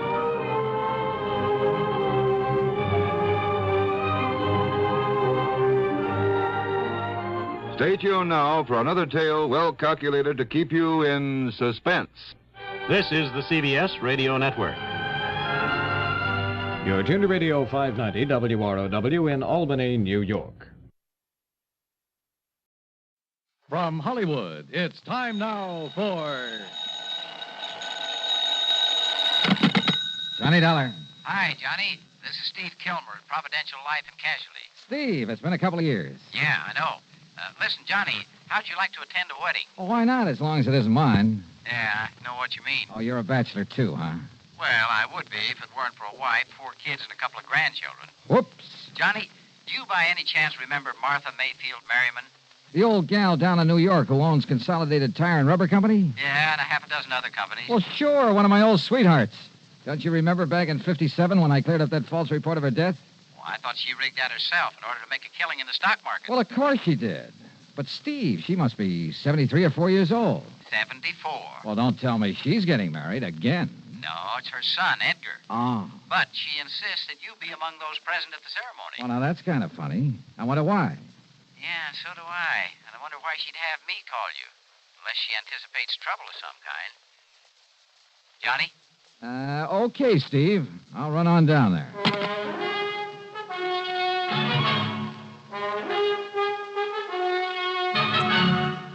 Bob Bailey in the exciting adventures of the man with the action-packed expense account. America's fabulous freelance insurance investigator. Yours truly, Johnny Dollar. And now, Act One of yours truly, Johnny Dollar.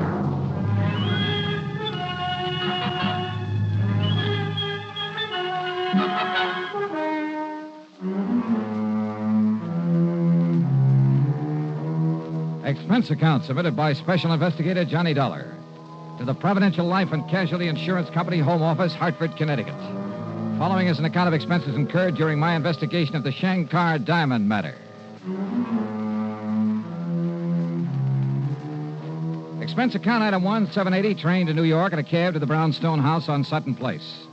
Martha Mayfield Merriman, who looks more like somebody's cute little grandmother than a clever stock market operator, but who thinks and sounds like...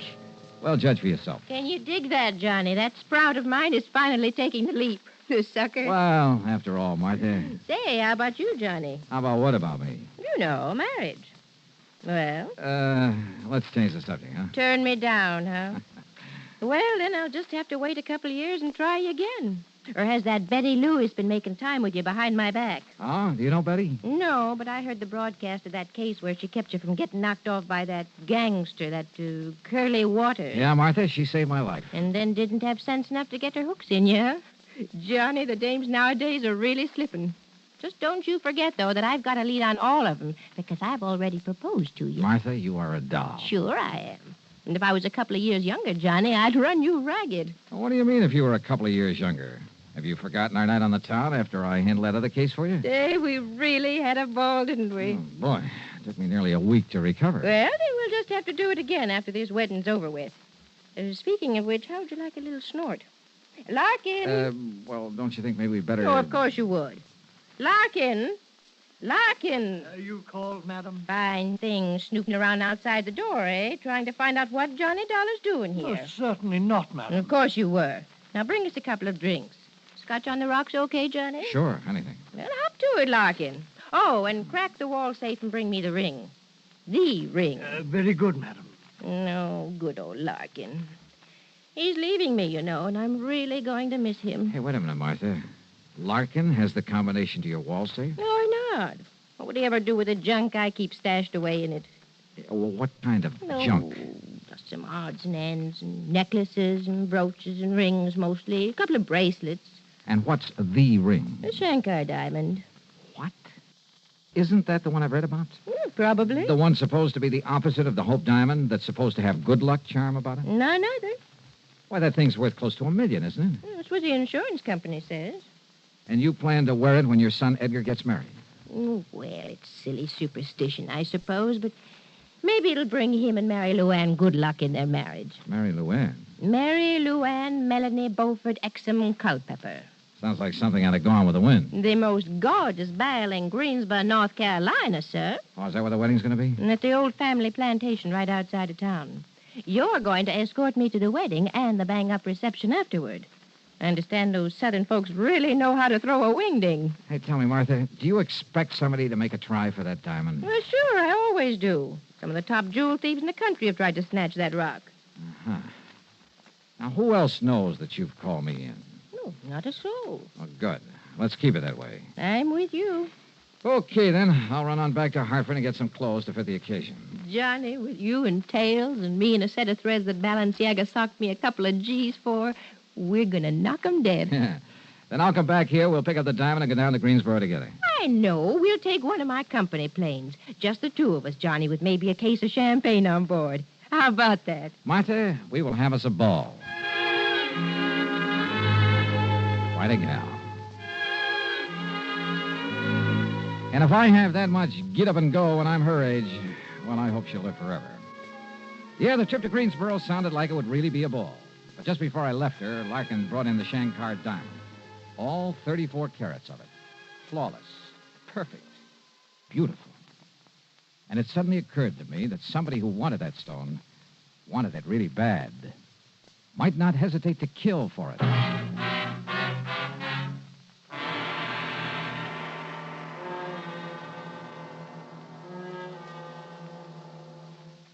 Act two of yours truly, Johnny Dollar, in a moment. And now for another episode in the life of Sergeant Donald Bellwether, my husband.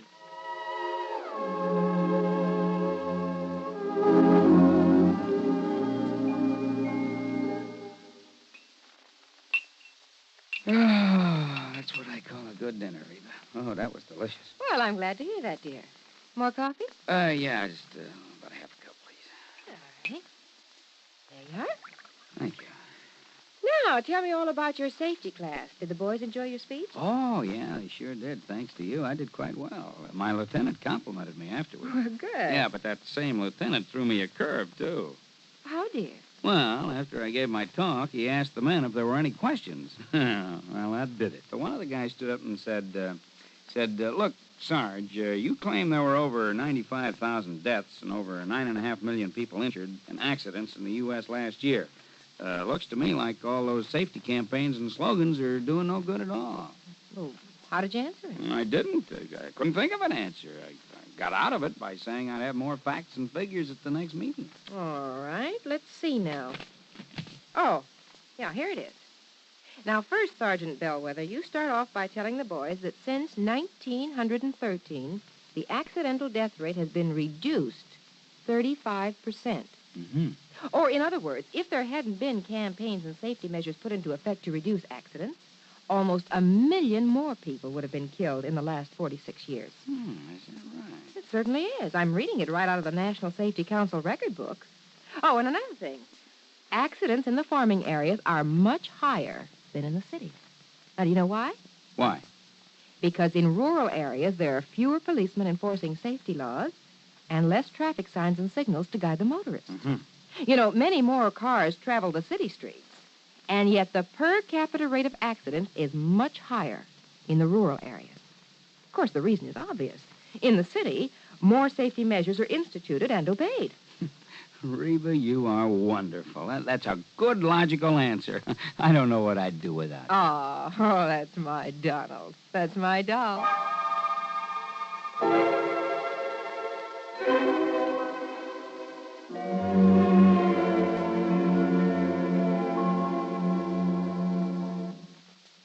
And now, Act Two of yours truly, Johnny Dollar and the Shankar Diamond Matter.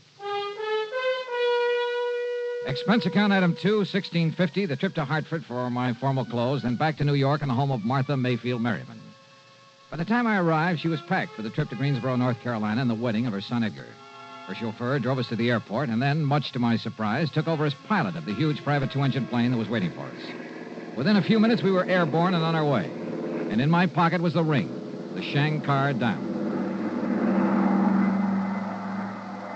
What are you looking so glum about, Johnny? You, Martha. Oh, what are you talking about? I'm the one who ought to have the sourpuss.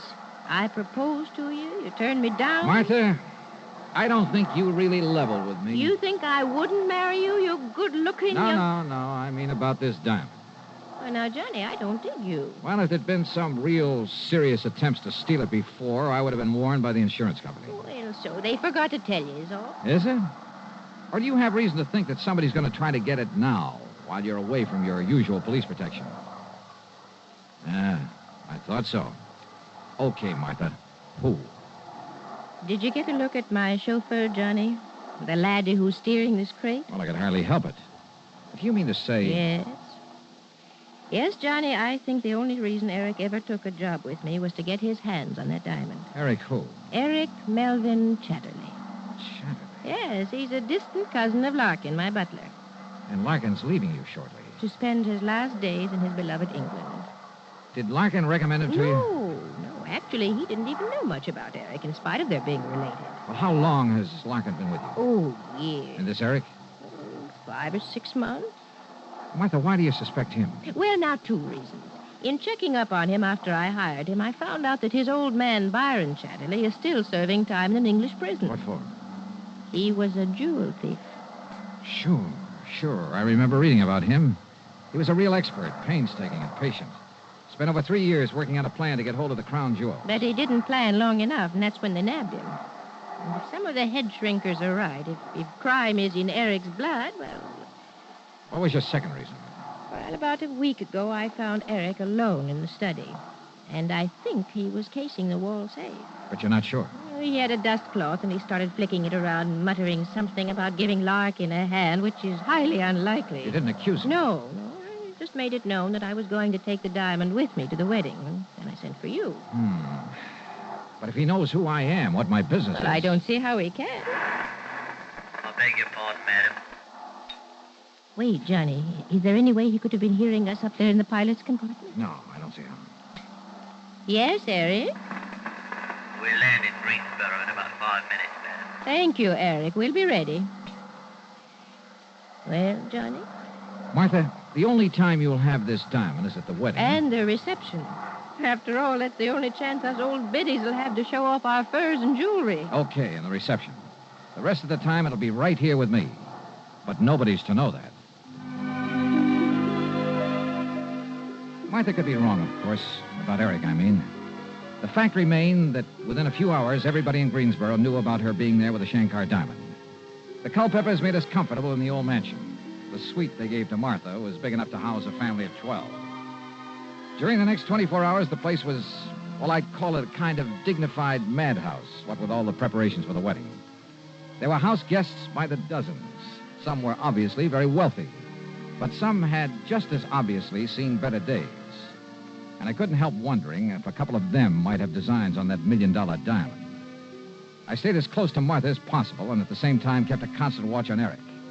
The police who'd been hired for the occasion appointed him as a special guard. Darn fools. They didn't know it, but they were playing right into his hands. If, that is, Martha's suspicions were right. Then, late the following afternoon, the wedding went off without a hitch. The blushing bride was beautiful, and the bridegroom looked appropriately happy. After the ceremony, the ladies all retired to bedeck themselves in their most fetching gowns and furs and jewels.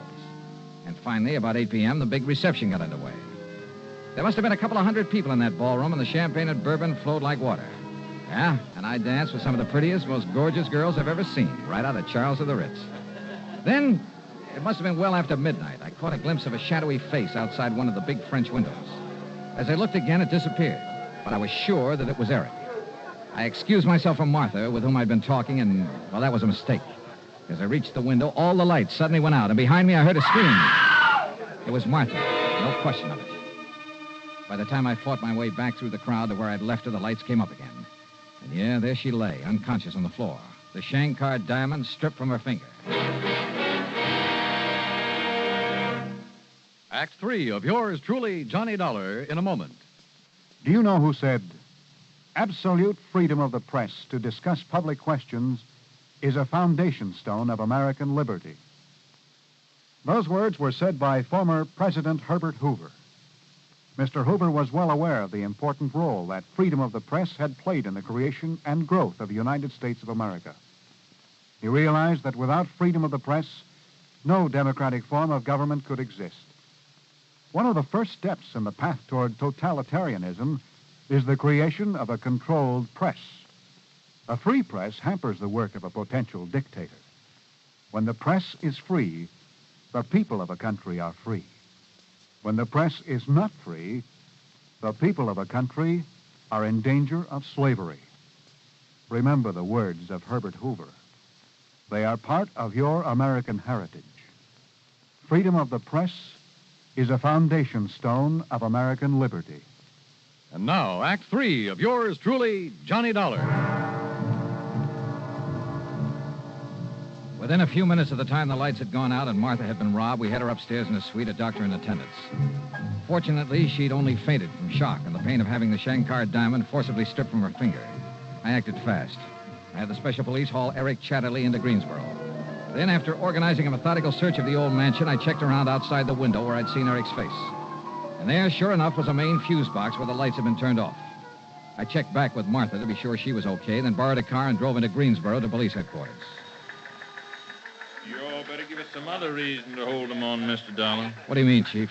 My boys went over every stitch on him, but they've found absolutely no sign of that diamond you're talking about. How about his quarters there at the plantation? Now, you know as well as I do, sir, he had no chance to hide anything, except on his person. Hey. No, sir, unless you can prove me wrong, we got no reason to hold him. Wait. Where's the nearest hospital? Hospital? Yes. And, Chief, I give you odds I can find that diamond on Eric Chatterley. The X-ray of Chatterley's midsection took a few minutes. Development of the film, a few minutes more. Careful examination of it, only a few seconds. Great day, Mr. Dollar. You were right, sir. Yeah? Was I? Look for yourself. He must have taken it out of the ring. But the important thing, the diamond is sitting right there in the middle of his stomach. The outline of that stone is just as clear. And that's just the trouble, Chief. Trouble, sir? Oh, that's the stone that Eric tore off her finger, all right. So go ahead, hold on to him. But if that's it, sir... But, Chief, that's not the Shankar diamond.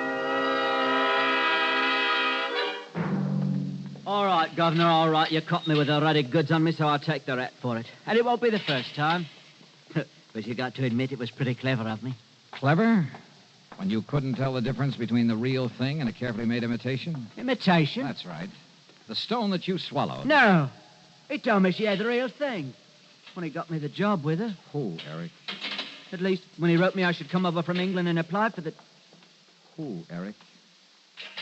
I've said enough. Yeah, I think you have at that.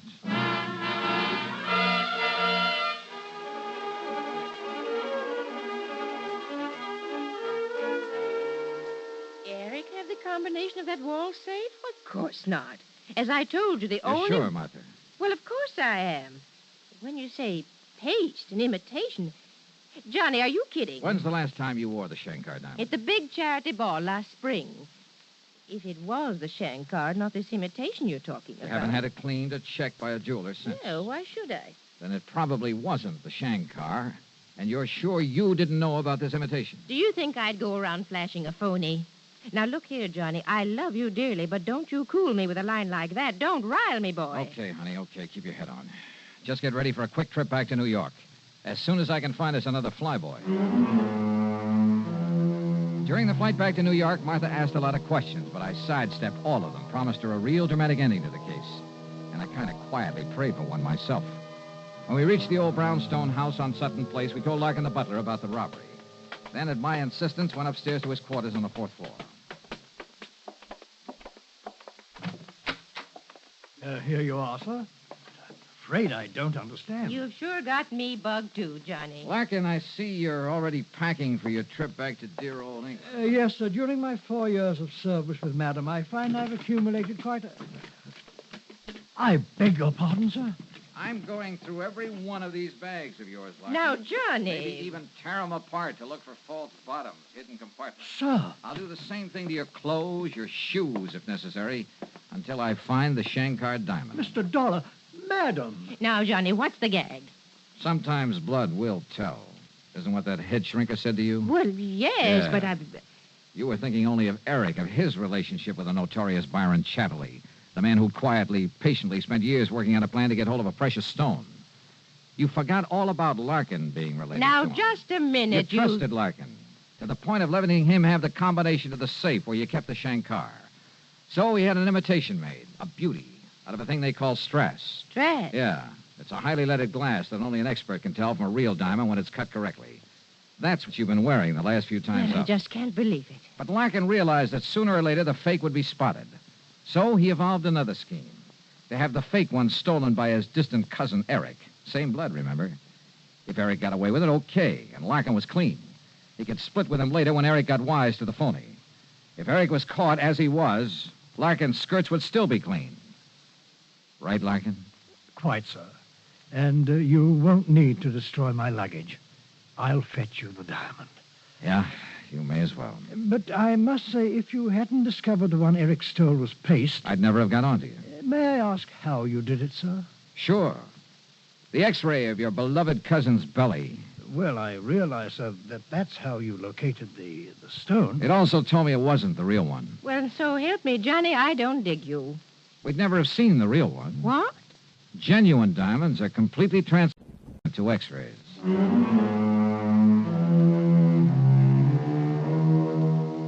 So, the diamond's safe and sound, and Larkin and his dearly beloved cousin are in the clink. Martha was a bit upset over what Larkin had done, but, well, she'll get over it. Yeah, and I sure hope I get over this headache. That brawl she threw for me by way of celebration was a dilly. Expense account total, including incidentals and the trip back to Hartford, call it $50.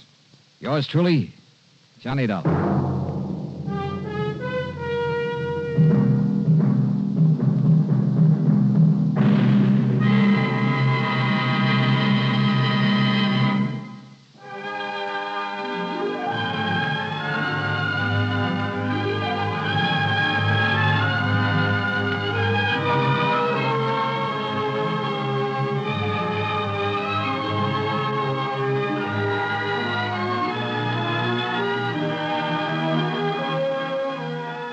Yours truly, Johnny Dollar, starring Bob Bailey, originates in Hollywood and is written, produced, and directed by Jack Johnstone.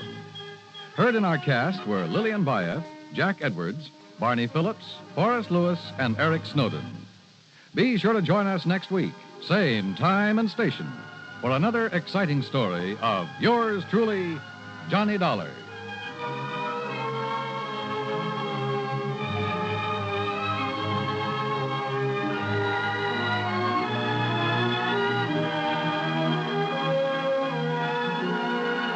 This is Dan Coverly speaking.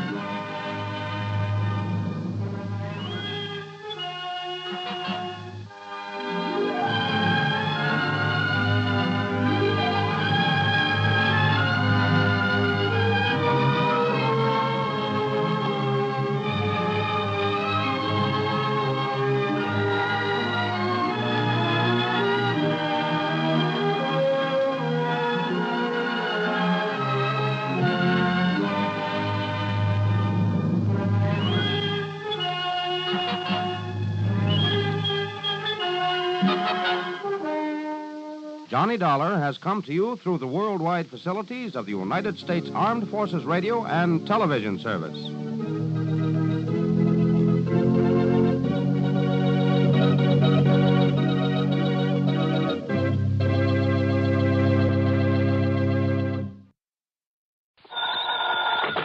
Johnny Dollar. This is Harry McQueen, Johnny, up here in Gloucester, Mass. McQueen? That's right, 4-State Mutual. Oh, sure, Harry. How are you? What's on your mind? Johnny, I have a real funny one for you. Okay, so I'm laughing. Oh, I mean funny peculiar, you know. Do I? Why don't you tell me about it and we'll see. Well, it appears that somebody's threatening the life of one of our clients. You call that funny? I told you, Johnny. Yeah, you told me. What's the name of this client? Amos R. Weatherby, an old retired sea captain. Lives in a little town of Annisquam up on Cape Ann. How much insurance does he carry? 50,000 straight life. And who's the beneficiary? His pretty young niece, Thelma Jane Weatherby. Oh? She lives with him, sort of takes care of him. But she just can't wait for him to die a natural death. Hmm? Oh, wrong, Johnny. She's the one who called me about it a few minutes ago. Asked that you be sent up there. Well, now, Harry, you know as well as I do that if she's smart... And she is. And if she has got any intentions, the best way to keep suspicion from herself. Wrong again, Johnny. I'm sure of it. Yeah. Just wait till you see and talk to her. Well? Young, did you say? In her late 20s. And, pretty? Very. The most gorgeous girl I think I've ever seen. Okay, then, Harry, give me the address and telephone her that I'm on my way.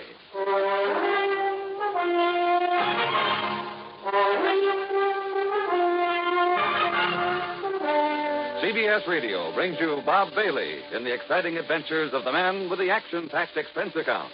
America's fabulous freelance insurance investigator. Yours truly, Johnny Dollar.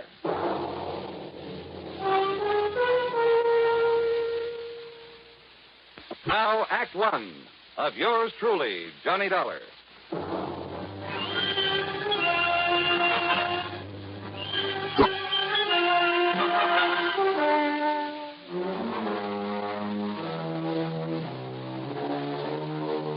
Expense account submitted by Special Investigator Johnny Dollar to the 4-State Mutual Insurance Company, Gloucester, Massachusetts office.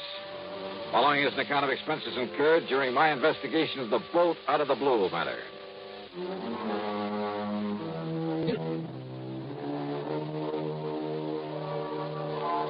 Knowing the Cape Ann country pretty well, I decided to use my own car on this one. So, expense account item 1, $14.70, mileage at the rate of 10 cents a mile, and a bargain for the company at half the price.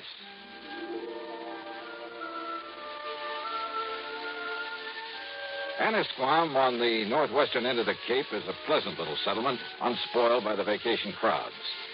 A kind of quiet summer haven for writers, poets, and painters, with a few large and very old homes. The address that Harry McQueen gave me turned out to be one of them. Set on a high, sandy knoll, it was a big frame house with hip roof, shingled turrets, and cupolas, half a dozen gables and dormer windows, all of it dripping with gingerbread and covered with Boston ivy. It looked out over the sparkling blue waters of Annisquam Bay. On one corner was a big tower with a platform on top surrounded by a heavy, well-polished brass railing. A flagpole carried not only the national ensign, but a couple of signal flags on separate lines below a sort of yardarm, I guess you'd call it. Another shorter pole supported a weather vane and one of those revolving things to measure wind velocity. The whole place, in spite of its weather-beaten age, was in good condition. Was what the owner, according to Harry's description of them, would probably call shipshape. All very interesting and colorful. What interested me most, though, was the vision that greeted me at the front door. And I mean vision. Yes? Oh, you must be Johnny Dollar. Any description of Thelma Jean Weatherby could only end up in the Department of Understatement. She was tall, well-tanned, and beautiful. A sort of honey blonde with clear, exciting blue eyes. The sort of figure that you dream about. She was wearing a well-cut pair of blue silk capris. Johnny? And a blouse of lighter blue chiffon. The freshening breeze caught a wisp of her hair and gently flicked it across that beautiful face in a sort of caress. I caught the faint scent of arpège. Johnny, what's the matter with you? You are Johnny Dollar, aren't you? What? Oh, yeah, sure. I'm sorry, Miss Weatherby. Miss Weatherby? Thelma? Thelma Jean. But come in, Johnny. Yeah, sure. The captain has just gone up to the bridge to look for the weather so we can talk safely. The captain? My uncle, Captain Amos Weatherby. Oh, boy.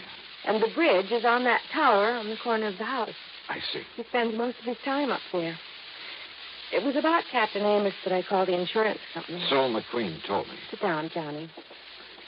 And would you like a nice cool drink or something after your long drive? Well, I take it you'd like to tell me what this is all about while the captain isn't here, so why don't we save the amenities for later, huh? All right.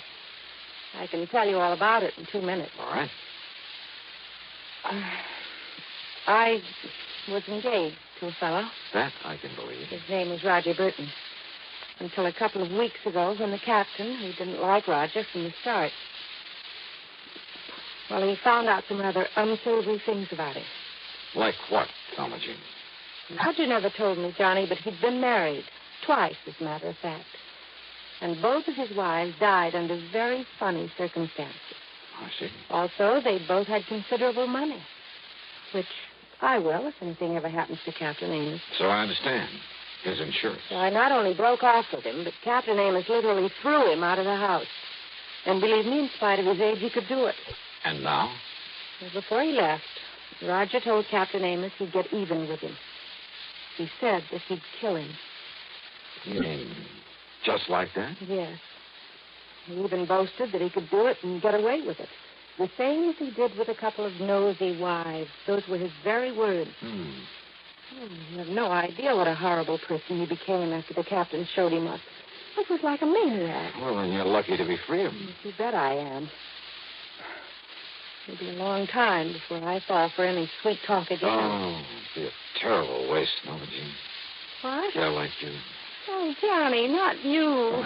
No, I'm just kidding. Or am I? You better be. And yet, if all the stories I've heard about I you don't are believe true... one of them. And to prove that I didn't come up here just because Harry McQueen said you're the most beautiful, the most gorgeous gal. McQueen told you that? Yeah, sure, right, 1,000%. But Then now... if I'd known that, and if you hadn't come, I'd never have forgiven you. Yeah, but now let's get down to what... Especially after what he said over the phone about you. Like what? Oh, that, you're an old, dull, stodgy, pedantic, Why, I'll bumbling... sue him.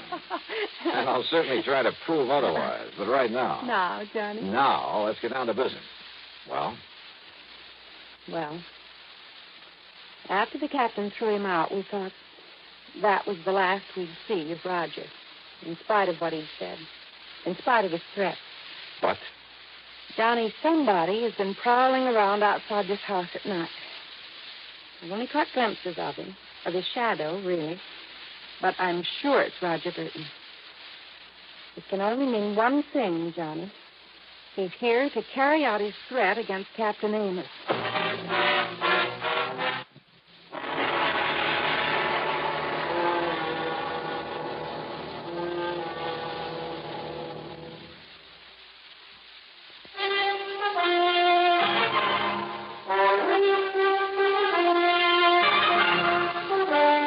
You're sure it's Roger Burton you've seen prowling around the place? Yes, Johnny, and only at night. And he's supposed to have left Anna's farm to have gone out west or something. Now, don't you see what that means? So he's going to carry out his threat to kill Captain Amos. And we've got to stop him somehow. If you're right about all this. Oh, if only you knew what a terrible person he is. And yet you were engaged to be married to him. That was before the captain showed him up for what he really is, a wife killer. Well, you admit yourself it's never been pinned on him. Because he's clever. That's why he boasted that he could kill my uncle and get away with it. And now that I've seen him here... Johnny? He hasn't made his presence around here known to anyone else, Thelma Jean? I'm sure he doesn't know that I've seen him. But now listen, just what has he done? all I know is that I've seen him, or his shadow, poking around outside in the yard between here and the cell. Then last The cell? night... What's that? Look, you can see it from this window. There. That concrete building, whatever it is, at the edge of the property? It used to be a kind of jail back in the days of the sailing ships. Now the power company uses it for transformers or whatever you call it. Yeah, I see the power cables leading down from the pole. I've looked for his footprints out there in the mornings, but there's always a wind at night, so... Maybe I'd better take a look in that cell, as you call it. Oh, it's all locked up, Johnny. And the tiny windows with the bars over them are so dirty you can't see a thing inside. Have you any reason to think he somehow got into the... Hey, that storm's really coming this way. Yes, and Captain Amos will love it. But now, Well, Johnny... hadn't you better get him down off that tower before it hits? During a storm? Why, you couldn't drag him down with a turning mule team. Oh. Take him back to the old days when he used to ride out a storm on the open bridge of a sailing ship. Thelma Jean, does he know about Roger showing up again? No, Johnny, I haven't told you. But listen, I've been trying to tell you. Tell me what? That I not only heard him prowling around last night, but this morning I found some ladder marks in the ground. Where? Out beside the tower. As though he'd used a long ladder to get up to it from the outside. Ladder marks? I don't know what else they could be. This feller, and for the moment we'll assume that it is Roger Burton. Oh, I'm sure of it. He's made no attempt to enter the house? Oh, he's too smart for that. And don't forget, Johnny, he doesn't know that I've seen him around again. Well, before this storm really breaks, Thelma Jean, I'm going to take a look at that transformer building out there and see if... And you better hurry, Johnny, before... Thelma Jean! Thelma Jean! Yeah, Captain? Where are you? In here. Where in tarnation did you put my sou'wester? It's up in the cabin just below the bridge where it always is. I told you a storm was making up. It's going to be a big one. Now you got to get me back on the bridge. Well, now who's this, Thelma Jean? Captain, this is Johnny Dollar. Dollar, huh? Hiya, Captain Amos.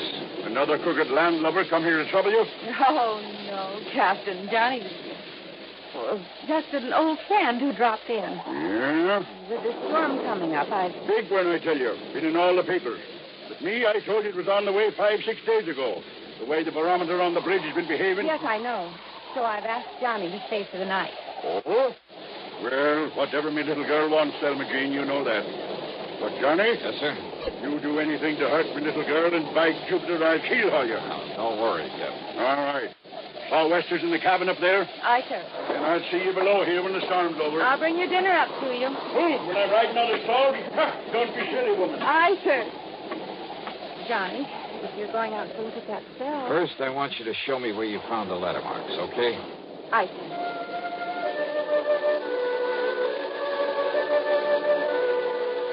The marks in the ground were still quite plain at the base of the ivy-covered tower. The ladder must have been a tall one, high enough to reach the platform that the captain called the bridge. And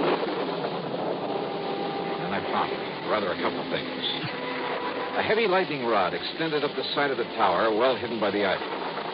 But the bottom of it had been sawed off, making it useless. Also hidden by the ivy was a wire, an insulated copper wire. Too heavy to cut without tools, but certainly not big enough to take a lightning bolt. The wire was lashed to the upper section of the lightning rod. The other end disappeared in the ground at my feet. And it led away toward the cell, the little transformer station.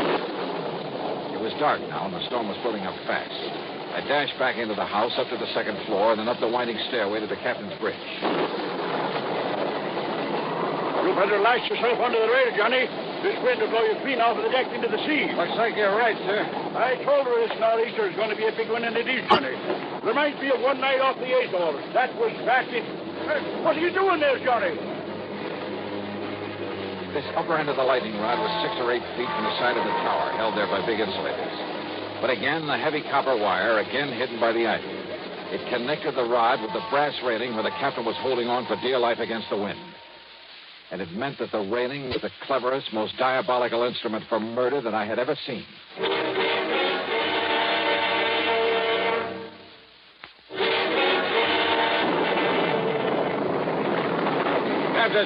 Captain Amos. Listen to her blow, Johnny. Listen, we've got to go below.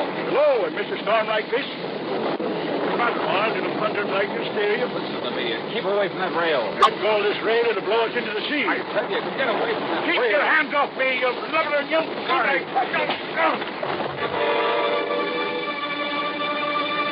I dragged him off his so-called bridge and down into the little room below, then hoisted him onto my shoulder and started down the circular stairway. What happened to him? I'm afraid I had to knock him out. What? To get him off that platform up there. No, Johnny, you shouldn't have. You'll never forgive you for... For what? For preventing him from getting electrocuted? Oh. Better give him some brandy or something. Oh, Johnny, don't you understand? Didn't you see the lightning rod up there? You bet I did. Right next to the platform. While you're at it, you can bring a slug of that for me. Don't you understand? Lightning wouldn't hit a rod like that, not once in 100 years. In 100 years, Johnny, here. Thanks. What it does is clear the air of static electricity all around the place, so the lightning won't strike nearby. Yeah, that's what you And don't you see what you've done to him? I'll never forgive you for this. Here, darling. Now listen, Thelma Jean. Oh, Johnny, you've hurt him. Well, I'm sorry, but now listen. You're going to be a lot more sorry. Thelma Jean. There's nothing you can say, Listen to Johnny. me. You keep him here. Keep him away from the bridge until I get back here. Come back here, Johnny. You... Just keep him there. Outside, with the aid of occasional flashes of lightning, I found my way to the concrete transformer house. There, I found out how Roger Burton, in spite of the heavy padlock on the door, had got into it. By the simple device of pulling the pins out of the hinges. And who was sitting there waiting for me with a .38 in his hand? Close the door, mister, and back up against it. Go ahead. You don't give me much choice, do you? I can only tell you that if you make one move towards me, I'll pull this trigger. Your body won't be found until the annual inspection of this little transformer station. That'll be 4 months from now, and I'll be a long way away from here. I see. I'll probably have to kill you anyway, mister. After I get rid of that meddling old man up in the tower the old fool calls the bridge. Up on the tower, Burton? Yeah, I saw you drag him away from there through this window. Just before a good flash of lightning that could have been my cover-up. But don't worry. He'll be back. Hanging on to that railing, riding out the rest of the storm. And when he is... The rest of this madman's murder weapon was all too obvious now. Up on the tower, the brass railing was wired to the disconnected lightning rod. On the lower end was the copper wire I discovered. And this end of the wire here in the blockhouse was connected to a 22,000-volt transformer. You see how it works, mister? He goes back up there and grabs hold of the rail. I throw the switch. And the power on this line will not only kill him, but melt away the copper wire. Destroy the evidence. Only nobody will look for evidence. Because they'll all think a bolt of lightning killed him. All right, Burton, listen to me. Oh. Look. I can see him. In the room where you carried him. Hey, look through the window beside you. You can see him, too. I can see him all right. Starting back up the circular stairway, back up to the bridge. You think that Thelma Jean can stop him? Never! If he ever got there, if he touched the railing, Burton would throw the switch, would electrocute him. But then a miracle. Once in 100 years, the bolt of lightning out of the heavens.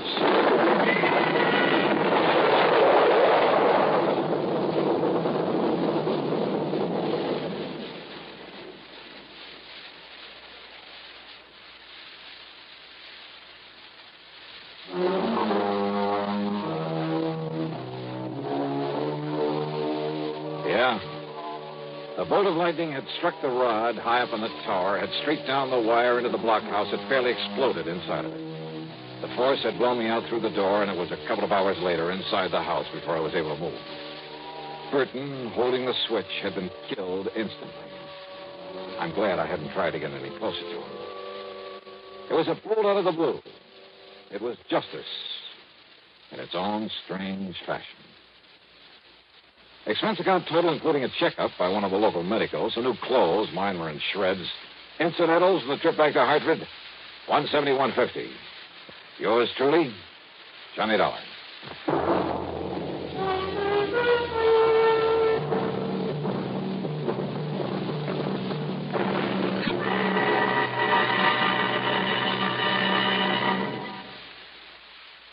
Star, to tell you about next week's story. Next week, a vicious racket that a lot of respectable people fall for, that you ought to know about. Join us, won't you? Yours truly, Johnny Dollar.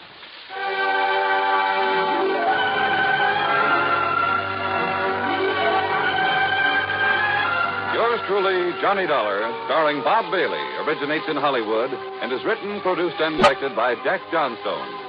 Heard in our cast were Virginia Gregg, Carlton G. Young, Ralph Moody, and James McCallion. Be sure to join us next week, same time and station, for another exciting story of yours truly, Johnny Dollar. This is Jim Matthews speaking.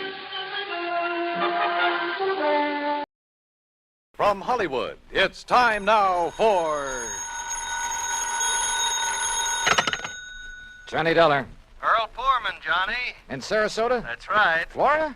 Where else? Well, hi, Earl. How are things in the land of infernal sunshine? What do you mean, infernal? Well, it's got pretty hot down there these days, isn't it? Makes good fishing weather, Johnny. Yeah, but without a case to work on, what possible excuse would I have? Maybe I have one for you. Oh? Yeah. And maybe it's murder. Earl, I'll be down on the next plane.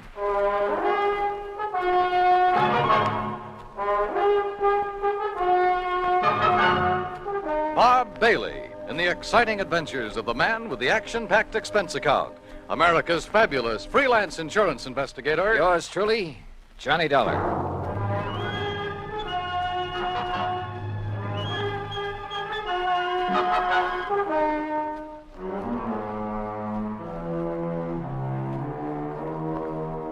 Expense account submitted by Special Investigator Johnny Dollar to Tri-State Life and Casualty Company Branch Office, Sarasota, Florida. Following is an account of expenses incurred during my investigation of the Parley Barron matter.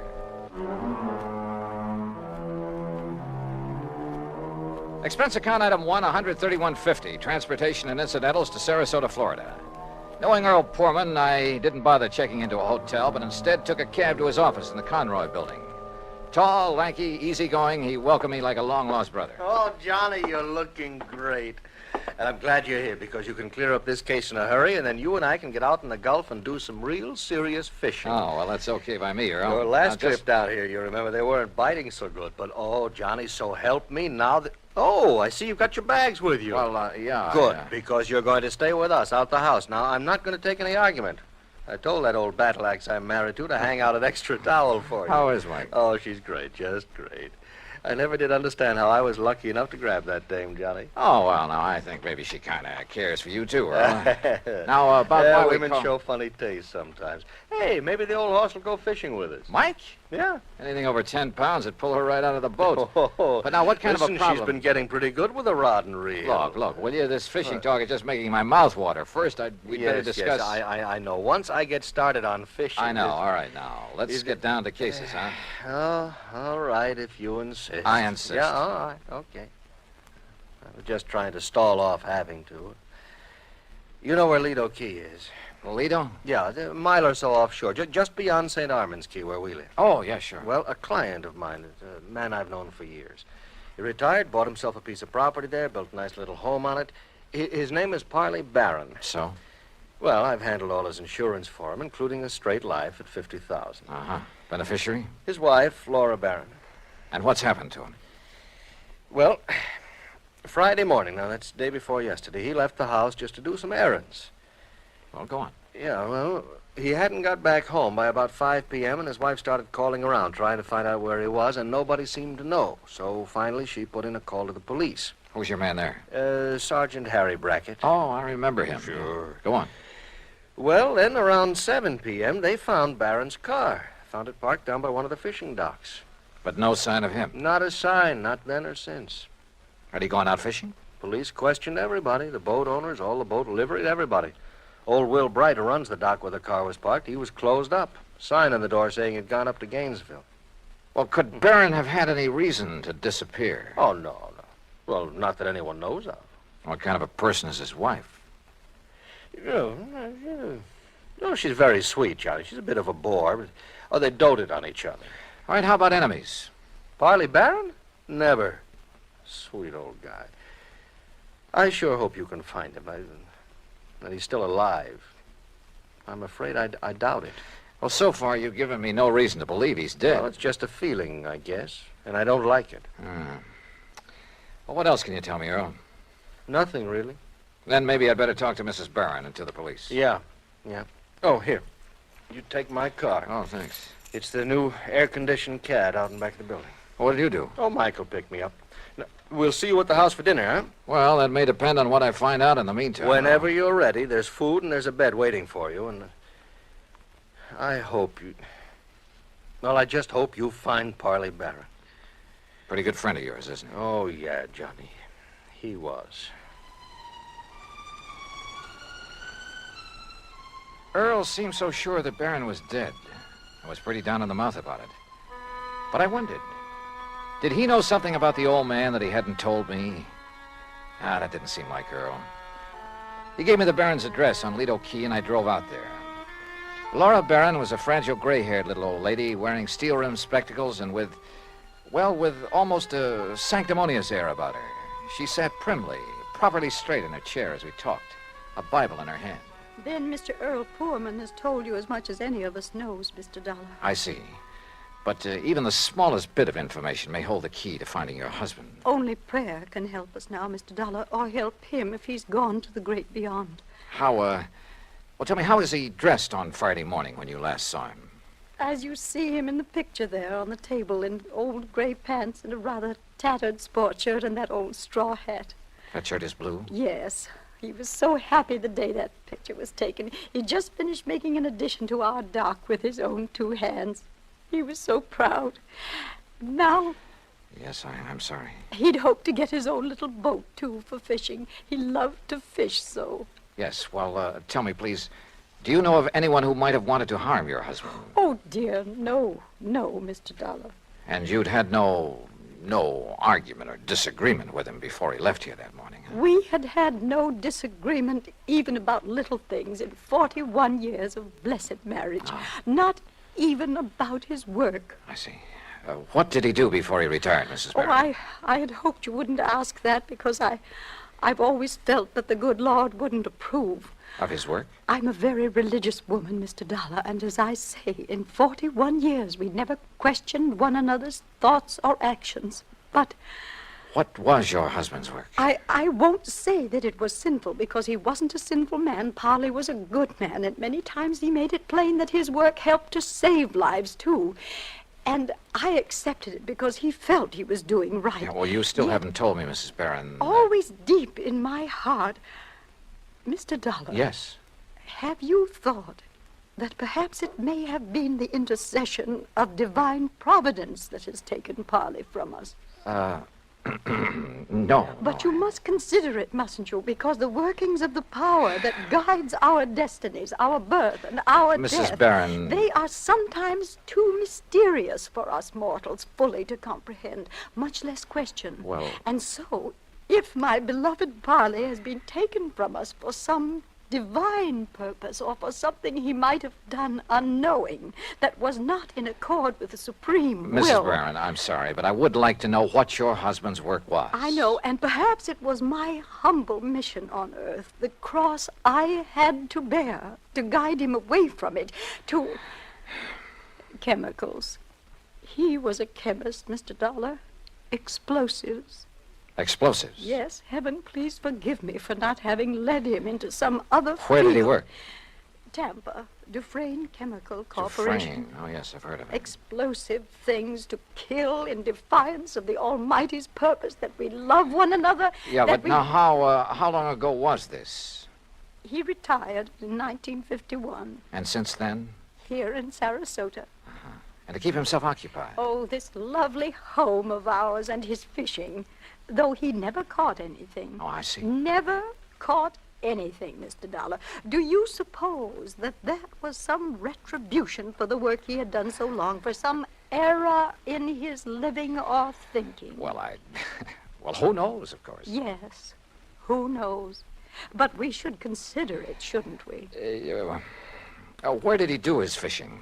He never told me, but he left here almost every day to try his skill. And always he came home empty-handed. Yeah.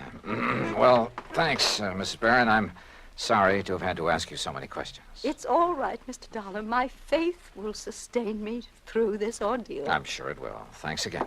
Here, you must take some of these pamphlets with them. Oh, read them. Any aid to piety of the mind is good for all of us. Yes, well, thanks. The inspired word may help us all. Oh, sure. Thanks. Thanks very much.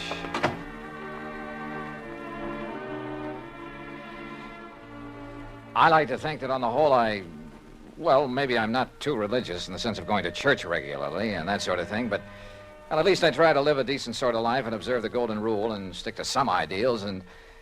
But in an atmosphere like that, well, I couldn't help wondering if her husband didn't have good reason for wanting to get away for a while. In any event, I'd got nowhere on the case, so I phoned Sergeant Harry Brackett. That's item 2, 10 cents.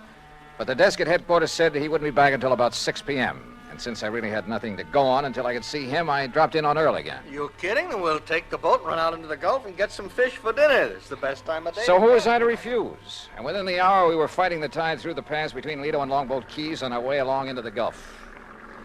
Yeah, Johnny, I find I always have my best luck along about this time of day, just before sundown. I still ought to be back there working. Why? Sergeant Brackett won't be back at headquarters until 6 o'clock. You told me yourself. Now, what can you do until you talk to him and find out what leads he may have? Oh, man, you are a funny one. You call me long distance to get down in a hurry, then insist I go fishing instead of working on the Don't you case. know, fishing's the answer to more problems than anything else in the world. You got worries? Go fishing. You'll forget them.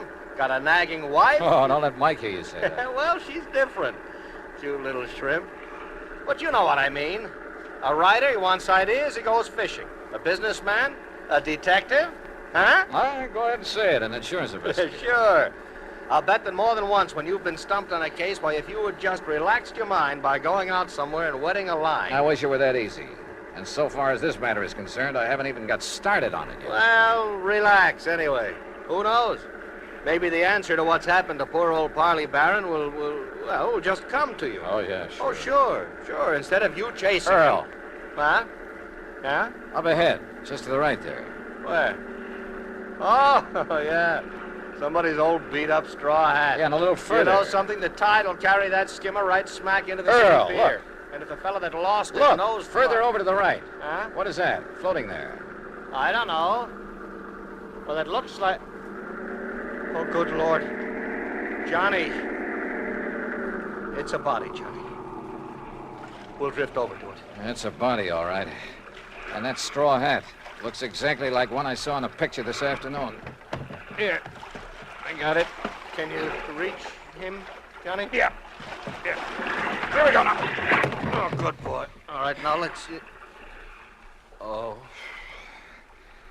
Is it? Yeah. Are you sure, Earl? Oh, yeah. Yeah, Johnny, it's poor old Parley Barron.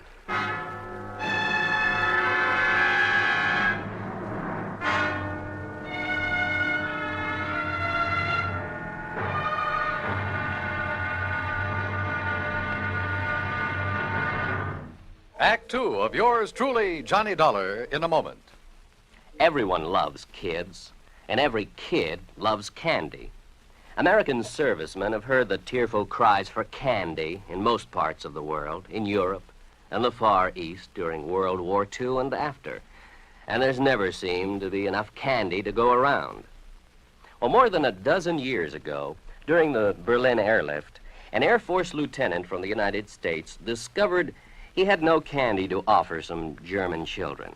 However, he promised to drop them some candy the next day as he came in for a landing. Improvising a parachute out of his handkerchief, Lieutenant Gale Halverson dropped the candy bars the next day as he had promised.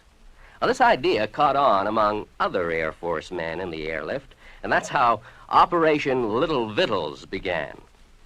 The idea spread far and wide, and soon military personnel, civilians, business firms began to aid the Goodwill program by supplying candy and handkerchiefs. Time after time, as the sleek cargo planes of the United States Air Force swooped low over the landing field, a shower of little bundles of sweets dotted the sky as their tiny parachutes carried them safely to the ground. And the hungry German children gathered up these bundles of mercy, which the communists try to keep from them. The men of the United States Air Force did a great job satisfying a lot of appetites, but they did more. By a wonderful sense of understanding, they nourished the cause of freedom, the right of all men and children everywhere. And now, Act 2 of yours truly, Johnny Dollar, and the Parley Barron matter.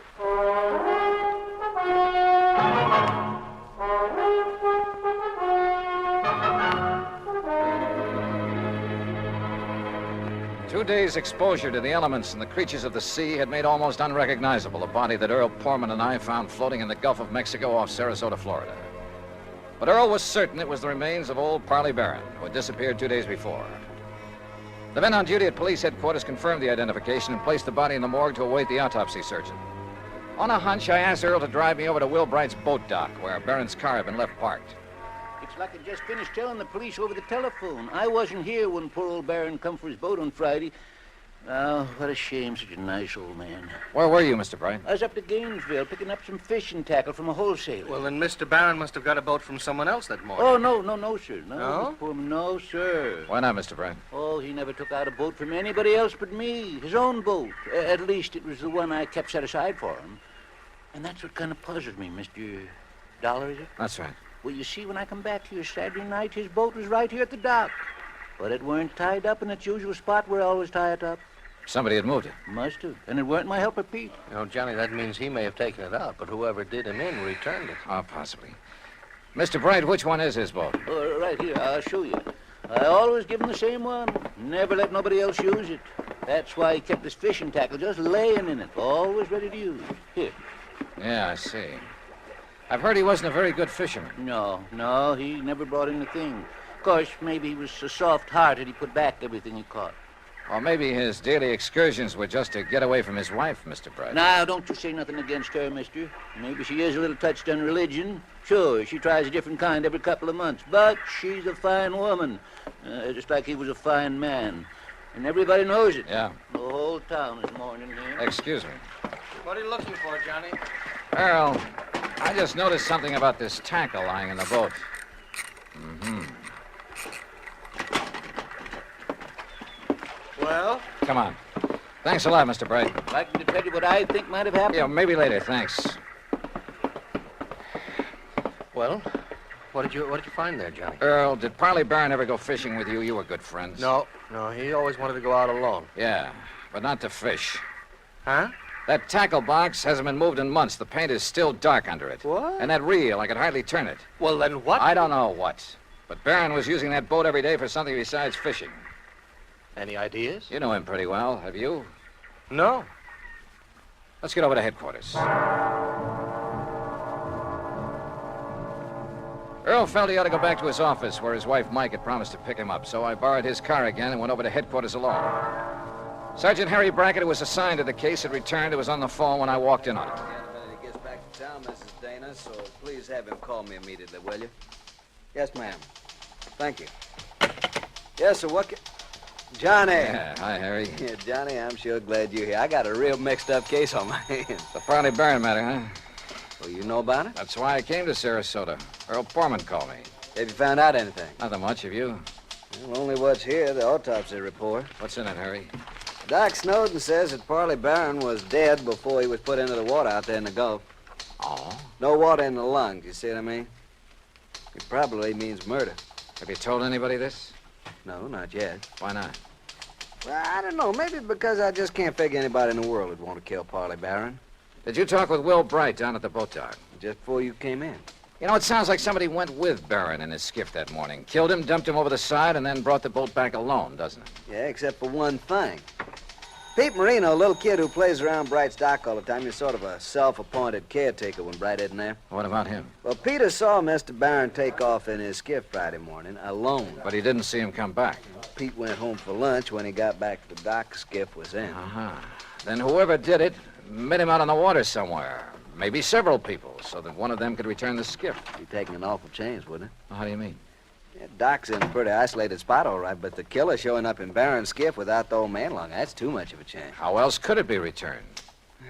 Tied. Tied? Little Pete says that when he got back to the dock, the skiff was there, all right, but not in its usual place. So Will Bright mentioned. Also, it wasn't tied up. It was just sitting there. Oh, then you meant untied. No, I meant T-I-D-E. When the tide's rising, it floats everything from the pass between Lido and Longboat Keys right up to Will's dock. You think the boat just floated back by itself? You got a better idea? Harry. Yeah? Are you sure it was Barron's body we picked up out there? After all, the fish and whatnot disfigured it pretty badly. Johnny, I've known him for years, and didn't Earl Pullman recognize him immediately? Yeah. In the clothes he was wearing, his own straw hat? Well, have you checked on his dental work, things like that? Waiting out for Dr. Dana. He was his dentist to get back to... You know, that's a funny thing. What? I called Dana the minute that body was brought in. After all, teeth are about as solid identification as you can get. Oh, I thought you were sure anyway. Well, I wanted to be doubly sure. Anyhow, when Dana didn't get here right away, I called him again. I got his wife on the phone, and according to her, he suddenly left for Tampa. Urgent call or something. Where in Tampa? She didn't know. At least she wouldn't say, but it seems kind of fishy to me. Well, it may just be that one of his patients... Dana. That's right. The man who got so much publicity about atomic radiation studies, effects on the teeth, and so on. That's the one. What's the matter, Johnny? Well, when you're stumped on a case, says Earl Poorman, go fishing. We did. We found a body. What are you getting at? Me, when I'm stumped, I play my hunches, no matter how crazy they may seem. And the hunch I have right now, man, is the craziest. I'll see you later. I learned a long time ago in this business, when you got a hunch on the line, you play it for all it's worth.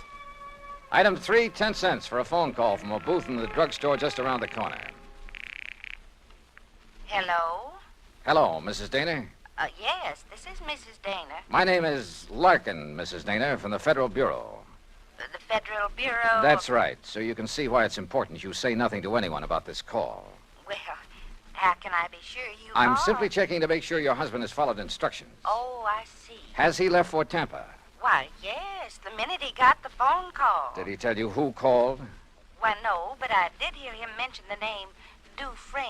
Dufresne? Yes, only he didn't know I heard. And...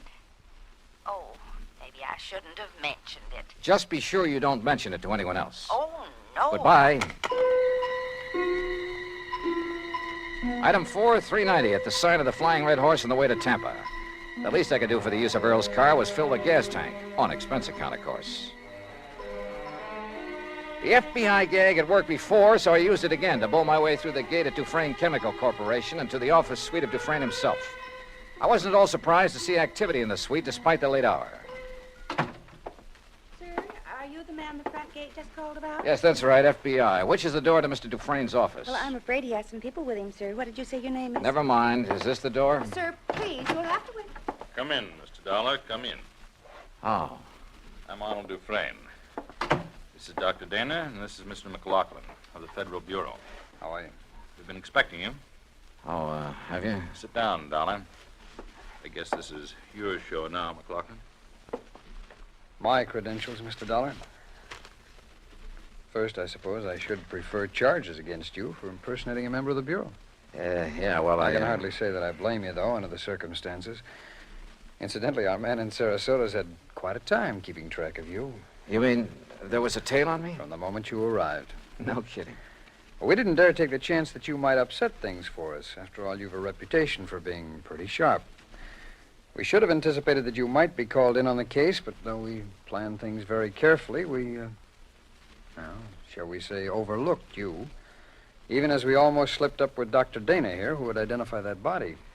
Look, will you please tell me what this is all about? A man named Poorman called you in Hartford and asked that you come here to investigate the disappearance of his old friend and client, Parley Barron, right? Yeah, that's right. Now, where is he? What happened to Barron? Do you know? We do. And we were afraid you might find out and let the, shall we say, cat out of the bag. That is why we were all ready to send for you to come here, but, well, as it turned out, you came all by yourself. Mr. McLeod. Parley Barron, by the way, Mr. Dollar, is all right, alive, healthy, and happy. Then that body we picked up? Dressed in his clothes? During the last war, Mr. Barron, as a research chemist, made vitally important contributions to our, or shall we say, national security. Oh. He was too valuable a man to lose, even though his wife objected to his work for religious reasons. Yeah, I gathered that from talking to her. Or perhaps you even thought she might somehow be implicated in his disappearance. The thought certainly entered my mind. Well, in any event, so that he could continue to have a happy home and at the same time carry on his tremendously important work, we arranged for the little deception that has been going on for some years now. His so-called daily fishing trips. That's right. But each morning in a small hidden cove, I needn't tell you where, he was picked up and brought here to Tampa to carry on his work. Well, I'll be darned. No one was the wiser. Even our, shall we say, competitor nations in atomic and missile research, who were bound to keep tabs on such a man, they knew only that he was working for the Dufresne Chemical Corporation. They and that, did know that, huh? Well, we must suppose so. International espionage is pretty well organized these days. Ah. But now this disappearance, Mr. Were changes in plans for nuclear developments had made it mandatory that he spend some time in, elsewhere. Where? Well, shall we say somewhere in New Mexico or something like that. So to openly send him there would have indicated to our competitors what these new developments could be. That had to be avoided at any cost. Therefore, the plan for his disappearance was carefully worked out and carried out.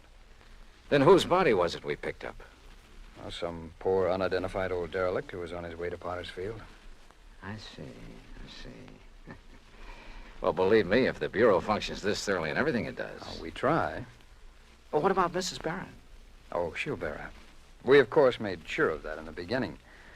And then when her dear husband does return... When will that be? When his work is finished. And, of course, that'll be too late for our friends across the sea to catch up with us, and we've worked out a completely plausible story to cover his absence. Oh, I'm sure you have. Now, Dr. Dana here will return to Sarasota in the morning. He will confirm identification of the body that was fished from the sea with only sufficient reservation to protect his professional reputation when Parley Barron reappears. All right. Now, when an insurance claim is filed on Barron... Well, I'm sure Mrs. Barron won't file for some time, unless urged to by your friend Poorman. Oh, I can prevent that without telling him anything. That's fine. What's more, with the penchant that some companies have for... shall we say, slow action on claims? Well, don't let them hear you say that. Well, Barron will be back before you need to worry about it. Now, is that okay with you, Mr. Dollar? Shall we say, okay. And once more, I tip my hat to the FBI.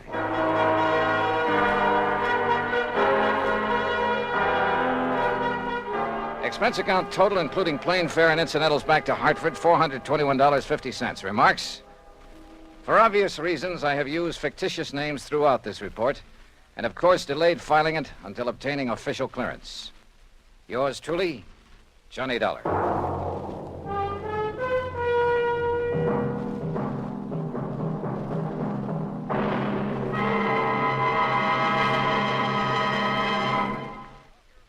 And now, here's our star to tell you about next week's story.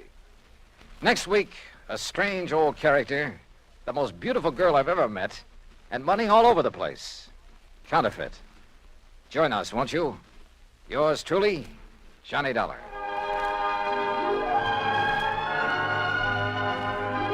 Yours truly, Johnny Dollar, starring Bob Bailey, originates in Hollywood. It is produced and directed by Jack Johnstone, who also wrote tonight's story. Heard in our cast were Virginia Gregg, Jeanette Nolan, Will Wright, Barney Phillips, Lawrence Dobkin, Stacey Harris, and Harry Bartell. Musical supervision is by Amerigo Marino. Be sure to join us next week, same time and station, for another exciting story of yours truly, Johnny Dollar. This is Dan Cubberly speaking.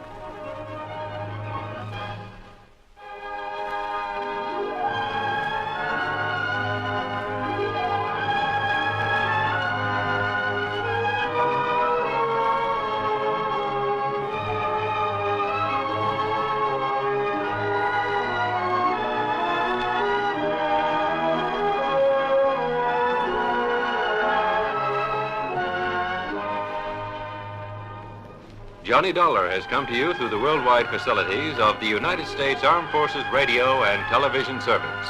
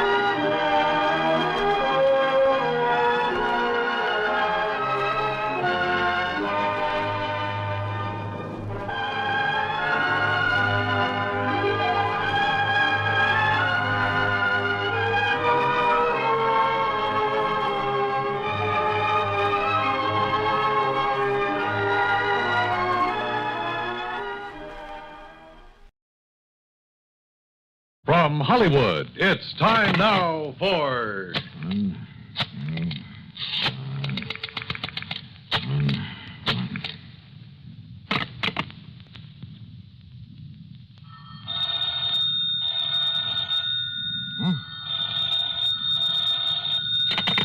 Johnny Dollar. Betty Lewis. Hey, it worked. Sure it does. So hang up that extension. Come on back here in the living room. We'll finish up our cocktails and be on our way. Yes, sir. How about that, Johnny? Where'd you learn that trick of making your own phone ring? And the extension, too. From the man who put the extension to my apartment. Yeah, it's kind of a line check. You dial that number and hang up. Then if both phones ring, you know the extension is okay. Oh, what do you know? Yeah, there's another line check number that you can dial. I forgot what it is, and all you get is a busy signal. It could be an awfully cute gag sometime. You know, on somebody who didn't know about these numbers. Yeah. Oh, let's finish our cocktails and go... Oh? Well, I'm sure you didn't make it ring this time. I kind of left your number with my call service. Oh, no, so Johnny. Maybe I'd better take it, huh? Now, listen. If that's some insurance company, well, you can just tell them they'll have to wait until tomorrow. Sure. This is the third time in a week that we've tried to have dinner together. First, it was that Curly Waters who tried to kill you. Oh, no. Take it easy. Maybe this call's for you, one of your faithful boyfriends. Oh, well, then maybe I'd better answer it. No, just leave it to me. I'll scare him off. Johnny Dollar. Burton Wells at Masters Insurance and Trust. Oh? I've got to see you, Johnny, here at the office, right away. Well, look, I have a date, Bert, so can't whatever's bothering you wait until some other time? Listen. Huh? You have a date, huh? Yeah, that's right. We're just about to go out for dinner. No. Johnny, unless you get over here right away, you may find you have another date. What? A date with death. Well? Okay, Bert.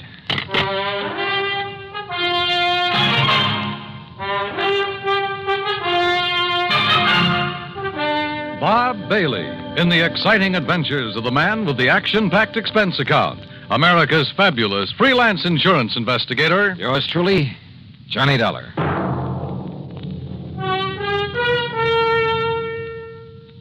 And now, Act One of yours truly, Johnny Dollar.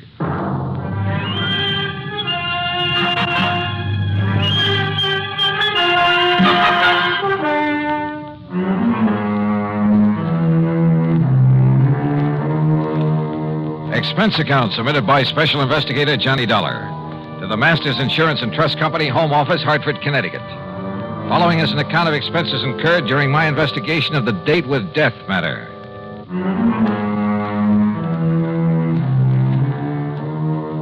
I told my date, Betty Lewis, to stay there in her apartment until I called her. Then I spent item one, $1.20 for a cab to Masters Insurance and Trust.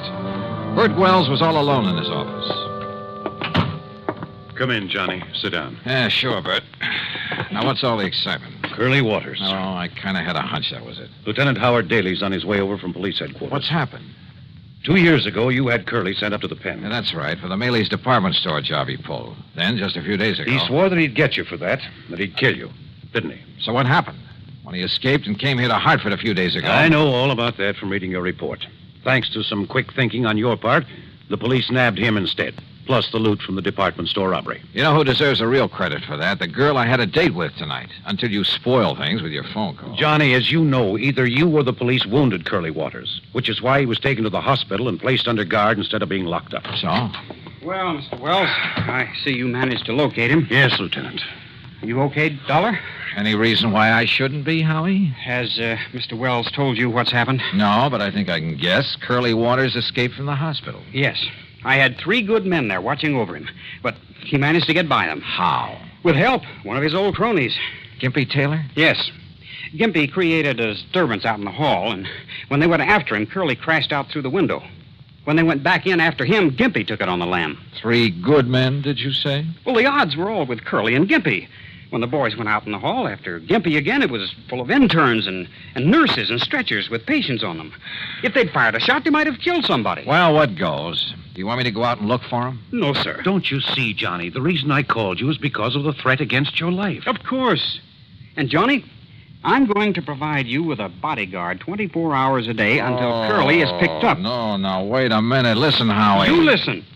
He almost got to you just a few days ago. Don't you forget that.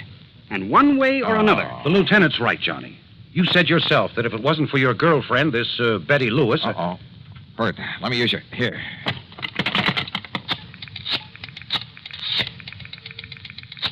You said one way or another, Howie. That's right. And yeah, maybe through your girl. Is that who you're calling? Yes. Are you sure she's at home, Johnny? That's where I just left her. And I told her to stay there, not to move until she heard from me. Johnny. Oh, if Curly Waters ever... Come on, Betty. Pick it up. Pick it up.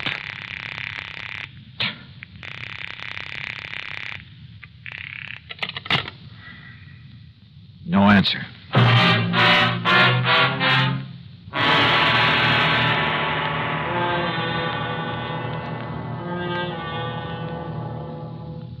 Act two of yours truly, Johnny Dollar, in a moment. And now, Act two of yours truly, Johnny Dollar, and the date with death matter.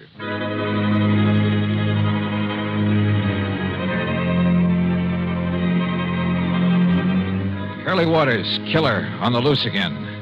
I'd left Betty in her apartment. I told her to stay there. But when I tried to call her on the phone, no answer. Lieutenant Howard Daly and I took the elevator down to the street to his prowl car.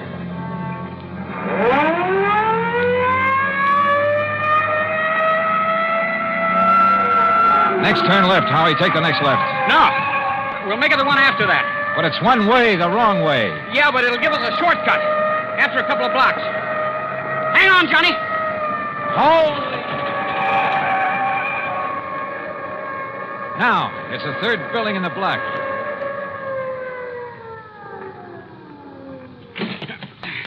Lead the way, Johnny.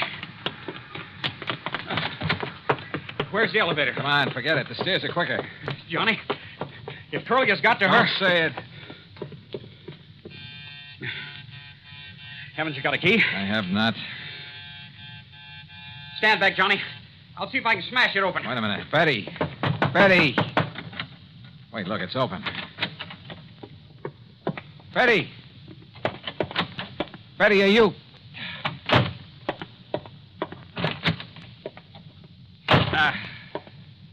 I'm afraid she's gone, Johnny. Just gone.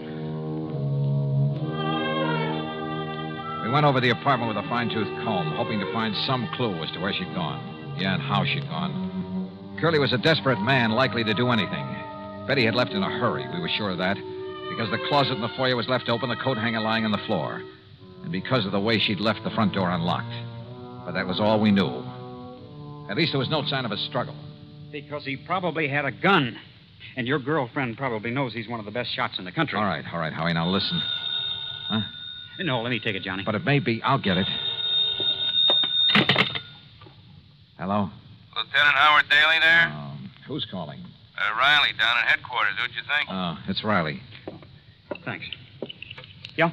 We got one of them, Lieutenant. Gimpy Taylor. What's that? Where? About 11 miles up North Road. Yeah?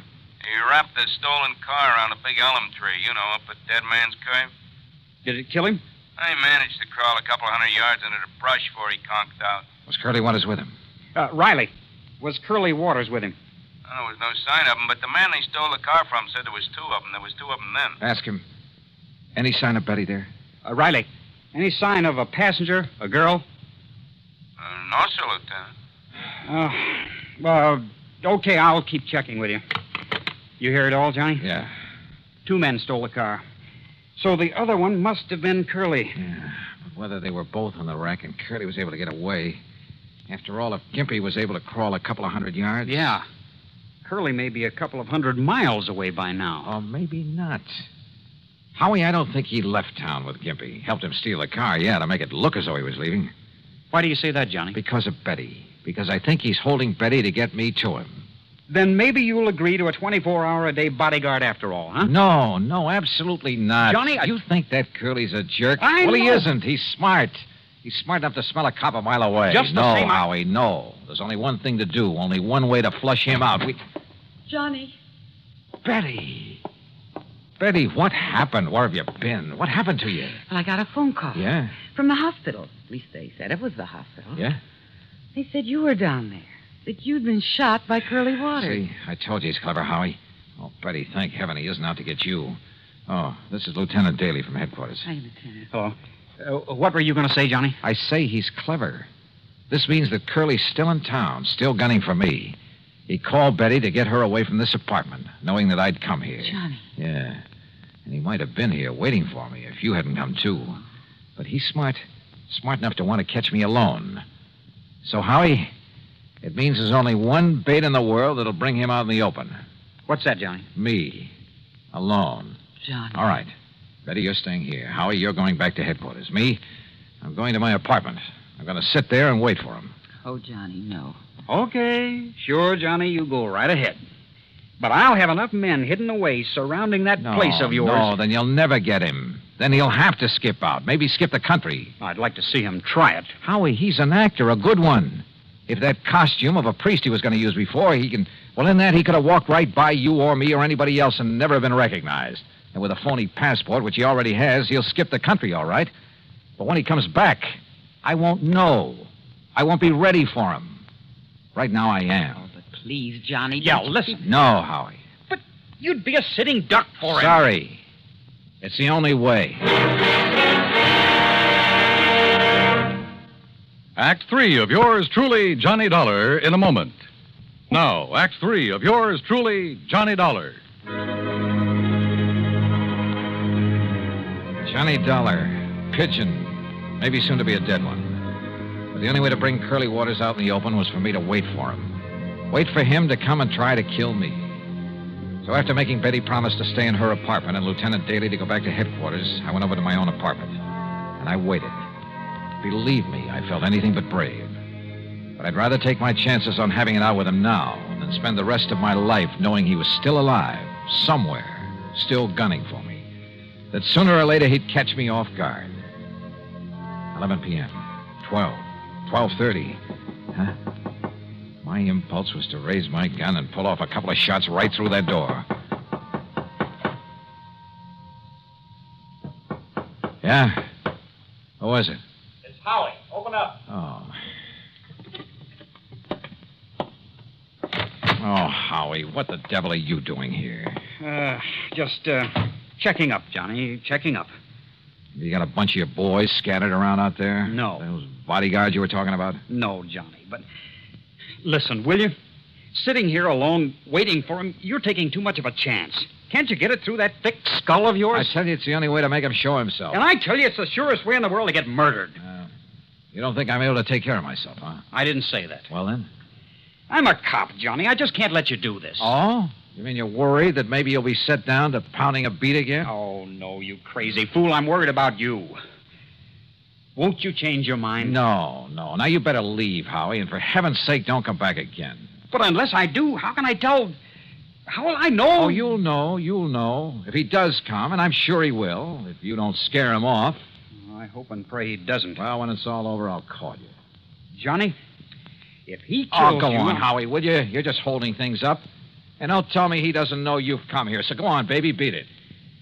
Okay. And you give me your word that you won't come back until I call you. But what if he gets you? Your word on it? Okay, Johnny.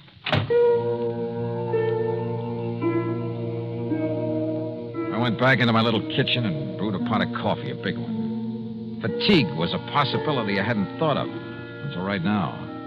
But maybe Curly Waters had. Yeah, he probably thought of a lot of things, a lot of tricks. Because at least one thing was sure, after what happened a few days ago, he knew that somehow he'd have to get me off guard. I hoped and prayed that Howie would keep his word, would keep his men away from the whole area. That he himself would stay away, not even call until this whole thing had come to a head. Then I heard it. It was at the back door of my apartment, the kitchen door that led to a fire escape. Fortunately, I'd turned the light off in the kitchen. I could sneak in without being seen. Johnny. Oh. Johnny. Betty, get in here quick.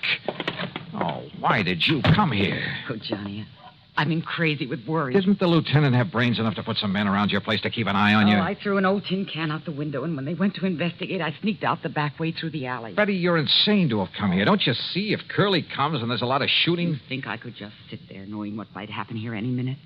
Knowing that if Curly got lucky or something... honey, I don't know what to tell you. And I can't send you back without a police guide. And if the police come around, it'll only keep Curly away. I've just been sitting here hoping that Howie will have sense enough not to come back again. Again? Oh, yeah, he got worried about me, too. And... Wait a minute. Johnny, it's Curly. Oh, Johnny. Yeah, maybe it is. All right. Go on into the bedroom here. Come on, Betty. Johnny. Now, stay there. No matter what happens, stay there. You understand? Stay there. Oh, please, dear. Yeah, who is it? Howie, open up. Oh. I told you, Howie, you idiot. You would... Just don't try to raise that gun, Dollar. Curly. Drop it. Drop it, Dollar. Now, over there. Sit in that chair. Yeah, I guessed right. You sent the cops away so I'd come after you, but I had to be sure. That's why I've been sitting in an empty apartment across the hall all afternoon, all night, to make sure. That's how I knew what the lieutenant's voice sounded like. Real clever boy, Curly. All right. I'm not going to waste any time. That dumb lieutenant might try coming back again, and I'd have to kill him, too. So, Dollar, I'm not even giving you time to pray. You're pretty sure there aren't any cops planted around here, aren't you? I'm not only sure, but Gimpy Taylor's wife has spotted where she can see him if they try to come around. Yeah? Just what do you think she could do about it? One shot into the alley across the street, and they'd forget all about you. Dumb cops. All right, tell me, Curly. Forget it. Goodbye, Dollar. No, don't answer. Not a word, Dollar. Not a word. Curly. Just hang it up slowly. Curly, listen. What? Who is that? Or should I? Curly, listen to me. Hand me that phone. And don't move. Move? With that gun on me here. Curly. Yeah? Who is it? Myrtle, Gimpy's wife. Myrtle. Now listen, Dollar isn't alone. He what? In the bedroom, waiting for you. Listen, is the door to that bedroom open? No, it isn't. What goes, Curly? Quiet. Now listen to me. If the door of that bedroom starts to open, don't wait. Start shooting. Hey, Dollar, hold this phone. Keep the line open. And don't move out of that chair. Mind telling me why? Quiet.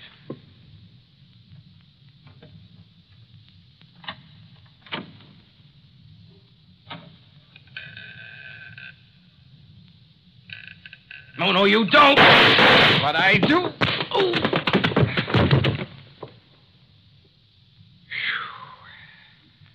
Okay, Betty. And thank heaven you remember the number to dial and make those phones ring. And how about the way I disguised my voice for him? Do you realize what a chance you were taking if he hadn't turned to fire when you kicked open that door? If I'd missed him when I threw that phone at him? It worked.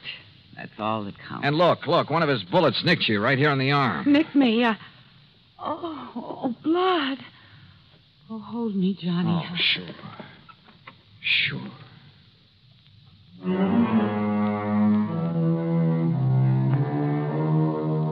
Yeah, Curly's back in the clink. And this time to stay. When the necessary papers were signed, I hauled him over to the state pen myself. So, expense account total, including transportation, $47 even. Betty Lewis, well, I'll tell you this.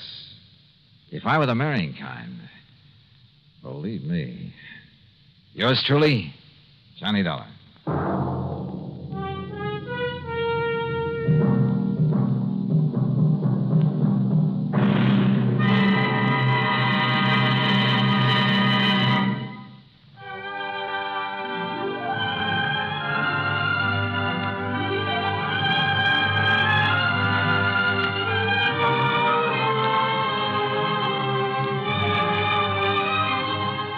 Yours truly, Johnny Dollar, starring Bob Bailey, originates in Hollywood and is written, produced, and directed by Jack Johnstone.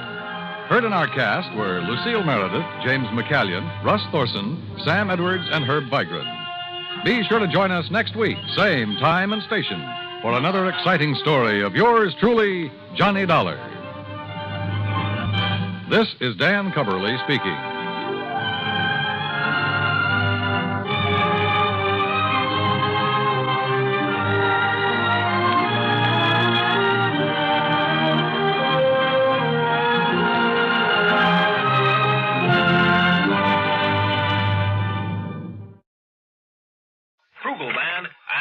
Johnny Dollar. Johnny, this is George Reed. Well, nice to hear from you, George. Especially when I have no assignment. That's fine. What's fine about it? No expense account to pad means how do I keep the wolf from the door? Unless, of course, Floyd's of England has the case for me. Huh? Well? Johnny. Yeah? Well, a few weeks ago, you were kidding at the time. Oh, now, George, how could I ever kid you? I'll let that one go. Yeah, you better. The point is, you rather jestingly asked me if instead of selling life insurance... Oh, no. Don't tell me. I'm afraid so. I'm afraid the company is saddled with what you might call a death insurance policy. You mean instead of insuring somebody against dying, you've insured him against living? Yes, John. Okay, Georgie. Say no more. I'll be right over.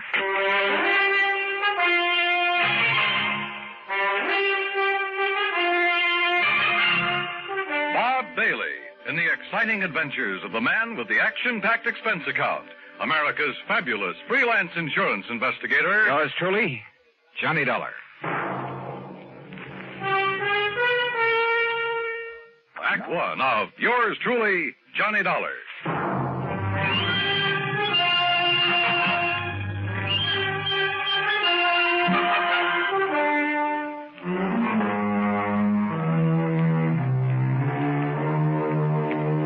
Expense account submitted by Special Investigator Johnny Dollar to Floyd's of England, American Office, Hartford, Connecticut. Following is an account of expenses incurred during my investigation of the Hope to Die matter.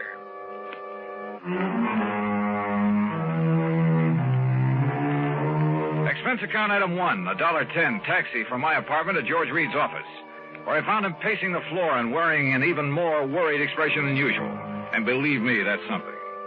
This thing has me so riled up, Johnny, I can hardly see straight. Well, you should have known better than to issue a policy like that, George. It was Harry Baxter. Baxter? He filled in here for me while I was on vacation. I should have known better. What'd he do, sell a lot of policies that you shouldn't have to handle? No, just this one. And I swear I don't understand it.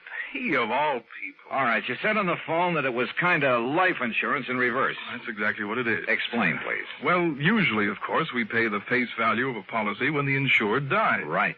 In this case, however, the company will have to pay the $250,000 if the insured doesn't die. $250,000? Yes.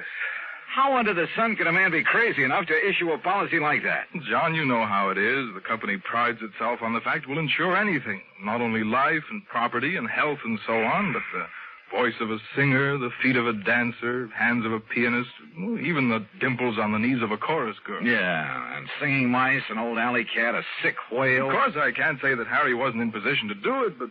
Johnny, you've got to help me. First, you better tell me who and why and what it's all about. That's just the trouble. I don't know. Well, in that case, you don't know. I only got back here to the office this morning. I found our copy of the policy lying here on my desk. But if you don't even... Oh, look, I've handled some pretty screwy cases for you, George. Yes, but they've all finally made sense one way or the other. And, Johnny, we have paid you some very nice fees. You can't deny that. George. Tell me, have I ever questioned your expense accounts? But death insurance, it doesn't make sense. Have I? Insuring somebody against living. Have I? I'm sorry, but this time the answer is no. Listen, if you take this on, I'll okay your expense account without even reading it. Death insurance. Expense account unlimited. Johnny? George, there are some things even a conniving, chiseling, unprincipled rascal like myself won't even... Unlimited? Johnny? Okay, George, I'll take it. Act two of yours truly, Johnny Dollar, in a moment. And now, Act two of yours truly, Johnny Dollar, and the Hope to Die matter. Floyd's of England insure anything. At least that was their boast. And now it looked as though it had finally backfired on them. Because somebody in the organization, some character named Harry Baxter, had issued not life, but death insurance. If it hadn't been for my friendship for George Reed, well, plus his promise of unlimited expense account, I'd have thrown the whole problem right back into his face, as it was. Thanks, Johnny. From the bottom of my heart, I'll never forget you for this. Believe me, George, I'll never forget you for this. And if you can get us off the hook... All I can do is try, so come on, give me the dope on it. Yes. Now, here. The name of the insured is Miss Mary Ellen Markham. Yeah, I got it. Where does she live? 514 East 52nd Street, New York City. Pretty fancy address. Yes. Okay. Now tell me why this Mary Ellen has insured herself against living. Well, that's the point, Johnny. She hasn't. Well, now, wait a minute. Albert Schwinner has. You mean somebody else took out this policy on her life? Or rather death? Yes. Holy... Well, what is this guy, a professional gunsel who's going to wipe her out and then collect? I suppose he's the beneficiary, too. Yes, he is. Oh, fine. Well, come on, who is it? I don't know. As I told you, the policy was lying here on my desk when I got back this morning. I do know this much about him. It's Dr. Albert Schwinner. Doctor? What kind? Well, those are the things you've got to find out. Who he is, what he is, why he's bought insurance against this woman's living beyond November 10th. The 10th? Well, that's only a few days from now. Oh, George, this gets worse and worse. Oh, if only Harry Baxter hadn't issued that policy. But he has. Oh, boy, you sure picked a dilly to fill in for you while you were away. Picked him? Well, what else could I do? After all, he never did anything like this before. You've known him before? Are you serious? Of course I have. Why, Harry Baxter... All right, now look. Time's a wasting and we haven't got much of it. I take it you want me to see if I can find some legal grounds for canceling this policy. Yes, immediately. Now, have you got an address on the beneficiary, this Dr. Schwinner? No, I've been so upset about this whole thing, I haven't even looked. Here, let me see. According to this, he lives at... What's the matter? Dr. Albert W. Schwinner, C.L. C.L.? What kind of a doctor is that? I don't know. The address is 14327 E Street, Union City, New Jersey. C.L. Well, I'll soon find out. Where can I reach this Harry Baxter who sold the policy? In New York at the... here, I'll jot down the address. I still don't see how Baxter could get away with this. After all, when you consider his position... Here. He offered no explanation at all. Well, I'm afraid I didn't give him much chance. I practically threw him out of here. Can't say that I blame you. And that's another thing. Look, Johnny, perhaps you can reason with... Oh, don't worry, George. He's number one on my calling list. I'll be talking to you. Expense account item 2, $785, fare to New York and taxi to Harry Baxter's address. A real snooty one over near Sutton Place. And people don't live in that joint unless they've earned or chiseled a lot of money from somewhere. In the case of Baxter, I suspected a big chisel. My suspicion was considerably heightened when he opened the door. His apartment was luxury from stem to stern. As for Baxter himself... Dollar? Well, of course, old boy. I've heard a great deal about you from my dear friend and colleague, George Reed. Dear friend, huh? Well, you say that as though you doubted it.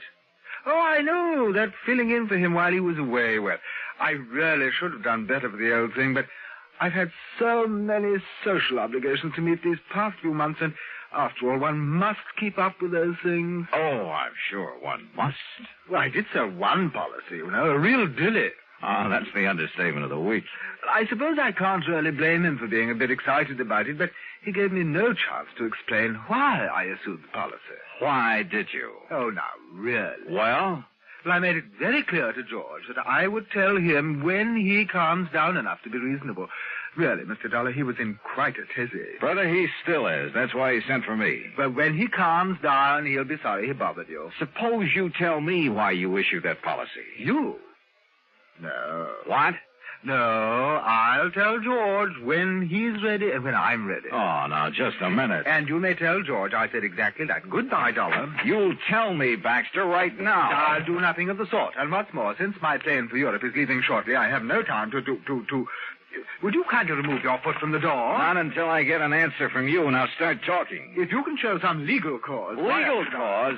Furthermore, your behavior at the moment constitutes trespass, illegal entry, call it what you like. And believe me, unless you leave here immediately, I shan't hesitate to ring up the police. All right. Now look, just tell me one thing. I might. What? What is your connection with the beneficiary of this policy? Dr. Schwinner. That's right, Albert Schwinner. But Albert happens to be a very close personal friend. Oh, I might have guessed as much. All right, then tell me this. No, I'm sorry, just one question. I've given the answer. Goodbye. Baxter. Are you hard of hearing? Look here now. Goodbye.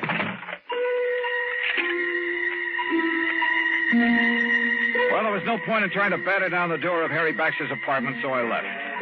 Downstairs in the lobby, I put in a phone call. That's item 3.55 cents to George Reed's office in Hartford. I'm sorry, Mr. Dollar, but he seems to have stepped out for a few minutes. Oh, well, then please tell him when he gets back that I want a complete rundown on Harry Baxter. Well, that shouldn't be difficult. Right. Having hired him, George shouldn't have much trouble getting that for me. Well, that isn't what I meant, Mr. Dollar. As a matter of fact, I think I can tell you just about... Now, let George do it. I'll call him back. Item 4, 65 cents taxi to Mary Ellen Markham's apartment on East 52nd Street. A uniformed nurse met me at the door, told me I could stay with Miss Markham only a very short time, then led me into the bedroom. And there, carefully propped up in bed, lay a pale, wan, tired woman who looked to be 65 or 70. The room was full of flowers. You may leave us, Mrs. Haskell. I'll ring when I need you. Yes, Miss Markham. Sit down, Mr. Dollar. Thank you. I'm sorry I won't be able to speak with you very long. But as you can see... Yes, I can, of course. I'll get right to the point. You must know, I'm sure, that someone has just taken out a policy on your... Well, an insurance policy on you. Yes. It was so smart. And so helpful with Harry Baxter. Oh. You see, I am suffering from a rare, incurable disease of the blood. I'm sorry. I don't have long to live. A few days, perhaps. A few weeks at the most. Excuse me. This is such an effort. Well, you're getting the best of care, I trust. Yes. It's the very best. Now, what do you wish to know? You know a Dr. Albert Schwinner, don't you? I've known Albert for many years. We've been great friends. Then why does he take out a policy that indicates he hopes that you'll die? Hopes? I'll die? Yes. What else could it be? Oh, you don't understand. Don't you see? Schwinner has bought insurance against your living beyond November 10th. Yes. Yes. My 50th birthday. You mean to say you're... The reason so. Yes? I'm sorry. You mustn't. Oh, I know. I'm tiring you. Yes. But just one more thing. Your doctor, the doctor who's taking care of you. Albert. Albert? This same Dr. Schwinner? Yes. Now you must leave.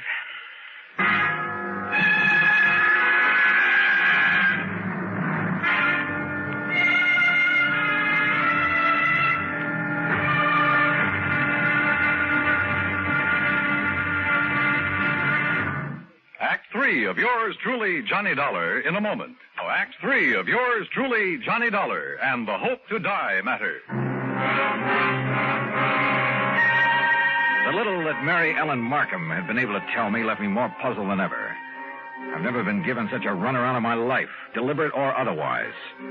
But I didn't dare tax her strength further, so I left.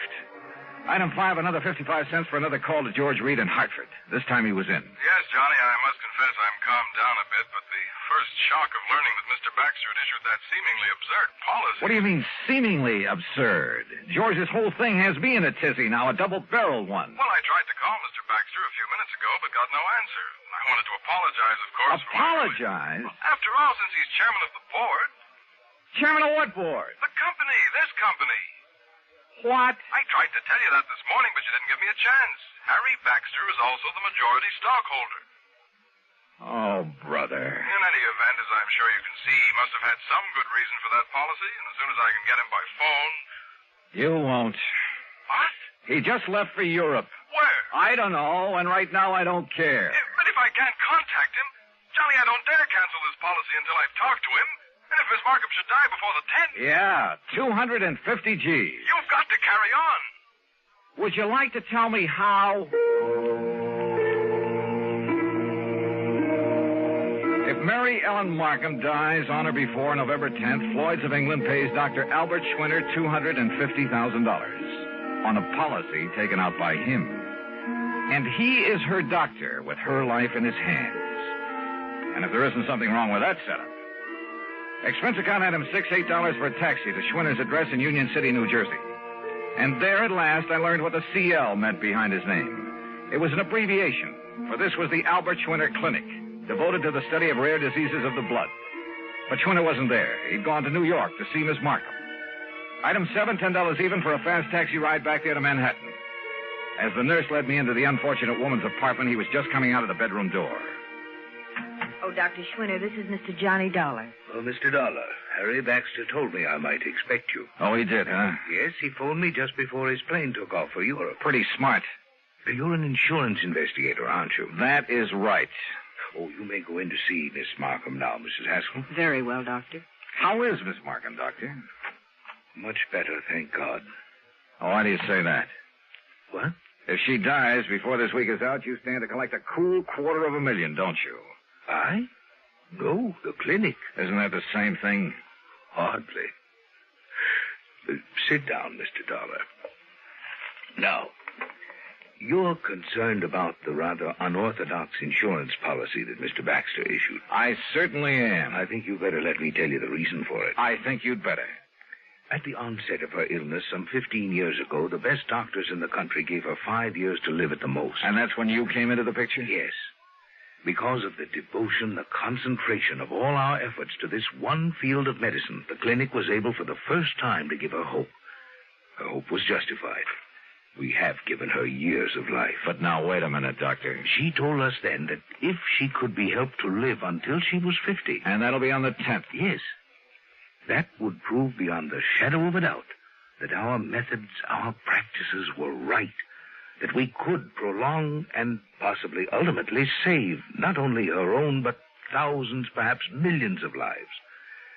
Therefore, she agreed that if she reached 50, she would make an outright gift of $250,000 to the clinic and its work. Money which is much needed, by the way. But then it began to look as though she might never reach 50. Yes. And she suggested this unusual insurance policy on her death rather than on her life. I see. But why Harry Baxter, chairman of the board of the insurance company, its biggest stockholder, whatever? I don't get it. Baxter's own mother died of the same disease, Mr. Dollar. Oh. Of course.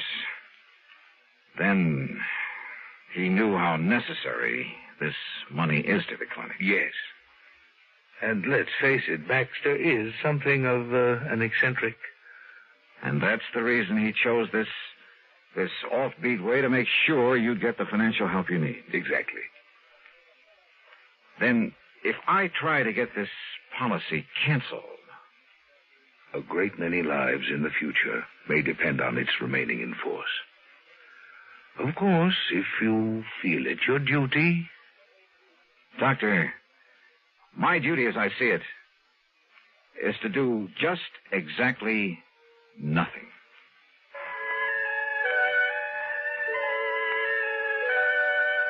Mary Ellen Markham did live to see 50, but only for a few days. Just long enough to make her gift to the clinic. Harry Baxter and the company? Well, Harry came back from Europe, and he said he found some, quote, mistake, unquote, in the policy that requires the company to pay off on it anyway. Eccentric? We should have more of them like that. Expense account total? Are you kidding? Yours truly, Johnny Dollar.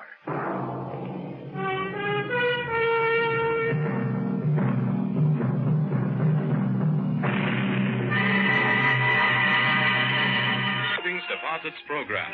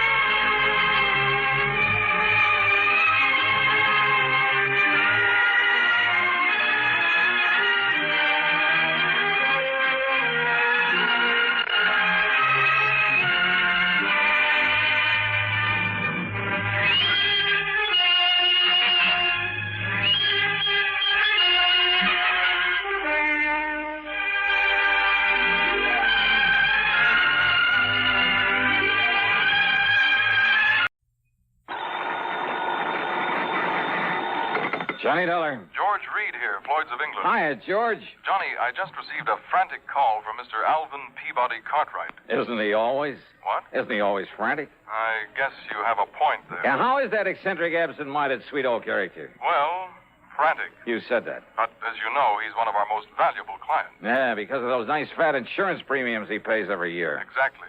So it's important that we never hesitate to serve him when he calls on us. So what goes? He wants you out on the West Coast immediately. Oh, why?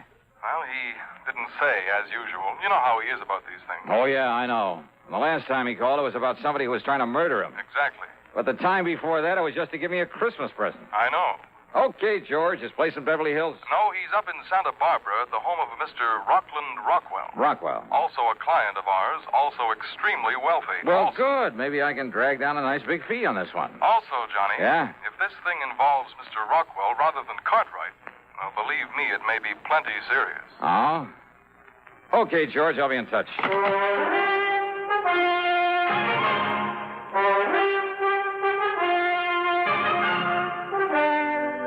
CBS Radio brings you Bob Bailey in the exciting adventures of the man with the action-packed expense account, America's fabulous freelance insurance investigator. Yours truly, Johnny Dollar.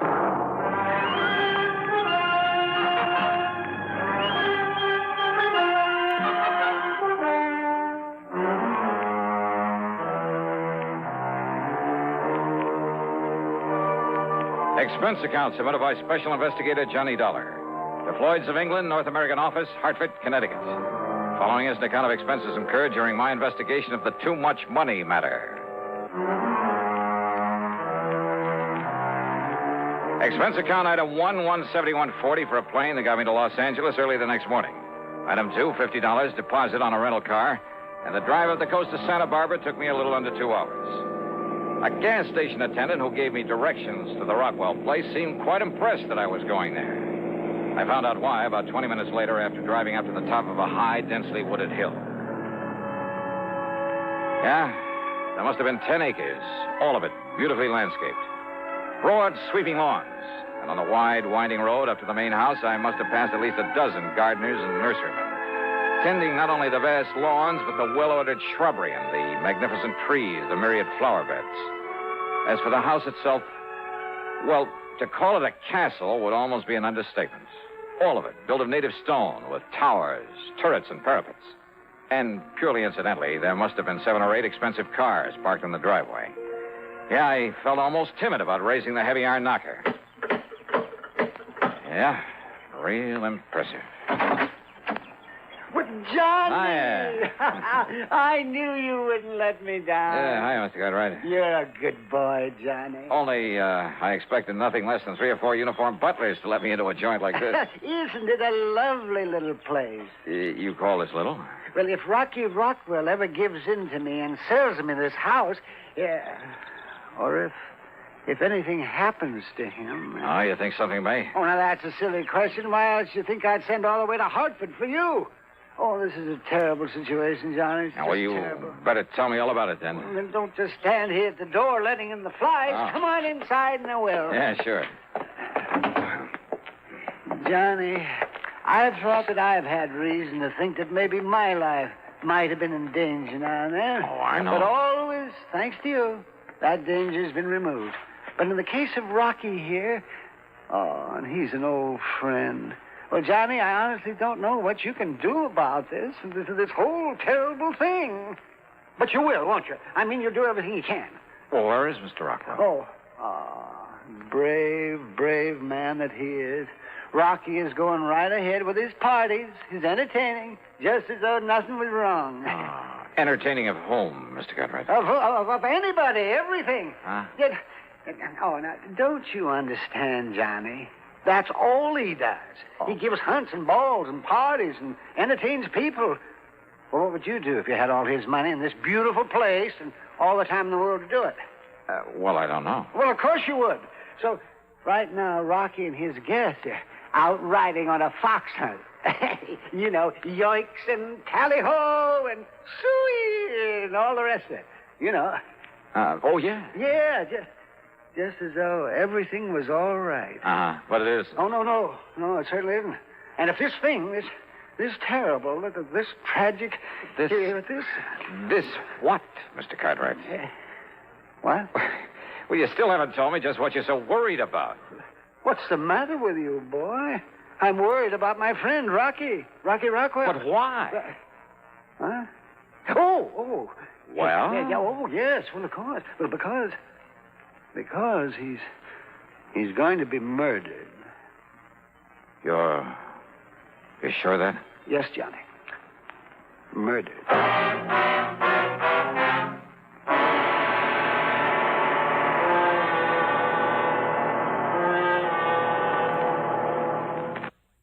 Hello, Act Two of yours truly, Johnny Dollar, and the Too Much Money Matter.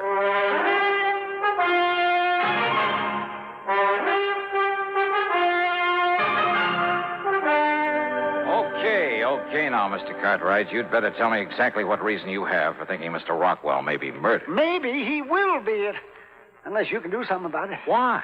Well, Johnny, I'd rather he told you about it after he and the rest come back from the fox hunt. Well, look, if this is such an emergency... Of course it is. Okay, then. First, I want to show you around this lovely little house. Huh? You know, to see what you think of it, in case Rocky does decide to sell it to me. Oh, now, wait, Mr. Cartwright. Or, heaven forbid, in case something happens to the poor man. But if it's so urgent that I get to work on this case, I told shouldn't... you it is, didn't I?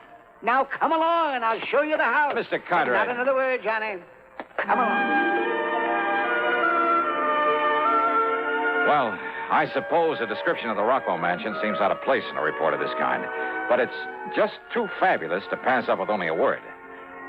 The reception hall where we started was floored with polished marble. There was heavy oak furniture and huge gilded mirrors, a wrought iron chandelier. On one side, a broad oaken staircase led up to the second floor. The living room, the main salon, well, it must have been 80 feet long with a 15 or 16-foot ceiling, full-length French windows, and a tremendous granite fireplace with a slab of finished oak for a mantelpiece. A thick, lush oriental carpet covered almost the entire floor. And then there was a music room with not only 2 concert grand pianos, but a full pipe organ. The main dining room could have seated at least 100 people. And there was a morning room with walls of patterned silk instead of wallpaper, a couple of private little sitting rooms. The library must have held literally thousands of leather-bound books on mahogany shelves that reached from floor to ceiling. The den, in addition to a study, was paneled in richly green walnut. So was the billiard room in the huge basement. As for the bedrooms, I mean the 5- and 6-room suites on the second floor. Well, why go on? We ended up back in the den. Or maybe it was only one of the dens. Well, do you like it, Johnny? Wow. Well, now, what does that mean? After all, I may be able to buy it for only $2 or $3 million. Unless, as I said, Johnny. But why, Mr. Cartwright? Why do you think he's in danger? How should I know why? And why should I be bothered with trifles like that when they... Oh, look. Huh? Look. I see. Here they come. They're riding gaily over hill and dale. They're returning from the hunt. Oh, Mr. Rockwell's with him? Of course he is. So, Johnny, you stay right here. Well, now, look. And I'll go out and fetch him to come in and tell you everything. Well, Mr. Cartwright...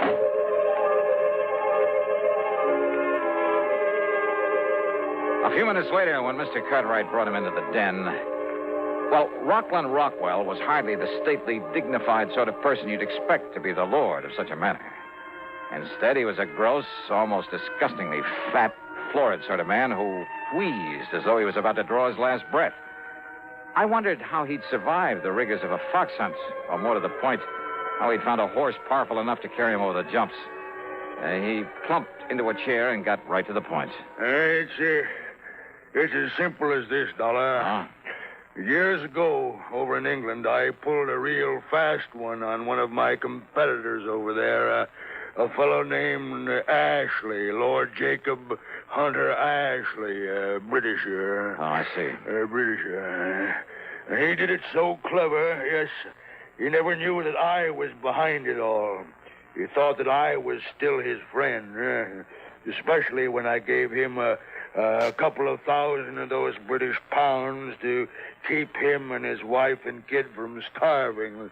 I put him out of business, ruined him, Dollar, it got me all of this.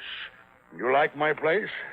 It's impressive. Yeah, that's it. It's impressive. Impress anybody.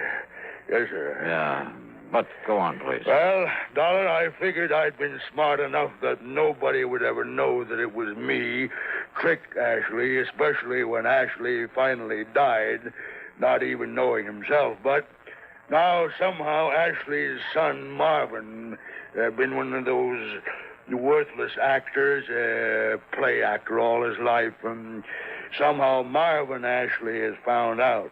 Well, how do you know, Mr. Rockwell? How does he know? Why, Johnny. Well, Mr. Cartwright? How? Huh? Well, I don't know, Johnny. Mr. Rockwell? A few months ago, Marvin wrote me from England and said he was coming here and to take bloody revenge for the poverty I inflicted upon his father and family. And his exact words, Dollar. Exact words, huh? Words. Well, then he must have been quite a ham. Yes, and then a few days ago, a telephone call, that silly British accent, just like his father. Young Ashley. Yes, Marvin Ashley, to say that he was here in the States. I see. And I told him that I'm a changed man, Dollar. Well, I hope so, Rocky. Yes. I told him that I'd make it up to him and give him anything he wants.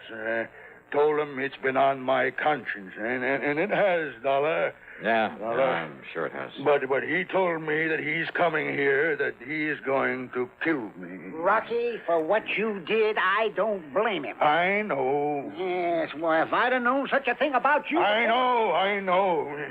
But I'm sorry now. I'm sorry. Why? Because you're scared? I say I'm sorry. Isn't that enough? All right. Don't you see, Dollar? Unless you can somehow find him, he'll murder me. Murder me.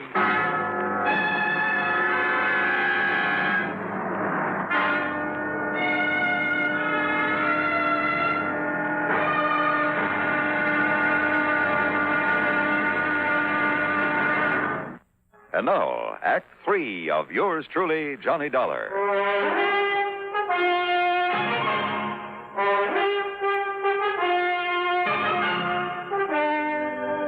Rocky Rockwell, if I'd known this about you, and I thought you'd earned all your money honestly. Who are you to talk, Alvin?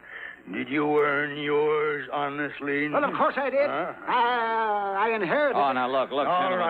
right, Dollar. Maybe I was wrong. Maybe Ashley is right in wanting to kill me, but it's your duty to see that he doesn't, whether you like it or not. Okay, maybe so. At least until I can get the police here. The police? And expose me for what I am? I mean for what I once was? Maybe you were right the first time. Attaboy, Johnny. I'm with you. Why, Rocky... You shut up, Alvin. Now, listen, Dollar. Marvin Ashley could even be one of the people here in my home right now. You mean you don't even know all your house guests? How can I? There must be 20 of them. 20 or more. Sure, some of them are friends, but some are friends of friends, or friends of friends of friends, or I entertain people all the time. Everybody knows it, so anybody comes who wants to. All this so you can show off your wealth. All right. So what if it is, eh? How much do you know about young Ashley? His looks, his build? Nothing. How old is he? Well, he could be 35 or 40 by now. Well, if he hasn't shown his hand, made any attempt to get at you... If he hasn't yet, then he will. And if he's here now, you've got to find him. Well, Dollar? I'll give it some thought. I didn't like this because I didn't like the man Rockwell. But a job's a job, and after all, I was on assignment. There were nearly 30 people at dinner that evening, and Rockwell made a good host, even though he didn't know the names of half of them, and he gave no sign that he suspected any of them. Nor did I. Nor did I see anyone who looked or sounded English, much less like any actor I've ever known. After dinner, Rockwell took me aside. Well, Dollar, is he here? Have you spotted him? No. Well, but you've got to, boy. Because the more I think about it, the more sure I am that he must be here by now. Maybe not. So you've just got to stay with me all the time, every minute. Now, look, Mr. So Rockwell. come along. Gibson, Stratton, Edwards, and Peterson want to play some pool down in the billiard room. Gibson, Stratton? Yeah, you met them at dinner, so we'll play some pool and get better acquainted with them. Well, look, I'm afraid I'm a little rusty. Come along, Dollar, because don't forget, if Ashley is here under some other name, he's going to stay close to me, too. So I went along with him to the billiard room where the four he'd mentioned were waiting to play. After being reintroduced to them, I was satisfied none of them was an English actor by the name of Marvin Ashley. Needless to say, none of them called himself by that name. Yeah, good shot there, huh? Stratton, is it? Yeah. That's right. Thanks, Mr. Rockwell. Well, go ahead now and sink that 4-ball. Go ahead. Yeah. It looks like a bank shot's the only way. Well, here goes. It's too bad, Stratton. You might have made that with a Massa shot. With a what, Mr. Gibson? Massa. Masse shot, Dollar, is when you hold the cue up vertical and... Oh, yes. I'll show you one, Dollar, after this game is over. Dollar? Yeah. Name seems kind of familiar. Oh, does it, Mr. Gibson? Well, come on now, you know, Edwards. What are you waiting for? See if you can get that 4-ball. Sure, Mr. Rockwell. Sure I can. 4-ball. And the 5 and the 6 and all the rest. You watch this. Tell me, you ever get up San Francisco way, Dollar? Well, not often, Mr. Gibson. Why, are you in business up there? Yeah, in a brokerage office. Oh, Rockwell's one of my accounts. I doubt if he even knows it, though. I had to introduce myself like a perfect stranger when I came down here for the weekend. Yeah, I can understand that, all right. Okay, now, Peterson, see how you can do. 5-ball, eh? Well, I certainly missed that time. I got the 4-ball and nothing else. Edwards, is it? That's right, Sam Edwards. And your name again? Dollar. You look familiar, Edwards. Do I? Yeah, haven't I seen your face or picture somewhere before? Excuse me, will you? I want to get myself another drink. Yeah, sure. That was funny. Oh, but as I was about to say, Dollar, when you come up to San Francisco again, look me up. I'll show you the town, give you the grand tour. Fine. Good. Drive you down the coast to Cliff House, perhaps, for lunch. To where? The Cliff House. It's a place to eat there, I think. Yes, I've heard of the place. All right, come on now, Dollar. We're waiting for you. Oh, well, maybe I'd better skip this turn, Mr. Rockwell. No, you don't. You got to see if you can sink the 8-ball. Maybe Mr. Gibson here would like to get that one out of the way, huh? What? Here now, take your cue and show us how it's done. Well, okay, Mr. Rockwell. You mean... like this?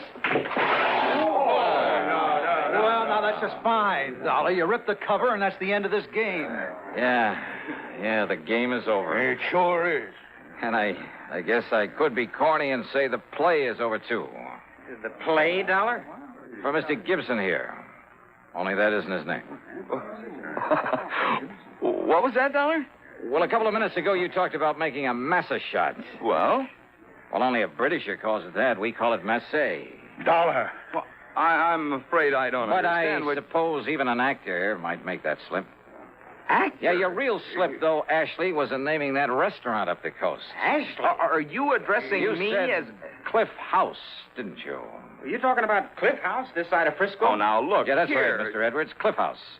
But you said Cliff House, didn't you, Ashley? The way only an Englishman would. Did you say Ashley again? That's right. Marvin Ashley, the actor who came here to murder Mr. Rockwell. Gibson, broker from San Francisco, huh? Well, not a bad act, Marvin, but I'm afraid your acting days are over. Well, I'm sorry, old boy. But that's where you are quite wrong. Wait a minute. That's a gun. Because I assure you that I am not finished until I kill this despicable... He has a gun! And I have a pool cue.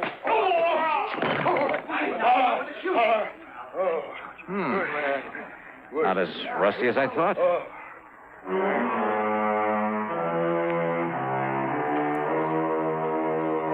Hey, you know something? Dear old Alvin P. Cartwright furnished the high-powered legal talent that got Ashley off with nothing more than deportation. And needless to say, Cartwright is really through with Rockwell, as who wouldn't be. Expense account total? Forget it. Alvin P. handed me a check big enough for 3 expense accounts. Yours truly, Johnny Dollar.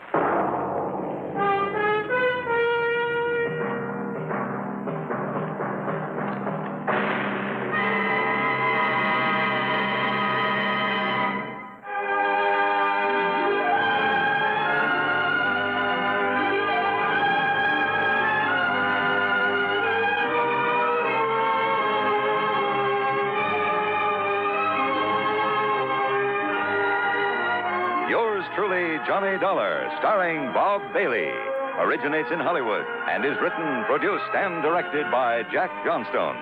Heard in our cast were G. Stanley Jones, Howard McNear, Chet Stratton, Marvin Miller, and Sam Edwards. Be sure to join us next week, same time and station, for another exciting story of yours truly, Johnny Dollar.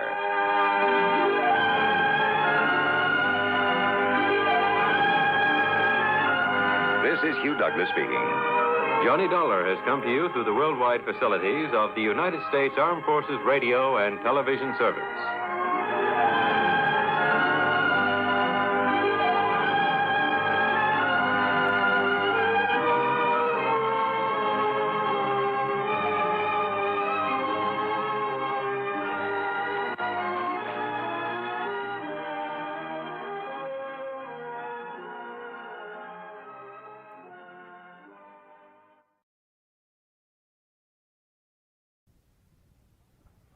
From Hollywood, it's time now for... Johnny Dollar. I love you. Hello? I said I love you. Yeah.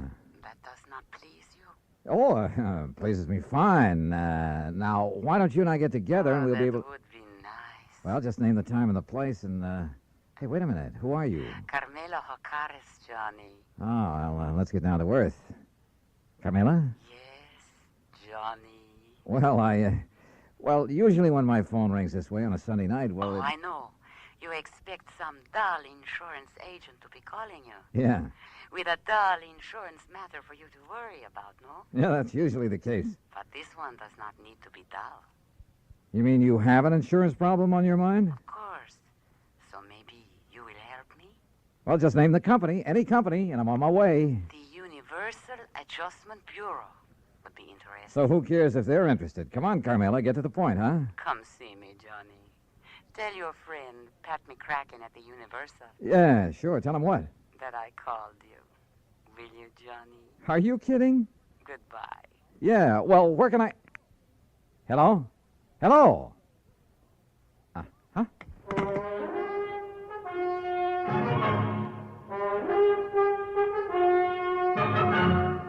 Bob Bailey in the exciting adventures of the man with the action-packed expense account, America's fabulous freelance insurance investigator. Yours truly, Johnny Dollar.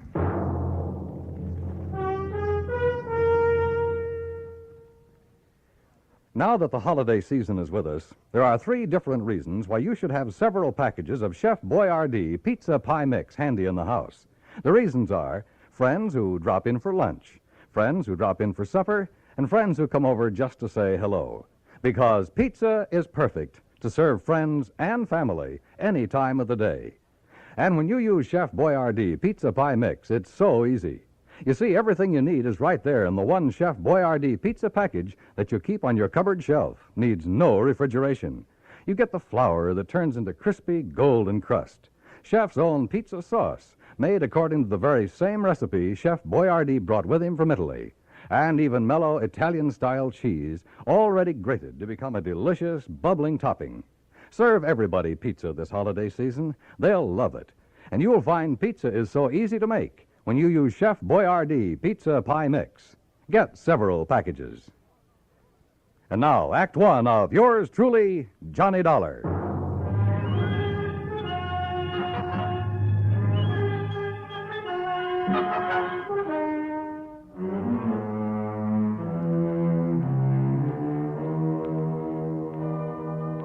Expense account submitted by Special Investigator Johnny Dollar to the Home Office, Universal Adjustment Bureau, Hartford, Connecticut. Following is an account of expenses incurred during my investigation of the Latin Lovely matter. Expense account items 1, 2, 3, 4, and 5, 50 cents for phone calls early Monday morning, trying to reach Pat McCracken. Item 6, $1, taxi fare to the offices of Universal Adjustment. Oh, hi, Johnny. Top of the morning to you. Yeah, where the Sam Hill have you been all morning, Pat? All morning? You kidding? Look, the clock on this desk says exactly 9:02. For me, that's the crack of dawn. Now, what's bothering you? Carmela. Oh, Carmela Jocares. Yeah, only it's Jocares. Oh, well. Might have known she'd call you direct. I should have warned you, Johnny. You know her, Pat? She's threatened to come down here and camp on my doorstep any minute. Oh, can you think of a nicer ornament to have around? If she's anything like she sounds on the phone. She is, Johnny, yeah. That's why I should have suggested that Special Investigator Martha Mayberry Balderdale help her. Balderdale? Uh-huh. Now, how could an old battle axe like her know how to deal with a young, charming, beautiful...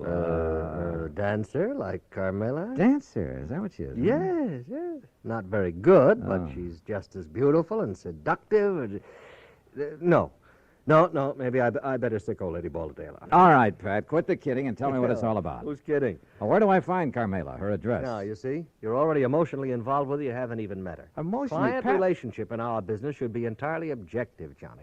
How can I possibly expect you to look at Carmela's insurance problem with an unbiased mind? Pat, All what's... she'd have to do is bat those lovely big brown eyes at you a couple of Look, times. will you stop baiting me and tell me what this is all about? Emotion. All right. I got involved with this little Latin lovely as a favor to the company that issued her the policy, Surety Mutual and Trust. What kind of a policy? Retirement. Pays her $50,000 when she's 45. Meantime, if she dies, her beneficiary gets the $50,000. So what's the matter with it? Well, like I told you, Johnny, she's a dancer. Nightclubs. Always has a partner. Some good young kid who can make up for her shortcomings. Only a different partner every month or so. Well, what's that have to do with her insurance? Well, she has the company name her partner as beneficiary. Oh, I see. And if she keeps changing her policy... Right. And by now it has so many riders attached to it, the company's running out of filing space. And what's more important, the cost of servicing this one lousy policy and the time that's been wasted on it. And the last time... Well, she's been so insistent you'd think she was planning to die tomorrow. Well, maybe she is.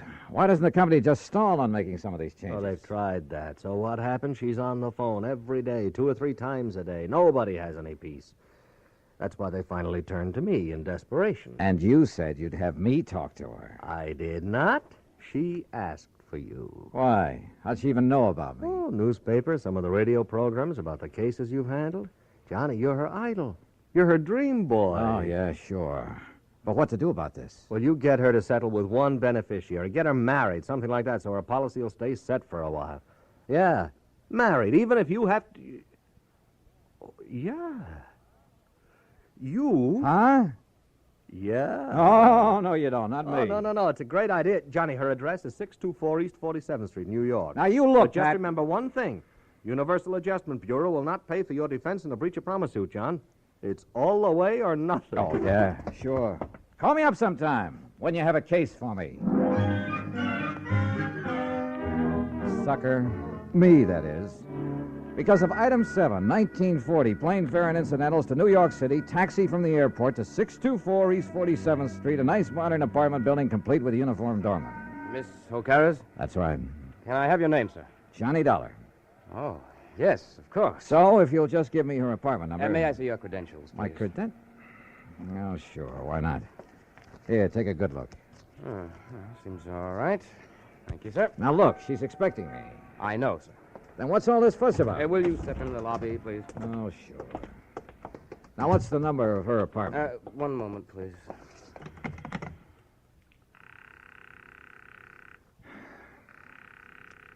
She is in, isn't she? Yes, sir, she is. I don't understand about answering the house phone, though. You're certain that she's in? Absolutely, sir. But why she doesn't answer... Where's her apartment? It's number 7 up the stairs. Come on, show me the way. Yes, sir. She only came in a few minutes ago. And nobody else has called on her? No, sir. Were all those precautions of yours on her orders? Yes, sir. She seemed to be fearful of something lately. Fearful? Right here, sir, number 7.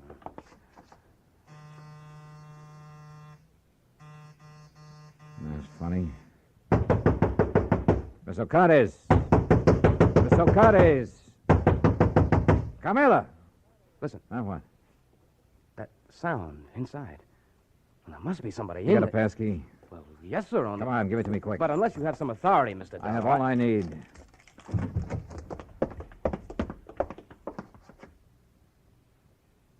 Carmela. Mr. Dollar. She's been killed. No, she's alive, all right. But that's about all.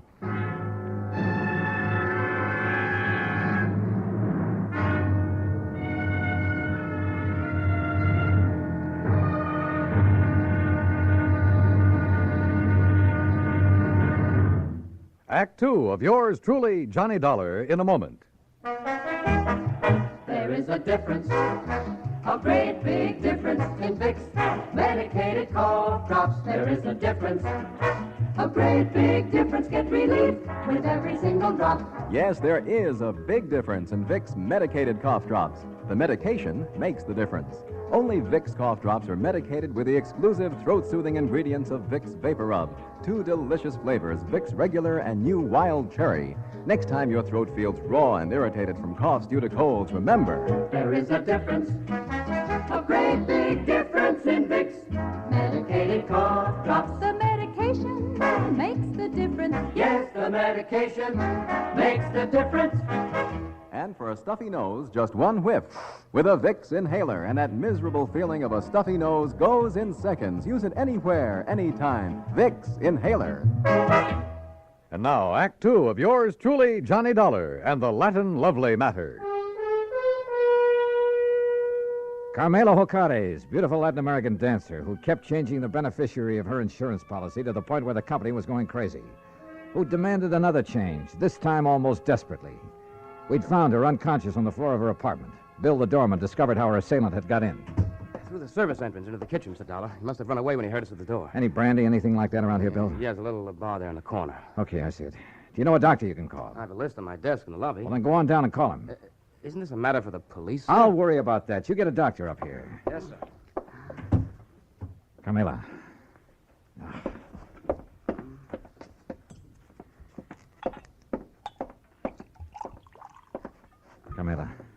Carmela, here. See if you can drink this. What? Oh, Johnny. That's right. Come on now, drink this. That's good. A little more now. Come on. Oh, no. No. I'm all right now. Help me to the sofa. Yeah, sure. Here now. There you are. How's that? Oh, thank you, Johnny, darling. Are you badly hurt? What happened? He struck me. Who? He knocked on the back door. I thought it was Billy to deliver something. So I opened the door, and he struck me before I could... Oh, Johnny, it was terrible. Well, who was he? Do you know? No, darling.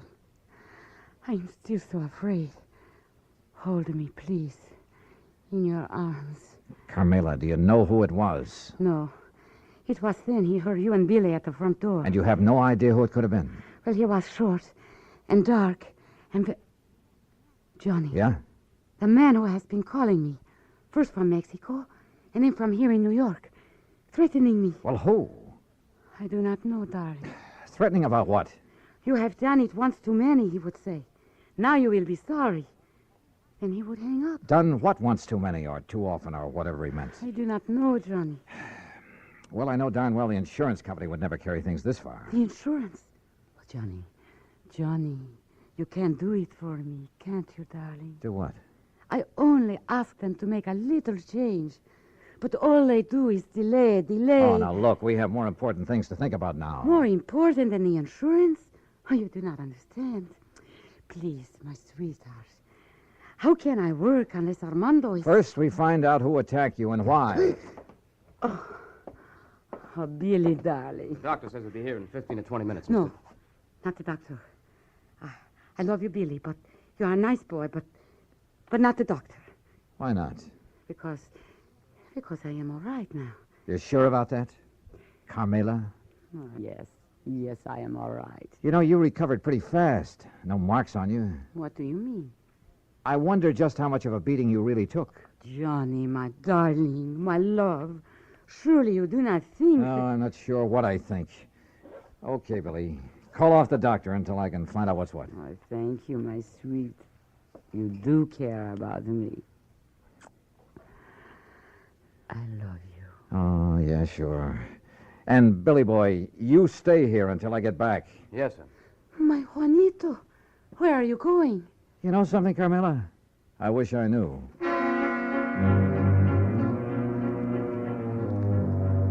I know where I was going, all right, to 18th Precinct Police Headquarters and my old friend Randy Singer. If anybody could get me a rundown on Carmela and any of her contacts, he could. If Carmela's attacker left any fingerprints, his boys would find them. Cutting through the alley beside the apartment building, headquarters would only be a couple of blocks away. But that alley was a mistake. I didn't see the man step out of the doorway behind me. But I did feel that old familiar poke in the small of my back. No. Keep walking, senor. To the next doorway. All right, now look. If you'll take that gun out of my back. Walk. What is this, a holdup?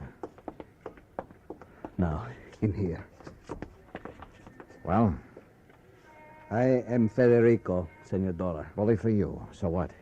I could hear you from the back stairway of her apartment. So you would help her, eh? Carmela? Maybe? No. You will not, because I will kill you first.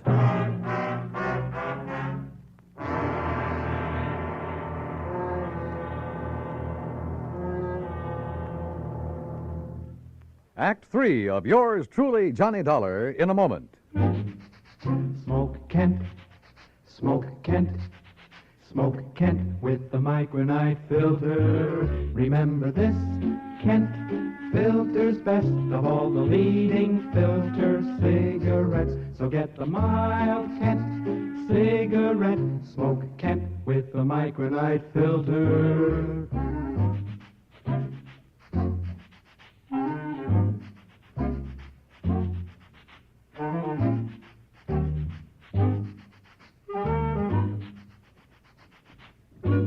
Remember this, Kent filters best of all the leading filter cigarettes. So get the mild Kent cigarette.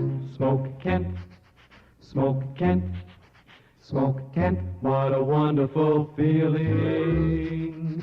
Smoke Kent. And now, Act 3 of yours truly, Johnny Dollar, and the Latin Lovely Matter.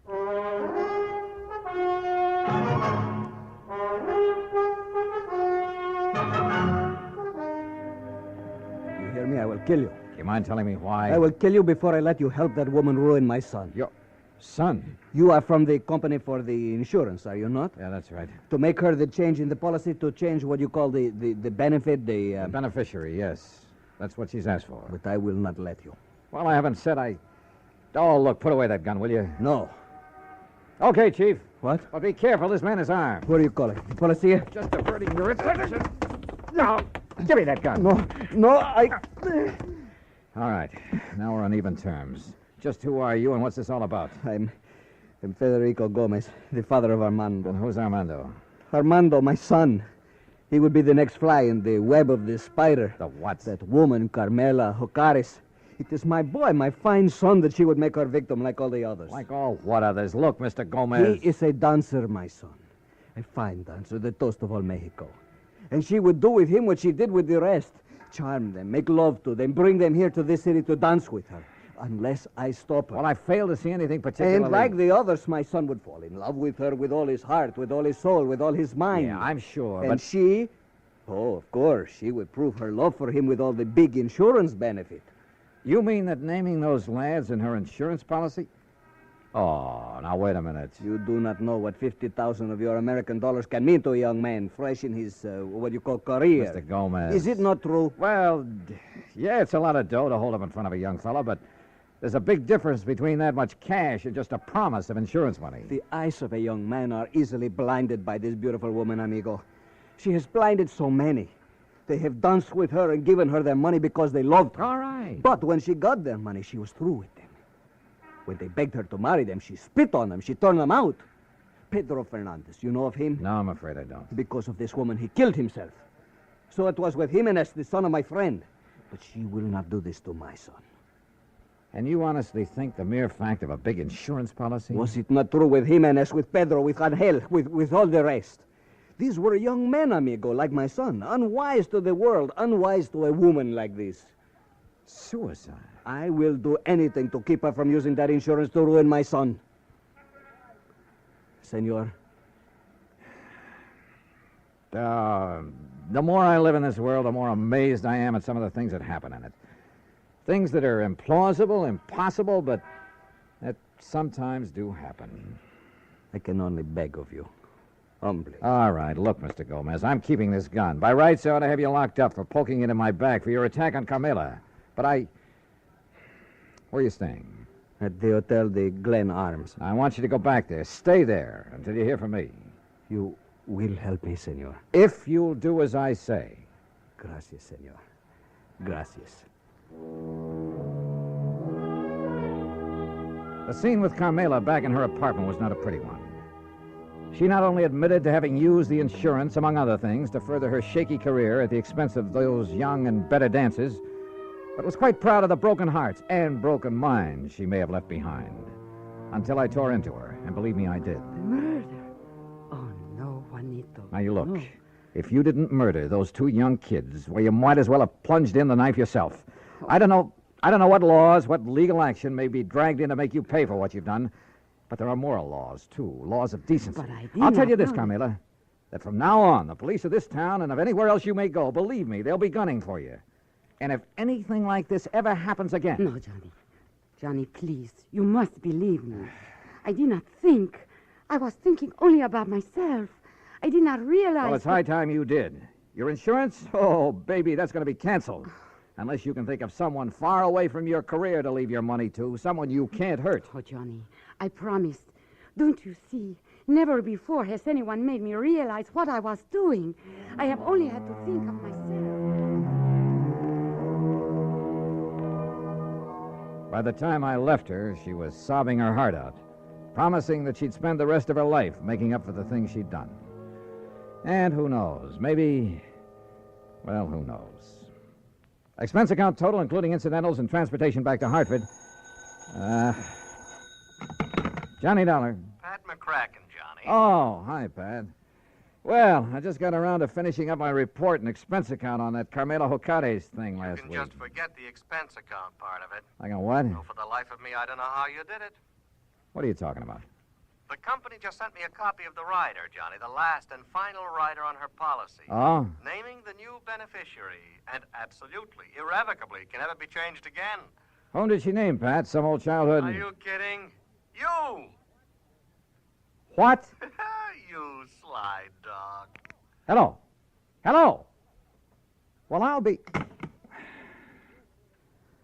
Yours truly, Juanito Peso.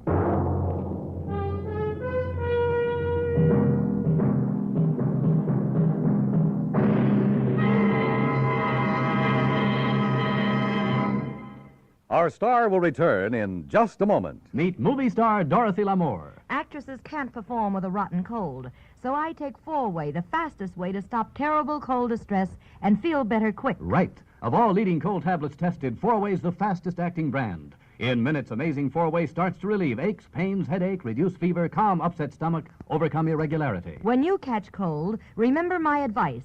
Take 4-Way, fastest way to stop these awful cold miseries. 4-Way, 29 cents. Now let me tell you about another fine product of Grove Laboratories. Imagine a shampoo so effective it gets rid of embarrassing dandruff with one lathering, but won't dry hair, won't split ends, won't leave a medicinal odor. It's wonderful new Fitch Dandruff Remover Shampoo. One lathering with Fitch removes dandruff, can brighten hair up to 35% too, without harsh medication. Only Fitch guarantees to do all this with one safe, easy lathering or money back. Contains no strong medication, so it's gentle enough for every shampoo. And then dandruff need never be a problem again. Fitch Dandruff Remover Shampoo, only 59 cents.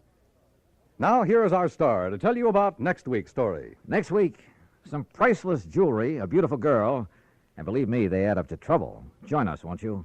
Yours truly, Johnny Dollar. Yours truly, Johnny Dollar, starring Bob Bailey, originates in Hollywood and is produced and directed by Jack Johnstone, who also wrote today's story. Heard in our cast were Lucille Meredith, Larry Dobkin, Jimmy McCallion, and Harry Bartell. Be sure to join us next week, same time and station, for another exciting story of yours truly, Johnny Dollar. This is Dan Cubberly speaking.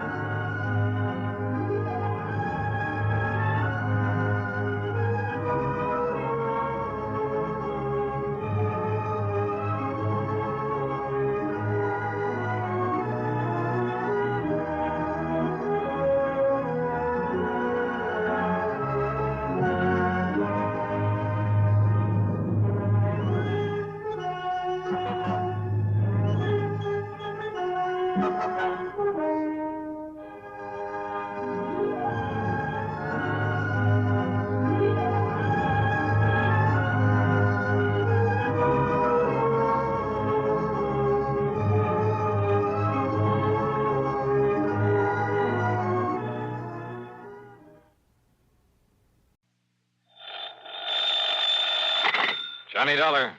Johnny. Yes? Hello? George Reed, Floyd's of England. Oh, what's the matter, George? You sound a bit down in the mouth. I am. What's up? Well, Johnny, I understand you've handled quite a few investigations for the Continental Insurance and Trust Company. Oh, brother, I sure have. And you know something, George? Yes? Floyd's of England, you that is, have handed me some pretty wild ones over the years. I know. But believe me, they've been nothing compared to some of the cases that Continental has handed me. And do you know why, George? Why, Johnny? Because of just one client of theirs. Well, He's a wealthy old screwball by the name of Alvin Peabody Cartwright. Cartwright? Yeah, he carries a lot of insurance, millions of it. And any company that has his account is making plenty. Yes, But, brother, the fantastic problems that man comes up with. Why, it's enough to drive you off your rocker.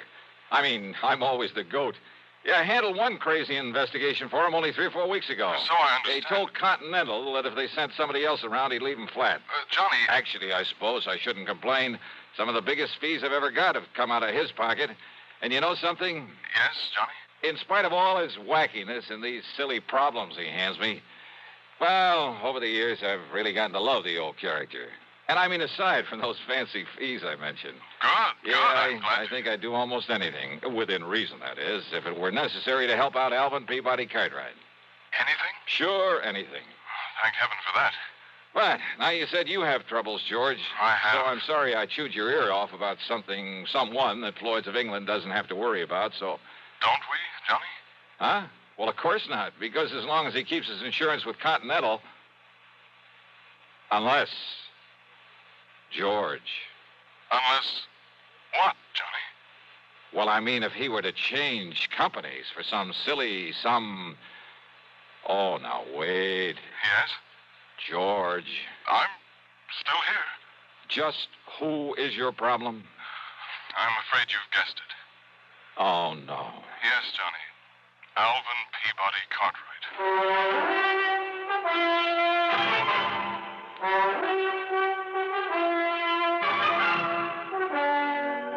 CBS Radio brings you Bob Bailey in the exciting adventures of the man with the action-packed expense account, America's fabulous freelance insurance investigator. Yours truly, Johnny Dollar.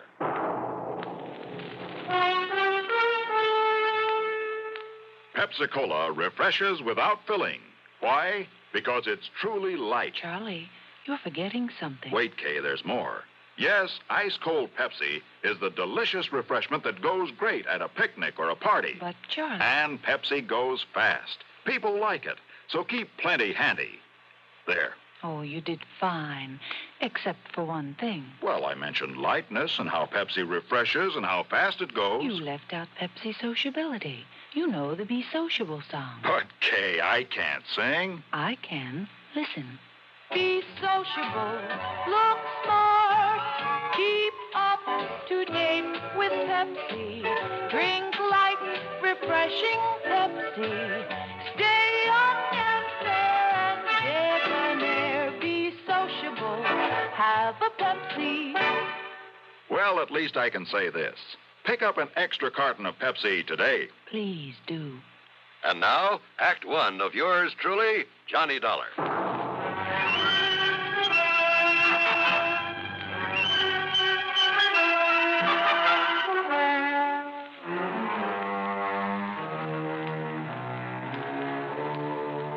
Expense account submitted by Special Investigator Johnny Dollar to Floyd's of England, North American Office, Hartford, Connecticut. Following is an account of expenses incurred during my investigation of the Alfred matter.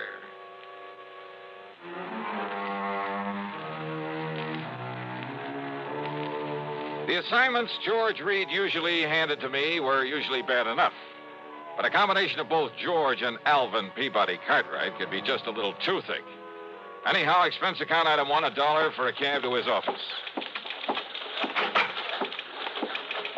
Now look, George, don't tell me Cartwright has shifted all his insurance over here to Floyd's of England. Sit down, Johnny, please. Sure. Well? Yes, he has. Then, baby... As a matter of fact, after months of effort and expense, I managed to sell him on our company myself. Oh, brother. But if you have any idea of the amount of his annual premiums, well, Johnny, it's a real feather in my cap. But don't you realize what you've got yourself in for? I'm afraid I'm beginning to. So, Johnny, if you can get him off my neck... Cartwright? Twice in 1 month? Don't bank on it. But tell me all anyhow. Well, it's really my own fault. So anxious to get his business. And if you know how much that man spends on premiums every year... Yeah, you said that. Now get to the point. And I suppose I should have been more thorough, but... Well, we figured that Continental had known what it was doing, and we simply made a direct transfer of all his policies to this company, including the one that concerns us now. Only it should never have been issued. What kind of a policy? Straight life. On Cartwright? No. With all the riders attached to it. Johnny, it not only covers her life, but accident, injury, mysterious disappearance, just about anything you can think of. Covers whom? Well? The name on the policy. Alfred. Alfred? Alfred Cartwright. A relative? No. No. But if his last name No, is... Johnny, according to this policy, Alfred is a ward of Alvin Peabody Cartwright. That's funny. I never knew that Cartwright had a... Well, what's the difference? What's happened to this Alfred? According to Mr. Cartwright, it was an abduction. Oh, a kidnapping, huh? No, not exactly. Well, what do you mean? If he was abducted, that means he was... Wait a minute. Yes? A minute ago, you started talking about the insurance policy on her. That's right. And then you started talking about Alfred. Alfred is a she. Is a what? Well, what do you mean about an abduction of her, it not being a kidnapping? Oh, I said not exactly. But Alfred was abducted. Yes. Oh, look, would you start making some sense about this? I wish I could. And if this sort of thing is typical of Cartwright... Come on, George. If Alfred was abducted but wasn't kidnapped, well, okay, what happened? Well, you see, Johnny, Alfred... A female. A female. Well? Alfred happens to be a dog. Okay, so what's the difference? If she's been abducted, she's... A dog? Yes. Oh, no.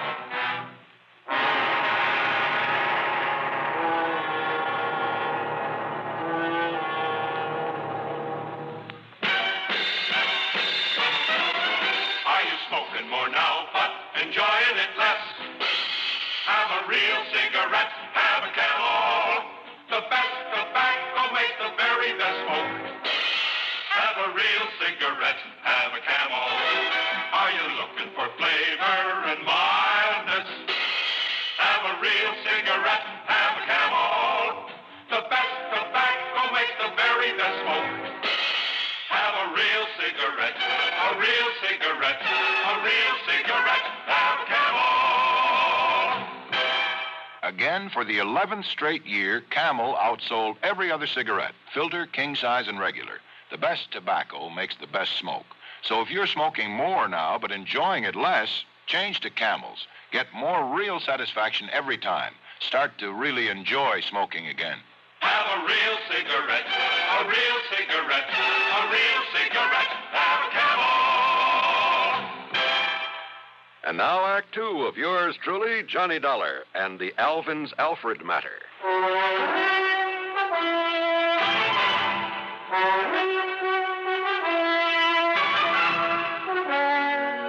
George. Life, accident, injury, mysterious disappearance, all that insurance on a dog? Yes, Johnny. A female dog. Yes. By the name of Alfred. Yes. A pet of that lovable old crackpot, Alvin Peabody Cartwright. His ward, Johnny. At least that's the way it reads on the policy, and that's why we thought nothing of it when the policy was transferred to us from Continental Insurance and Trust. Oh, brother. But why Continental ever wrote such a policy in the beginning? Oh, that part's easy, George. But the premium's only a drop in the bucket. I mean, compared to that on the rest of Cartwright's insurance. Now, listen. If they'd refused to write this complicated policy on his dog, they'd have lost all his business. Well, they have now, to us. And, Georgie, you can lose it just as fast unless you try to do something about this disappearance of that pooch. Unless you do something about it, Johnny. You've got to find Alfred and return her to him. So will you drive on over to Lakewood and talk to Mr. Cartwright, see what you can do? So help me, George. And, Johnny, I promise we'll not question a single item on your expense account, no matter what it is. Oh? As for a nice big extra fee, well, you name it. Well, will you do it? Okay, George, on one condition. Yes? That you keep this thing under your hat. I mean, after all, if the word ever got out that Johnny Dollar was chasing around the countryside looking for a dog napper... Johnny, I promise. I cross my heart and hope to die. What a business. With no limit on the expense account, I should have hired a Rolls, complete with liveried chauffeur. But instead, item 2 was $4.20 for a tank full of gas for my own car. Within the hour, I was pounding on the front door of the Cartwright home over in Lakewood.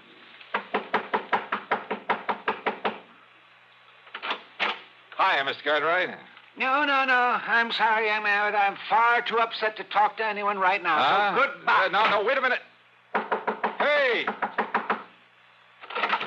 Yes. Why, Johnny? That's right. Well, why didn't you say so? Come in, boy. Come in. Sure. Well, sir, how are you? Yes, come in and commiserate with me in my hour of bereavement. How anybody could be so wicked as to take Alfred, my pride and joy, away from me. But somebody did. And, Johnny, you must find her and must bring the culprit to justice. Spare no effort, spare no expense, but come on, Johnny. Well, have you any idea, Mr. Cartwright, who might have walked off with the pooch? Pooch? Oh, Johnny, how can you use such a term? Alfred was almost like a child to me. Dear little thing. Oh, yeah, I'm sure. But you haven't answered my question. Do I know who committed this dastardly deed? Yes. Of course I do. Oh, sir. Come along, Johnny.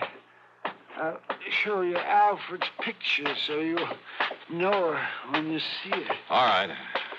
But now, why send for me, Mr. Cartwright? What? Well, I mean, if you know who did this. I certainly do. And, Johnny, he must be made to pay the penalty for this nefarious deed. Now, look.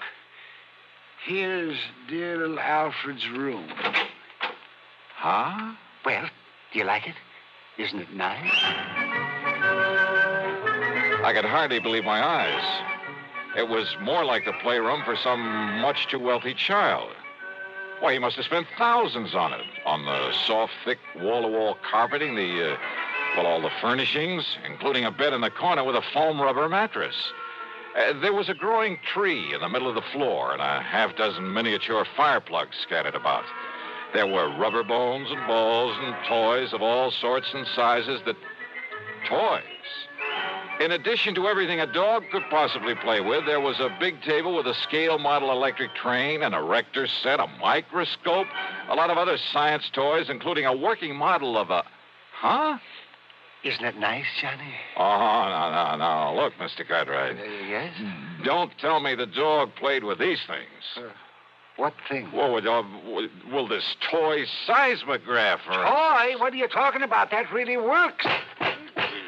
See? See how the recording needle gave a jump on the roll of tape on it? It runs for a week. Keeps perfect time. Oh, well, sure. So the dog could tell when there's been an earthquake somewhere. Is that it? Well, no. I may as well admit, Johnny, that some of these things are mine.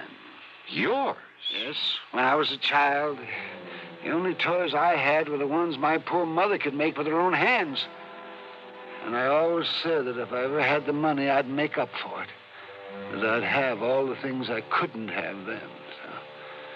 So maybe I'm just a silly old man, second childhood, that sort of thing. But I said I'd have them, and now I have. I see. Did you ever have a nice electric train when you were a youngster? Well, no. My folks couldn't afford it. Yes, but I bet you wanted one, didn't you? Oh, sure I did. Doesn't every... Yes, and after you'd grown up, I bet you spent as much time looking at them in the store windows as any kid.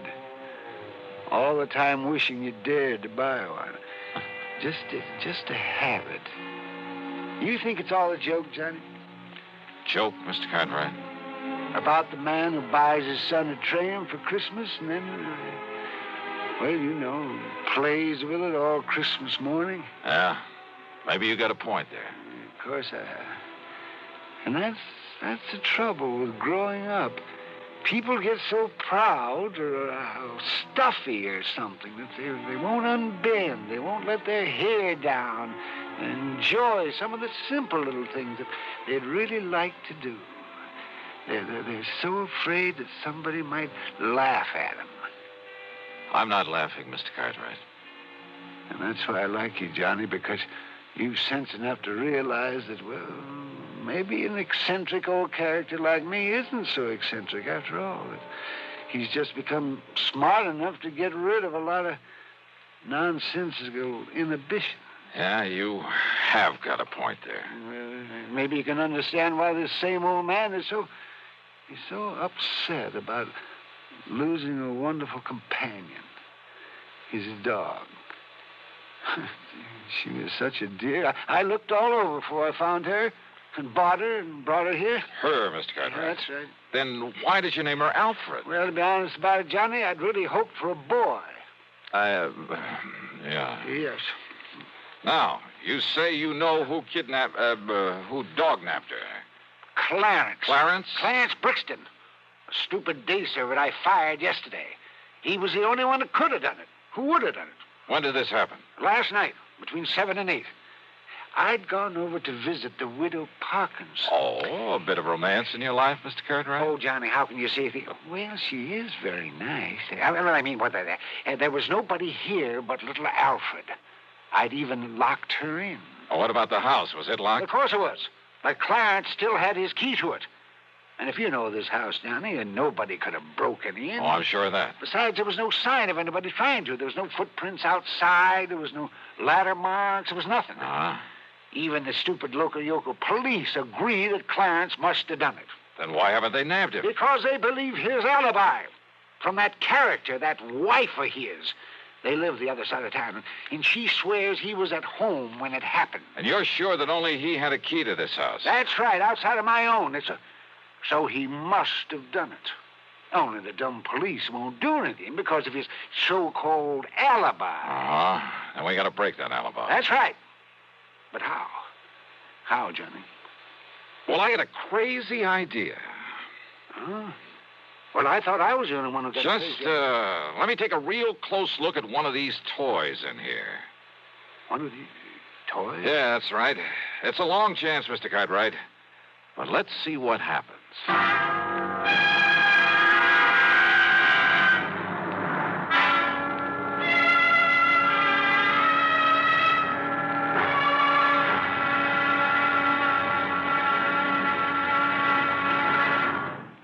Act 3 of yours truly, Johnny Dollar, in a moment. Welcome, recording star Mel Torme. It's terrible trying to sing with a bad cold. So I always take 4-way cold tablets to relieve cold miseries fast. Good idea. Tests of all the leading cold tablets proved 4-way fastest acting. 4-way starts in minutes to relieve muscular pains, headache, reduce fever, calm upset stomach, also overcomes irregularity. When you catch cold, try my way. Take 4-way cold tablets. The fast way to relieve cold distress and feel better quickly. 4-way, only 29 cents. Now here's a word about another fine product of Grove Laboratories. Had dandruff for years? Now get rid of it in 3 minutes with Fitch Dandruff Remover Shampoo. 3 minutes with Fitch regularly is guaranteed to keep unsightly dandruff away forever. Apply Fitch before wetting hair. Rub in 1 minute. Add water, lather 1 minute. Then rinse 1 minute. Every trace of dandruff goes down the drain. 3 minutes with Fitch. Embarrassing dandruff's gone. Fitch can also leave hair up to 35% brighter. Get Fitch Dandruff Remover Shampoo today. And now, Act 3 of yours truly, Johnny Dollar.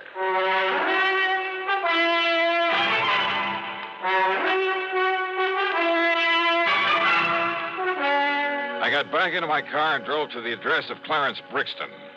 I hoped he was as stupid as Cartwright seemed to think.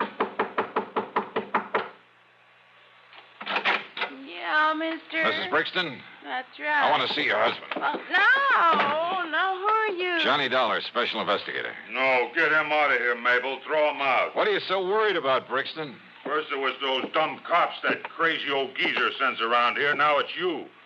Well, me, I'm full up to hear all this yakking about me taking that mangy little hound of his and that snapping, yipping little female. What you done to my Clarence? Them sharp teeth are hurting. You show 'em your hand, Clarence. Yeah, forget it, Mabel, and shut up.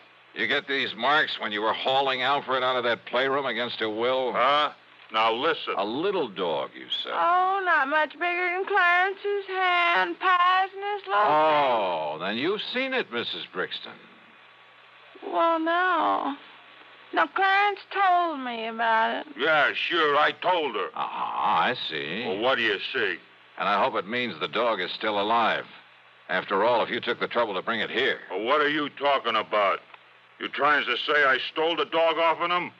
So maybe nobody did, wise guy. Oh, what do you mean by that? Ask me, that lousy pooch got out of there on her own free will, just to get away from that crazy Cartwright like anybody in her right mind. Oh, out of a locked room in a locked house? Sure. Cartwright always left the window open so she could sleep good. He left so the dog took off somewhere. A little dog jumped out of a third-story window? Why, it would have killed or crippled her. All right, so then he was wrong about when it happened. While he was out, he said. And he was out between 7 and 8 p.m. last night. And that's when somebody chased Alfred around until he caught her, then took her away. Prove it. Yeah, some big, clumsy ox like yourself, Clarence, who had a key, who knew the place, knew he'd better leave the place looking undisturbed before getting away. But he didn't. Yeah? Here, take a look at this. What's that, huh? From a working model seismograph there in that playroom. What? You see, Clarence?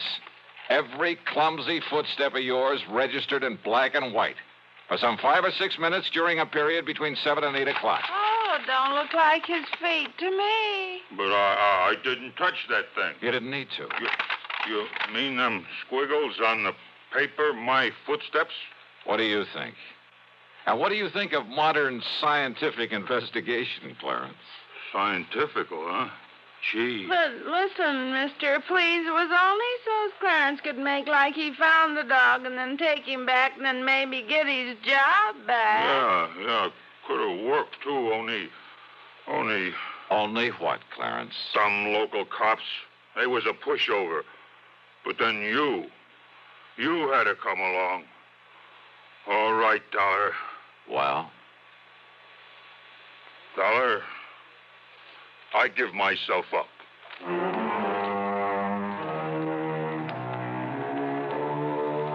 Oh, sure. Modern scientific investigation. But he fell for it. And Mabel brought the dog up from the cellar, and she was kind of a mangy little pooch. The dog, I mean. But she meant the difference between keeping or losing Cartwright's insurance account. Which reminds me, you can forget the expense account. Cartwright did well by me, as usual.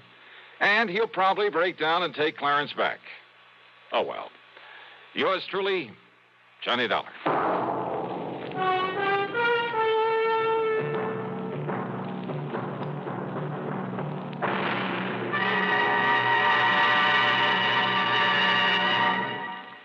Our star will return in just a moment.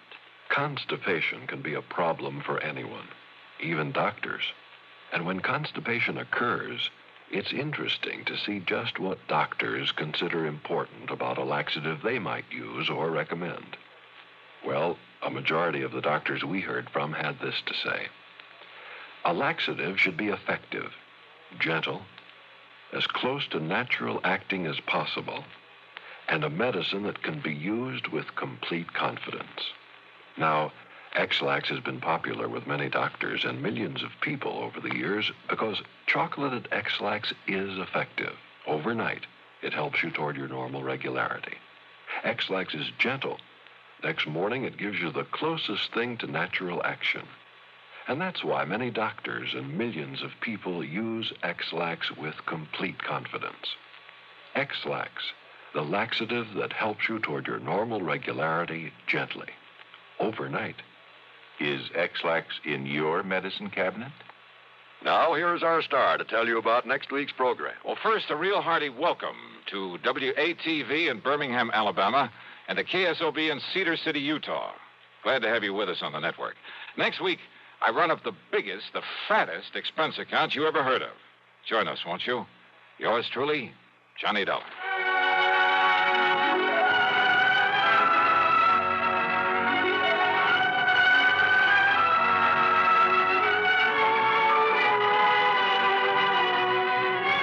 Yours truly, Johnny Dollar, starring Bob Bailey, originates in Hollywood and is written, produced, and directed by Jack Johnstone. Heard in our cast were Virginia Gregg, G. Stanley Jones, Howard McNear, and Frank Gerstle. Be sure to join us next week, same time and station, for another exciting story of yours truly, Johnny Dollar.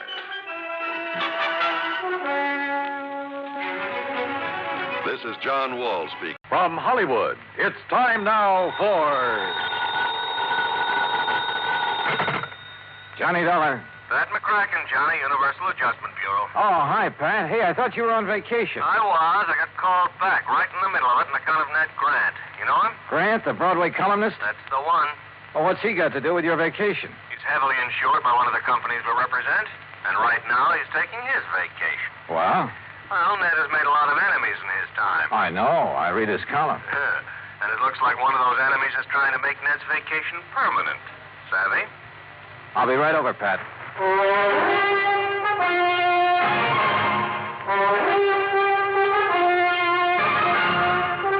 Bob Bailey in the exciting adventures of the man with the action-packed expense account, America's fabulous freelance insurance investigator. Yours truly, Johnny Dollar.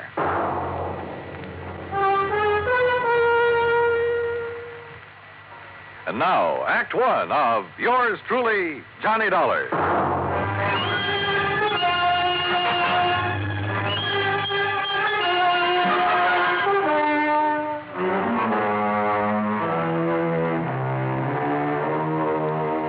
Expense account submitted by Special Investigator Johnny Dollar to the Home Office, Universal Adjustment Bureau, Hartford, Connecticut. Following is an account of expenses incurred during my investigation of the ideal vacation matter.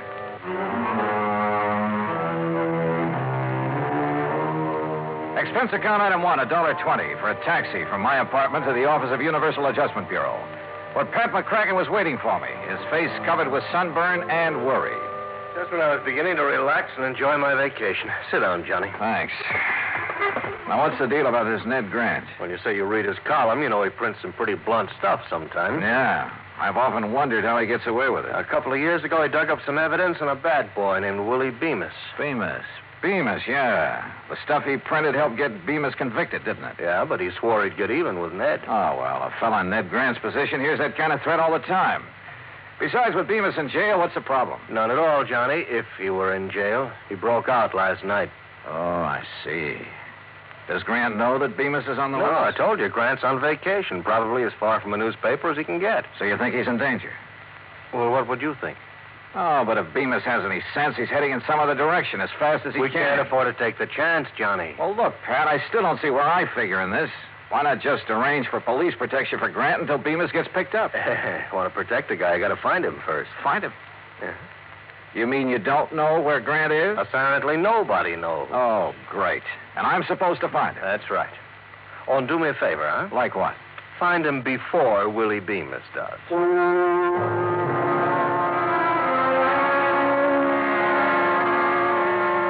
Well, I knew enough about Bemis to realize he wouldn't hesitate to gun down anybody who got in his way, including me. So I headed for New York. That's item 2, $23.40. I located the apartment house where Ned Grant lived and had a talk with a manager in his office at the rear of the first floor. I'm sorry, Mr. Dollar, but I really don't have the slightest idea where Mr. Grant went on his vacation. Well, didn't he leave a forwarding address? No, he just told me to hold all his mail for him here until he got back. And he didn't say anything at all that would give you a clue as to where he might have gone? None at all. Oh, great.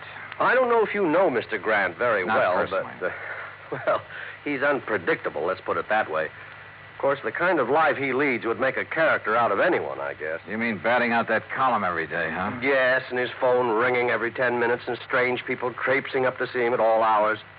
Really, I can understand his not telling anyone where he went on his vacation. He just wanted to get away from it all. He kept saying that this time he was going to have an ideal vacation. Ideal vacation. That could mean anything from a trip to the moon to, well, Lord knows what. Tell me this. Did he take much luggage? Well, I don't even know, but he hadn't been gone 10 minutes before my phone started ringing with calls for it. Your phone? Oh, yes, Mr. Grant had his disconnected before he left. Tell me, Mr. Dollar, what's so urgent about finding Mr. Grant? There's an escaped convict named Willie Bemis who has it in for him. Oh? He could be looking for Grant. If so, I have to find Grant first. I see. Well, I wish I had more information for you.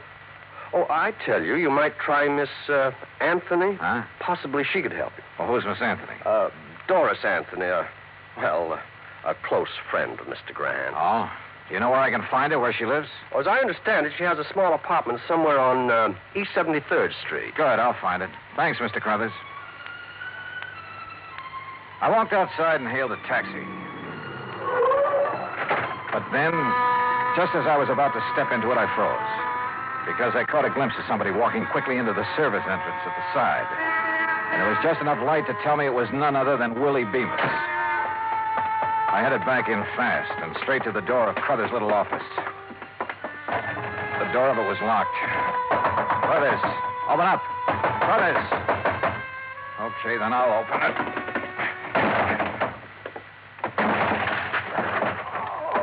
Hey, Crothers, what happened to you? Oh, Mr.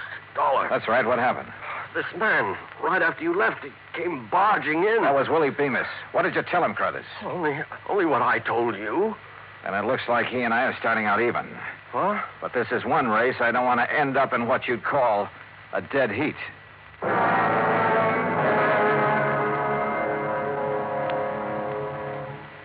Act two of yours truly, Johnny Dollar, in a moment. And now, Act two of yours truly, Johnny Dollar, and the ideal vacation matter. I looked up Doris Anthony's address on East 73rd and took a cab. That's item 3, $1.75 to her apartment. She was tall, rangy, dark hair. And somewhere along the line, I'd seen her before, but I couldn't remember where. Ned Grant? How would I know where he is? He isn't exactly the sort of guy that lets you in on his plans. Hey, listen, Doris, this may be the oldest line in the book, and I know it, but haven't I seen you somewhere before? Could be. I've been around a while. Like where? Oh, I used to sing in a couple of clubs around town. That's where I met Ned. He liked me, so he helped me. In his column, that what you mean? Yeah, that's what I mean. His apartment manager says you're a very good friend of Ned's. He has a lot of girlfriends. My main claim to fame is I'm always handy. Well, look, Grant told the apartment manager he was going to take an ideal vacation. Any idea what that would mean? Or where? Sure. Wherever there are girls. What do you want him for? Somebody's out to get him. What do you mean? Who? Willie Bemis. That name mean anything to you? Bemis is in prison. He was. He's out now. What? When? You didn't know? I haven't read the papers today. Does that change your mind any about helping me find him? Look, really, I don't know where he is, honest. There is one thing that might help, though. Yeah, what? Well, a week or so ago, while I was out with Ned, he stopped in at a travel agency. Davis, I think the agent's name was, on 51st Street, around there. Okay, I'll follow it up. Johnny, if Ned doesn't know, Bemis is... Yeah, and if I don't get to him first, he's in for a real nasty surprise. There was still something about Doris that stuck in my mind, but I couldn't quite peg it. So I decided to do a little quick research on her. I dropped in to see an old friend who worked in one of the newspapers. We dug through a lot of clippings in the morgue.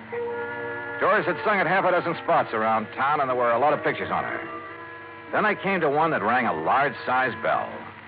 It was a shot of her sitting at a nightclub table. And the man sitting there with her was Willie Bemis. I headed back to her apartment fast. but she was gone. The manager told me she'd left in a hurry and with a suitcase. Now I didn't know where I stood. If Doris was still friendly with Bemis, it could very well be that she knew where Grant was and was helping Willie Bemis find him. In that case, the lead she gave me on the travel agent was only a bum steer to throw me off the trail. But the way things stood, I didn't have anything else to go on at the moment, so I had to take a chance she'd been on the level. I headed for West 50th Street and the travel agent she told me about, a man named Davis. Ned Grant. Look, customers like him I can do without. What do you mean by that? Here, I'll show you. Here we are. A reservation at Nassau. Here's one in Bermuda. Oh, and here's one to the Virgin Islands. He had you make all those for him? Every one. That sort of thing doesn't make me very popular at those resorts, believe me. Well, it's a cinch he can't be at all those places. If you ask me, he's not at any of them. He's always doing that sort of thing. Well, that's a lot of help. Just the same, I'm going to call those places. Where's your phone? Right there on the desk. But I tell you... Excuse me. Hello? Who? Oh, yeah, just a minute. It's for you, Mr. Dollar. Oh? Thanks. Johnny Dollar. It's Doris Anthony, Johnny. Well, I didn't think I'd be hearing from you again. Why not? After I found out you were an old friend of Willie Bemis, I went back to your apartment. You'd cleared out. Johnny, I'm no longer a friend of Willie Bemis. Oh, now, wait a minute, sister. It's the truth. But I was afraid he might come to see me. That's why I left. Oh, sure. Johnny, the reason I'm calling, I think I know where Ned could be. Where? Well, I'm not sure, but a few days ago he went to see a friend of his named Mike Hastings. Mike owns a ski lodge up in Vermont. Ski lodge? There's no skiing this time of year. I know. The lodge is closed, but Ned's gone up there once or twice before when he wanted to get away from everything. Okay, where is it? It's called Hastings Lodge, about 20 miles beyond Bradbury, on a little country road. Now, look, I have no choice but to go on up there. Have you told anyone else about this? No, of course not. Okay, Doris. Don't. Expense account item 4, $38.50. Transportation by plane and rented car to Hastings Ski Lodge. As I jounced over the bumpy road up in the Vermont woods, I couldn't help thinking this might be strictly a wild goose chase. But at the moment, I couldn't afford to pass up any lead. It was after dark when I finally drove up to the lodge. It sprawled on the side of a hill way out in the middle of nowhere. There were no lights on, no sign of life about the place at all.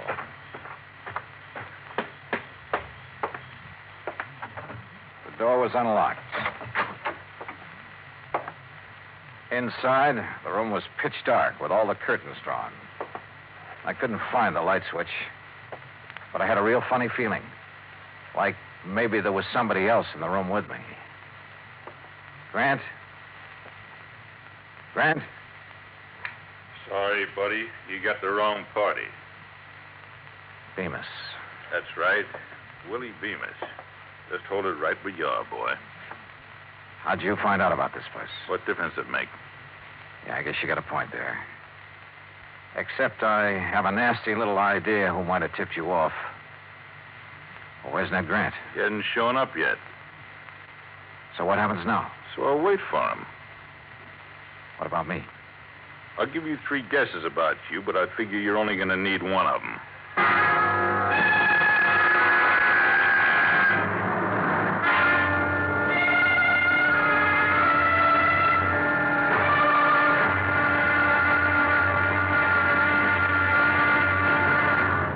Act 3 of yours truly, Johnny Dollar, in a moment. And now, Act 3 of yours truly, Johnny Dollar, and the ideal vacation matter.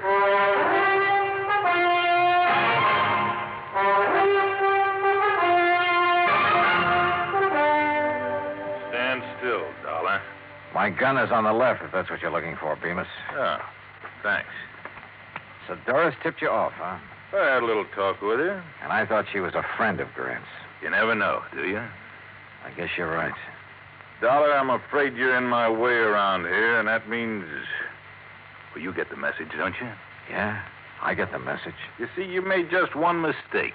What's that? You should have stayed at home. Yeah, I should have stayed at home, all right. And if it weren't for Ned Grant, I could have. And then it hit me. Sure. Suddenly I knew what the ideal vacation meant for that crazy Broadway columnist.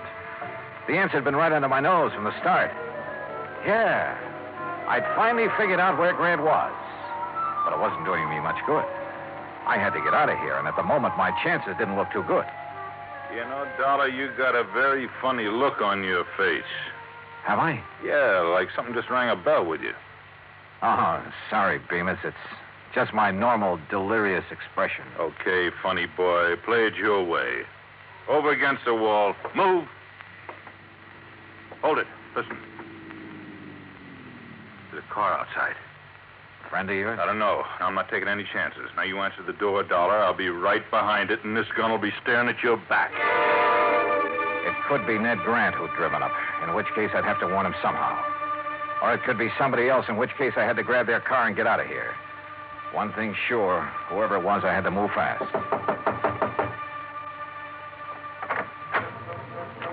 Johnny? I pulled the door open wide, then threw my weight against it. It slammed into Bemis and flattened him against the wall. He was off balance, so I couldn't. He sprawled and his gun went flying. But I couldn't see where, and I couldn't take time to look. I grabbed Doris. Come on. Come on, I went to the car. Now, you're going to help me for a change. That was Bemis. Don't tell me you're surprised. You're the one who tipped him off about the ski lodge. But, Johnny, I had no choice. He pushed me around. Yeah, sure. Johnny, where are we going? New York. You think Ned's there? Doris, I think he's been there right from the start.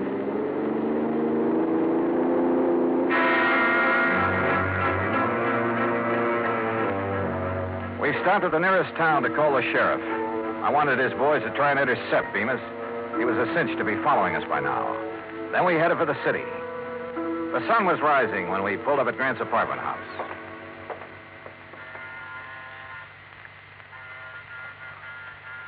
The manager didn't answer. Maybe he's still asleep. Looks like I have to take another chance on you, Doris. I tell you, I'm on the level, Johnny. I sure hope so. I got to get up to Grant's apartment fast. Now, there's a payphone over there in the lobby. Call the police and then meet me upstairs. Go on. Okay, Johnny. I went upstairs and pounded on Grant's door, but no answer. I went to the end of the hall and out onto the fire escape. Yeah, there was a ledge. Carefully, I worked my way along it to a window. It was Grant's bedroom, all right. And there he was, sound asleep, with an empty bottle on the bed table. So my hunch had been right. Sure, it was the ideal vacation for a guy who was pestered by everybody in town. Tell everyone you're leaving the city, then disconnect your phone and hole up in your apartment for some real peace and quiet. I went to the front door. Doris? Yes, Johnny, let me in. Okay, just a sec. Well, Doris, I was... Well. Well. If it ain't Johnny Dollar. Hello, Bemis. Now, ain't this nice? So you did it again, Doris. Honest, Johnny, I couldn't help it. He has a gun. He made me. Yeah, sure. Pretty smart, huh, Dollar? Finding Ned Grant for me? You know, I don't think I'd ever thought of looking for him here. But you did, so you're a smart boy. Okay, now look, Bemis. Don't interrupt me while I'm talking. Like I was saying, I'm much obliged to you for helping me find Grant. Now that I got him, okay. So I don't need you around anymore. No, don't! Slowly and with a smirk on his face, Bemis raised his gun until it pointed straight at my head. It flew out of his hand. The shot had come from outside, down the hall. Suddenly, the corridor was swarming with police. Bemis dove for his gun. Well, you don't get me. Instead, he collected the butt of one over his left ear. Thank goodness they got here. So you did call the police after all? You bet I did. Now, do you believe I'm on the level? Yeah, Doris, I guess I do. And you took a mighty good way to prove it. What's going on here? Ned. So you finally woke up, or sobered up. Hey, that's Willie Bemis they're carting away. It sure is. Well, what's he doing here? What's going on, huh? Hey, look, Bright Eyes, you better go on back to bed. But I don't understand. Just write the whole deal off as a bad dream, huh?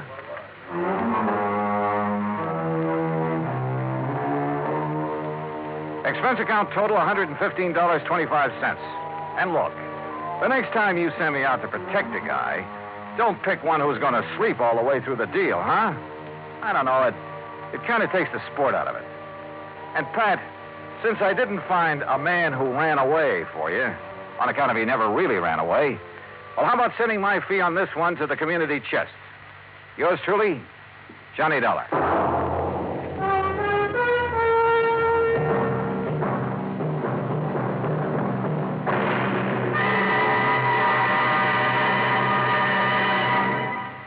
Our star will return in just a moment.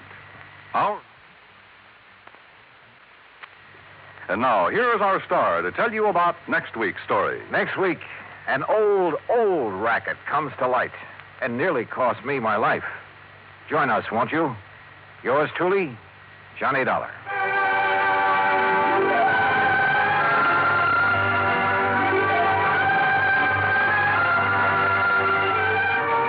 Yours truly, Johnny Dollar, starring Bob Bailey, originates in Hollywood. Written by Robert Wright, it is produced and directed by Jack Johnstone. Heard in our cast were Mary Jane Croft, Lawrence Dobkin, Joseph Kearns, Jack Edwards, Barney Phillips, and Byron Kane. Be sure to join us next week, same station, for another exciting story of yours truly, Johnny Dollar.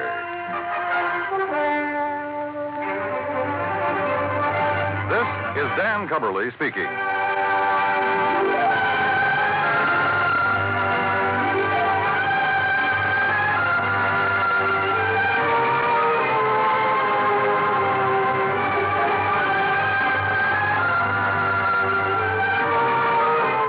This is the United States Armed Forces Radio and Television Service.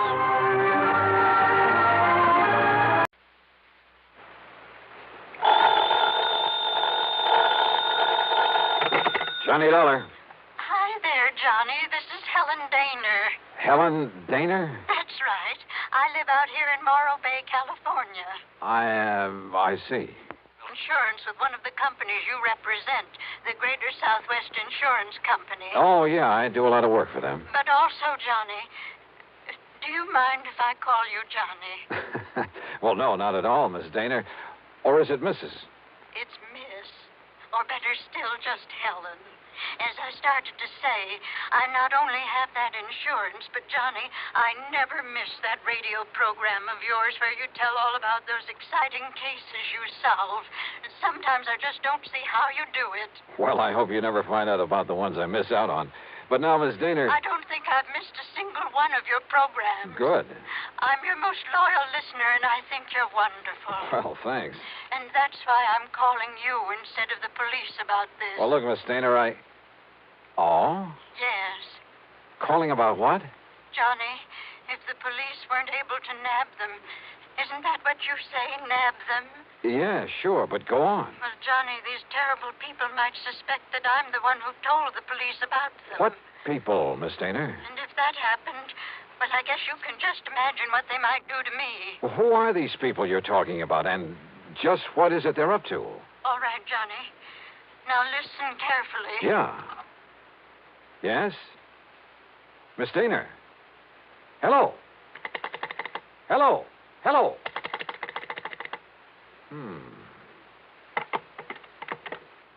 Oh, come on now, Dollar. Don't be a sucker for a... And yet... I wonder...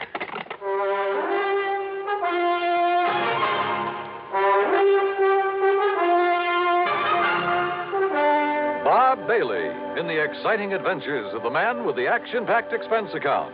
America's fabulous freelance insurance investigator. Yours truly, Johnny Dollar.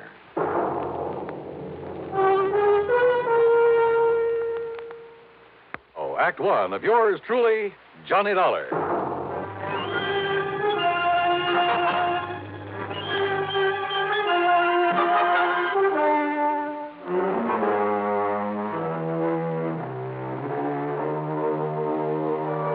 Expense account submitted by Special Investigator Johnny Dollar to the Greater Southwest Insurance Company, Home Office, Los Angeles, California. Following is an account of expenses incurred during my investigation of the Big H matter.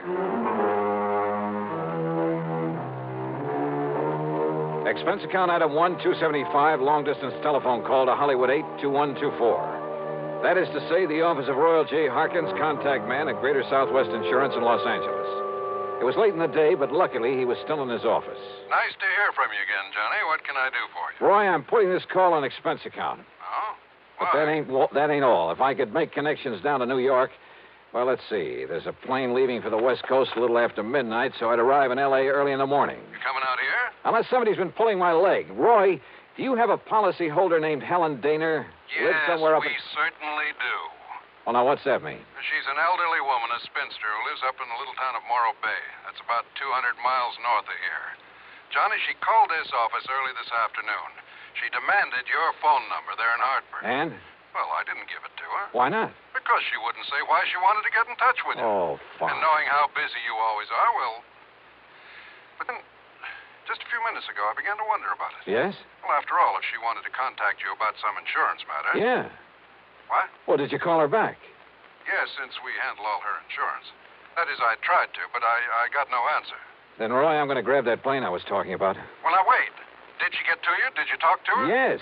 And it has something to do with her insurance? Plenty. So I'm flying out there, Roy, at your company's expense. Now, just a minute, Unless, Johnny. of course, you'd rather pay off her insurance to some beneficiary. Johnny. Then just be sure to have a rental car waiting for me when I pull into the airport. Item 2, 162.85 plane fare. The big mainliner took off from New York's International Airport promptly at 12:30 a.m. At 6:30 Pacific time, I stepped off the plane at L.A. International. Dollar, over this way. Oh, hi, Roy. I didn't exactly expect you to be here in person this early in the morning. Well, I am. I got a rental car ready and waiting for you out at the curb. Good. But listen, you still haven't told me what this is all about. Because I'm not too sure myself. But you sounded over the phone as though something's happened to the old lady. Miss Helen Daner, I mean. That's exactly the way I meant it to sound. And since I still haven't been able to get her on the telephone... Well, what? What's happened to her? I don't know. This my car? That's right. Oh, start making some sense, will you? I wish I could. Well, do you actually know that something's happened to Miss Daner? Nope. But if it hasn't, I've got to do everything I can to prevent it. Johnny, prevent what? Royal, I only wish I knew. Johnny!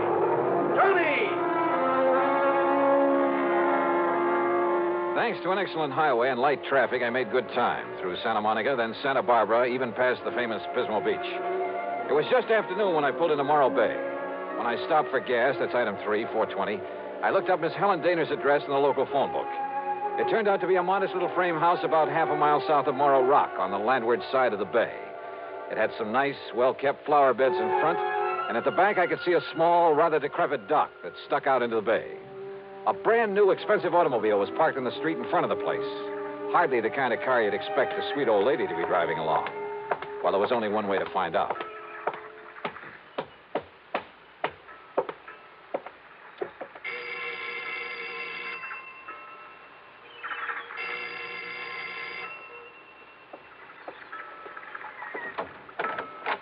Yes? Miss Helen Daner?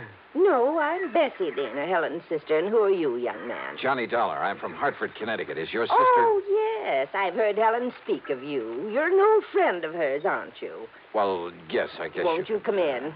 Well, is she here, Miss Daner? Well, she ought to be back from the market any minute. The market? She hasn't been at all well, you know. That's why I've come to live with her, sort of take care of her. I see. But I did think it was all right to let her walk down to the market this morning. Would you like to come in and wait for her? Which market, Miss Daner? Well, it's the first one down the street. Now, do you see it?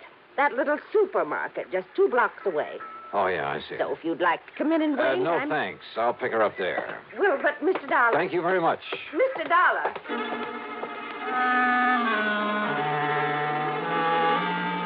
There was something very funny here, but I wasn't sure just what. Or maybe I'd just fallen for some gag on the part of a fan on my radio program who wanted to see her favorite hero in person. In any event, there was one sure way to find out, from Miss Helen Daner herself. And if she was still at the market. But as it turned out, I got that well-known kick in the face. Why, of course I know Miss Eleanor well, sir. Then will you please point her out to me? Miss Helen Daner? That's right. Oh, but she isn't here, sir. Oh. Then perhaps she went to some other store. Most certainly not, sir. What? We deliver everything that she orders to her little house up the street. Well, that still doesn't prove well, anything. Well, you see, Miss Helen hasn't been out of that house for weeks, hasn't budged. You're sure of that? Why, of course I'm... Why, what's the matter, sir?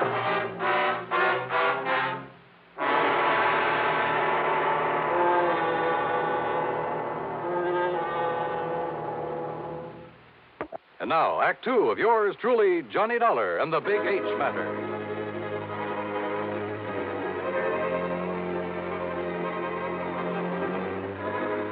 If old Miss Helen Daner, who telephoned me in Hartford, asked me to come out here to Morro Bay in California, if Miss Daner hadn't budged from her little house in weeks, why had her sister told me she was at the market? Could all this somehow tie in with the terrible people she tried to tell me about on the telephone? I jumped into my car and drove back to the little home on the bay.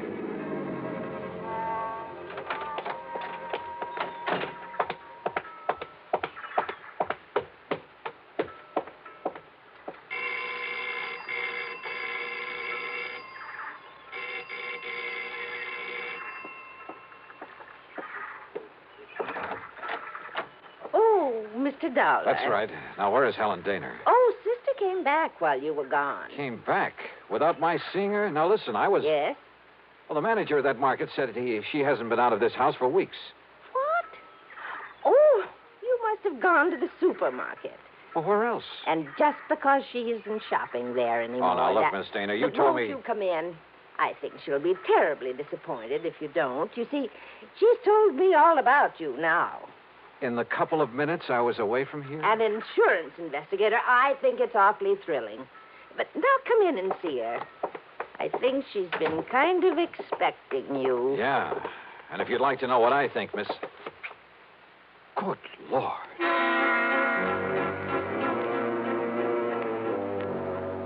In the middle of the tiny living room was a heavy oaken armchair. Sitting in it, tied down to it, was a sweet-looking gray-haired lady of maybe 70 or 75. A handkerchief was lashed tightly across her mouth, and the eyes behind her old-fashioned steel-rimmed glasses were filled with tears and a look of utter despair. I swung around to her so-called sister and was struck by two things. She seemed to have suddenly lost about 20 years. Her face wore an unpleasant smirk, and in her right hand was a .38 aimed at me. Don't move, Mr. Dollar. This gun is not only loaded, but cocked, and it has a hair trigger. Stand perfectly still, because it'll be right in the middle of your back. So, while I take away your gun... All right. Now, sit over there in that chair against the wall. You'd better do as I say, Mr. Dollar.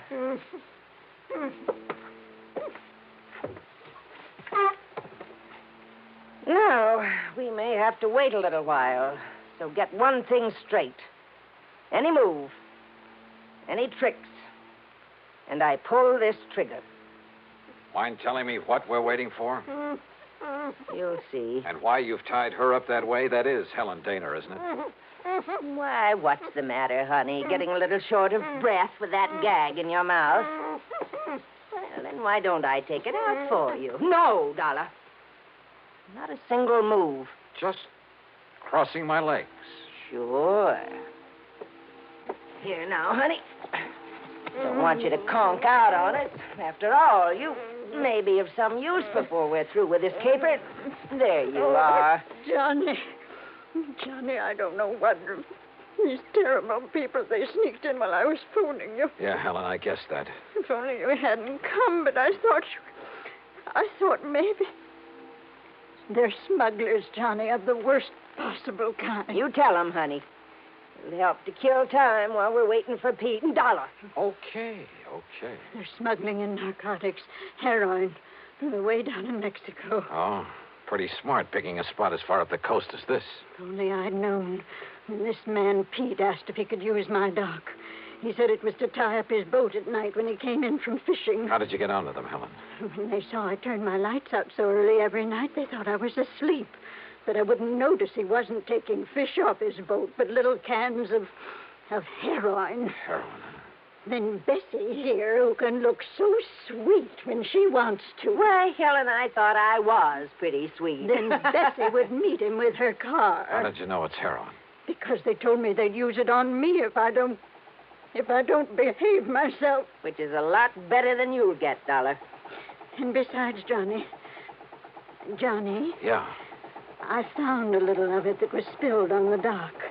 And I remembered how you described it once when you caught a man bringing in the terrible stuff. Yeah, she's a real smart old biddy. Except when she phoned to you, Dollar, and we caught her at it. We can handle her all right. With a little H in her veins, we can even let the neighbors see her now and then. And with me acting as her sister, taking care of her. Oh, listen, here he comes now from the dock. Just relax, Dollar.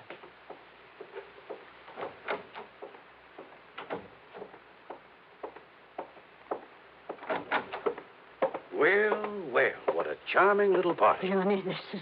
Nice work, Bessie. Dollar, huh? That's right. You want to take care of him, Pete? So you made the mistake of coming out here. Believe me, mister, it was a mistake. I said, are you going to take care of him? Why, of course, right away. We don't want him lying around here. Which is to say, Dollar, we're going to do something I haven't thought of since the old days in Chicago. You and I are going to take a little ride.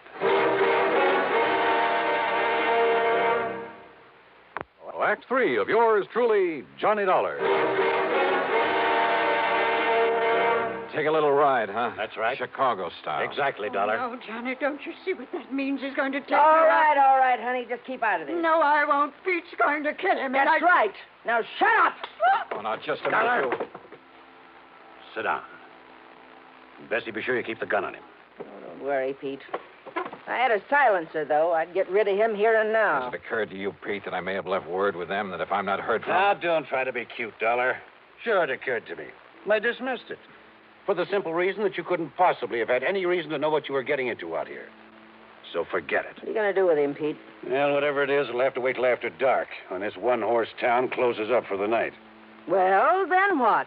Well, I've got to be sure that Dollar's body won't be found until No. Shut up. until we're through with this operation. That means a week or... Wait, I got it. What, Pete?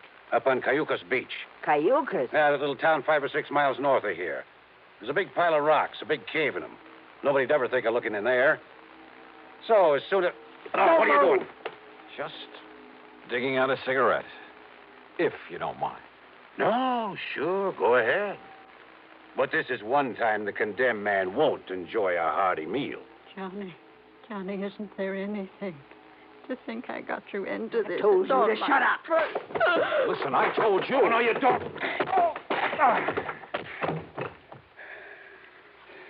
Finish him off, Pete. No.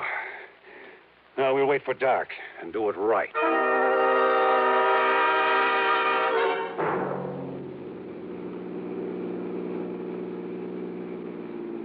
I guess he had really slugged me, because by the time I fully came to, it was night. I was in the back seat of a car driving along the highway beside the ocean. Pete was at the wheel. Beside him, leaning over the back of the seat watching me, was Bessie. And the .38 in her hand was aimed straight at my head. You're sure the old lady won't be able to work herself loose, Bessie? I'm sure. If we'd had any sense, Pete, we would have brought her along on this ride, too. It would have saved us a lot of trouble. Oh, so you've woke up, Dollar. Yeah. Well, just stay put in that back seat. Any funny business? I said any funny business. Just trying to dig out a cigarette. Stay back in that seat. Yeah.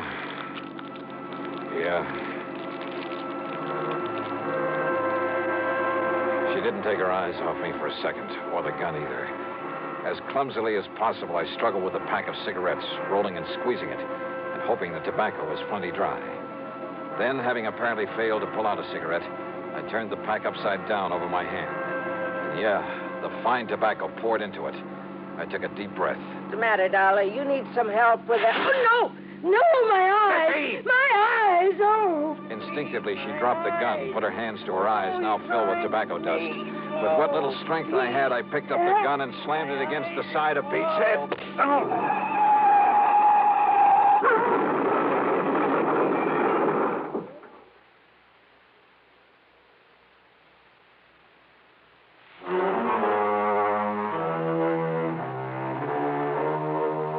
It was a commercial trucker driving one of those big interstate trailer jobs who pulled off the highway to give us a hand. Yeah, somehow those boys are always around when you need them. And he used his head. When he found my credentials in my pocket, he saw the whole picture in a flash. So he hailed down the first police car that came along and turned both Pete and Bessie over to them. Miss Helen Daner, bless her heart, this spunky little old character was tickled pink to be involved in the whole thing. Yeah, she just can't wait to go to court and testify against those two.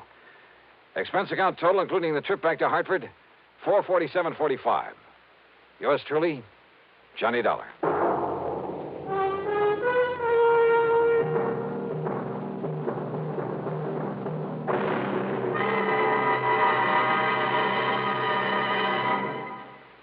Now, here is our star to tell you about next week's story. Next week? Well, so help me, it's the wildest case I ever got messed up with. Join us, won't you? Yours truly, Johnny Dollar.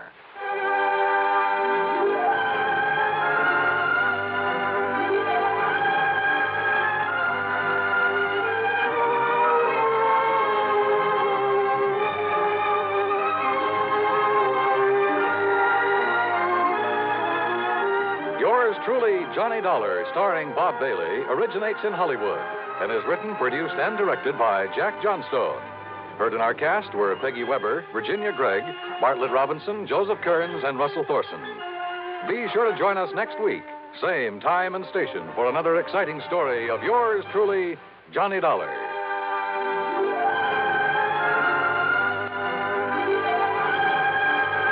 This is Dan Coverly speaking.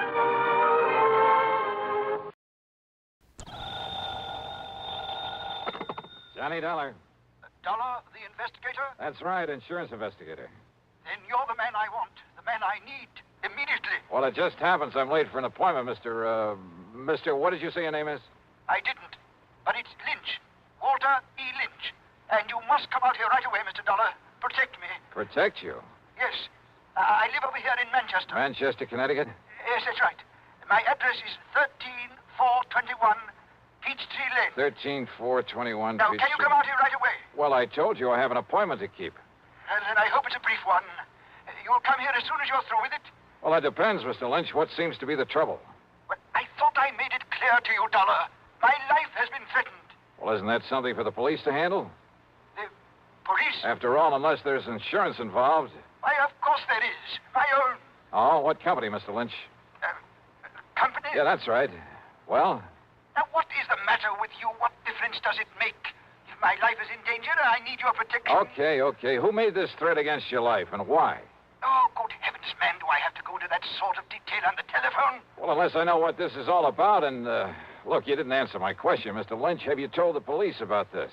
Do you think I'd call on you if I had? But if your life has been threatened, the thing And I to do... tell you it has. What is the matter with you? All right, then. Call in the police. Now, you listen to me, Dollar. Meantime, if I find any legitimate reason why I should make an investigation, Don't you understand? I'm not asking for investigation. I'm asking for protection. And I tell you, the people for you now, to look, call... you have my name, you have my address. Now, you get on over here. But don't you see? I can't... shall be waiting for you. Mr. Lynch. Okay, mister, go ahead and wait. Of all the crackpots. I wonder, though. Yeah? Johnny? Yeah, that's right. Pat McCracken, Johnny, Universal Adjustment. Oh, say, Pat, will you find out for me what company, if any, holds a policy on a Walter E. Lynch over in Manchester? Sure, Johnny. But listen, I thought you were going to be here in my office at 10 o'clock sharp. Pat, I'm sorry, but this I need phone... your signature on a deposition for that arson matter you covered last I week. know. And I've got to have it right away. See, one of our men will take it with him out to the coast on the 10:30 plane. And, Johnny, it's 8 minutes after right now. Yeah, I see it is. Pat, I'll be there in 3 minutes flat. Okay. Meantime, look up that Walter Lynch for me, will you? Okay, just get on over here. Right.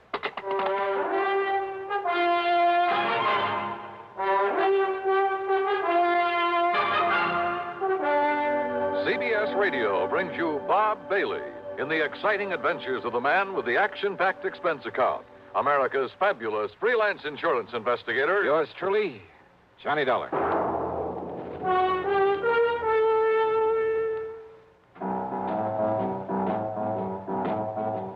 Talk about best-selling records. Here's a familiar tune about America's best-selling filter cigarette, Winston.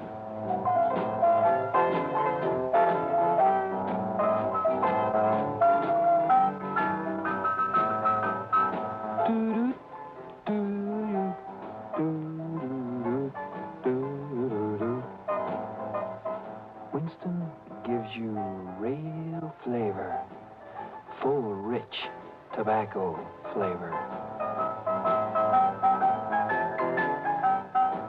And you know, that's because only Winston has filter blend up front.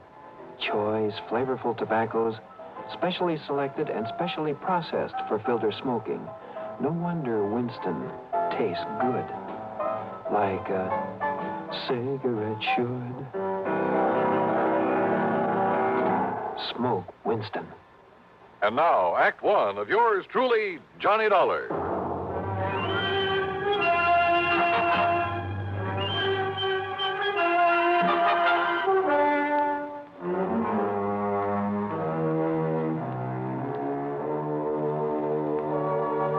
Expense account submitted by Special Investigator Johnny Dollar to Eastern Trust and Insurance Company, Home Office, Hartford, Connecticut. Following is an account of expenses incurred during my investigation of the hapless Ham matter. Expense account, item one, $1.20 plus another $1 for the cab driver who got me from my apartment to Universal Adjustment Bureau in record time. I barged in on Pat McCracken without being announced. Put my John Hancock on the deposition, after which he witnessed my signature. All right, there we are. Now, here you are, Miss Dulcie. Give these to Mr. Peterson and tell him happy plane trip. Yes, sir, right away. Oh, and see if Bartell has found any of that lynch information I asked him about. There's been a lynching, Mr. McCracken? No. Just do as I say. Now, go ahead. But I thought I heard you... Yes, sir. Hey, what is the worry on this man Lynch, Johnny? Well, Pat, he sounded like a crackpot. He called me on the phone just before you did, said his life is being threatened. Oh, another one of those things, huh? Yeah. Who was threatening him? Oh, I don't know. He was a bit evasive about it, same as he was about naming his insurance company. Well, I know I never heard of him. What did you tell him? I told him to call the police, that unless there was some insurance angle that required investigation, Right, exactly right. Although, of course, if Bartell does find something on him, if he is a client of one of the companies we It's serve... still a police matter. Why call on me to play bodyguard? Well, you know, Johnny, if you would have your telephone number unlisted, you'd save yourself a lot of these nuisance calls. Yeah, I know. Oh, yes? Here's a photostat of the lynch policy Mr. Martell said you asked him for. Oh, then there is one. Thank you. And I thought you were talking about some kind of a lynching somewhere, Mr. McCracken. Isn't that fun? Yes. Thank you. Thank you, Miss Dulcie. That'll be all. Well, I was only... Yes, sir. Now, let's see, Johnny. Walter E. Lynch. Policy issued 1954, Eastern Trust and Insurance. Face value... Yeah, I see. 50,000 smackers. Yes, a lot of money. Let's see the name of the beneficiary. Oh, well, a nephew, Fred Lynch, New York City address. I wonder, Johnny. So do I.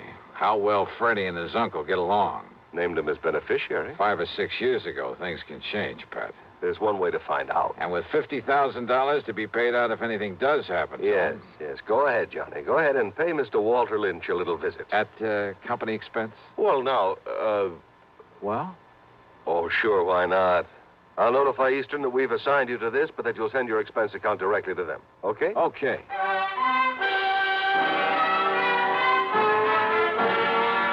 It was only about 13 miles from my place to Manchester, and I used my own car, but I saw no reason for not using the old expense account, so item 2 was $4.60 for a tank full of gas. The address Mr. Lynch had given me turned out to be in a rather nice residential section. The house was a small but attractive Cape Cod affair, surrounded by stately elm trees. And then I saw them, in the shade of the elms at the front of the place. A couple of police cars.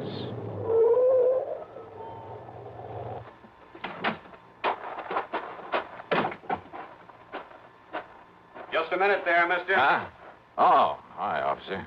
Who are you and what do you want around here? Oh, my name is Dollar, Sergeant Johnny Dollar, insurance investigator. I came here to see Mr. Lynch. Insurance investigator, huh? Any credentials? Better let me see them.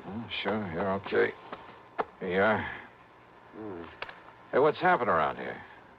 Okay, Dollar. You boys act pretty fast, don't you? What do you mean? Is Mr. Lynch in some kind of trouble? I'd call it worse than trouble, Dollar. He's dead. He's what? That's right. Murdered. Well, then I'd better get inside there and see what's what. Yeah, Dollar. Sure, maybe you better.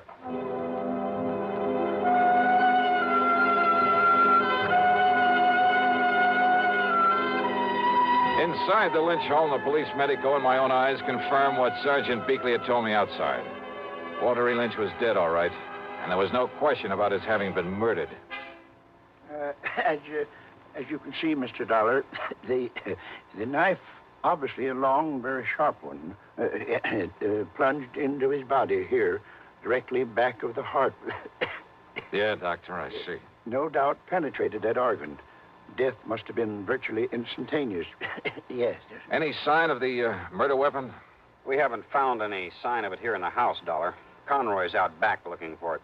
And for any footprints that might give us a clue. That little rain we had last night ought to help in the footprints department. Only it doesn't.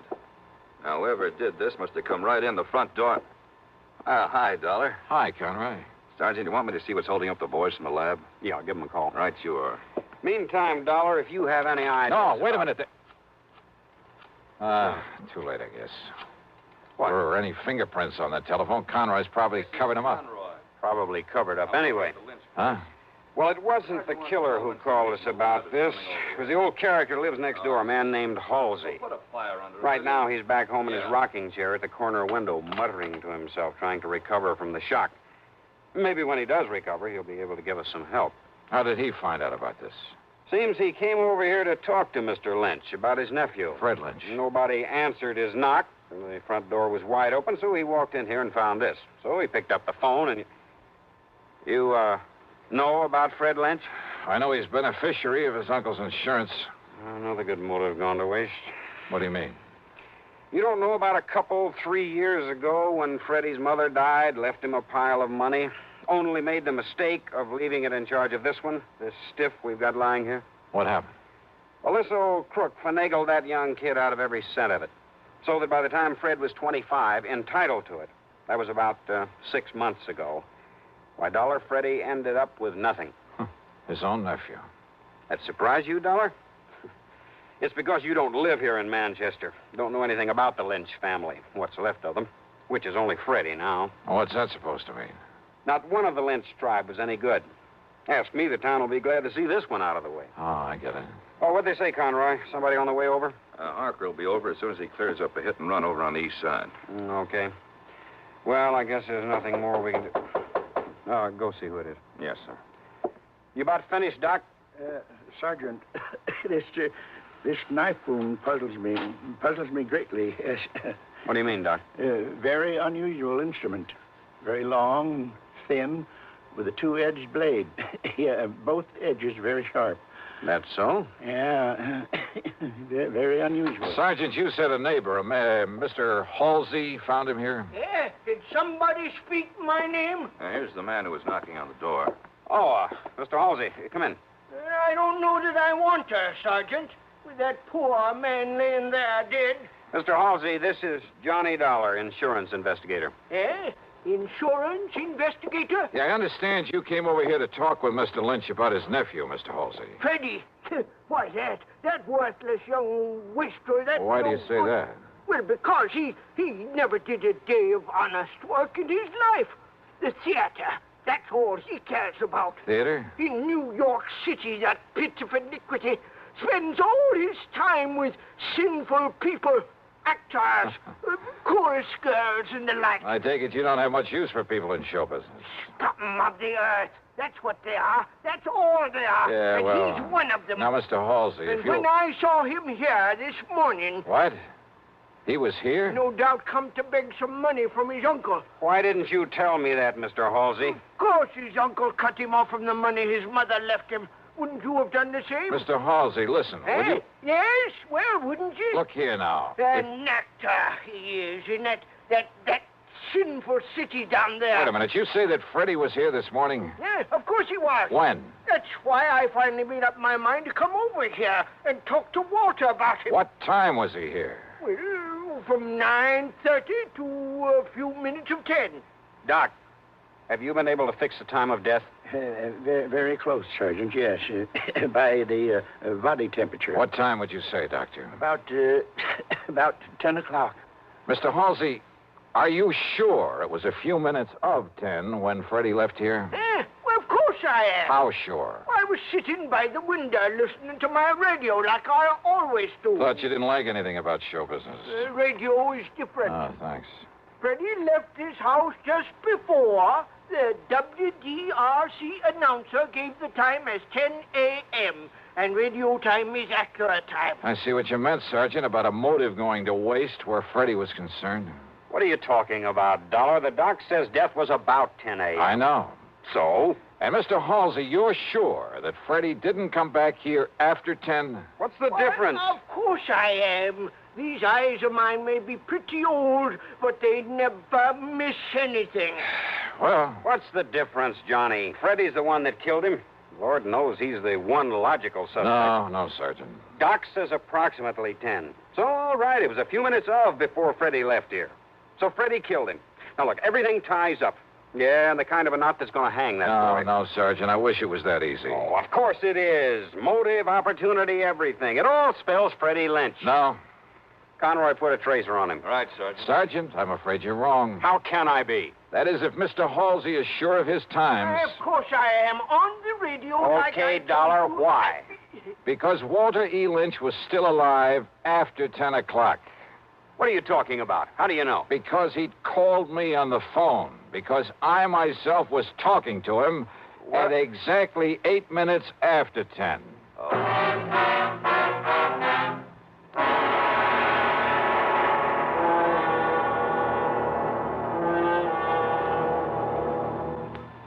We'll continue with Act Two of yours truly, Johnny Dollar, in exactly 1 minute. Here's Hollywood star Mona Freeman. Who feels like acting with a miserable cold? I relieve cold distress the fast way with 4-way cold tablets. Yes, tests of all the leading cold tablets proved 4-way fastest acting. Amazing 4-way starts in minutes to relieve muscular pains and headache, reduce fever, calm upset stomach, also overcomes irregularity. When a cold strikes, do what I do. Take 4-way cold tablets. It's the fast way to relieve nasty cold distress and feel better quickly. 4-way, only 29 cents. Now, here's a word about another fine product of Grove Laboratories. Had dandruff for years? Now get rid of it in 3 minutes with Fitch Dandruff Remover Shampoo. 3 minutes with Fitch regularly is guaranteed to keep unsightly dandruff away forever. Apply Fitch before wetting hair. Rub in 1 minute. Add water, lather 1 minute. Then rinse 1 minute. Every trace of dandruff goes down the drain. 3 minutes with Fitch, embarrassing dandruff's gone. Fitch can also leave hair up to 35% brighter. Get Fitch Dandruff Remover Shampoo today. And now, Act Two of yours truly, Johnny Dollar, and the hapless ham matter.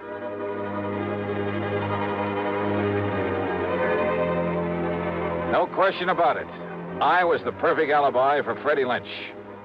Freddie had left his uncle's house a few minutes before 10. I had talked with his uncle at 8 minutes after 10. Yeah, and when the police checked up, they learned that Freddie had taken a bus to New York at 10:15. On foot, and he was on foot. Old man Halsey had seen that. He had to leave the house before 10 to make that bus.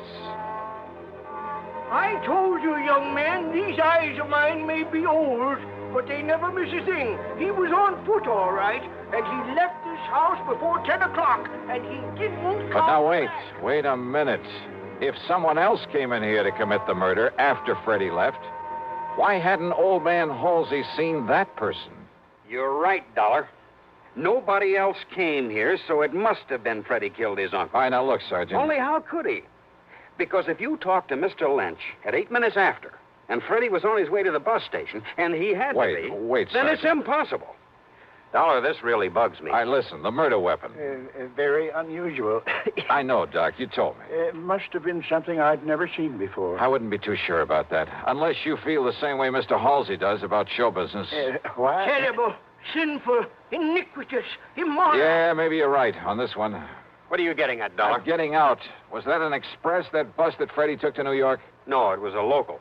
But I don't see Then what... with luck in my own car, I can beat him down there. Do you know where he lives, Mr. Halsey? I certainly do. All right, where? At 1231 West 43rd Street. Good. I'll see you later. Now, Dollar... Oh, and Sergeant, maybe you can fix any tickets for speeding I pick up along the way.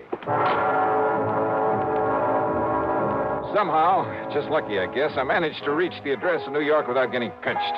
A $10 bill to the superintendent, that's item 3, got me into the rooms of Freddie Lynch. The walls were plastered with theatrical programs and playbills, most of them from summer playhouses, off-Broadway shows. In a closet, I found some costumes he'd used in various productions. In one corner was a battered shield with a broken spear beside it. Some heavy oriental belts and jewelry, The long robe of an Arabian desert rider with a sort of turban to go with it. Yeah, everything fitted in very nice.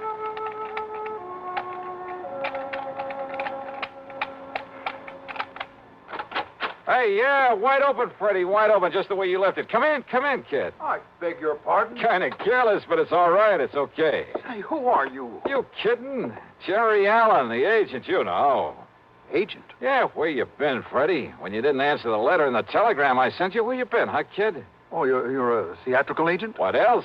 Listen, look, hey, kid, get this. I got a part for you, great part, a great one, a good salary, too. Of course, you got to let me represent you in the deal, but all I want's the usual 10%. Well, how about it, huh, kid? Jerry Allen, you say? Yeah, sure, that's right. Oh, we never been introduced, but I caught you in half a dozen things, and you're good, boy, good, real good. Well, I like to think so. Sure you are. And being it's my business, I got to keep adding to my stable of actors, see what I mean? So if you want this part, well... I don't think so, What? Mr. Allen. What are you talking about? Well, I'm thinking of giving up the theater. Oh, now, wait a minute. Wait a minute, kid. You fallen heir to a fortune or something? Why do you say that? Huh? Of course, if you don't want the part. No, wait. Perhaps I'd better do another play or two. Good. And you'll let me represent you? Well, Freddie? Oh, why not? Well, if the part is good. Is the part good? It's great, kid. It's great. And if this thing doesn't hit Broadway the first time out... Hey, listen. It's a new play written by Johnstone. You get that? Johnstone? No, I'm afraid I don't recall ever... Well, sure you've heard of him. Why, man, he's had more hits. Oh, and listen, Freddie, listen to this part. All right. I'm listening. Okay, starts out a young man, just about your age. Second act is 20 years later. Hey, you think you can do it? Why? Of course, my good man. Good. And the third act, well, now that part may be a little tough. You got to kind of make like you're about 60. Why, there's no problem at all, Mr. Allen. No problem at all. Oh, only it's a shaky old man, like he's scared to death all the time. All right, listen. All fear has clutched me by the throat. The overpowering terror, willing up. Oh, hey, that's great. Come on, keep it up, Freddie boy, keep it up. Well, see, of course, if I had a script, Scared, remember? Scared. Say something like, you must come here right away to protect me. You must come here right away to protect me. Oh, that's great. Now, say my life is in danger. I've been threatened, Mr. Dollar. My very life is in danger. What? Dollar? That's right. Johnny Dollar. Why, this was all a trick. Yeah, you fell for it like a ton of bricks. The same voice you faked over the telephone to sound like your uncle. Oh, no, listen. Killed him, left his home knowing that nosy old neighbor would swear as to when you left. Then ran to the bus depot and called me up with that phony voice to make an airtight alibi. To make me ready to swear your uncle was still alive after you left him there dead. But, Dollar, listen. See, I'm his only kin. I'll be coming into a lot of money. His insurance and whatever money or property there is. Oh, why don't you drop dead? I see. But do you see this? So that's what you did it with. Yeah, that's right. Arabian, isn't it? I stand back. Long, thin blade with a double edge. From one of your costume plays? I'll stand back, I say. Sure. I don't need to be close to you to use this. Whoa! Oh, my hand. You've broken my hand. Funny. I didn't think I was that good a shot.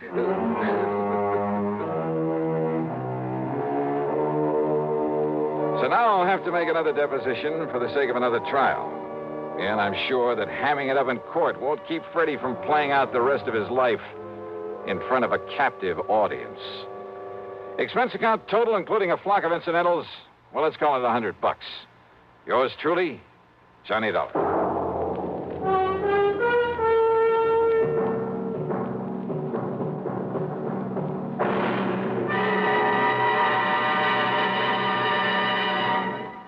Now, here's a word from our star about the case he'll investigate on next week's program. Thanks, Daniel. It's called The Unholy Two Matter and involves a pair of characters who fit that description perfectly. One of them a killer. And if you're at all curious about what to do when you've got the situation well in hand and then suddenly a gun is shoved into the middle of your back, well, join us, won't you? Right here on your favorite station at the usual time on Sunday. Yours truly, Johnny Dollar.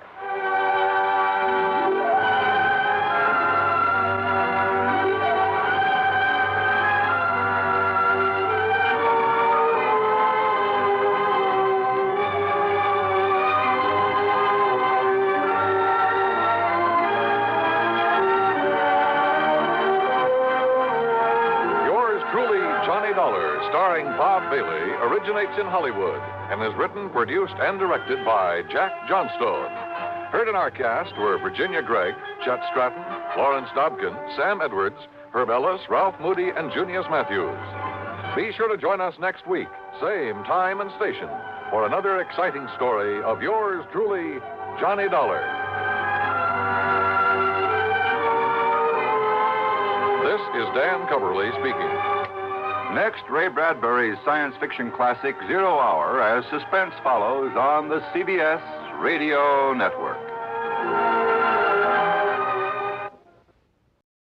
From Hollywood, it's time now for...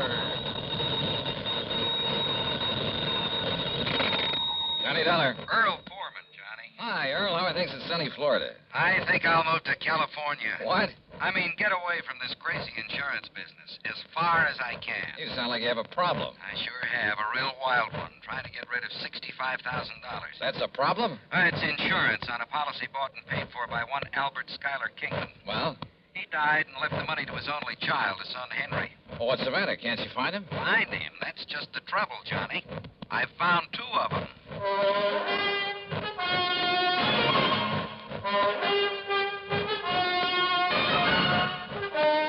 Bob Bailey in the exciting adventures of the man with the action-packed expense account. America's fabulous freelance insurance investigator. Yours truly, Johnny Dollar.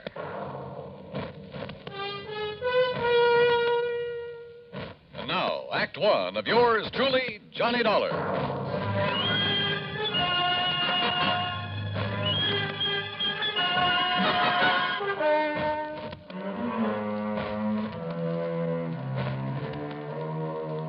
Expense account submitted by Special Investigator Johnny Dollar to the Tri-State Life and Casualty Company, Sarasota, Florida. Following is an account of expenses incurred during my investigation of the Double Trouble matter.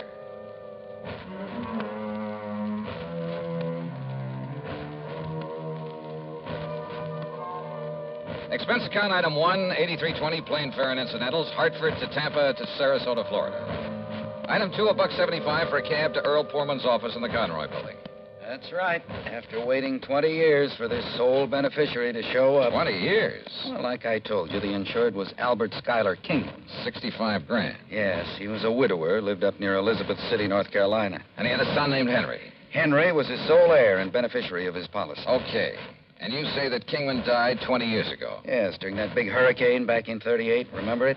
Did about $40 million damage up and down the coast. Earl, I was a mere child at the time. Oh, sure. How old was Henry? Well, he was 10, just a kid. Anyhow, it was several days before the old man's body was found. And the boy? No trace of him. Disappeared. In due course of time, because of the statute of limitations, the old man's estate was, well, I guess it went to the state. But not his insurance, huh? No. We kept the matter of the insurance open, company policy. Requires a lot of legal finagling, but in the company's history, they've turned up beneficiaries as much as 15, 18 years after death. How? By advertising. And that's what accounts for the sudden appearance of 2 Henry Kingmans, each claiming to be the beneficiary of Albert Kingman's policy, and each having a logical, legitimate story. Each saying he didn't know about the insurance until he saw the ad. Where are these boys, Earl? Right here in Sarasota. They arrived yesterday. They arrived together? No, a couple of hours apart, unknown to each other, they say. I hope you made it perfectly plain that one of them has to be a phony and that when he's found out, it's going to go pretty rough with him. Naturally. But, Johnny, I can't find anything wrong with either of their stories. You know, their background, where they've been, and so on. Where are they staying, Earl? A couple of dingy little motels on the edge of town. Now, look. Here's the file on them, or rather on the old man. Well, I don't know that that's going to be much help. There's information about not only Kingman, but his wife, who died before him. There's a lot of miscellaneous information about the boys. I mean, the boy, where he went to school and Sunday school, who his teachers were, the names of some of his friends. There's a lot of stuff here. Well, then, maybe I'd better go through it. Sure. Now, look, it's getting late. You're going to stay with Gertrude and me, as usual. Oh, that isn't necessary, Earl. Well, she'd kill me if I didn't bring you home. So, come on, we'll drive on out to the quay, have cocktails and some dinner, and you can spend the evening poring over that material. Come on.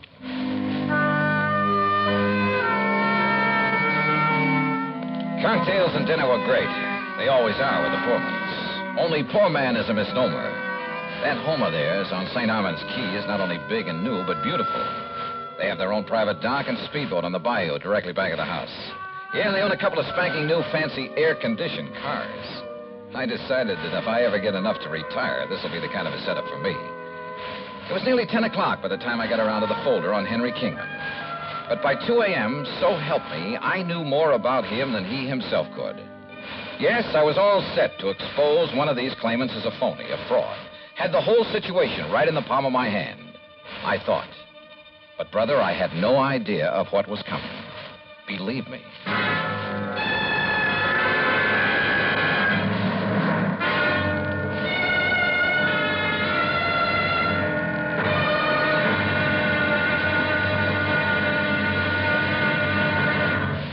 Act 2 of yours truly, Johnny Dollar, in a moment. And now for another episode in the life of Sergeant Donald Bellwether, my husband.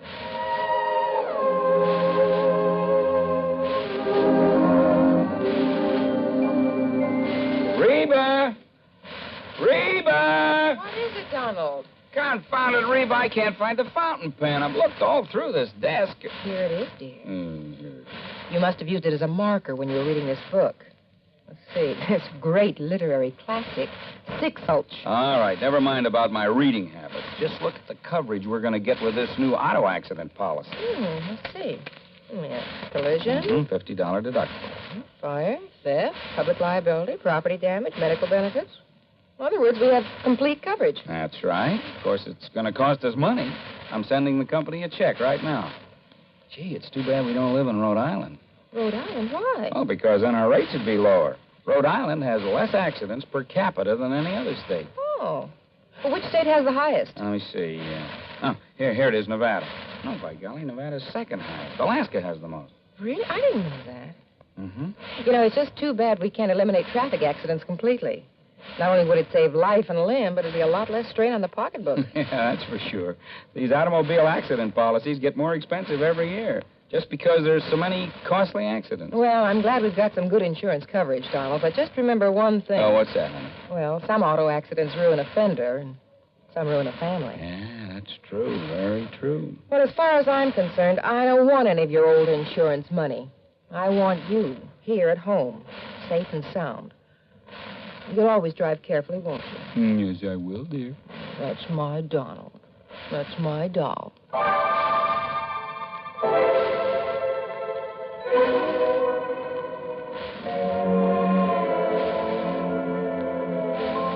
And now, Act 2 of yours truly, Johnny Dollar, and the Double Trouble Matter.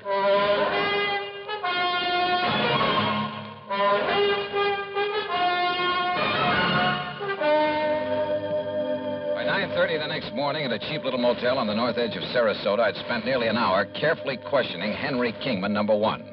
And I was getting nowhere. Obie O'Brien?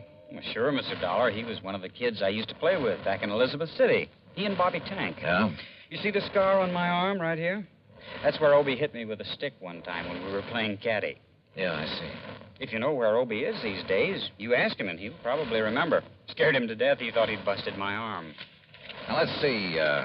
How about Miss Albertus? Albertus? Yes. Gee, I don't remember any Miss Albertus. Your Sunday school teacher there in Elizabeth City. Listen, I was only 10 years old then, but I remember my Sunday school teacher real good. Her name was Miss Griswold, and she was, Look, are you trying to trick me or something?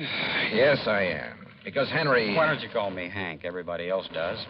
The fact remains, Hank, that one of you two claimants to the insurance is a phony. Well, believe me, it's not me. Everything you've told me about your childhood checks perfectly with the information I have. Oh, of course, Mr. Dollar. Almost too perfectly. Listen, where did you live and go to school after the hurricane? Well, I'll be honest. I didn't have much schooling. Where did you live?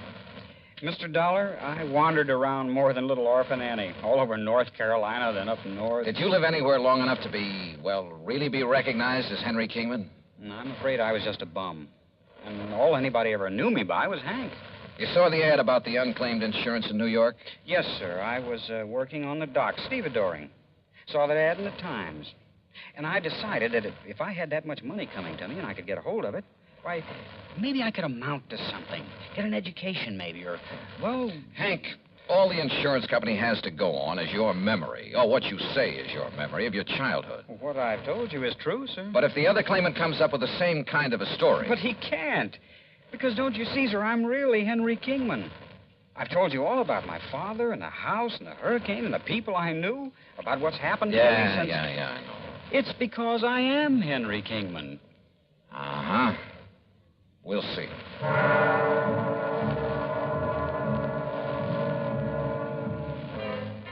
I tried to trip him up in a dozen ways, but with no success. He had a logical, reasonable answer for every question about his past and present. As for not being able to produce anyone who could identify him as Henry Kingman, well, it was simply because of his rather aimless life spent wandering from city to city, never having any close friends because he chose to go it alone. He was a tall, well-built lad with a mop of blonde hair and clear blue eyes. And I must confess I kind of liked him, his open frankness. But you know something? I could have been awfully wrong.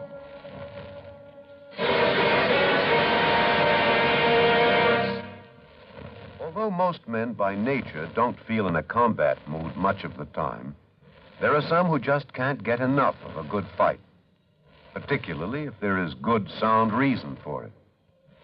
In July 1900, when American fighting men were protecting the rights and liberty of their fellow countrymen during the Boxer Uprising, the battle was a furiously fought affair. Army Private Robert H. von Schlick, serving with Company C of the 9th United States Infantry Division, was in the thick of the fracas. Although he had been wounded previously while carrying a wounded comrade to a place of safety, he rejoined his command, which partly occupied an exposed position on a dike. Private von Schlick remained there after his company had been withdrawn, and in spite of the hail of bullets around him, single-handedly continued to fire into the enemy ranks.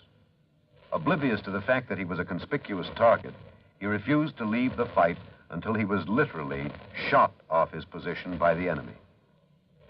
Private Robert von Schlick earned the Medal of Honor for valiant devotion to duty and added heroic background to the code of conduct of American fighting men. And now, Act 3 of yours truly, Johnny Dollar.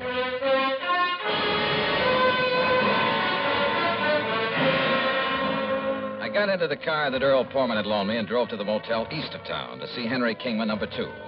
Tall, dark, and well-dressed, he was terse and to the point. And he answered all my questions with the same ease and conviction as the other boy. In only one major respect did his story differ. No, sir, I can't name you a single person who can identify me as who I really am, Henry Kingman. And for a very simple reason. What's that, Hank? It's Henry, Mr. Dollar. And the reason is that right after the hurricane, I was adopted by a family that just moved into nearby Bridgeton. Their name was McGovern, so I took their name. Go up to Bridgeton, ask them. Show them my picture, anything you like. They'll all tell you I'm Henry McGovern. Only my foster parents knew that I was really Henry Kingman. Knew? They both died about 7 years ago. And they told nobody else who you really were? No, not even the preacher. They'd wanted a son for years. Now they had a son.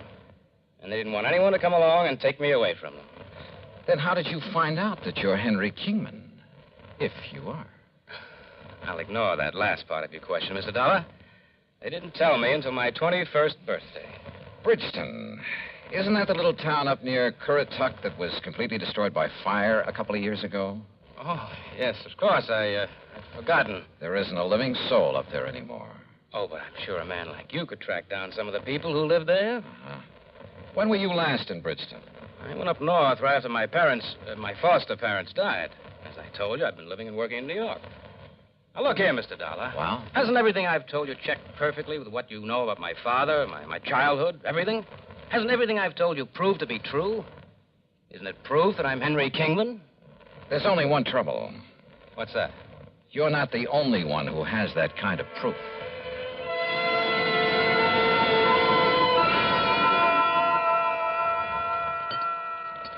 Here. Here, Johnny. Have some more of this baked sea trout. No, thanks, sir. Johnny, you've hardly touched a thing. Yeah, I know, Gertrude. I'm sorry. I will have another cup of coffee, though. Oh, sure. So you haven't gotten very far in your investigation? No, I'm afraid not. I told you, Johnny, the stories of those two boys check out perfectly. Unless the information the company's been collecting for the last 20 years is all wrong. But both of them can't be Henry Kingman. So one of them must be lying. But which one? Well, suppose, just for example, that the blonde is Henry. Yeah? Then how would the other have got hold of all that information? Unless... Well? Do you suppose they've known each other sometime in the past? They certainly don't like each other. I mean, each other's being here. I asked them, Earl, and they both deny having ever seen each other until they came here within a few hours of each other. I didn't see the blonde boy, but the other came here to the house, and I just didn't like him. The dark-haired one, I mean. Hey, wait a minute. Yeah? What is it, Johnny? The description of the father in that folder. Excuse me. Can I help you? No, thanks. I got it right here.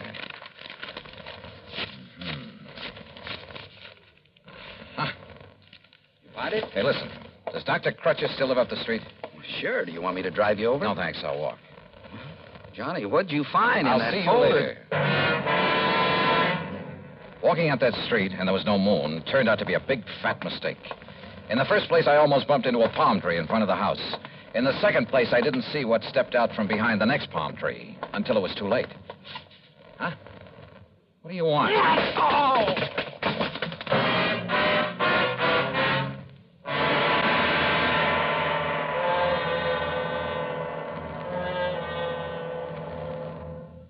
Times have changed, and so has the man.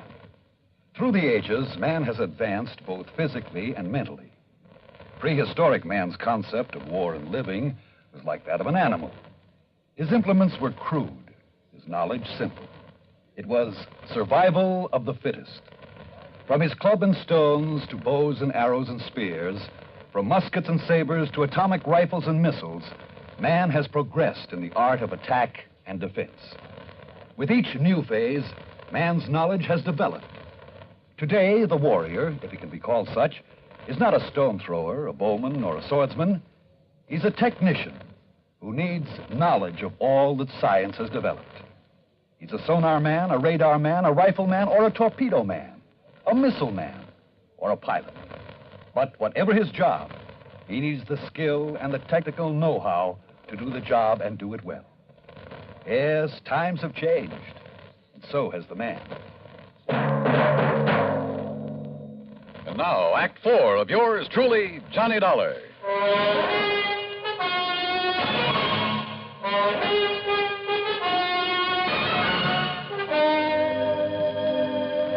Decided maybe I'd better drive him over anyway, Doc. And that's when I found him lying out there by the palm tree. Well, it's lucky you did, Earl, but I think these smelling salts will bring him around. Whoever attacked him must have seen you coming and... Hold it. What's this? It's okay, Johnny. Yeah? Then what's Doc Crutcher? Who socked me? You don't know, Johnny? I sure don't. Oh. But, brother, I have a suspicion. A couple of them. Here, Earl, I brought him a cup of good hot tea. Tea? Sure. Get him a slug of brandy. Oh, well, sure. Only make it scotch. Good man, Doc. You feel okay now? Yeah. Earl, listen.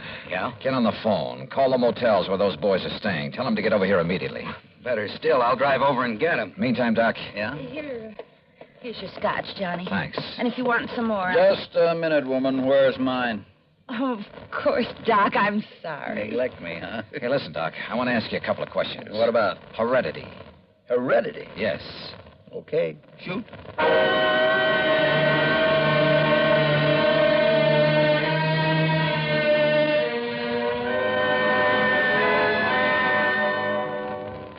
All right. Just to keep things straight, I'll call you Hank. Sure, Mr. Dollar. And you I'll call Henry. Well, it does happen to be my name. Now, Earl tells me he found you both in Hank's motel just now. That's right, sir. Comparing notes? I went over there to tell him that he's a phony. But if he doesn't get out of town... Oh, sure. Hank, let me see your hands. Huh? Oh, sure. Here, sir. What about them? Look, Doc. By golly, you're right. Right about what, sir? How did you bruise these knuckles? Well, it was kind of clumsy, but my hand slipped trying to open one of the windows in that cheap motel. Don't you believe it, Johnny. He's the one who... Wait a minute. This one has a bruised knuckle, too. Oh?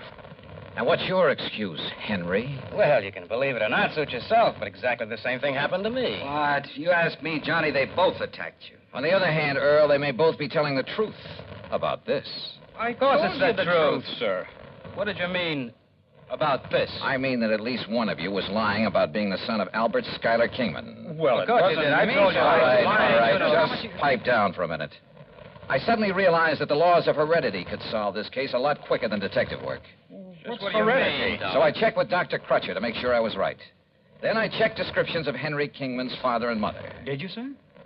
Both of them had brown hair and brown eyes. So what?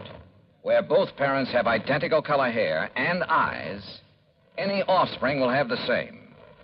Hank, your hair is so blonde it's almost white, and your eyes are blue. Now, Mr. Henry, Dollar. your hair is almost black. Your eyes are also blue. Now, Henry, Dollar. you crazy fool. I told you this wouldn't work. Crazy fool, huh? If you'd let me come here alone. Yeah? Then you'd never have cut me in. Of course, I got suspicious. So I... You get out of the way. I got here first, didn't I? Well, how was I to know you were coming? Why didn't All you right, get up? boys, all right.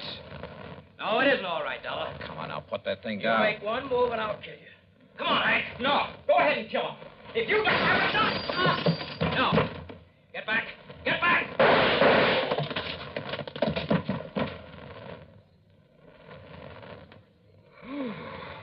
Johnny, you outdrew that Henry like... Wow. Yeah. Take a look at what happened to Hank. Huh? Is everything all right, boys? Holy... Gertrude, what did you hit him with? Earl, I never did like that old bass anyhow.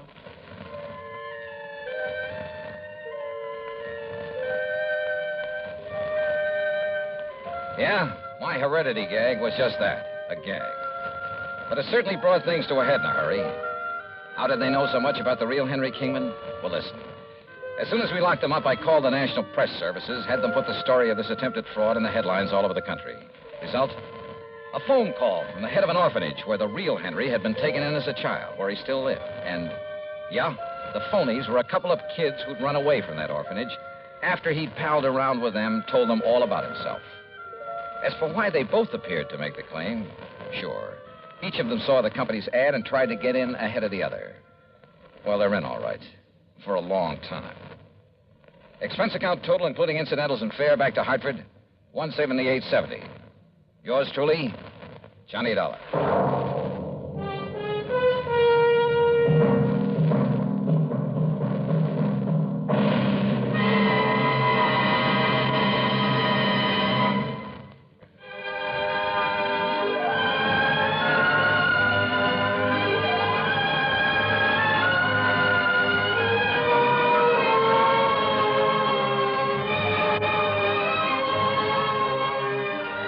Yours truly, Johnny Dollar, starring Bob Bailey, originates in Hollywood and is written, produced, and directed by Jack Johnstone. Heard in our cast were Virginia Gregg, Vic Perrin, Sam Edwards, James McCallion, and Parley Bear. Be sure to join us next week, same time and station, for another exciting story of yours truly, Johnny Dollar. This is Dan Cumberly speaking.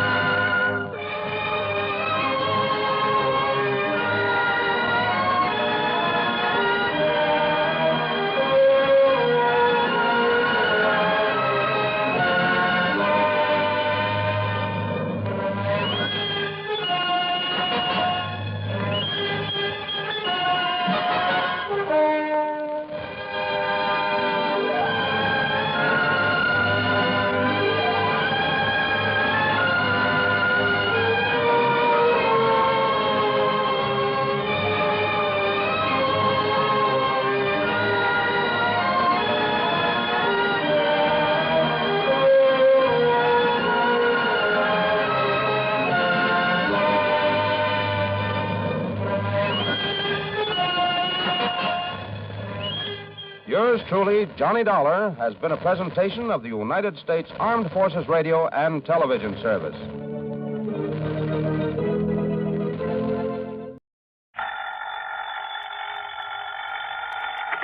Johnny Dollar.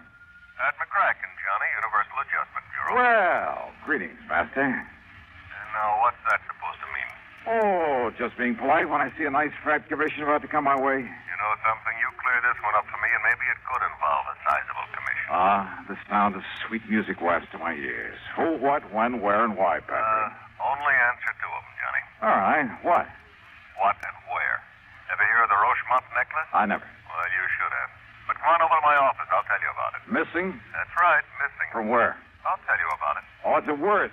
I mean, unless it's pretty valuable, What's there's the no sense. difference? Your commission may be a sizable one. How much, Pat? Come on over. How much? Well? Okay. The necklace is insured for exactly $321,000. What? That's right, $321,000. Okay, baby. I'm on my ever-loving way.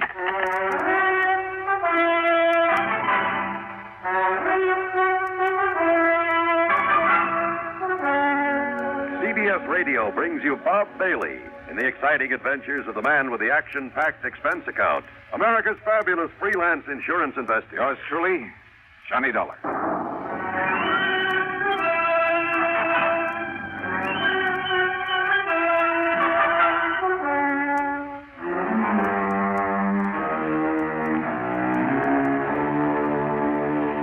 Expense account submitted by Special Investigator Johnny Dollar to the Universal Adjustment Bureau, Home Office, Hartford, Connecticut. Following is an account of expenses incurred during my investigation of the super salesman matter.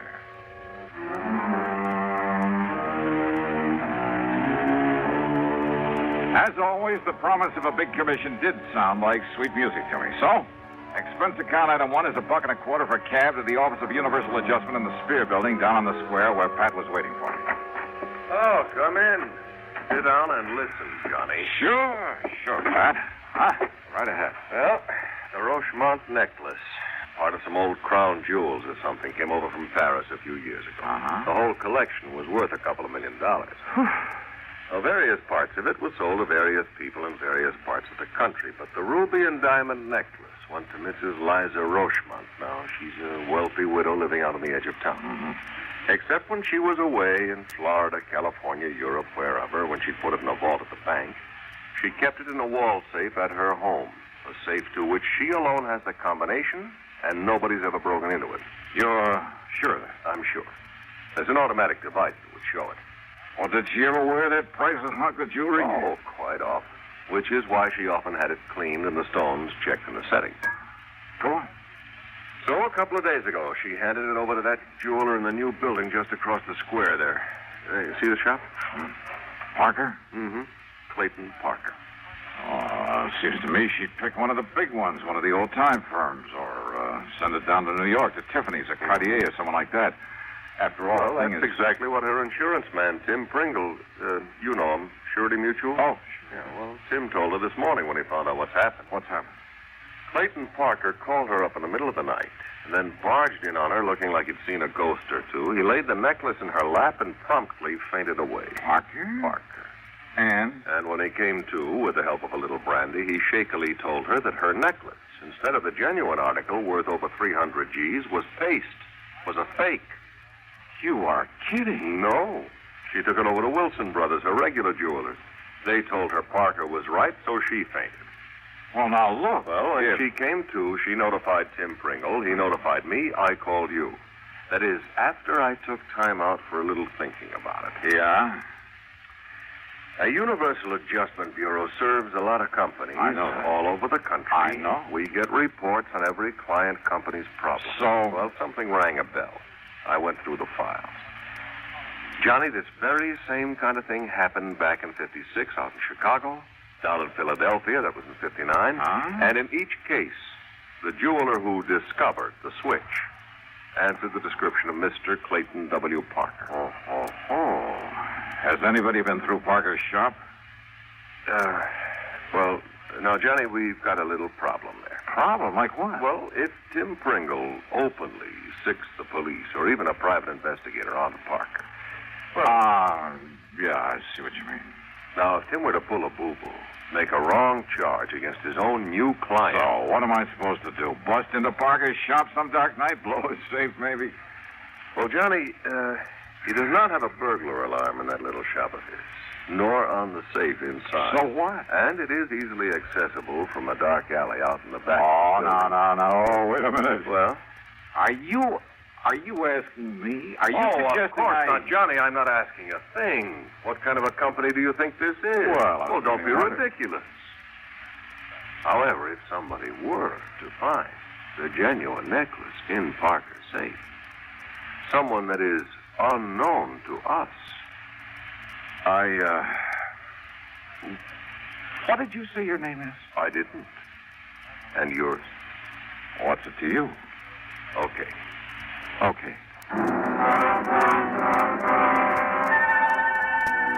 Item 2, $100 to a man named Fingers J. But let's leave his last name out of this. I may have use for his delicate touch again sometime. Well, getting into the back of Parker's store that night was a cinch. And once inside, we could see why he didn't bother with much protection. His stock was small, and most of it was novelty stuff. And he must have been a super salesman to get hold of Mrs. Rochemont's valuable necklace. If it was the real one that he took in for cleaning. While Fingers worked on the old-fashioned safe, I went over to the store with a fine-tooth comb, wearing gloves, of course. No sign of the necklace anywhere, including the safe. So I helped Fingers out of the back window we'd opened, sent him on his way, made a careful check to be sure the place looked the same as it had before, then proceeded to hoist myself out of the window.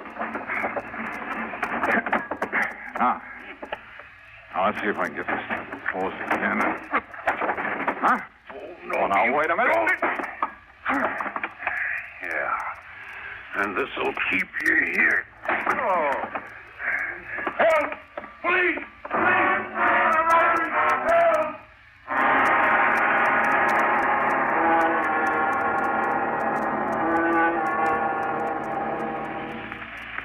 Listen carefully. Get the picture. Timber needed for thousands upon thousands of new houses is needlessly destroyed. Watersheds supplying vitally needed water for industry and life itself are laid waste. Wildlife is cruelly killed, their habitats ruined for many years to come. Sorely needed outdoor recreational areas are burned black. Homes are leveled to the ground and human lives destroyed. And what causes this terrible destruction, this tragic loss? It can be as tiny a thing as one paper match. 90% of our forest fires are caused by people. People who are careless for just one fatal instance with their cigarettes, matches, campfires. Every American, every one of us, man, woman, or child, is a potential firebuck. It takes only a moment's carelessness or thoughtlessness to set fire loose in the forest. Let's all observe the simple common sense rules of forest fire protection. Remember, only you can prevent forest fires. And now, Act 2 of yours truly, Johnny Dollar.